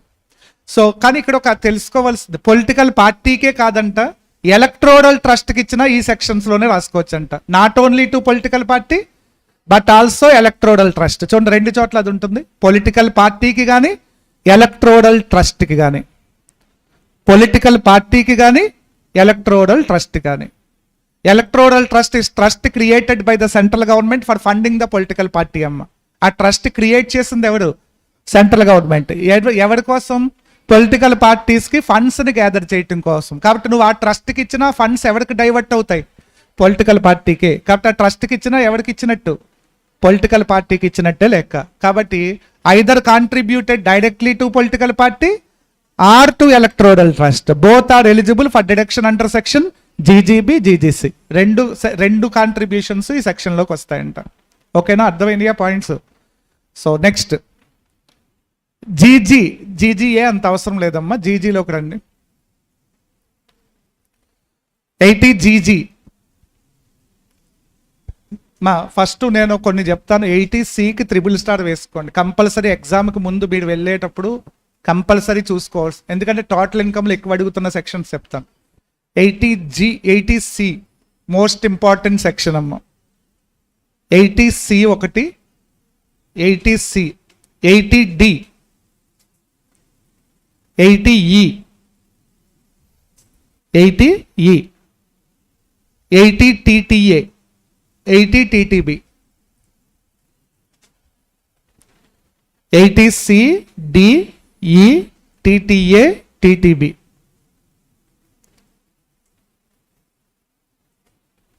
ఇవన్నీ $3 సెక్షన్స్, కంపల్సరీ గుర్తుపెట్టుకోవాల్సిన సెక్షన్. టోటల్ ఇన్కమ్లో ఎక్కువగా ఈ సెక్షన్సే టచ్ చేస్తున్నాడు వాడు. అలాగే 80DD కూడా టచ్ చేస్తున్నాడు కొన్ని చోట్ల, అది కూడా ఇందులోనే రాసుకోండి. DD దేని గురించి చెప్తుంది? ఆ డిపెండెంట్ డిజేబుల్డ్ పర్సన్. అలాగే 80U కూడా ఇదే లిస్ట్లోకి తీసుకోండి. ఈ కంపల్సరీ టోటల్ ఇన్కమ్ చేసేటప్పుడు ఈ సెక్షన్స్ గుర్తుండేలా చూసుకోండి. అలాగే కొన్ని సెకండ్ గ్రేడ్లో కొన్ని సెక్షన్స్ ఉన్నాయి, అకేషనల్గా అడుగుతున్నాడు మీ సెక్షన్స్. 80CCD, 80CCD ఇది $3 సెక్షన్స్ అనుకుందాం. ఫస్ట్ కేటగిరీ కింద అవి ప్రిపేర్ అవ్వండి బాగా. అయిన తర్వాత next 80CCD, 80G donations, 80JJAA employment creation, CGJJAA, EEA, 80EEA, 80EEB. So ఇవేమో తర్వాత సెకండ్ గ్రేడ్, అంటే మీకు లాస్ట్ ప్రిపరేషన్ చేసేటప్పుడు కాన్సన్ట్రేట్ చేయాల్సిన ఏరియాస్. EEA, EEB. రిమైనింగ్ అన్ని థర్డ్ కేటగిరీలోకి తీసుకోండి. ఎక్కువగా టోటల్ ఇన్కమ్లో ఈ $3 సెక్షన్స్ మాత్రమే టచ్ చేస్తున్నాడు, కాబట్టి వాటిని రెగ్యులర్గా చెక్ చేసుకుంటూ ఉండండి. ఓకే, నెక్స్ట్ 80G దగ్గరికి రండి ఒకసారి. 80GG రెంట్ పెయిడ్ అమ్మ. రెంట్కి వస్తుంది డిడక్షన్. దేనికి? రెంటెడ్ హౌస్లో ఉంటున్న వాళ్ళు, ఓన్ హౌస్ లేకుండా రెంటెడ్ హౌస్లో ఉంటున్న వాళ్ళు ఉంటారు చూసారా, వాళ్ళు పే చేసే రెంట్కి డిడక్షన్ వస్తుందంట. ఏ సెక్షన్లో? 80GG. మోస్ట్ పాపులర్ అమ్మ. ఎగ్జామ్లో పెద్దగా అడగట్లేదు, ఎందుకంటే ఇది అడగాలి అంటే ఎక్స్క్లూజివ్ ప్రాబ్లం ఇవ్వాలి దీని మీద, అందుకే అడగట్లేదు. కానీ ఇంపార్టెంట్, యాక్చువల్గా అయితే important section, popular section. G తర్వాత ఎక్కువ మంది క్లెయిమ్ చేసే సెక్షన్ కూడా ఇదే. సో రెంట్ పెయిడ్కి వస్తుంది. దేనికి? Rent paid. రెంటెడ్ హౌస్లో ఉండి, ఇప్పుడు నేను గుంటూరులో ఒక హౌస్లో రెంట్ కొంటున్నాను, ఎవ్రీ మంత్ రెంట్ కడుతున్నాను, నేను ఏ సెక్షన్కి ఎలిజిబుల్ అవుతాను? 80GGకి ఎలిజిబుల్ అవుతాను. ఎంత వస్తుంది డిడక్షన్ అంటే లీస్ట్ ఆఫ్ ద ఫాలోయింగ్ వస్తుందంట. లీస్ట్ ఆఫ్ ద ఫాలోయింగ్ చూడండి ఇక్కడ ఇచ్చాడు. Excess of rent paid over 10% of adjusted total income. మనం ఇది ఎలా ఉంటుందంటే సిమిలర్ టు HRA లాగా ఉంటుంది. ఏంటి? Rent paid minus 10% of adjusted. Over అన్న చోట మళ్ళీ మైనస్ అని పెట్టుకోవచ్చు. Rent paid minus 10% of adjusted total income. Second one 25% of adjusted total income. Third one 5,000 per month. అంటే 5,000 అంటే స్టాట్యూటరీ లిమిట్ అనొచ్చు. దీన్ని ఏమనొచ్చు? స్టాట్యూటరీ అంటే maximum deduction under this section cannot exceed 5,000 per month. అంటే యాన్యువల్లీ 60,000. అంటే 60,000కి మించి డిడక్షన్ అయితే రాదు ఈ సెక్షన్లో. ఓకేనా? కానీ ఇక్కడ ఒక ఇంపార్టెంట్ పాయింట్, డిడక్షన్ రావాలంటే కొన్ని కండిషన్స్ ఫుల్ఫిల్ చేయాలి. సెకండ్ పాయింట్లో కండిషన్స్ ఉన్నాయి చూడండి. ఈ సెక్షన్లో కండిషన్సే ఇంపార్టెంట్. ఎవరికి వస్తుంది ఈ సెక్షన్? ఫస్ట్ పాయింట్ చూడండి, ఎవరికి వస్తుంది? ఇండివిజువల్కి వస్తుంది. Whether self employee or salaried employee. అంటే జాబ్ చేసే వాళ్ళైనా పర్లేదు, జాబ్ లేని వాళ్ళైనా పర్లా. జాబ్ లేకుండా ఏదో ఒక పని చేసుకునే వాళ్ళని ఏమంటాం? సెల్ఫ్ ఎంప్లాయ్మెంట్ అని. సెల్ ఫోన్ రిపేర్ షాప్ పెట్టుకున్నాడు, ఏమంటాం? Self employment. అంటే ఎంప్లాయ్మెంట్ ఉన్న వాళ్ళైనా పర్లేదు, లేకపోయినా పర్లేదు, ఇండివిజువల్ అయితే చాలు అని చెప్తున్నాడు. అదో ఇప్పుడు cell phone repair shop run చేస్తున్నాడు బ్రాడీపేట 4th లైన్లో ఒక పర్సన్. వాడు నియరెస్ట్ లొకాలిటీలో ఒక హౌస్ తీసుకుని రెంట్ కొంటున్నాడు. వాడు నాన్ లోకల్ నుంచి వచ్చాడు, వాడికి కూడా సెక్షన్ వస్తుంది, క్లెయిమ్ చేసుకోవచ్చు. 80GGలో క్లెయిమ్ చేయొచ్చు. మరి సెల్ఫ్ ఎంప్లాయీ అందామా సాలరీడ్ ఎంప్లాయీనా? సెల్ఫ్ ఎంప్లాయీ వాళ్ళకి వస్తుంది, నాకు కూడా వస్తుంది. ఇండివిజువల్ అయితే చాలు. చెప్పండి, eligible assessee individual, whether salaried employee or self employee. So ఇప్పుడు కండిషన్స్ దగ్గరికి రండి. కండిషన్స్ ఏంటి అంటే, మోస్ట్ ఇంపార్టెంట్ కండిషన్స్ ఏంటి అంటే, ఒకవేళ నువ్వు సాలరీడ్ ఎంప్లాయీ అయితే నీ ఎంప్లాయిడ్ నుంచి నువ్వు హెచ్ఆర్ఏ తీసుకోకూడదంట. నీ ఎంప్లాయిడ్ నీకేమి ఇవ్వకూడదు? హెచ్ఆర్ఏ. హెచ్ఆర్ఏ తీసుకుంటున్న సాలరీడ్ ఎంప్లాయీస్కి 80 జీజీ డిడక్షన్ ఉండదు అని చెప్తున్నాడు. మోస్ట్ ఇంపార్టెంట్ కండిషన్ చూడండి. First point, the assessee should be self employee or he should be a salaried employee not in receipt of HRA. అంటే సాలరీడ్ ఎంప్లాయీ అయితే ఏం తీసుకోకూడదు? హెచ్ఆర్ఏ తీసుకోకూడదు. అంటే హెచ్ఆర్ఏ రిసీవ్ చేసుకుంటున్న salaried employees are not eligible for 80 GG deduction అమ్మ. అర్థమైందా point? Second one ఏంటి అంటే, నువ్వు ఫర్ ఎగ్జాంపుల్ నేను గుంటూరులో రెంట్కుంటున్నాను అనుకోండి. ఈ గుంటూరులో అక్కడ ఒక లిస్ట్ ఇచ్చాడు చూడండి. నాకు కానీ మా స్పౌజ్కి కానీ నా మైనర్ చిల్డ్రన్కి కానీ నేను మెంబర్గా ఉన్న హెచ్యుఎఫ్కి కానీ హౌస్ ఏమీ ఉండకూడదంట, ఓన్ హౌస్ ఉండకూడదంట. ఓన్ హౌస్ ఉండి, నీకు ఓన్ హౌస్ ఉంది కదా గుంటూరులో, ఎందుకు రెంట్కుంటున్నావు అని అడుగుతున్నాడు. అలాంటి వాళ్ళకి డిడక్షన్ ఇవ్వనని చెప్తున్నాడు. హౌస్ లేని వాళ్ళకి ఇస్తాడంట. హౌస్ ఎవరికి ఉండకూడదు? అసెసీకి ఉండకూడదు, వాళ్ళ స్పౌజ్ పేరు మీద ఉండకూడదు, మైనర్ చిల్డ్రన్ పేరు మీద ఉండకూడదు, వాళ్ళు హెచ్యుఎఫ్ వాడి మెంబర్గా ఉన్న హెచ్యుఎఫ్ ఒకవేళ అది జాయింట్ ఫ్యామిలీ అనుకుందాం, ఆ జాయింట్ ఫ్యామిలీ పేరు మీద ఉండకూడదంట. అంటే not having any house property either by assessee or his spouse or minor children or HUF in which he is a member at that place. ఆ ప్లేస్లో ఉండకూడదని చెప్తున్నాడు.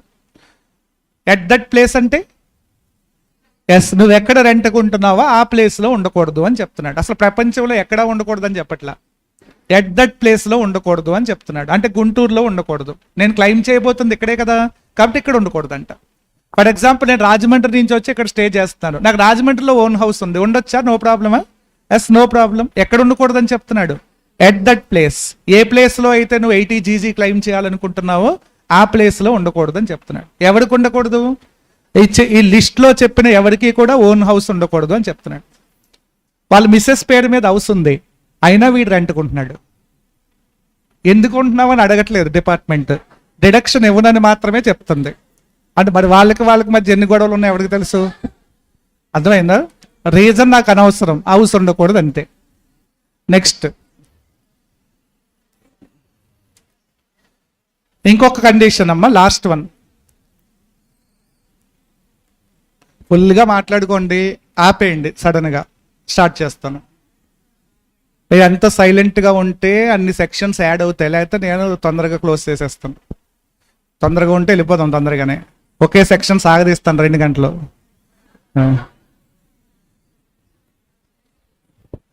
సో కాబట్టి సైలెంట్గా ఉండండి, మాట్లాడకుండా ఉండండి కాసేపు. ఎగ్జామ్ జరుగుతుంది అనుకోండి, రాస్తున్నారా లేదో తర్వాత విషయం, అది సైలెంట్గా ఉండండి మాట్లాడకుండా, అంతే. సో పాయింట్ నెంబర్ సి చూడండి. నాకు రాజమండ్రిలో హౌస్ ఉండొచ్చా? ఉండొచ్చు, కానీ దానికి కూడా కండిషన్ పెట్టాడు. ఆ హౌస్ని నేను సెల్ఫ్ ఆక్యుపైడ్ కింద క్లెయిమ్ చేయకూడదంట. థర్డ్ కండిషన్ చూడండి, no claim for self occupied should be made in respect of any accommodation. Any accommodation అంటే అదర్ ప్లేస్లో నీకున్న ఏదైనా హౌస్లు ఏవైనా ఉండుంటే వాటిని సెల్ఫ్ ఆక్యుపై చేయకూడదు అని చెప్తున్నాడు. No claim for self occupation for any other accommodation located in any other area. Any other accommodation located in any other area. ఇది అదర్ ఏరియా హౌస్ గురించి చెప్తున్నాడు. ఎందుకంటే ఈ ఏరియాలో నాకు ఏం ఉండకూడదు అంటున్నాడు, హౌస్ ఉండకూడదని కన్ఫర్మ్ చేస్తాడు కదా. వేరే చోట ఎక్కడైనా హౌస్ ఉంటే దాన్ని ఏం చేయకూడదు, సెల్ఫ్ ఆక్యుపైడ్ అసెసీకి బెనిఫిటా కదా? బెనిఫిట్. ఆన్సర్ ఏమొస్తుంది? నెగిటివ్. ఆ బెనిఫిట్ని తీసుకోవద్దని చెప్తున్నాడు. నెక్స్ట్ లాస్ట్ పాయింట్ అవసరం లేదమ్మా, 3 పాయింట్స్ చూసుకోండి. అయిపోయింది. ఎవరికి వస్తుంది? ఏ కండిషన్స్ ఫుల్ఫిల్ అయితే వస్తుంది, ఎంత వస్తుంది? లీస్ట్ ఆఫ్ ద ఫాలోయింగ్ లో మరి ఇక్కడ శాలరీ అన్నాడా, adjusted total income? Adjusted total income కింద ఇచ్చినట్టున్నాడు చూడండి ఎక్కడైనా. అడ్జస్టెడ్ టోటల్ ఇన్కమ్ కాలిక్యులేషన్ ఇచ్చాడమ్మా. అడ్జస్టెడ్ టోటల్ ఇన్కమ్ చూడండి, గ్రాస్ టోటల్ ఇన్కమ్ లోంచి వేటిని ఎక్స్క్లూడ్ చేయమన్నాడు? Long term capital gain exclude చేయండి, షార్ట్ టర్మ్ 111 అని ఎక్స్క్లూడ్ చేయండి, చాప్టర్ 6 అని లెస్ చేయండి అని చెప్తున్నాడు. ఇవన్నీ లెస్ చేయగా బ్యాలెన్స్ ఎక్సెప్ట్ 80 GG. ఎందుకంటే జీజీ ఇంకా తెలియదు కదా, దానికోసమే కదా చెక్ చేస్తున్నాం. కాబట్టి జీజీ తప్ప రిమైనింగ్ చాప్టర్ 6 ఏమున్నా సరే లెస్ చేసి చూపించండి. Adjusted total income. Okay, next అమ్మా 80E interest on education loan. 80E interest on education loan.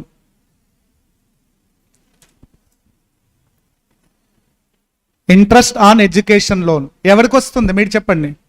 Eligible assessee individual. Education loan తీసుకుని దాని మీద ఏం పే చేస్తుంటే ఇంట్రెస్ట్ కనుక పే చేస్తే ఇంట్రెస్ట్కి ఇస్తాను, ప్రిన్సిపల్కి రాదు. దేనికి వస్తుంది? ఇంట్రెస్ట్. సాధారణంగా రీపేమెంట్ ఆఫ్ ఎడ్యుకేషన్ లోన్లో ఇన్స్టాల్మెంట్స్ ఉంటాయి. Installment includes principal plus interest, రెండు కాంబినేషన్ ఉంటుంది. దాన్ని కట్ చేసి ఇంట్రెస్ట్ పోర్షన్కి మాత్రమే డిడక్షన్ క్లెయిమ్ చేయాలి, ప్రిన్సిపల్ని ఇగ్నోర్ చేయాలి. అర్థమైందా? వాడు సాధారణంగా ప్రాబ్లంలో ఇంట్రెస్ట్ ఇవ్వకుండా ఏమిస్తాడు? ఇన్స్టాల్మెంట్ ఇస్తాడు. ఇట్ ఇన్క్లూడ్స్ ఇంట్రెస్ట్ ఇది అని చెప్తాడు, లేదా ఇట్ ఇన్క్లూడ్స్ ప్రిన్సిపల్ ఇది అని చెప్తాడు. ప్రిన్సిపల్ చెప్తే రిమైనింగ్ ఇంట్రెస్ట్ అవుతుంది, అంతే కదా. సో ఇంట్రెస్ట్ పోర్షన్ మాత్రమే డిడక్షన్ ఇవ్వండి. ఎవరికి వస్తుంది డిడక్షన్? ఇండివిజువల్కి మాత్రమే. ఎడ్యుకేషన్ లోన్ అయి ఉండాలి, సబ్జెక్ట్ టు సమ్ కండిషన్స్ అమ్మ. లోన్ ఫినాన్షియల్ ఇన్స్టిట్యూషన్ నుంచి కానీ చారిటబుల్ ఇన్స్టిట్యూషన్స్ నుంచి కానీ తీసుకోవాలి. One of the condition, loan must be have been taken from financial institutions or approved charitable institutions. అంటే ప్రైవేట్ లోన్స్కి డిడక్షన్ ఉండదు అని చెప్తున్నాడు. దేనికి ఉండదు? మా ఊర్లో ఒక లెండర్ ఉన్నాడు, వాడి దగ్గర తీసుకున్నాను లోను, వాడికి ఇంట్రెస్ట్ కడుతున్నాను, వస్తుందా? ప్రైవేట్ పార్టీస్ నుంచి తీసుకున్న లోన్స్కి డిడక్షన్ రాదు. It must be taken from either financial institutions or approved charitable institutions. వాళ్ళ దగ్గర లోన్ తీసుకున్నప్పుడు వాళ్ళు ఎడ్యుకేషన్ లోన్ సర్టిఫికేట్ ఇష్యూ చేస్తారు. ఆ సర్టిఫికేట్లో date of borrowing, rate of interest, purpose of borrowing, ఇవన్నీ డీటెయిల్స్ ఉంటాయి. ఆ సర్టిఫికేట్ డూప్లికేట్ కాపీని మీరు ఏం చేయాలి? డిపార్ట్మెంట్కి పంపించాలి. సో వాళ్ళకి మాత్రమే ఇస్తాడు. ప్రైవేట్ లెండర్స్ అలా కుదరదు కదా, అవన్నీ రైటింగ్లో మనం రాసుకుంటాం డాక్యుమెంట్స్, అందులో ఫేక్ జరగవచ్చు. తీసుకోకపోయినా ఇంటెన్షనల్గా తీసుకున్నట్టు క్రియేట్ చేసుకోవచ్చు కదా, అందులో జరగకూడదని క్లారిటీ ఇచ్చేస్తాడు. The loan must be taken from. నువ్వు ఎవరైనా బ్యాంక్ నుంచి ఎడ్యుకేషన్ లోన్ తీసుకోకుండా తీసుకున్నట్టు క్రియేట్ చేయగలవా? అది ఇంపాసిబుల్. అందుకే ఆ లోన్స్కే ఛాన్స్ ఇస్తాను అని చెప్తున్నాడు. అంటే private loans are not eligible for deduction. The loan must be taken from financial institution or approved charitable institution. And the purpose of borrowing is higher education. ఏ పర్పస్ కోసం తీసుకోవాలి? హైయర్ ఎడ్యుకేషన్ కోసం తీసుకోవాలి. After passing senior secondary examination అమ్మ. Higher education అంటే ఏంటి? After passing senior secondary exam, intermediate తర్వాత వచ్చే కోర్సులు అమ్మ. అంటే సెటిల్మెంట్ కోర్సులు అంటాం దాన్ని. అంటే అది చదివితే జాబ్ వచ్చే కోర్స్ అయి ఉండాలి. అలాంటి వాటికే డిడక్షన్ ఇస్తానని చెప్తున్నాడు. నెక్స్ట్ అమౌంట్ ఎంత ఇస్తాడు డిడక్షన్ అంటే, one more condition, full time education అయి ఉండాలి. ఏమై ఉండాలి? Full time education. ఎంత ఇస్తాడు డిడక్షన్ అంటే 100% ఇంట్రెస్ట్ ఇస్తాడంట. నువ్వు ఇంట్రెస్ట్ ఎంత కడితే అంత రాసుకోవచ్చు. Amount of deduction is equal to any amount paid. Any amount paid అంటే ఏంటమ్మా? ఎనీ అమౌంట్ పెయిడ్ ఏంటది? అది 100% ఇంట్రెస్ట్. ఇంట్రెస్ట్ ఎంత పే చేస్తే అంత రాసుకోవచ్చు అని చెప్తున్నాడు. సింపుల్గా చెప్పేయచ్చు, అంత సెంటెన్స్ అవసరం లేదు. ఏదైనా లిమిట్ ఉందా ఈ డిడక్షన్కి? లిమిట్ లేదు. You can claim any amount of interest. నువ్వు 5 లక్షలు ఇంట్రెస్ట్ కడితే 5 లక్షలకు ఇస్తాడు. 1 lakh ఇంట్రెస్టే ఉంటే 1 lakh క్లెయిమ్ చేసుకోవచ్చు. పేమెంట్ ఆఫ్ ఇంట్రెస్ట్ ఎంత ఉంటే అంత క్లెయిమ్ చేసుకోవచ్చు అండి. ఇప్పుడు చెప్పండి, ఎవరికి వస్తుంది ఈ సెక్షన్? ఇండివిజువల్. ఏం చేస్తే వస్తుంది? Interest paid on education loan. The purpose of borrowing higher education. The loan must be taken for financial institution are charitable. Amount of deduction is equal to 100% of interest. నువ్వు interest ఎంత pay చేస్తే అంత, limits ఏమీ లేవమ్మా. అలాగే period ఎన్ని సంవత్సరాలు ఇస్తా డిడక్షన్? 7 కాదు 8 వస్తుంది. సో నువ్వు ఇనీషియల్ రీపేమెంట్ స్టార్ట్ చేసిన ఇయర్ ఉంటుంది కదా. సాధారణంగా ఎడ్యుకేషన్ లోన్ ఎలా ఉంటుందంటే, లోన్ ఇస్తారు ఫస్ట్, కొన్నాళ్ళు వెయిట్ చేస్తారు బ్యాంక్ వాళ్ళు. ఎన్నాళ్ళు వెయిట్ చేస్తారంటే నీ కోర్సుని బట్టి వెయిట్ చేస్తారు. ఫర్ ఎగ్జాంపుల్ నువ్వు 3 years కోర్స్ కోసం తీసుకున్నావు అనుకోండి, ఎన్ని సంవత్సరాలు వెయిట్ చేస్తారు? 3 years వెయిట్ చేసి 4th year నుంచి రీపేమెంట్ అడుగుతారు. ఎడ్యుకేషన్ లోన్లో ఉన్న ఫెసిలిటీనే అదమ్మా. నీకు లోన్ ఇచ్చిన వెంటనే రీపేమెంట్ ఎక్స్పెక్ట్ చేయడు. కొన్నాళ్ళు న్యూట్రల్గా అయిపోతారు. ఎప్పటి నుంచి రీపేమెంట్ అడుగుతారు? నీ కోర్సు కంప్లీట్ అయిన తర్వాత నుంచి రీపేమెంట్ అడుగుతారు. జాబ్తో సంబంధం లేదు, జాబ్ వచ్చినా రాకపోయినా అప్పటి నుంచి రీపేమెంట్ నువ్వు స్టార్ట్ చేయాలి. జాబ్ వస్తే జాబ్ చేసుకుంటూ రీపేమెంట్ చేయి, జాబ్ రాకపోతే అవుట్ ఆఫ్ పాకెట్ పే చేయాల్సిందే. వాళ్ళ ఎజంప్షన్ అయితే ఏంటి, కోర్సు కంప్లీట్ అయింది అంటే నువ్వు జాబ్కి ఎలిజిబుల్లే, జాబ్ తెచ్చుకుంటావా లేదా అది నీ ఇష్టం, రీపేమెంట్ అయితే స్టార్ట్ చేయాల్సిందే. అంటే ఇప్పుడు చెప్పండి, ఎడ్యుకేషన్ లోన్ రీపేమెంట్ ఎప్పుడు స్టార్ట్ అవుతుంది అంటే ఏం చెప్తారు, చెప్పలేం, డిపెండ్స్ ఆన్ కోర్స్ మీద డిపెండ్ అయి ఉంది. నువ్వు 2 years కోర్స్ కోసం తీసుకుంటే 3rd year నుంచి రీపేమెంట్ చేయాలి. ఇంజనీరింగ్ కోర్స్ అయితే 4 years ఉంటుంది, అంటే repayment will starts from 5th year. కాబట్టి కోర్సుని బట్టి రీపేమెంట్ ఇనీషియల్ ఇన్స్టాల్మెంట్ ఎప్పుడు అనేది డిపెండ్స్ ఆన్ కోర్స్ అమ్మ. ఇప్పుడు చెప్పండి, డిడక్షన్ ఎన్ని సంవత్సరాలు ఇస్తాడంటే ఇనీషియల్ రీపేమెంట్ స్టార్ట్ చేసిన ఇయర్ ప్లస్ 7 years ఇస్తాడంట, అంటే టోటల్ 8 years. ఇది వాడు అడిగింది. ఇప్పుడు మీరు సెంటెన్స్ చెప్పండి, period of deduction is equal to in the year in which the repayment was made plus subsequent 7 years, total 8 years. 8 years వరకు డిడక్షన్ వస్తుంది. Or clearance of total loan together with interest whichever is earlier అని ఉంటుంది. చూడండి sir, మరి నాకు job వచ్చింది, నిజంగా వాడికి 2 lakhs మంత్లీ శాలరీ వచ్చే జాబ్ బాగా చదువుకున్నాడు. జాబ్ వచ్చినప్పుడు వాడు ఎడ్యుకేషన్ లోన్ 5 lakhs అమ్మ, 2 lakhs జాబ్ చేస్తున్న వాడు 5 lakhs అన్నాళ్ళు ఎందుకు పెండింగ్ పెడతాడు, వాడు 3rd year తోటే క్లోజ్ చేస్తాడు, మొత్తం ప్రిన్సిపల్ ప్లస్ ఇంట్రెస్ట్ క్లియర్ చేస్తాడు. ఇప్పుడు డిడక్షన్ ఎక్కడితో ఆగిపోతుంది, 3rd year తో ఆపేయమంటున్నాడు. అంటే up to 8th year or repayment of loan together with interest whichever is earlier. ఒకవేళ ఆ ఇయర్స్కి ముందే రీపేమెంట్ క్లోజ్ అయిపోతే అప్ టు రీపేమెంట్ వరకు తీసుకో. 8 years తర్వాత కూడా రీపేమెంట్ చేస్తుంటే అప్పుడు ఎక్కడితో స్టాప్ చేయాలి, 8th year తో ఆపేయమని చెప్తున్నాడు. ఆ తర్వాత ఇంట్రెస్ట్లకి డిడక్షన్ ఉండదు. ఇప్పుడు ఒకసారి చెక్ చేసుకోండి, అర్థమైందా period. The deduction is allowed in ఎప్పుడు, ఇనీషియల్ రీపేమెంట్ అన్నాడు తప్ప అది ఏ ఇయరో చెప్పాడా, చెప్పలే. అని ఇనీషియల్ రీపేమెంట్ దేని మీద డిపెండ్ అయి ఉంటుంది, అది కోర్స్ మీద డిపెండ్ అయి ఉంటుంది. Initial repayment and immediately succeeding 7 years, that is total 8 years. Or until the loan together with interest is paid by the assessee in full whichever is earlier. అర్థమైందా calculation, ఓన్గా చెప్పేయచ్చు provision.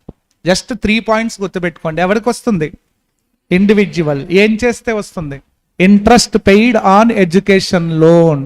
The loan was taken for the purpose of higher education and it was taken from financial institution or charitable institutions. Okay na? 80 TTA రండి మా ఒకసారి. 80E కదా ఇప్పుడు చదివింది, 80EE రండి, దాని కింద సెక్షన్కి రండి ఒకసారి. 80EE మా 80E సిరీస్ మొత్తం ఇంట్రెస్ట్ లేనమ్మా. 80E సిరీస్, ఈ ఏంటి, interest on education loan. EE interest on housing loan అమ్మ, ఇది హౌసింగ్ లోన్ మీద ఇంట్రెస్ట్. EE కూడా హౌసింగ్ లోన్ మీద interest. EB electric vehicle related interest. So anyway all these sections related to interest on loan related ఇంట్రెస్ట్లే, కాబట్టి ఈజీగా ఉంటాయి, మీరు ఈజీగా కూడా చదువుకోవచ్చు ఈ సెక్షన్స్ని. చూడండి 80EE ఎవరికి ఇస్తాడు, ఇండివిజువల్స్కి వస్తుంది.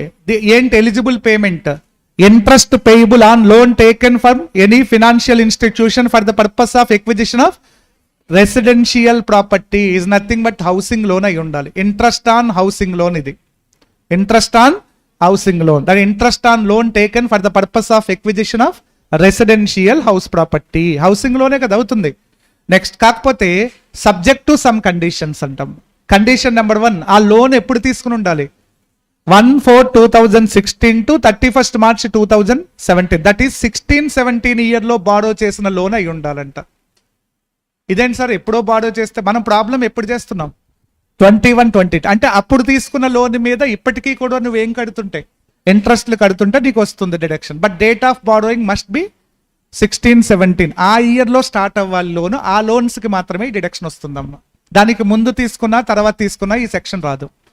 కాబట్టి ఈ సెక్షన్లోనే one of the important condition అమ్మ. ఏంటి condition, the date of borrowing must be during the previous year 16-17, that is 1/4/2016 to 31st March 2017. ఏ లోన్ అయి ఉండాలి, ఎడ్యుకేషన్ లోనా హౌసింగ్ లోనా, housing loan. Next another condition ఏంటంటే నువ్వు తీసుకున్న లోన్ వాల్యూ 35 lakhs దాటకూడదంట. Loan amount does not exceed 35 lakhs. 35 lakhs below loans కి మాత్రమే సెక్షన్ అప్లికబిలిటీ. అలాగే నువ్వు పర్చేజ్ చేసిన house value does not exceed 50 lakhs కొన్నాను. అర్థమైందా? కండిషన్స్ అన్ని నేను 25 lakhs లోన్ తీసుకున్నాను SBI నుంచి. తీసుకుని 70 lakhs పెట్టి ఒక డూప్లెక్స్ బిల్డింగ్ కట్టించాను. అంటే బ్యాలెన్స్ అంతా అవుట్ ఆఫ్ పాకెట్ పెట్టుకున్నా. ఇప్పుడు చెప్పండి, is eligible for deduction under section 80EE?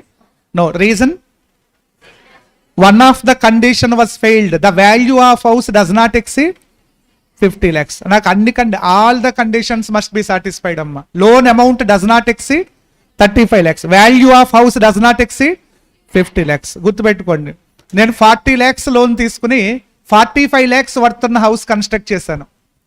రాదు. Reason, value of house condition satisfied but loan amount not satisfied. But ఒక్క కండిషన్ ఫెయిల్ అయినా డిడక్షన్ అయితే రాదు.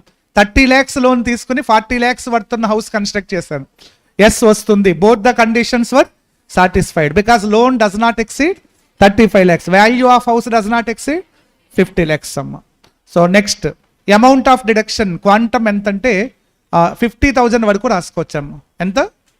Up to 50,000. 50,000 వరకు వస్తుంది సెక్షన్లో డిడక్షన్. ఇప్పుడు మీరు చెప్పండి, ఎవరికి వస్తుంది సెక్షన్?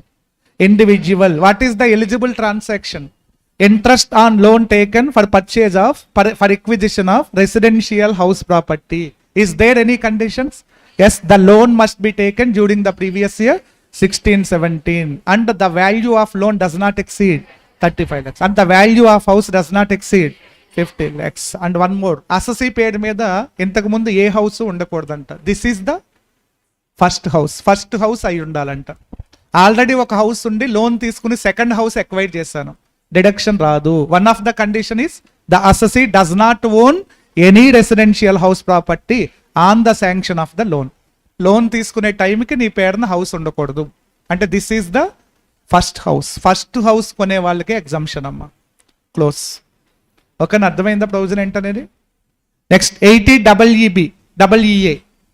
ఇది కూడా హౌసింగ్ లోనేనమ్మా. ఇంతకు ముందు లోన్ ఏ ఇయర్లో తీసుకోవాలి? 16-17, 1 year ఇచ్చాడు. ఇక్కడ ఈ సంవత్సరాల్లో తీసుకున్న వాళ్ళకి వస్తుందంట. అంటే ఇక్కడ 2 years ఇచ్చాడు. ఏమేంటో చెప్పండి. 19-20, 2021 2 years లో లోన్ తీసుకున్న వాళ్ళు. ఇది కూడా ఏ లోను? హౌసింగ్ లోనే. ఇది కూడా హౌసింగ్ లోనే. ఇండివిజువల్ అయి ఉండాలి, రెసిడెన్షియల్ హౌస్ లోన్ అయి ఉండాలి. ఇక్కడ కూడా ఇంట్రెస్టే. అంటే ఈ లోన్ ఈ సెక్షన్ ఇంపార్టెన్స్ పెరిగింది. అంతకుముందు సెక్షన్, దానికి అడిషనల్ గా ఈ సెక్షన్ యాడ్ చేశాడు. అది ఫస్ట్ వచ్చిన సెక్షన్. తర్వాత ఫినాన్షియల్ ఇయర్ లో ఇది అమెండ్మెంట్ ద్వారా తీసుకొచ్చాడు. ఇప్పుడు మీరు చెప్పండి, అసెసీ ఎవడై ఉండాలి? Individual. What is the eligible payment? Interest on loan taken for acquisition of residential house property. The loan must be borrowed during the previous year 19-20 or 2021. ఈ డేట్స్ ఇచ్చాడు చూడండి. ఈ డేట్స్ మధ్య ఎన్ని సంవత్సరాలు ఉన్నాయి? 2 years ఉన్నాయి కదా. మీ డేట్స్ 1 year అనుకోదు. అక్కడ మాత్రం 1 year ఉంది. ఇక్కడ 2 years ఛాన్స్ ఇచ్చాడు. సో నెక్స్ట్, ఇక్కడ కూడా కండిషన్స్ మార్చాడు చూడండి. 80EEకి ఎలిజిబుల్ కాదంట. ఇంతకుముందు సెక్షన్ ఏం చదివాం? EE. ఈ సెక్షన్ కావాలంటే ఆ సెక్షన్ వదులుకోమన్నాడు. అంటే డ్యూయల్ బెనిఫిట్స్ ఇవ్వను అని చెప్తున్నాడు. అలాగే next one, stamp duty value of house does not exceed 45 lakhs అమ్మ. అక్కడేమన్నాడు? స్టాంప్ డ్యూటీ వాల్యూ అన్నాడా, వాల్యూ ఆఫ్ హౌసా? Value house. అంటే పర్చేస్ చేసిన వాల్యూ చూడమంటున్నాడు. ఇక్కడ స్టాంప్ డ్యూటీ వాల్యూ చూడమంటున్నాడు. అర్థమైంది కదా పాయింట్?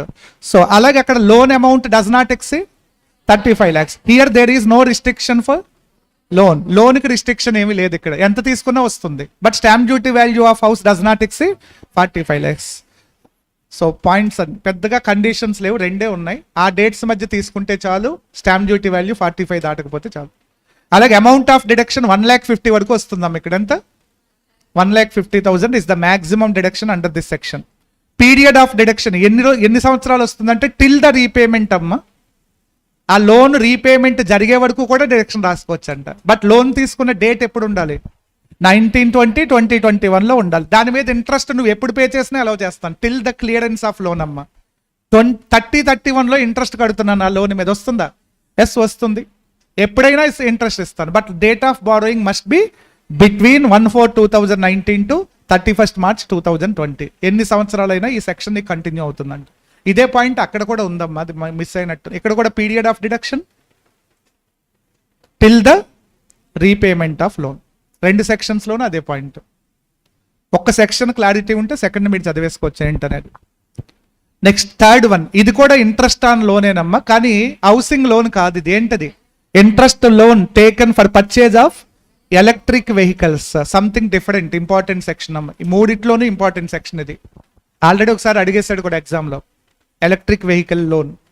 ఎందుకంటే ఇండియాలో ఇప్పుడు లేటెస్ట్ రెవల్యూషన్ గవర్నమెంట్ తీసుకుంటున్న వన్ ఆఫ్ ద ఇంపార్టెంట్ స్టెప్స్లో ఎలక్ట్రిక్ వెహికల్ పర్చేస్ చేయడానికి పబ్లిక్ని ఎంకరేజ్ చేస్తుంది. Only because of pollution control అమ్మ.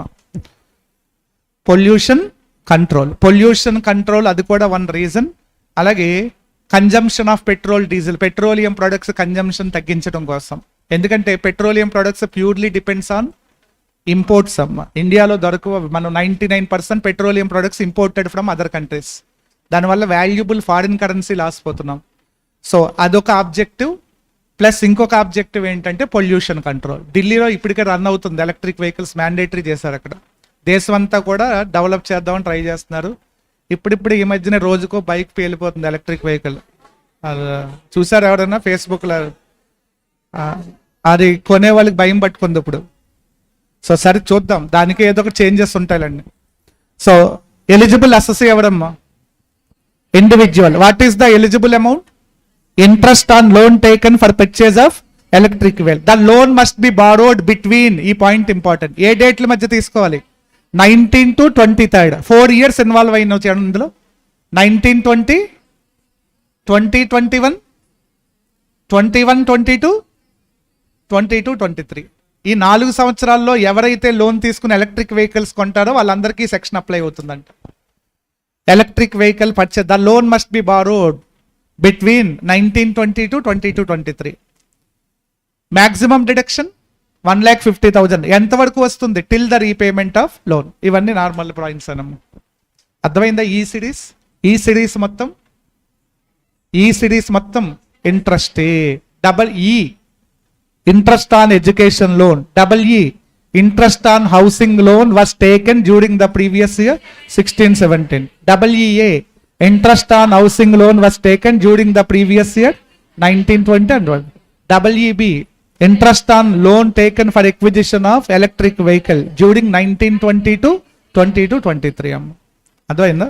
అందుకే నేను చెప్పాను section, eligible transaction, amount of deduction. Single అంటే ఫాస్ట్ ట్రాక్ ఉపయోగపడేలా చెక్ చేసుకోండి ఈ చాప్టర్. మీరు డెప్త్కి వెళ్ళి ప్రతి సెక్షన్ టాప్ టు బాటమ్ చదవద్దు. ఎందుకంటే దీనికి ఎక్స్క్లూజివ్ ప్రాబ్లం కానీ ఎక్స్క్లూజివ్ థియరీ క్వశ్చన్ కానీ రాదు దీని నుంచి. ఇది టోటల్ ఇన్కమ్లో ఇన్వాల్వ్ అయితే చెప్పగలగాలి అంతే. 80 TTA, TTB.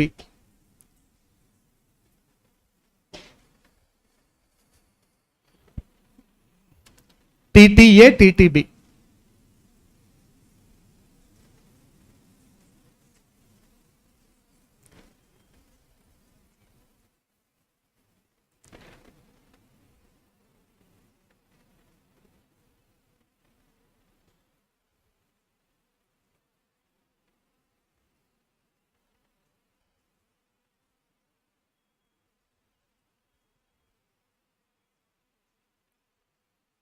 మా TTA, TTB చాలా ట్రిపుల్ స్టార్ సెక్షన్స్ మీ రెండు కూడా. ఎవరు మాట్లాడొద్దు ఇంకా. లాస్ట్ 1 hour అయినా వినండి నా మాట, బాగుపడతారు.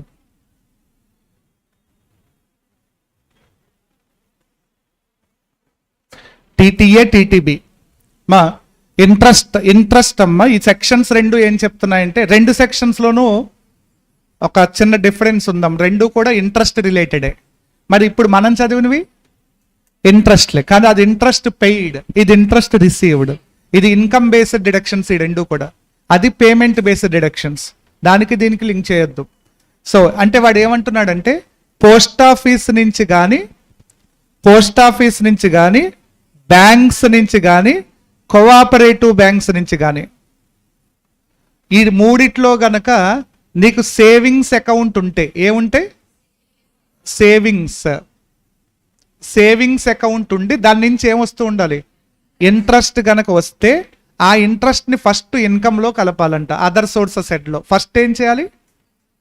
First included in income under the head other sources, income from other sources. Then తర్వాత ఏం చేయాలి అంటే ఈ సెక్షన్లో డిడక్షన్ రాసుకోమంట. Eligible for deduction, eligible for deduction up to 10,000. ఎంత? 10,000. సో ఇదంతా కూడా చెప్తుంది ఏ సెక్షన్ కోసం? 80 TTA గురించి చెప్తున్నా. TTA కాన్సెప్ట్ ఇదమ్మా. ఏ ఇన్కమ్ లోంచి వస్తుంది? Interest income. అది ఏ అకౌంట్ మీద వచ్చిన ఇంట్రెస్ట్? సేవింగ్స్ అకౌంట్ మీద వచ్చిన ఇంట్రెస్ట్ అయి ఉండాలి. ఆ ఇంట్రెస్ట్ ని ఫస్ట్ ఏ హెడ్ లో చూపించాలి? అదర్ సోర్సెస్ హెడ్ లో చూపించాలి, తర్వాత డిడక్షన్కి వెళ్ళాలి. అందుకే దీన్ని ఇన్కమ్ బేస్డ్ డిడక్షన్ అన్నాం. నీ ఇన్కమ్ లో ఆ ఇన్కమ్ ఉంటేనే నీకు ఈ డిడక్షన్ ఇస్తాను. అర్థమైంది కదా పాయింట్? అలా ఇన్కమ్ లో కలిపి డిడక్షన్ రాసుకోండి అని చెప్పే సెక్షన్స్ అన్నిటిని ఏమంటాం? ఇన్కమ్ బేస్డ్ డిడక్షన్స్ అంటాం. అలాంటివి మీ దగ్గర 4 ఉన్నాయి. TTA, TTB, QQB, RRB. ఈ 4 కూడా ఇన్కమ్ బేస్డ్ డిడక్షన్స్. మిగతావన్నీ ఎక్స్పెన్సెస్ బేస్డ్ డిడక్షన్స్. నెక్స్ట్ ఇది ఒకటి సెక్షన్. అర్థమైందా ప్రొవిజన్? అలాగే 80 TTB ఏం చెప్తుందంటే, 80 TTB దేని గురించి చెప్తుందంటే, ఇక్కడ మనం ఓన్లీ ఏ account? Savings account. TTB not only savings account but also fixed deposits. Savings account అయినా పర్లేదు, savings account or fixed deposits, రెండిట్లో దేని మీదైనా నీకు ఏం వస్తూ ఉండాలి? ఇంట్రెస్ట్ వస్తూ ఉండాలంట. ఆ ఇంట్రెస్ట్ ని ఫస్ట్ ఎక్కడ చూపించాలి? అది first included in gross total income under the head. అది included in gross total income under income from other sources. Then eligible for deduction.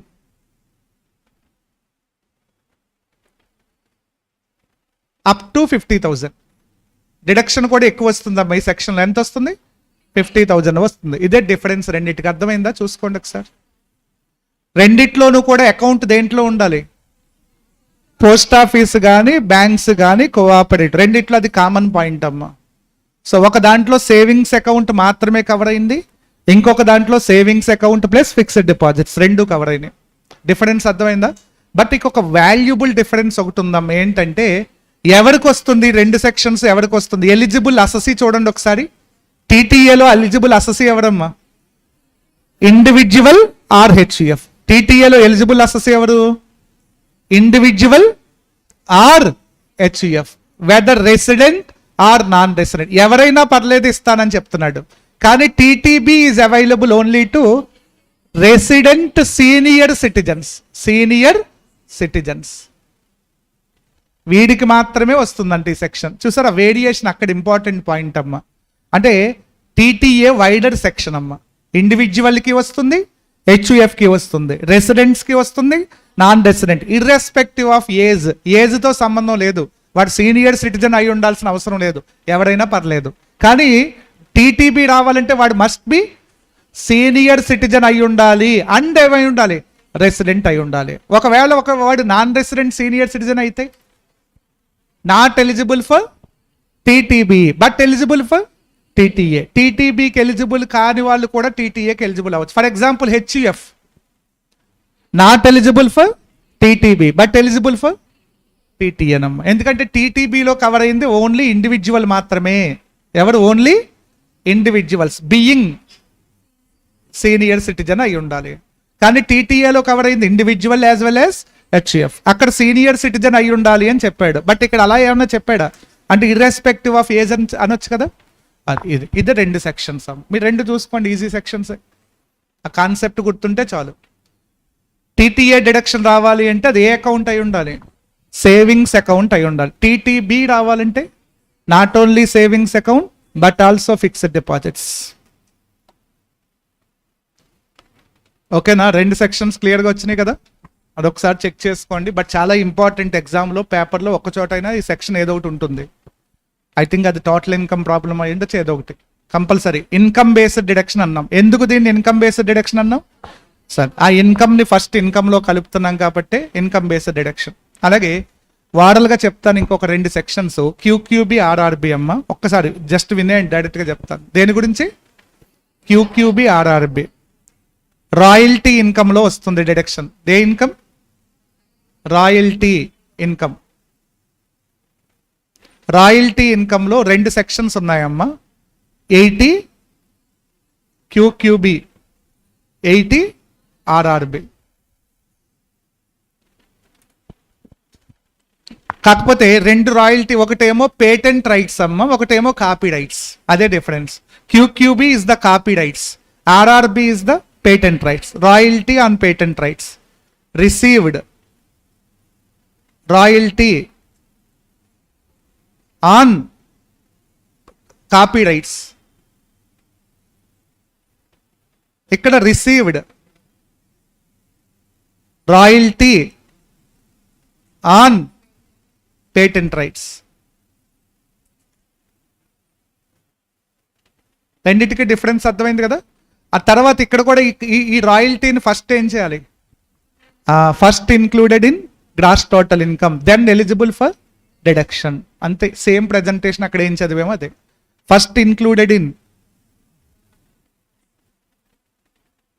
Gross total income, then eligible for deduction. Up to 3 lakhs అమ్మ, maximum 3 lakhs వరకు వస్తుంది deduction. ఇంకా చాలా చెప్పాల్సింది ఉంది, కనీసం అంతా చదవకపోయినా కనీసం ఇవి దీంతో టచ్లో ఉంటే సరిపోతుంది. అలాగే సేమ్ ఇక్కడ కూడా ఆ రాయల్టీని ఫస్ట్ ఏం చేయాలి, first included in gross total income, then eligible for deduction up to 3 lakhs.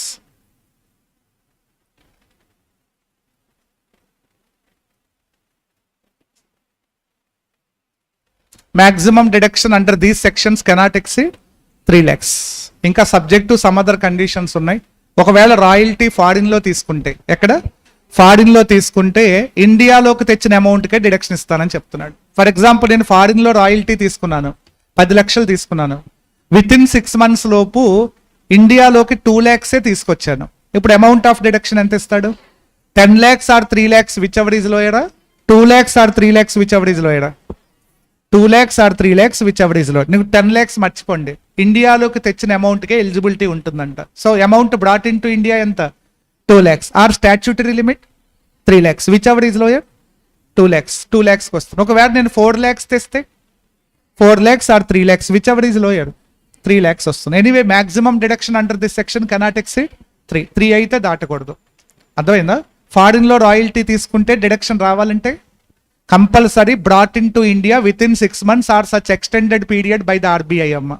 With in 6 months లోపు ఇండియాలోకి తేవాలి, లేదా ఆర్బీఐ పర్మిషన్ ఇస్తే ఎక్స్టెండెడ్ టైం కూడా తీసుకోవచ్చు. ఆర్బీఐ 8 months కి టైం ఇచ్చింది అనుకోండి, 8 months లోకి తెచ్చిన అమౌంట్ని తీసుకోమంటున్నాడు. జనరల్లీ ఏ టైం గురించి చెప్పకపోతే 6 months టైమే ఎలిజిబుల్ టైం అవుతుంది. అసలు నేను ఫారిన్ లో రాయల్టీ తీసుకున్నాను 10 lakhs, 1 rupee కూడా ఇండియాకి తేలా, amount of deduction nil, 0 or 3 lakhs whichever is lower, 0, deduction ఆగిపోతుంది. చూసారు, దీన్ని ఈ ఏరియాలో 1 mark బిట్ కూడా వాడు అడగొచ్చే ఛాన్స్ ఉంది. అర్థమైందా. ఈ రెండు కూడా ఏ sections, income based deductions. Royalty income ఇంతకుముందు చదివినవి అది ఇన్కమ్ బేస్డ్, ఇంట్రెస్ట్ ఇన్కమ్. ఇది రాయల్టీ ఇన్కమ్, అది ఇంట్రెస్ట్ ఇన్కమ్. అక్కడ మ్యాక్సిమం డిడక్షన్ 10,000 50,000, ఇక్కడ maximum deduction 3 lakhs. Up to 3 lakhs అన్నాను అంటే 3 lakhs డైరెక్ట్గా ఇచ్చేయద్దు. ఒకవేళ నీ రాయల్టీ 3 కంటే తక్కువ ఉంటే ఎంత యాక్చువల్ అమౌంట్ అంటే which ever is lower apply చేయాలి. స్టాట్యూటరీ లిమిట్ వచ్చిన ప్రతి చోట విచ్ ఎవర్ ఈజ్ లోయర్ ఉన్నట్టే లెక్క. యాక్చువల్ అమౌంట్తో కంపేర్ చేయాలి. దేన్ని, యాక్చువల్ అమౌంట్తో స్టాట్యూటరీ లిమిట్ని కంపేర్ చేసి విచ్ ఎవర్ ఈజ్ లోయర్ని క్లెయిమ్ చేయాలి. అర్థమైంది కదా పాయింట్.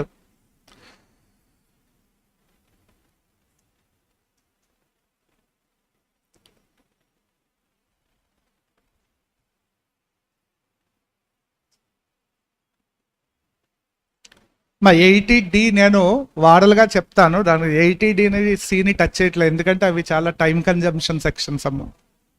80D 4 కానీ చాలా important sections, in fact 3 star sections అవన్నీ కూడా.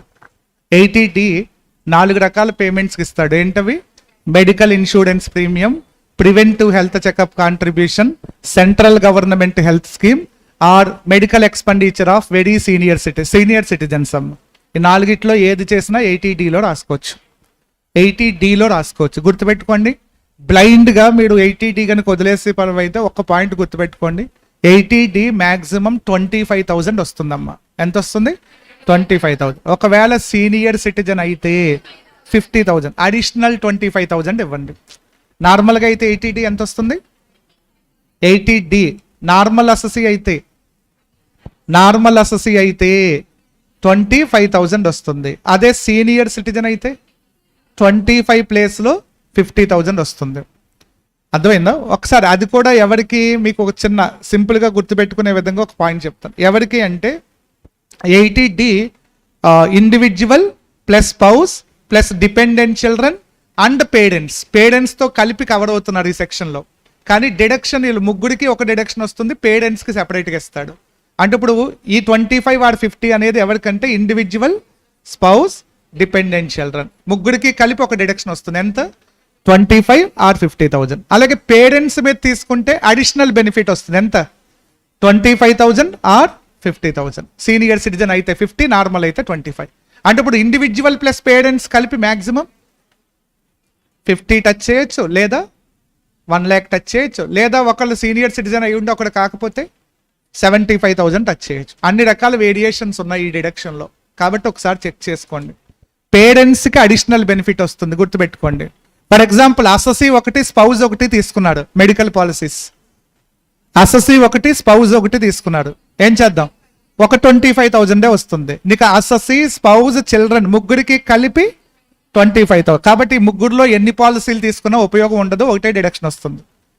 అర్థమైంది? ఒకవేళ అసెసీ 1, పేరెంట్స్ 1 తీసుకున్నాడు, అప్పుడు 25 ప్లస్ 25 50,000కి వెళ్ళొచ్చు, ఛాన్స్ ఉంది. అంటే సెకండ్ బెనిఫిట్ కావాలి అంటే పేరెంట్స్ని ప్రిఫర్ చేయమని చెప్తున్నాడు. ఒక పాలసీ మీ ముగ్గురులో ఎవరో ఒకరు తీసుకోండి, ఇంకొక పాలసీ పేరెంట్స్ మీద తీసుకోండి, అప్పుడు 25కి ఛాన్స్ ఇస్తాను అని చెప్తున్నాడు.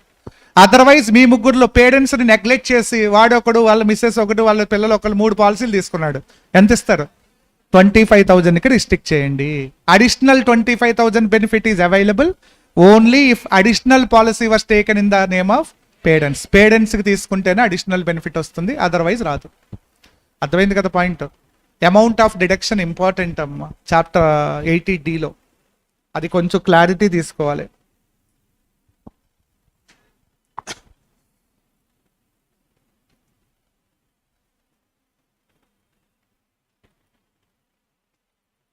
ఒకసారి చూడండి ఆ ప్రొవిజన్. ఎవరిని బ్లాక్స్ చేయమన్నాడు? First individual plus spouse plus dependent children, ఇంకొకటి పేరెంట్స్. అలాగే హెచ్యుఎఫ్ అమ్మ, ఇలా హెచ్యుఎఫ్ కూడా ఉంది 80D section. Not only individual but also HUF. కాకపోతే ఇండివిజువల్ ఎన్ని పార్ట్స్ చేసాం? 2 parts. ఈ 2 parts ఇండివిజువల్ దమ్మ. ఇండివిజువల్ ఇంక్లూడింగ్ పేరెంట్స్ అమ్మ. క్లెయిమ్ చేసుకునేది ఇండివిజువల్లే, కానీ ఎవరి పేరు మీద తీసుకుంటాడు అనేది ఇంపార్టెంట్ ఇక్కడ. ఇలా ఈ ప్రాబ్లంలో ఈ సెక్షన్లో 4 పేమెంట్స్ ఉంటాయి. ఫస్ట్ వన్ ఏంటంటే medical insurance premium. Medical insurance premium వీళ్ళ ముగ్గురికి కలిపి ఎంత వస్తుంది?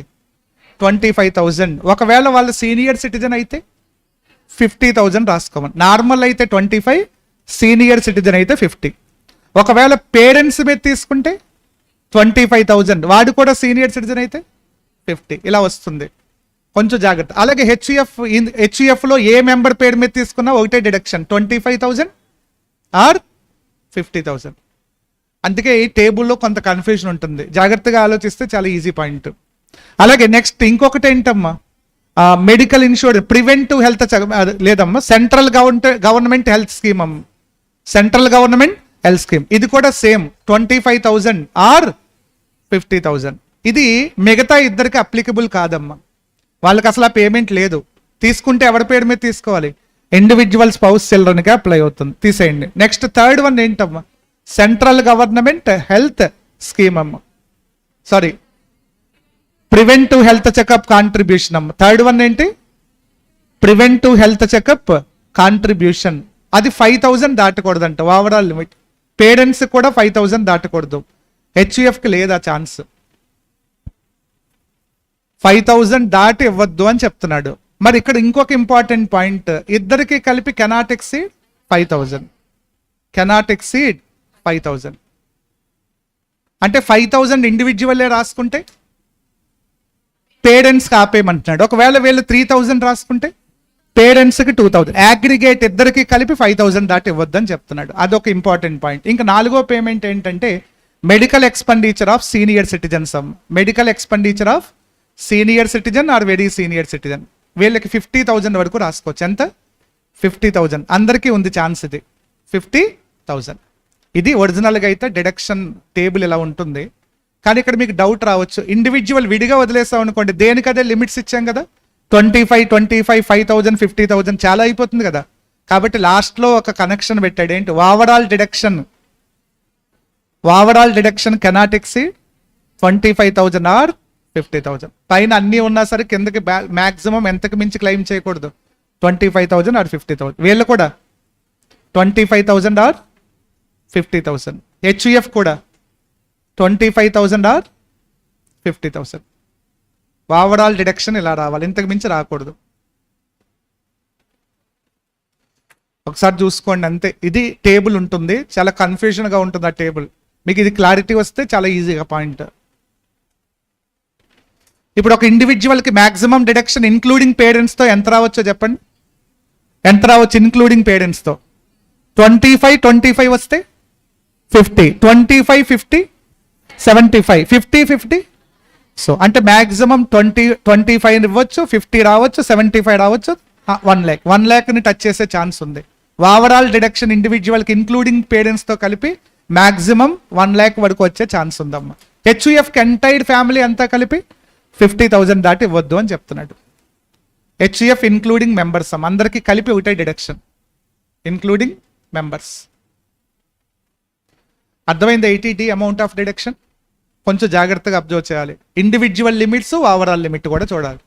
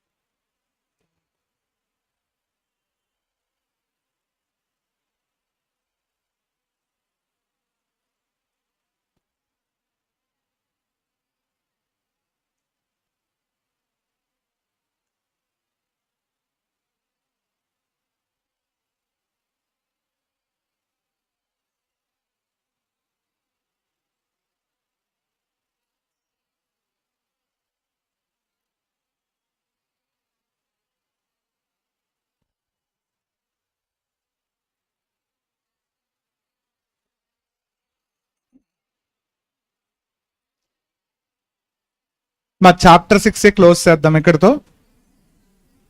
నాకు ఒక్కసారి నేను సెక్షన్ నెంబర్ చెప్తాను, ఏం జరిగితే ఆ సెక్షన్ వస్తుందో చెప్పండి. Just 80U assessee suffering with disability ఎంత వస్తుంది? If it is normal disability 75,000, if it is severe disability 1,25,000. Close. ఇంకంతకు మించి అసలు పట్టించుకోవద్దు. నెక్స్ట్ 80DD ఏం జరిగితే వస్తుంది? Maintenance of handicapped dependent. Handicapped dependent person ని మెయింటైన్ చేస్తూ ఉండాలి అసెసీ. అర్థమైందా? బట్ అక్కడ ఒక condition, dependent person must be covered under the definition of family. ఫ్యామిలీలో ఉన్న డిపెండెంట్ అయి ఉండాలి, అవుట్ సైడ్ డిపెండ్ అయితే రాదు. అక్కడ కూడా డిడక్షన్, డిపెండెంట్ పర్సన్ కొన్నది నార్మల్ డిజబిలిటీ అయితే 75,000, సివియర్ డిజబిలిటీ అయితే 1,25,000. Okay, close. Next 80GGB contribution to political party are electoral trust. Political పార్టీకి ఇచ్చిన, ఎలక్టోరల్ ట్రస్ట్కి ఇచ్చిన సెక్షన్లో క్లెయిమ్ చేయొచ్చు. 100% కాంట్రిబ్యూషన్కి డిడక్షన్ వస్తుంది. ఎంత ఇచ్చినా డిడక్షన్ అయితే ఎలిజిబిలిటీ ఉంది. Okay, next contributions to political party by any other person 80GGC. అక్కడ కూడా 100% contribution, not only to political party but also to electoral trust. Electoral ట్రస్ట్కి ఇచ్చినా పర్లేదు, వస్తుంది. అర్థమైందా పాయింట్? అలాగే నెక్స్ట్ 80GG రెంట్ పెయిడ్, రెంట్కి వస్తుంది కానీ లీస్ట్ ఆఫ్ ద ఫాలోయింగ్ వస్తుంది. ఏంటి least of the following? Rent paid minus 10% of adjusted total income, 25% of adjusted total income 5,000 per month. Maximum deduction cannot exceed 60,000 rupees. Okay, కాకపోతే అక్కడ కొన్ని conditions ఉన్నాయి, check చేసుకోండి. ఒకవేళ వాడు శాలరీడ్ ఎంప్లాయీ అయితే వాడు ఎంప్లాయర్ నుంచి హెచ్ఆర్ఏ తీసుకోకూడదు. వాడికి కానీ స్పౌజ్కి కానీ మైనర్ చిల్డ్రన్కి కానీ HUF in which he is the member కానీ not having any house property at that place. ఆ ప్లేస్లో హౌస్ ఉండకూడదు వాళ్ళు ఎవరికి, ఉంటే డిడక్షన్ రాదు. ఓకేనా, అక్కడతో అది close. Next 80E interest on education loan. Education loan మీద వస్తుంది. ఎంత వస్తుంది? 100% ఇంట్రెస్ట్. ఎంత ఇంట్రెస్ట్ పే చేస్తే అంత. కాకపోతే subject to some condition. The loan must be taken from financial institutions or charitable institution. Next period of deduction, initial repayment of loan and subsequent 7 years, total 8 years, or clearance of loan whichever is earlier. So ఇలాగే సెక్షన్తో రెగ్యులర్గా టచ్లో ఉండండి. ఈజీగా ఏ point వచ్చినా answer చేయొచ్చు. గంతకు మించి డెప్త్కి వెళ్ళదు అసలు. సర్టిఫికేట్స్ ఇవేం అడగడు. సర్టిఫికేట్స్ ఇవి అడగాలంటే అది ఎక్స్క్లూజివ్ ఇవ్వాలి దాంట్లో. Next 80EE interest on loan taken for acquisition of residential house property. Residential house, commercial house కి రావా సెక్షన్స్, గుర్తుపెట్టుకోండి. It must be a residential house property. So subject to some conditions, the loan must be taken during the previous year 16-17 and the amount of loan does not exceed 35 lakhs. Value of house does not exceed 50 lakhs. Assessee is not having any other house property at the sanction of the loan. Loan sanction date na other houses ఏమి ఉండకూడదు, first house అయి ఉండాలి.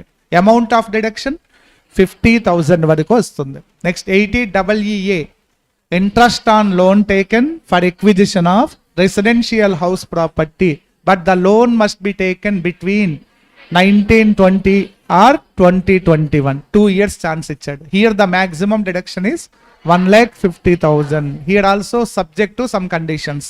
The stamp duty value of house does not exceed 45 lakhs. ఇక్కడ stamp duty value అన్నాడు, previous section లో value of house అంటే అక్కడ purchase value చూడాలి, ఇక్కడ స్టాంప్ డ్యూటీ వాల్యూ చూడాలి. అర్థమైంది కదా పాయింట్? సో కొంచెం జాగ్రత్తగా అబ్జర్వ్ చేయాలి. Next EEB interest on loan taken for purchase of electric vehicle. Maximum deduction 1,50,000. The loan must be taken during 1920 to 22-23. 4 years chance ఇచ్చాడు ఇక్కడ. అయిపోయింది, క్లోజ్. నెక్స్ట్ ఏ సెక్షన్ చదివాం మనం? TTA, TTB రెండు కూడా ఇన్కమ్ బేస్డ్ డిడక్షన్స్. అదే TTA, who is eligible for claiming TTA? Either individual or HUF, whether resident or non resident, irrespective of age. Senior citizen అయి ఉండక్కర్లా, అక్కడ నార్మల్ అయినా పర్లా, ఈవెన్ సీనియర్ సిటిజన్ అయినా పర్లేదు, ఎవరైనా పర్లా, no objection. So what is the eligible transaction? Assessee is in receipt of interest from savings bank account in either post office or banks or cooperative society carrying banking business. Banking business చేస్తున్న cooperative society, simply cooperative bank అని వచ్చాం, problem ఏం లేదు. ఎంత వస్తుంది deduction? Up to 10,000. 10,000 అది up to 10,000. నీకు interest 8,000 వస్తే 8,000 రాస్తారు. 12,000 వస్తే 10,000. అంటే actual interest or 10,000 whichever is lower. Up to అని ఉన్న ప్రతి చోట విచ్ ఎవర్ ఈజ్ లోయర్ పని నీకు వచ్చిన పేమెంట్తో కంపేర్ చేయాలి అని అర్థం. అర్థమైందా? Next but one condition is such interest must be included in gross total income under the head other sources. ముందు దాన్ని ఇన్కమ్ లో కలపాలి, కలపకుండా లెస్ చేస్తే అలౌ చేయనని చెప్తున్నాను. అర్థమైందా? ఇప్పుడు ఫర్ ఎగ్జాంపుల్ నీకు 15,000 ఇంట్రెస్ట్ వచ్చింది అనుకోండి, ఇన్కమ్ లో ఎంత కలుపుతావు? 15,000. డిడక్షన్ ఎంత వస్తుంది? 10,000. అంటే రిమైనింగ్ 5,000 ఎక్కడుంది? ఇన్కమ్ లో. ట్యాక్స్ పడుతుంది దాని మీద, అందుకే ఇన్కమ్ లో కలపమని చెప్పాడు. అర్థమైందా పాయింట్? నెక్స్ట్ TTB ఎవరికి వస్తుంది? Individuals only being resident senior citizen. Individual అయి ఉండాలి, రెసిడెంట్ అయి ఉండాలి, సీనియర్ సిటిజన్ అయి ఉండాలి. సో కొంచెం జాగ్రత్త. Eligible transaction interest on loan, interest on both savings account as well as fixed deposits. రెండిటి మీద వస్తుందమ్మా. ఎంత వస్తుంది? Up to 50,000. First such interest shall be first included in gross total income, then only eligible for deduction. Up to 50,000 రాసుకోవచ్చు. ఇది provision. టీటీబీలో deduction రాసుకున్న వాళ్ళు ఎవరు టీటీఏలో రాసుకోకూడదు, ఎందుకంటే సీనియర్ సిటిజన్ 2 సెక్షన్స్లోనూ కవర్ అవుతున్నాడు. టీటీఏలో ఏజ్తో సంబంధం లేదన్నాను, అంటే ఇంక్లూడింగ్ సీనియర్ సిటిజన్, అంటే సీనియర్ సిటిజన్ అక్కడ కూడా ఉంటాడు కదా, మరి సెకండ్ సెక్షన్లో కూడా ఉన్నాడు, అంటే ఒకే ఇంట్రెస్ట్ని 2 సెక్షన్లో రాస్తారేమో రాయొద్దని చెప్తున్నాడు. ఇప్పుడు ఒక రెసిడెంట్ సీనియర్ సిటిజన్కి 70,000 ఇంట్రెస్ట్ వస్తుంది సేవింగ్స్ అకౌంట్ నుంచి. టీటీబీలో 50, టీటీఏలో 10 రాసుకోవచ్చా 60,000, అలా ఇవ్వరని చెప్తున్నాడు. టీటీబీ క్లెయిమ్ చేస్తే ఇంకా టీటీఏకి ఛాన్స్ లేదు, అంటే 50 వరకునే రిస్ట్రిక్ట్ చేయాల్సింది. అర్థమైందా ప్రొవిజన్? సో ఇది నెక్స్ట్ క్యూక్యూబీ ఆర్ఆర్బి దేని గురించి చెప్తుంది? Royalty income. ఇక్కడ కూడా royalty on patent rights RRB, royalty on copy rights QQB. But one more important, royalty on copy rights లో the most valuable condition is books రాస్తే వచ్చే royalty ఏమంటాం కాపీ రైట్స్ మీద రాయల్టీ, కానీ అన్ని బుక్స్ కి క్యూక్యూబీ రాదు. QQB deduction is available only to scientific nature books, artistic nature books and literacy related books అంట. ఈ 3 బుక్స్కే ఆ క్యూక్యూబీ వస్తుంది. మీరు అర్జెంటుగా చాప్టర్ చదివినప్పుడు ఆ పాయింట్ హైలైట్ చేసుకోండి. ప్రాబ్లంలో ఆ పాయింట్ టచ్ చేస్తున్నాడు. ఏ బుక్ రాసినా దాని మీద నీకేమొస్తుంది? కాపీ రైట్ వస్తుంది, రాయల్టీ వస్తుంది, బట్ డిడక్షన్ అయితే రాదు. డిడక్షన్ రావాలి అంటే compulsory the books must be either scientific or literacy or artistic nature. For example, ఒక పర్సన్ ఒక స్కూల్కి సంబంధించిన టెక్స్ట్ బుక్ రాశాడు, 1 lakh rupees రాయల్టీ వచ్చింది వాడికి. What is the treatment? The royalty first included in gross total income, no deduction under section QQB, అంటే fully taxable అని అర్థం. వాడికి డిడక్షన్స్ ఏమీ లేవు అని అర్థం. ఫస్ట్ ఇన్కమ్ లో కలిపేయాలి, డిడక్షన్ ఇవ్వకూడదు వాడికి. అదే ఒక సైంటిఫిక్ నేచర్ బుక్ రాసుంటే ఫస్ట్ ఇన్కమ్ లో కలిపి తర్వాత డిడక్షన్ కింద లెస్ చేయొచ్చు, అప్పుడు న్యూట్రల్ అవుతాడు, నో ట్యాక్సబిలిటీ అవుతుంది. అర్థమైందా? 80 QQB deduction is available only to royalty on copy rights which is related to scientific nature, artistic nature, literacy. వీళ్ళకి మాత్రమే వస్తుంది, మిగతా ఎవరికి కూడా రాదు. ఒకవేళ రాయల్టీ అవుట్ సైడ్ ఇండియాలో తీసుకుంటే amount brought into India within 6 months or such extended period is only eligible for deduction. ఈ పాయింట్ ఫాలో అవుతూ ఉండాలి. ఇండియాలోకి అసలు తేకపోతే డిడక్షనే రాదు. అర్థమైంది కదా? అక్కడతో క్లోజ్. నెక్స్ట్ లాస్ట్ చాప్టర్ అమ్మ, set off carry forward. Just ఒక 20 minutes 25 minutes క్లోజ్ చేసేద్దాం. డైరెక్ట్గా టేబుల్ ఇచ్చేస్తాను, టేబుల్ నోట్ చేసుకోండి అవసరమైన వాళ్ళు, లేకపోతే చూస్తూ ఉండండి. Set off and carry forward of loss.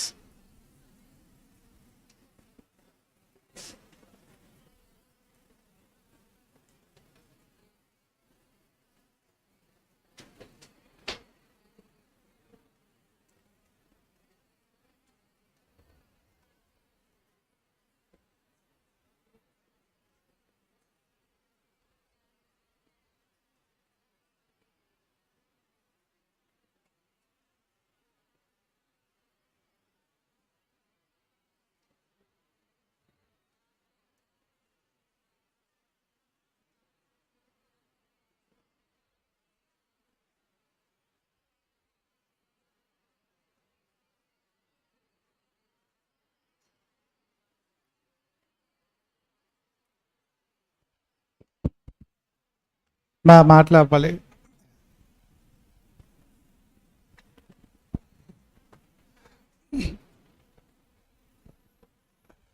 Set off and carry forward of losses compulsory problem ఉంటుందమ్మా ఈ అటెంప్ట్లో.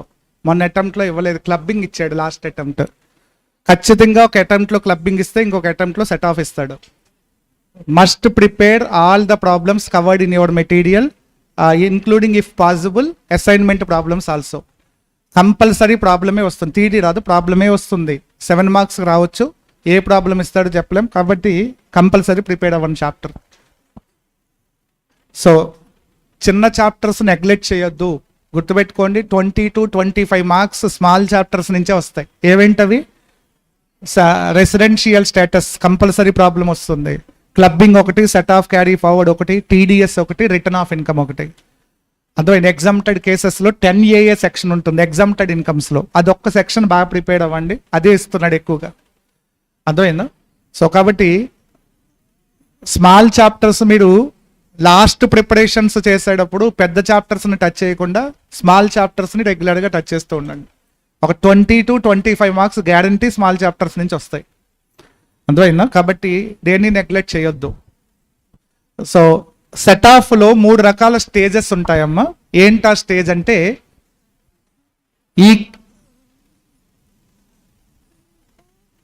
ఈ క్లాస్లో ఉన్న లాస్ని ఇదే క్లాస్లో సెటప్ చేయటం, దీన్ని ఏమంటాం? ఇంటర్ సోర్స్ అంటాం. అంటే సేమ్ హెడ్ ఆఫ్ ఇన్కమ్ నుంచి సెటప్ చేయటం. ఓకే, ఈ క్లాస్లో ఉన్న లాస్ని వేరే క్లాస్లోంచి సెటప్ చేసుకోవటం ఏంటది? Inter head. కొంతమంది వేరే క్లాస్కి వెళ్ళిపోతూ ఉంటారు కదా అప్పుడప్పుడు, వాళ్ళ గురించి చెప్తున్నాను. ఇంటర్ హెడ్ అంటాం వాళ్ళని. కొంతమంది సేమ్ క్లాస్లోనే అడ్జస్ట్ అవుతారు, ఇంటర్ సోర్స్ ఫెసిలిటీ అంటాం. కొంతమంది వేరే కాలేజీలకు వెళ్ళిపోతూ ఉంటారు, క్యారీ ఫార్వర్డ్ ఫెసిలిటీ.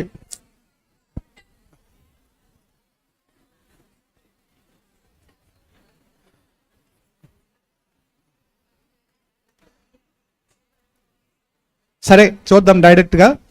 ఒకసారి చూడండి, హౌస్ ప్రాపర్టీని హౌస్ ప్రాపర్టీలోనే సెటప్ చేసామనుకోండి, దాన్ని ఏమంటాం? Enter source. ఒకసారి మీరు జాగ్రత్తగా అబ్జర్వ్ చేయండి. లాస్ ఎరైజ్ అయిన ఇయర్లో దానికి 2 అడ్జస్ట్మెంట్స్ చేయాలమ్మా. ఒకటి, సేమ్ హెడ్ ఆఫ్ ఇన్కమ్ అదే ఇయర్లో నీ దగ్గర ఉందా లేదా చూడాలి. ఉంటే దాంట్లో అడ్జస్ట్ చేయి, దాన్ని ఏమంటాం? ఇంటర్ సోర్స్ అంటాం. ఒకవేళ ఆ హెడ్ నీ దగ్గర లేకపోతే అదర్ హెడ్స్ ఏమైనా ఉంటే సెటప్ చేయమంటున్నాడు, దాన్ని ఏమంటాం? Inter source. సేమ్ ఇయర్లో ఆ 2 చోట్ల కూడా లాస్ సెట్ ఆఫ్ అవ్వకపోతే అప్పుడు such loss can be carry forward to subsequent year. ఇది ప్రొవిజన్ అమ్మ. అంటే క్యారీ ఫార్వర్డ్కి వెళ్ళటానికి ముందే నువ్వు చేయాల్సిన అడ్జస్ట్మెంట్స్ ఏంటి? Inter source, inter head. అంటే ఇంటర్ సోర్స్, ఇంటర్ హెడ్ వచ్చే ఇయర్ ఏంటి? ఏ ఇయర్లో అయితే లాస్ వచ్చిందో ఆ ఇయర్లోనే దానికి ఇంటర్ సోర్స్, ఇంటర్ హెడ్లు చెక్ చేయాలి. ఒకవేళ 2 చోట్ల కనుక లాస్ ఫుల్ఫిల్ అవ్వకపోతే అప్పుడు క్యారీ ఫార్వర్డ్కి వెళ్తుంది. ఇది ప్రొవిజన్, గుర్తుపెట్టుకోండి. స్టెప్ బై స్టెప్ వెళ్ళాలి, స్కిప్ చేయడానికి లేదు. మ్యాండేటరీ అమ్మ సెట్ ఆఫ్ అనేది. మాట్లాడొద్దు. సో ఒక టేబుల్ రాసే ముందు ఒక చిన్న ఎగ్జాంపుల్ చెప్తాను. ఫర్ ఎగ్జాంపుల్ నాది 2021లో ఉన్నాం మనం. ఏ ఇయర్లో? 2021లో నాకు ఒక బిజినెస్ వన్ నుంచి లాస్ వచ్చిందమ్మా, 10 lakhs రూపీస్. బిజినెస్ టూ నుంచి 2 lakhs రూపీస్ ప్రాఫిట్ వచ్చింది. అలాగే నా దగ్గర హౌస్ వన్ నుంచి 4 lakhs రూపీస్ ప్రాఫిట్ వచ్చింది. హౌస్ 2 నుంచి 2 lakhs రూపీస్ లాస్ వచ్చింది. ఒక్కసారి జాగ్రత్తగా అబ్జర్వ్ చేయండి. ఇప్పుడు నాకు చెప్పండి, ఫస్ట్ నేను ఇంటర్ సోర్స్ చేయాలా, ఇంటర్ హెడ్ చేయాలా? Inter source. ఇంటర్ సోర్స్ అంటే సేమ్ హెడ్లో సెటప్ చేయటం. అంటే ఈ 2 lakhsని 4 lakhsలో సెటప్ చేయాలి. ఇలా సెటప్ చేద్దాం, అది ఇంటర్ సోర్స్. అలాగే బిజినెస్ లాస్ని బిజినెస్ ఇన్కమ్లో సెటప్ చేస్తే ఇంటర్ సోర్స్ అంటాం. దీన్ని ఏమంటాం? Inter source. ఇంటర్ సోర్స్ ఏ ఇయర్లో జరిగింది? 2021. నేను ఇంకా ఇయర్ మార్చలేదమ్మా. ఇప్పుడు ఇంటర్ సోర్స్ అయిపోయిన తర్వాత నాకు ఏం బయటకు వచ్చినాయో చెప్పండి. -10 + 2 తీసేస్తే 8 lakhs లాస్ వచ్చింది కదా. మరి ఇక్కడ ఏమొచ్చింది? 2 lakhs ప్రాఫిట్ వచ్చింది. ఇప్పుడు నాకు ఇంటర్ సోర్స్ అయిపోగానే ఇంకొక స్టేజ్ ఏంటి? Inter head. అది కూడా సేమ్ ఇయర్లోనే చేయాలమ్మా, ఇయర్ మార్చకూడదు. ఇప్పుడు ఈ 8 lakhsని తెచ్చి ఈ 2 lakhsలో సెటప్ చేసుకోవచ్చు. అదర్ హెడ్ మార్చాం కాబట్టి ఏమంటాం దాన్ని? Inter head facility. ఇది అయిపోయిన తర్వాత నాకు ఏం మిగిలింది? లాస్. ఇంకా ఈ లాస్ నాకు inter source, inter head possibility లేదు కాబట్టి carry forward to subsequent year. అంటే మీరు ఇలా ఒక ఆర్డర్లో చెక్ చేసుకుంటూ వెళ్ళాలి ప్రతి లాస్ని. ఇంటర్ సోర్స్, ఇంటర్ హెడ్ ఏ ఇయర్లో జరుగుతుంది? సేమ్ ఇయర్లో. The year in which the loss was arose. ఏ ఇయర్లో లాస్ వచ్చిందో ఆ ఇయర్లోనే 2 అడ్జస్ట్మెంట్స్ చేయాలి. 2 అడ్జస్ట్మెంట్స్ పాసిబిలిటీ లేకపోతే అప్పుడు క్యారీ ఫార్వర్డ్కి వెళ్ళాల్సి ఉంటుంది. ఇలా ప్రతి లాస్కి స్టెప్ బై స్టెప్ చెక్ చేసుకుంటూ ఉండాలి. అర్థమైందా ప్రొవిజన్? సో నెక్స్ట్, ఇప్పుడు మనకు టేబుల్లోకి వద్దాం. మనకున్న హెడ్స్ ఏంటమ్మా? First head salary. అసలు శాలరీలో లాస్ ఉండదమ్మా. The question of loss does not arise from salary set. Salary హెడ్లో అసలు లాస్ అనే క్వశ్చనే ఉండదు కాబట్టి ఆ హెడ్ని తీసేయచ్చమ్మా. ఇంకొకటి ఏంటి? House property. Second, house property. Loss from house property.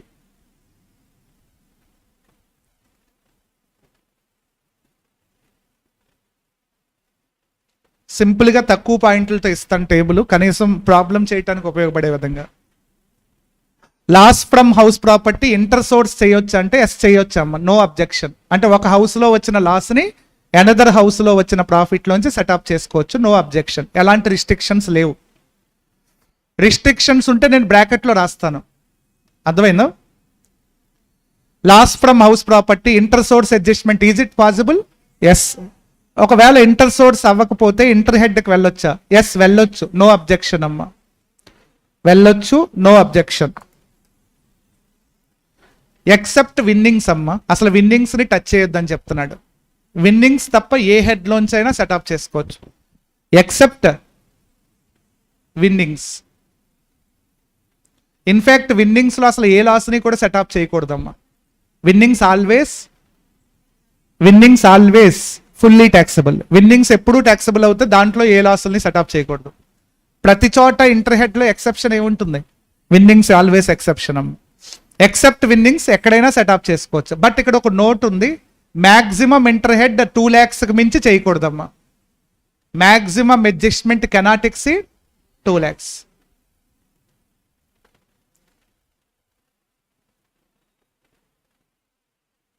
Maximum interhead adjustment of house property against other heads of income cannot exceed 2 lakhs. 2 lakhsకి మించి అసలు అడ్జస్ట్ చేయొద్దు అని చెప్తున్నాడు, అర్థమైందా? నెక్స్ట్ క్యారీ ఫార్వర్డ్లోకి వెళ్తే నెక్స్ట్ ఇయర్కి వెళ్ళిపోతే, నెక్స్ట్ ఇయర్ ఎన్ని సంవత్సరాలు అంటే 8 years పాటు క్యారీ ఫార్వర్డ్ చేసుకోవచ్చు అమ్మ. Carry forward period 8 years. Carry forward period 8 years, 8 assessment years. 8 years అంటే సెకండ్ ఇయర్లో కూడా అది అడ్జస్ట్ అవ్వకపోతే థర్డ్లో కూడా అడ్జస్ట్ అవ్వకపోతే ఫోర్త్, అలా 8th year వరకు తీసుకువెళ్ళొచ్చమ్మా. Next set off from against only house property.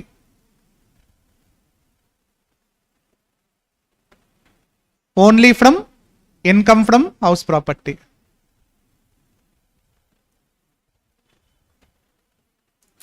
మీరు గుర్తుపెట్టుకోండి, లాస్ ఎరైజ్ అయిన ఇయర్లో, లాస్ వచ్చిన ఇయర్లో ఇంటర్ సోర్స్ చేయొచ్చు, ఇంటర్ హెడ్ అంటే అదర్ హెడ్స్ని కూడా టచ్ చేయొచ్చు కదా.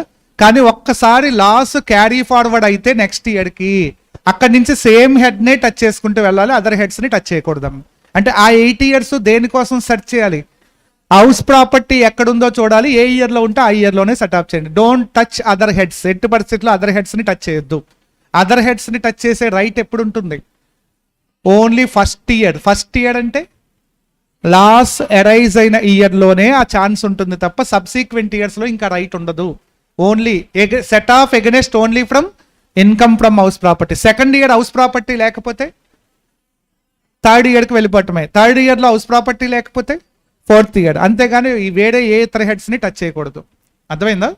Next second point, PGBP. పీజీబీపీలో A non speculative losses.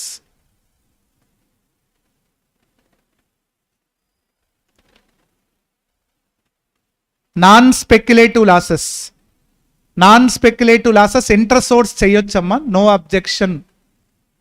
Inter source yes available. Both స్పెక్యులేటివ్లోనూ చేసుకోవచ్చు, నాన్ స్పెక్యులేటివ్లోనూ చేసుకోవచ్చు, ఏదైనా పర్లేదు, ప్రాబ్లం ఏమి లేదు. బ్రాకెట్లో రాయండి, both from speculative and non speculative profits. Both from speculative and non speculative profits. You can claim against speculative and non speculative, no restriction అమ్మ. ఒకవేళ ఇంటర్ సోర్స్లో అది అవ్వకపోతే ఇంటర్ హెడ్ కూడా వెళ్ళొచ్చమ్మ, no objection. Except salary and winnings అమ్మ, శాలరీని touch చేయొద్దు. Except salary and winnings. House ప్రాపర్టీలో ఎక్సెప్ట్ విన్నింగ్స్ అన్నాం, శాలరీ అనలేదు. అంటే house property can be adjusted against salary income, no objection. But PGBP set up చేయకూడదు శాలరీలో. నెక్స్ట్ ఒకవేళ అక్కడ కూడా అది సెట్ ఆఫ్ అవ్వకపోతే carry forward, yes carry forward facility available. 8 years carry forward చేసుకోవచ్చమ్మ. Carry forward period 8 years.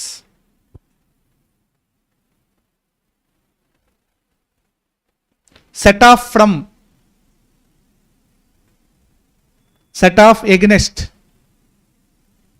PGBP, both speculative and non-speculative.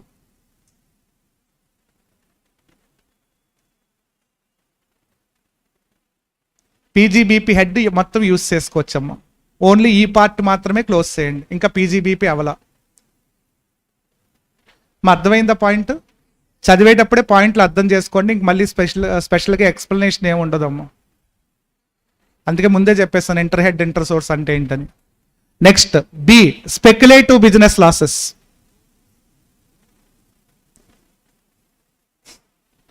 Speculative business losses.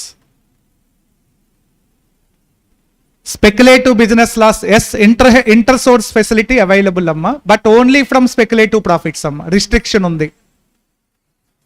Only from speculative profits.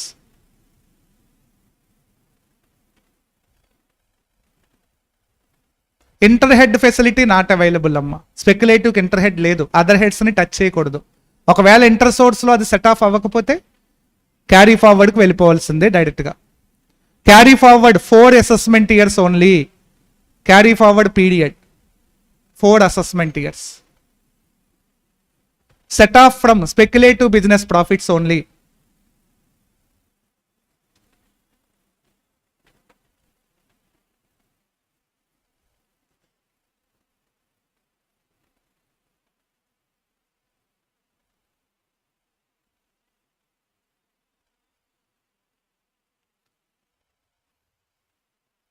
Next specified business losses, section 35 AD ఉంది కదా, అది specified business losses.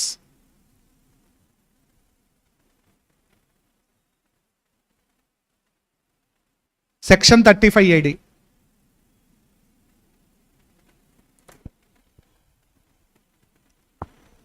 Specified business losses. Specified business loss inter source facility available అమ్మా, కానీ only from specified profits. Only from specified business profits.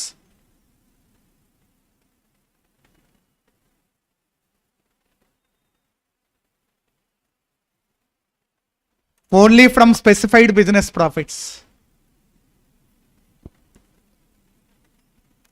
Inter head facility not available అమ్మా, inter head chance లేదు. Inter సోర్స్లో అది set off అవ్వకపోతే carry ఫార్వర్డ్కి వెళ్ళిపోవాల్సిందే. Carry forward period unlimited period అమ్మ, ఎంత దూరమైనా తీసుకెళ్ళచ్చు.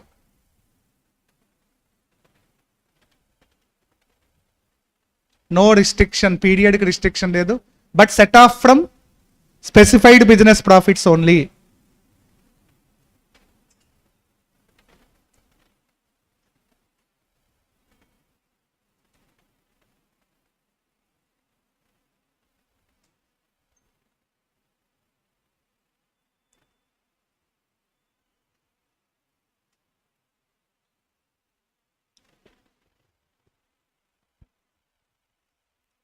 క్లోజ్.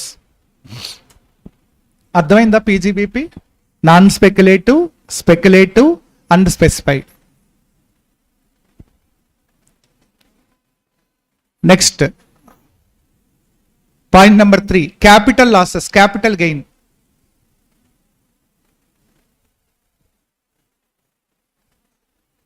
క్యాపిటల్ గెయిన్స్ లో A, short term capital loss. Capital losses లో A, short term capital loss. Yes, inter source facility available both from long term capital gain and short term capital gain. రెండు gain లోనూ setup చేసుకోవచ్చు. Both from long term capital gain and short term capital gain. అసలు capital gain చాప్టర్కే inter head లేదమ్మా. ఒకవేళ inter source లో అది set off అవ్వకపోతే డైరెక్ట్ క్యారీ ఫార్వర్డ్కి వెళ్ళిపోవాల్సిందే. Carry forward period 8 years.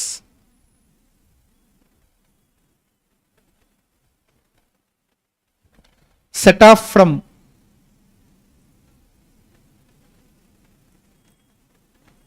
both capital long term capital gain and short term capital gain, both long term and short term.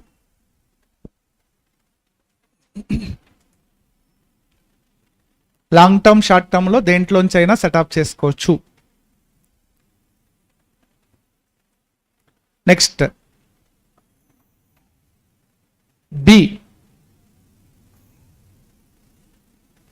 long term capital gain, capital loss eligible, but only from long term capital gain, only from long term capital gain. Restriction undi, interhead not available. Carry forward both the points, sir. Carry forward period 8 assessment years.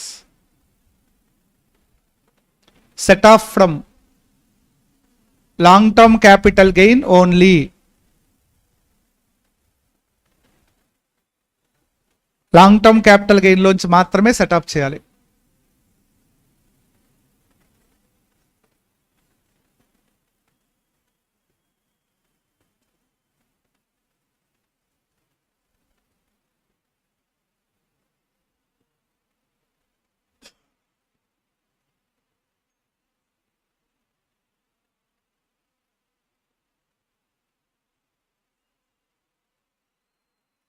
Last one, other sources, point number 4.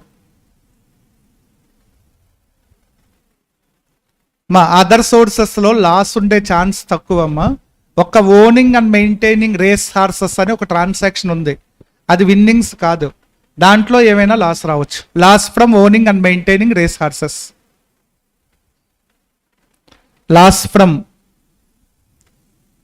Owning and maintaining race horses, loss from owning and maintaining race horses. Inter source available only from same activity.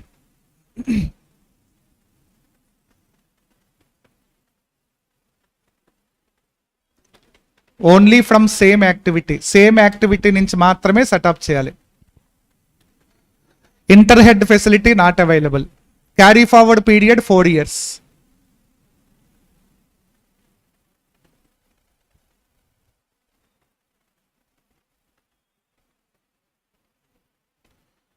Set off from same income.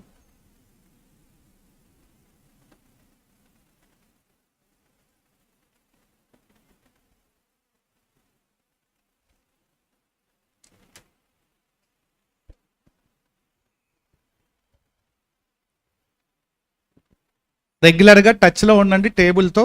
Problem మీరు ఏదో set ఆఫ్లో problem చేస్తే ఈ table వల్ల అర్థమవుతుంది మీకు ఆ problem ఏంటనేది.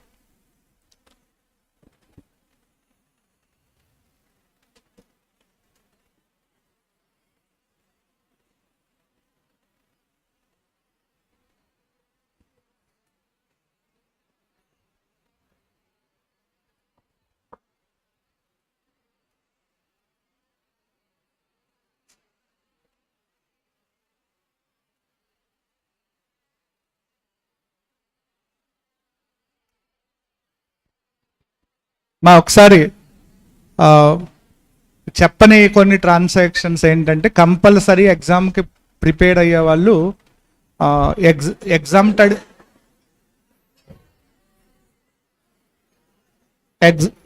ఎగ్జామ్షన్లో 10AA సెక్షన్ ఉంటుంది, కంపల్సరీ దాని రిలేటెడ్ ప్రాబ్లమ్ని చెక్ చేసుకోండి. మేబీ రావచ్చు, ఎందుకంటే ఎక్కువగా కార్నర్స్ని టచ్ చేస్తున్నాడు. మనం ఏం చేస్తామంటే కార్నర్ పాయింట్స్ వదిలేసి మిడిల్లో ఉన్న పెద్ద పెద్ద చాప్టర్లు చదువుతూ ఉంటాం. అలాగే అదే ఎగ్జామ్టెడ్ ఇన్కమ్స్లో కాంపోజిట్ యాక్టివిటీస్ అని ఉన్నాయి. కాంపోజిట్ అంటే టీ, కాఫీ, రబ్బర్ అని ఒక టేబుల్ ఉంటుంది, అది దాని రిలేటెడ్ ప్రాబ్లం చూసుకోండి. అది ఎనీ టైం రావచ్చు, 2 అటెంప్ట్స్ నుంచి దాని గురించి అడగట్లే, కానీ చాలా ఇంపార్టెంట్ కాన్సెప్ట్ అది. Tea, coffee, rubber. మాట్లాడొద్దు, అందుకే చదివే వాళ్ళని చెప్పింది, ఇప్పుడు కూడా కౌలు చెప్పుకుంటున్నారు. So tea, coffee, rubber concept important. Agricultural income దగ్గర వస్తుంది, మీకు కొంచెం జాగ్రత్తగా అబ్జర్వ్ చేయండి. దానికి ప్రాబ్లమ్స్ కూడా ఉన్నాయి, కంపల్సరీ చూసుకోండి.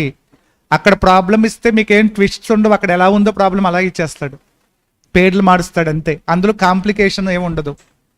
కాబట్టి అలాంటి చిన్న చిన్న కాన్సెప్ట్స్ మిస్ అవ్వకుండా చూసుకోండి. అలాగే ఐ థింక్ ఇప్పుడు మనం మాట్లాడుకుంటుంది ఏంటి అంటే, శాలరీస్ హెడ్లో మన క్లాస్లో డిస్కస్ చేయని ఒక ప్రాబ్లం ఉంది. శాలరీలో 10th ప్రాబ్లం స్టడీ మెటీరియల్లో ఉంది. అంటే 17 సబ్సెక్షన్ 2 క్లాస్ 7 ఈ సెక్షన్ మీద ఉంటుంది. అండ్ 17 సబ్సెక్షన్ 2 క్లాస్ 7A ఇలా శాలరీలో వస్తుంది. 10th ప్రాబ్లం అనుకుంటా, ఐ థింక్ ICAI మెటీరియల్లో. కంపల్సరీ ప్రిపేర్ అవ్వండి. ఈ అటెంప్ట్లో అది ఎక్స్పెక్ట్ చేస్తున్నారు, మేబీ రావచ్చేమో, ఎందుకంటే ఆర్టీపీలో కూడా ఇచ్చాడు అది. ఇప్పుడు మీరు ఆర్టీపీ ఎక్స్ప్లెనేషన్ మీకు ఆర్టీపీలో చెప్పాము ఆ ప్రాబ్లం, ఆర్టీపీలో దొరుకుతుంది. కంపల్సరీ ఆ ప్రాబ్లం ఎలా చేయాలో తెలుసుకోండి. పొరపాటును కూడా అది ఓన్గా అర్థం కాదు, ఖచ్చితంగా ఆర్టీపీని ఫాలో అయ్యి చెక్ చేసుకోండి. అది అర్థమైందా? సో ఇలా కార్నర్ పాయింట్స్. అలాగే మాట్లాడొద్దు,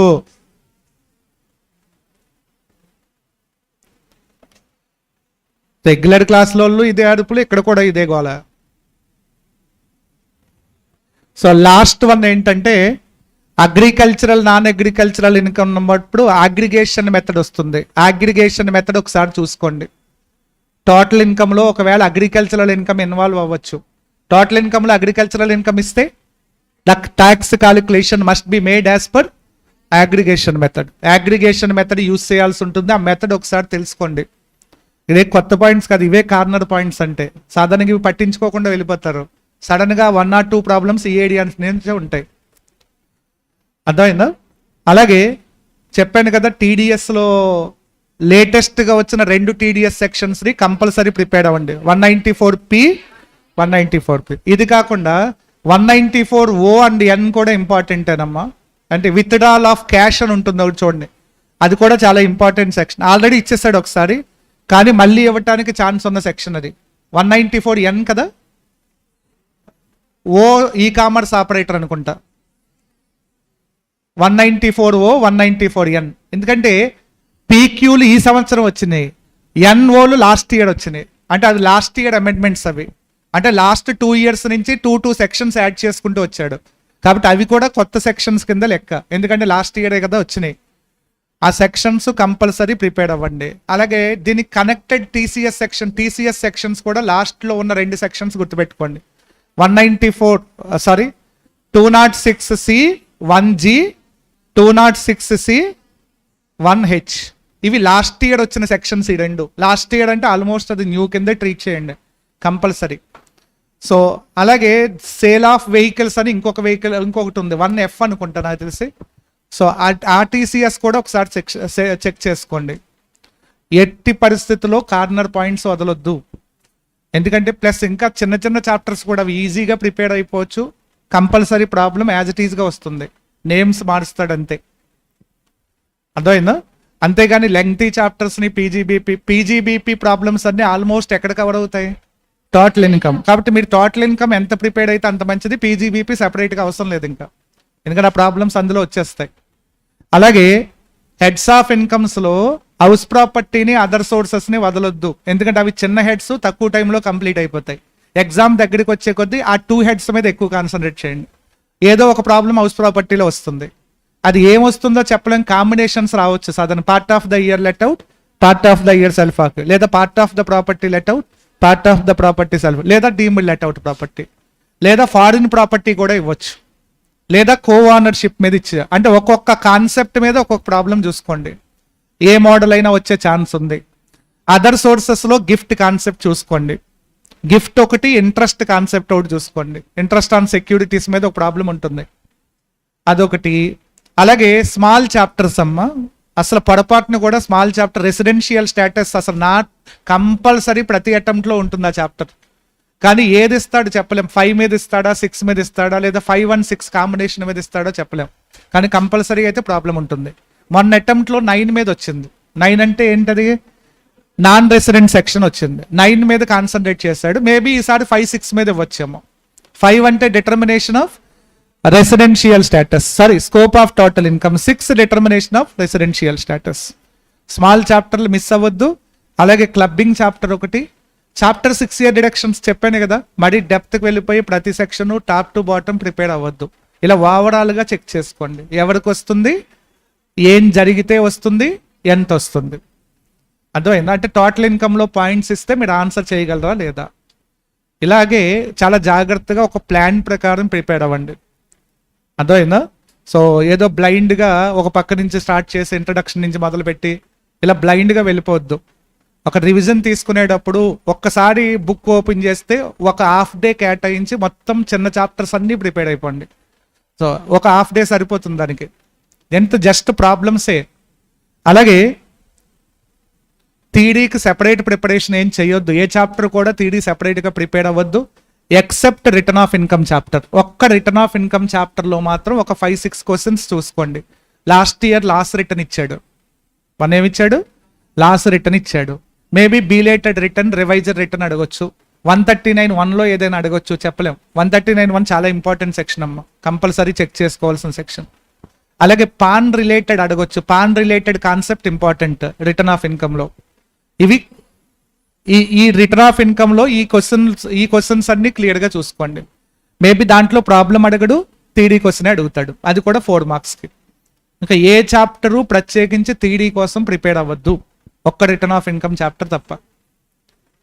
అర్థమైందా? మిగతా చాప్టర్లన్నీ కూడా బ్లైండ్గా ప్రాబ్లమ్సే ప్రిపేర్ అవుతూ వెళ్ళిపోండి. ప్రాబ్లంలో ఏదైనా డౌట్ వస్తే అప్పుడు కన్సర్న్డ్ సెక్షన్ చూసుకోండి, అక్కడ క్లారిటీ దొరుకుతుంది. అంతేగాని ప్రత్యేకించి ముందు సెక్షన్ చదవద్దు. ప్రాబ్లంలో మీకు అర్థమైన పాయింట్లన్నీ ఓకే, అర్థం కాని పాయింట్స్ 1 or 2 ఉంటాయి. ఆ 2లో కన్సర్న్ సెక్షన్ ఏం చెప్తుందో చెక్ చేయండి, అప్పుడు మీరు మర్చిపోరు. అర్థమైందా?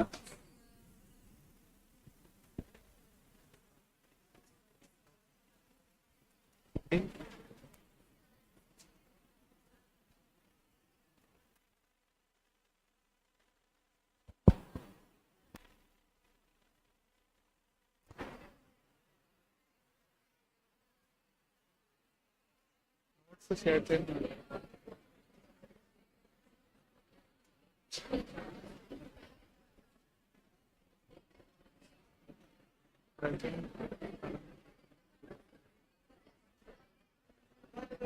ప్రజెంట్ ఇయర్లో గుడ్ విల్ బ్లాక్లో కలపొద్దమ్మా.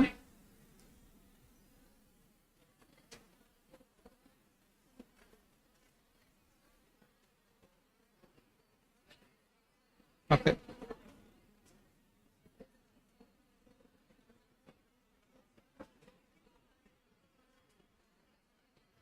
మా ప్రజెంట్ ఇయర్లో గుడ్ విల్ ఈశ్వర్ కుమార్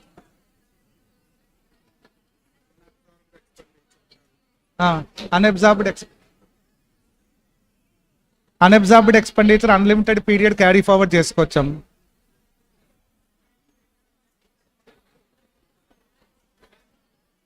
అది సెట్ ఆఫ్ క్యారీ ఫార్వర్డ్ కాదు, పీజీబీపీలో వస్తుంది ఆ పాయింట్. ఓకే, వీళ్ళకి వచ్చి సార్ వీళ్ళంతమంది గంట అడుగుతారు, వీళ్ళు ఒక్కొక్కరు గంట అడుగుతారు ఎలా చదవాలి అయ్యి ఇవి వస్తున్నారు కదా, వీళ్ళు చూస్తాం.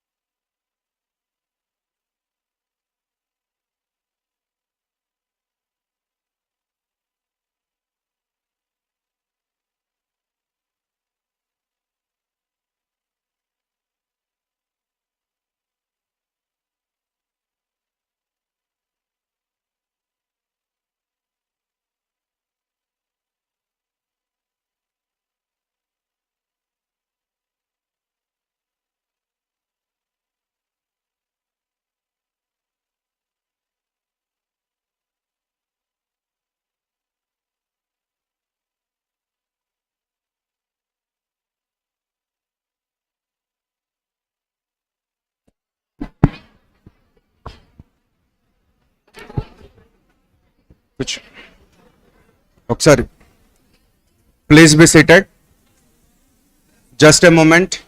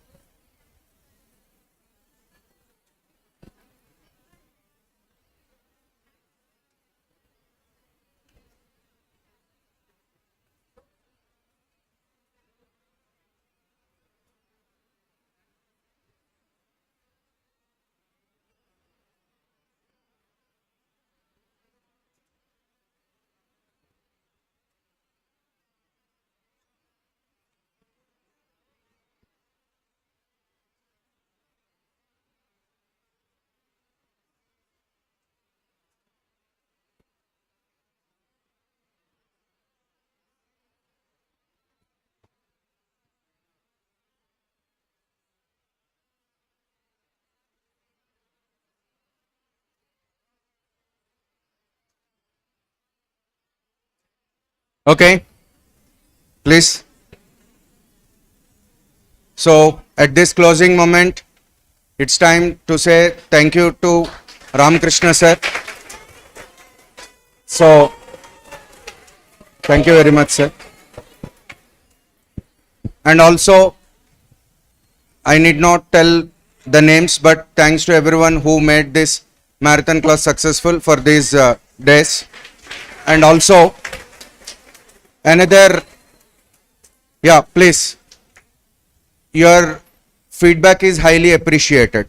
So you can send your feedback through mails to Prakash sir regarding what you feel, how best the classes are helpful to you, in what way you have got benefited. So these all things, you please share your feedback, your positive feedback through mails, so that it will be a great appreciation to our work.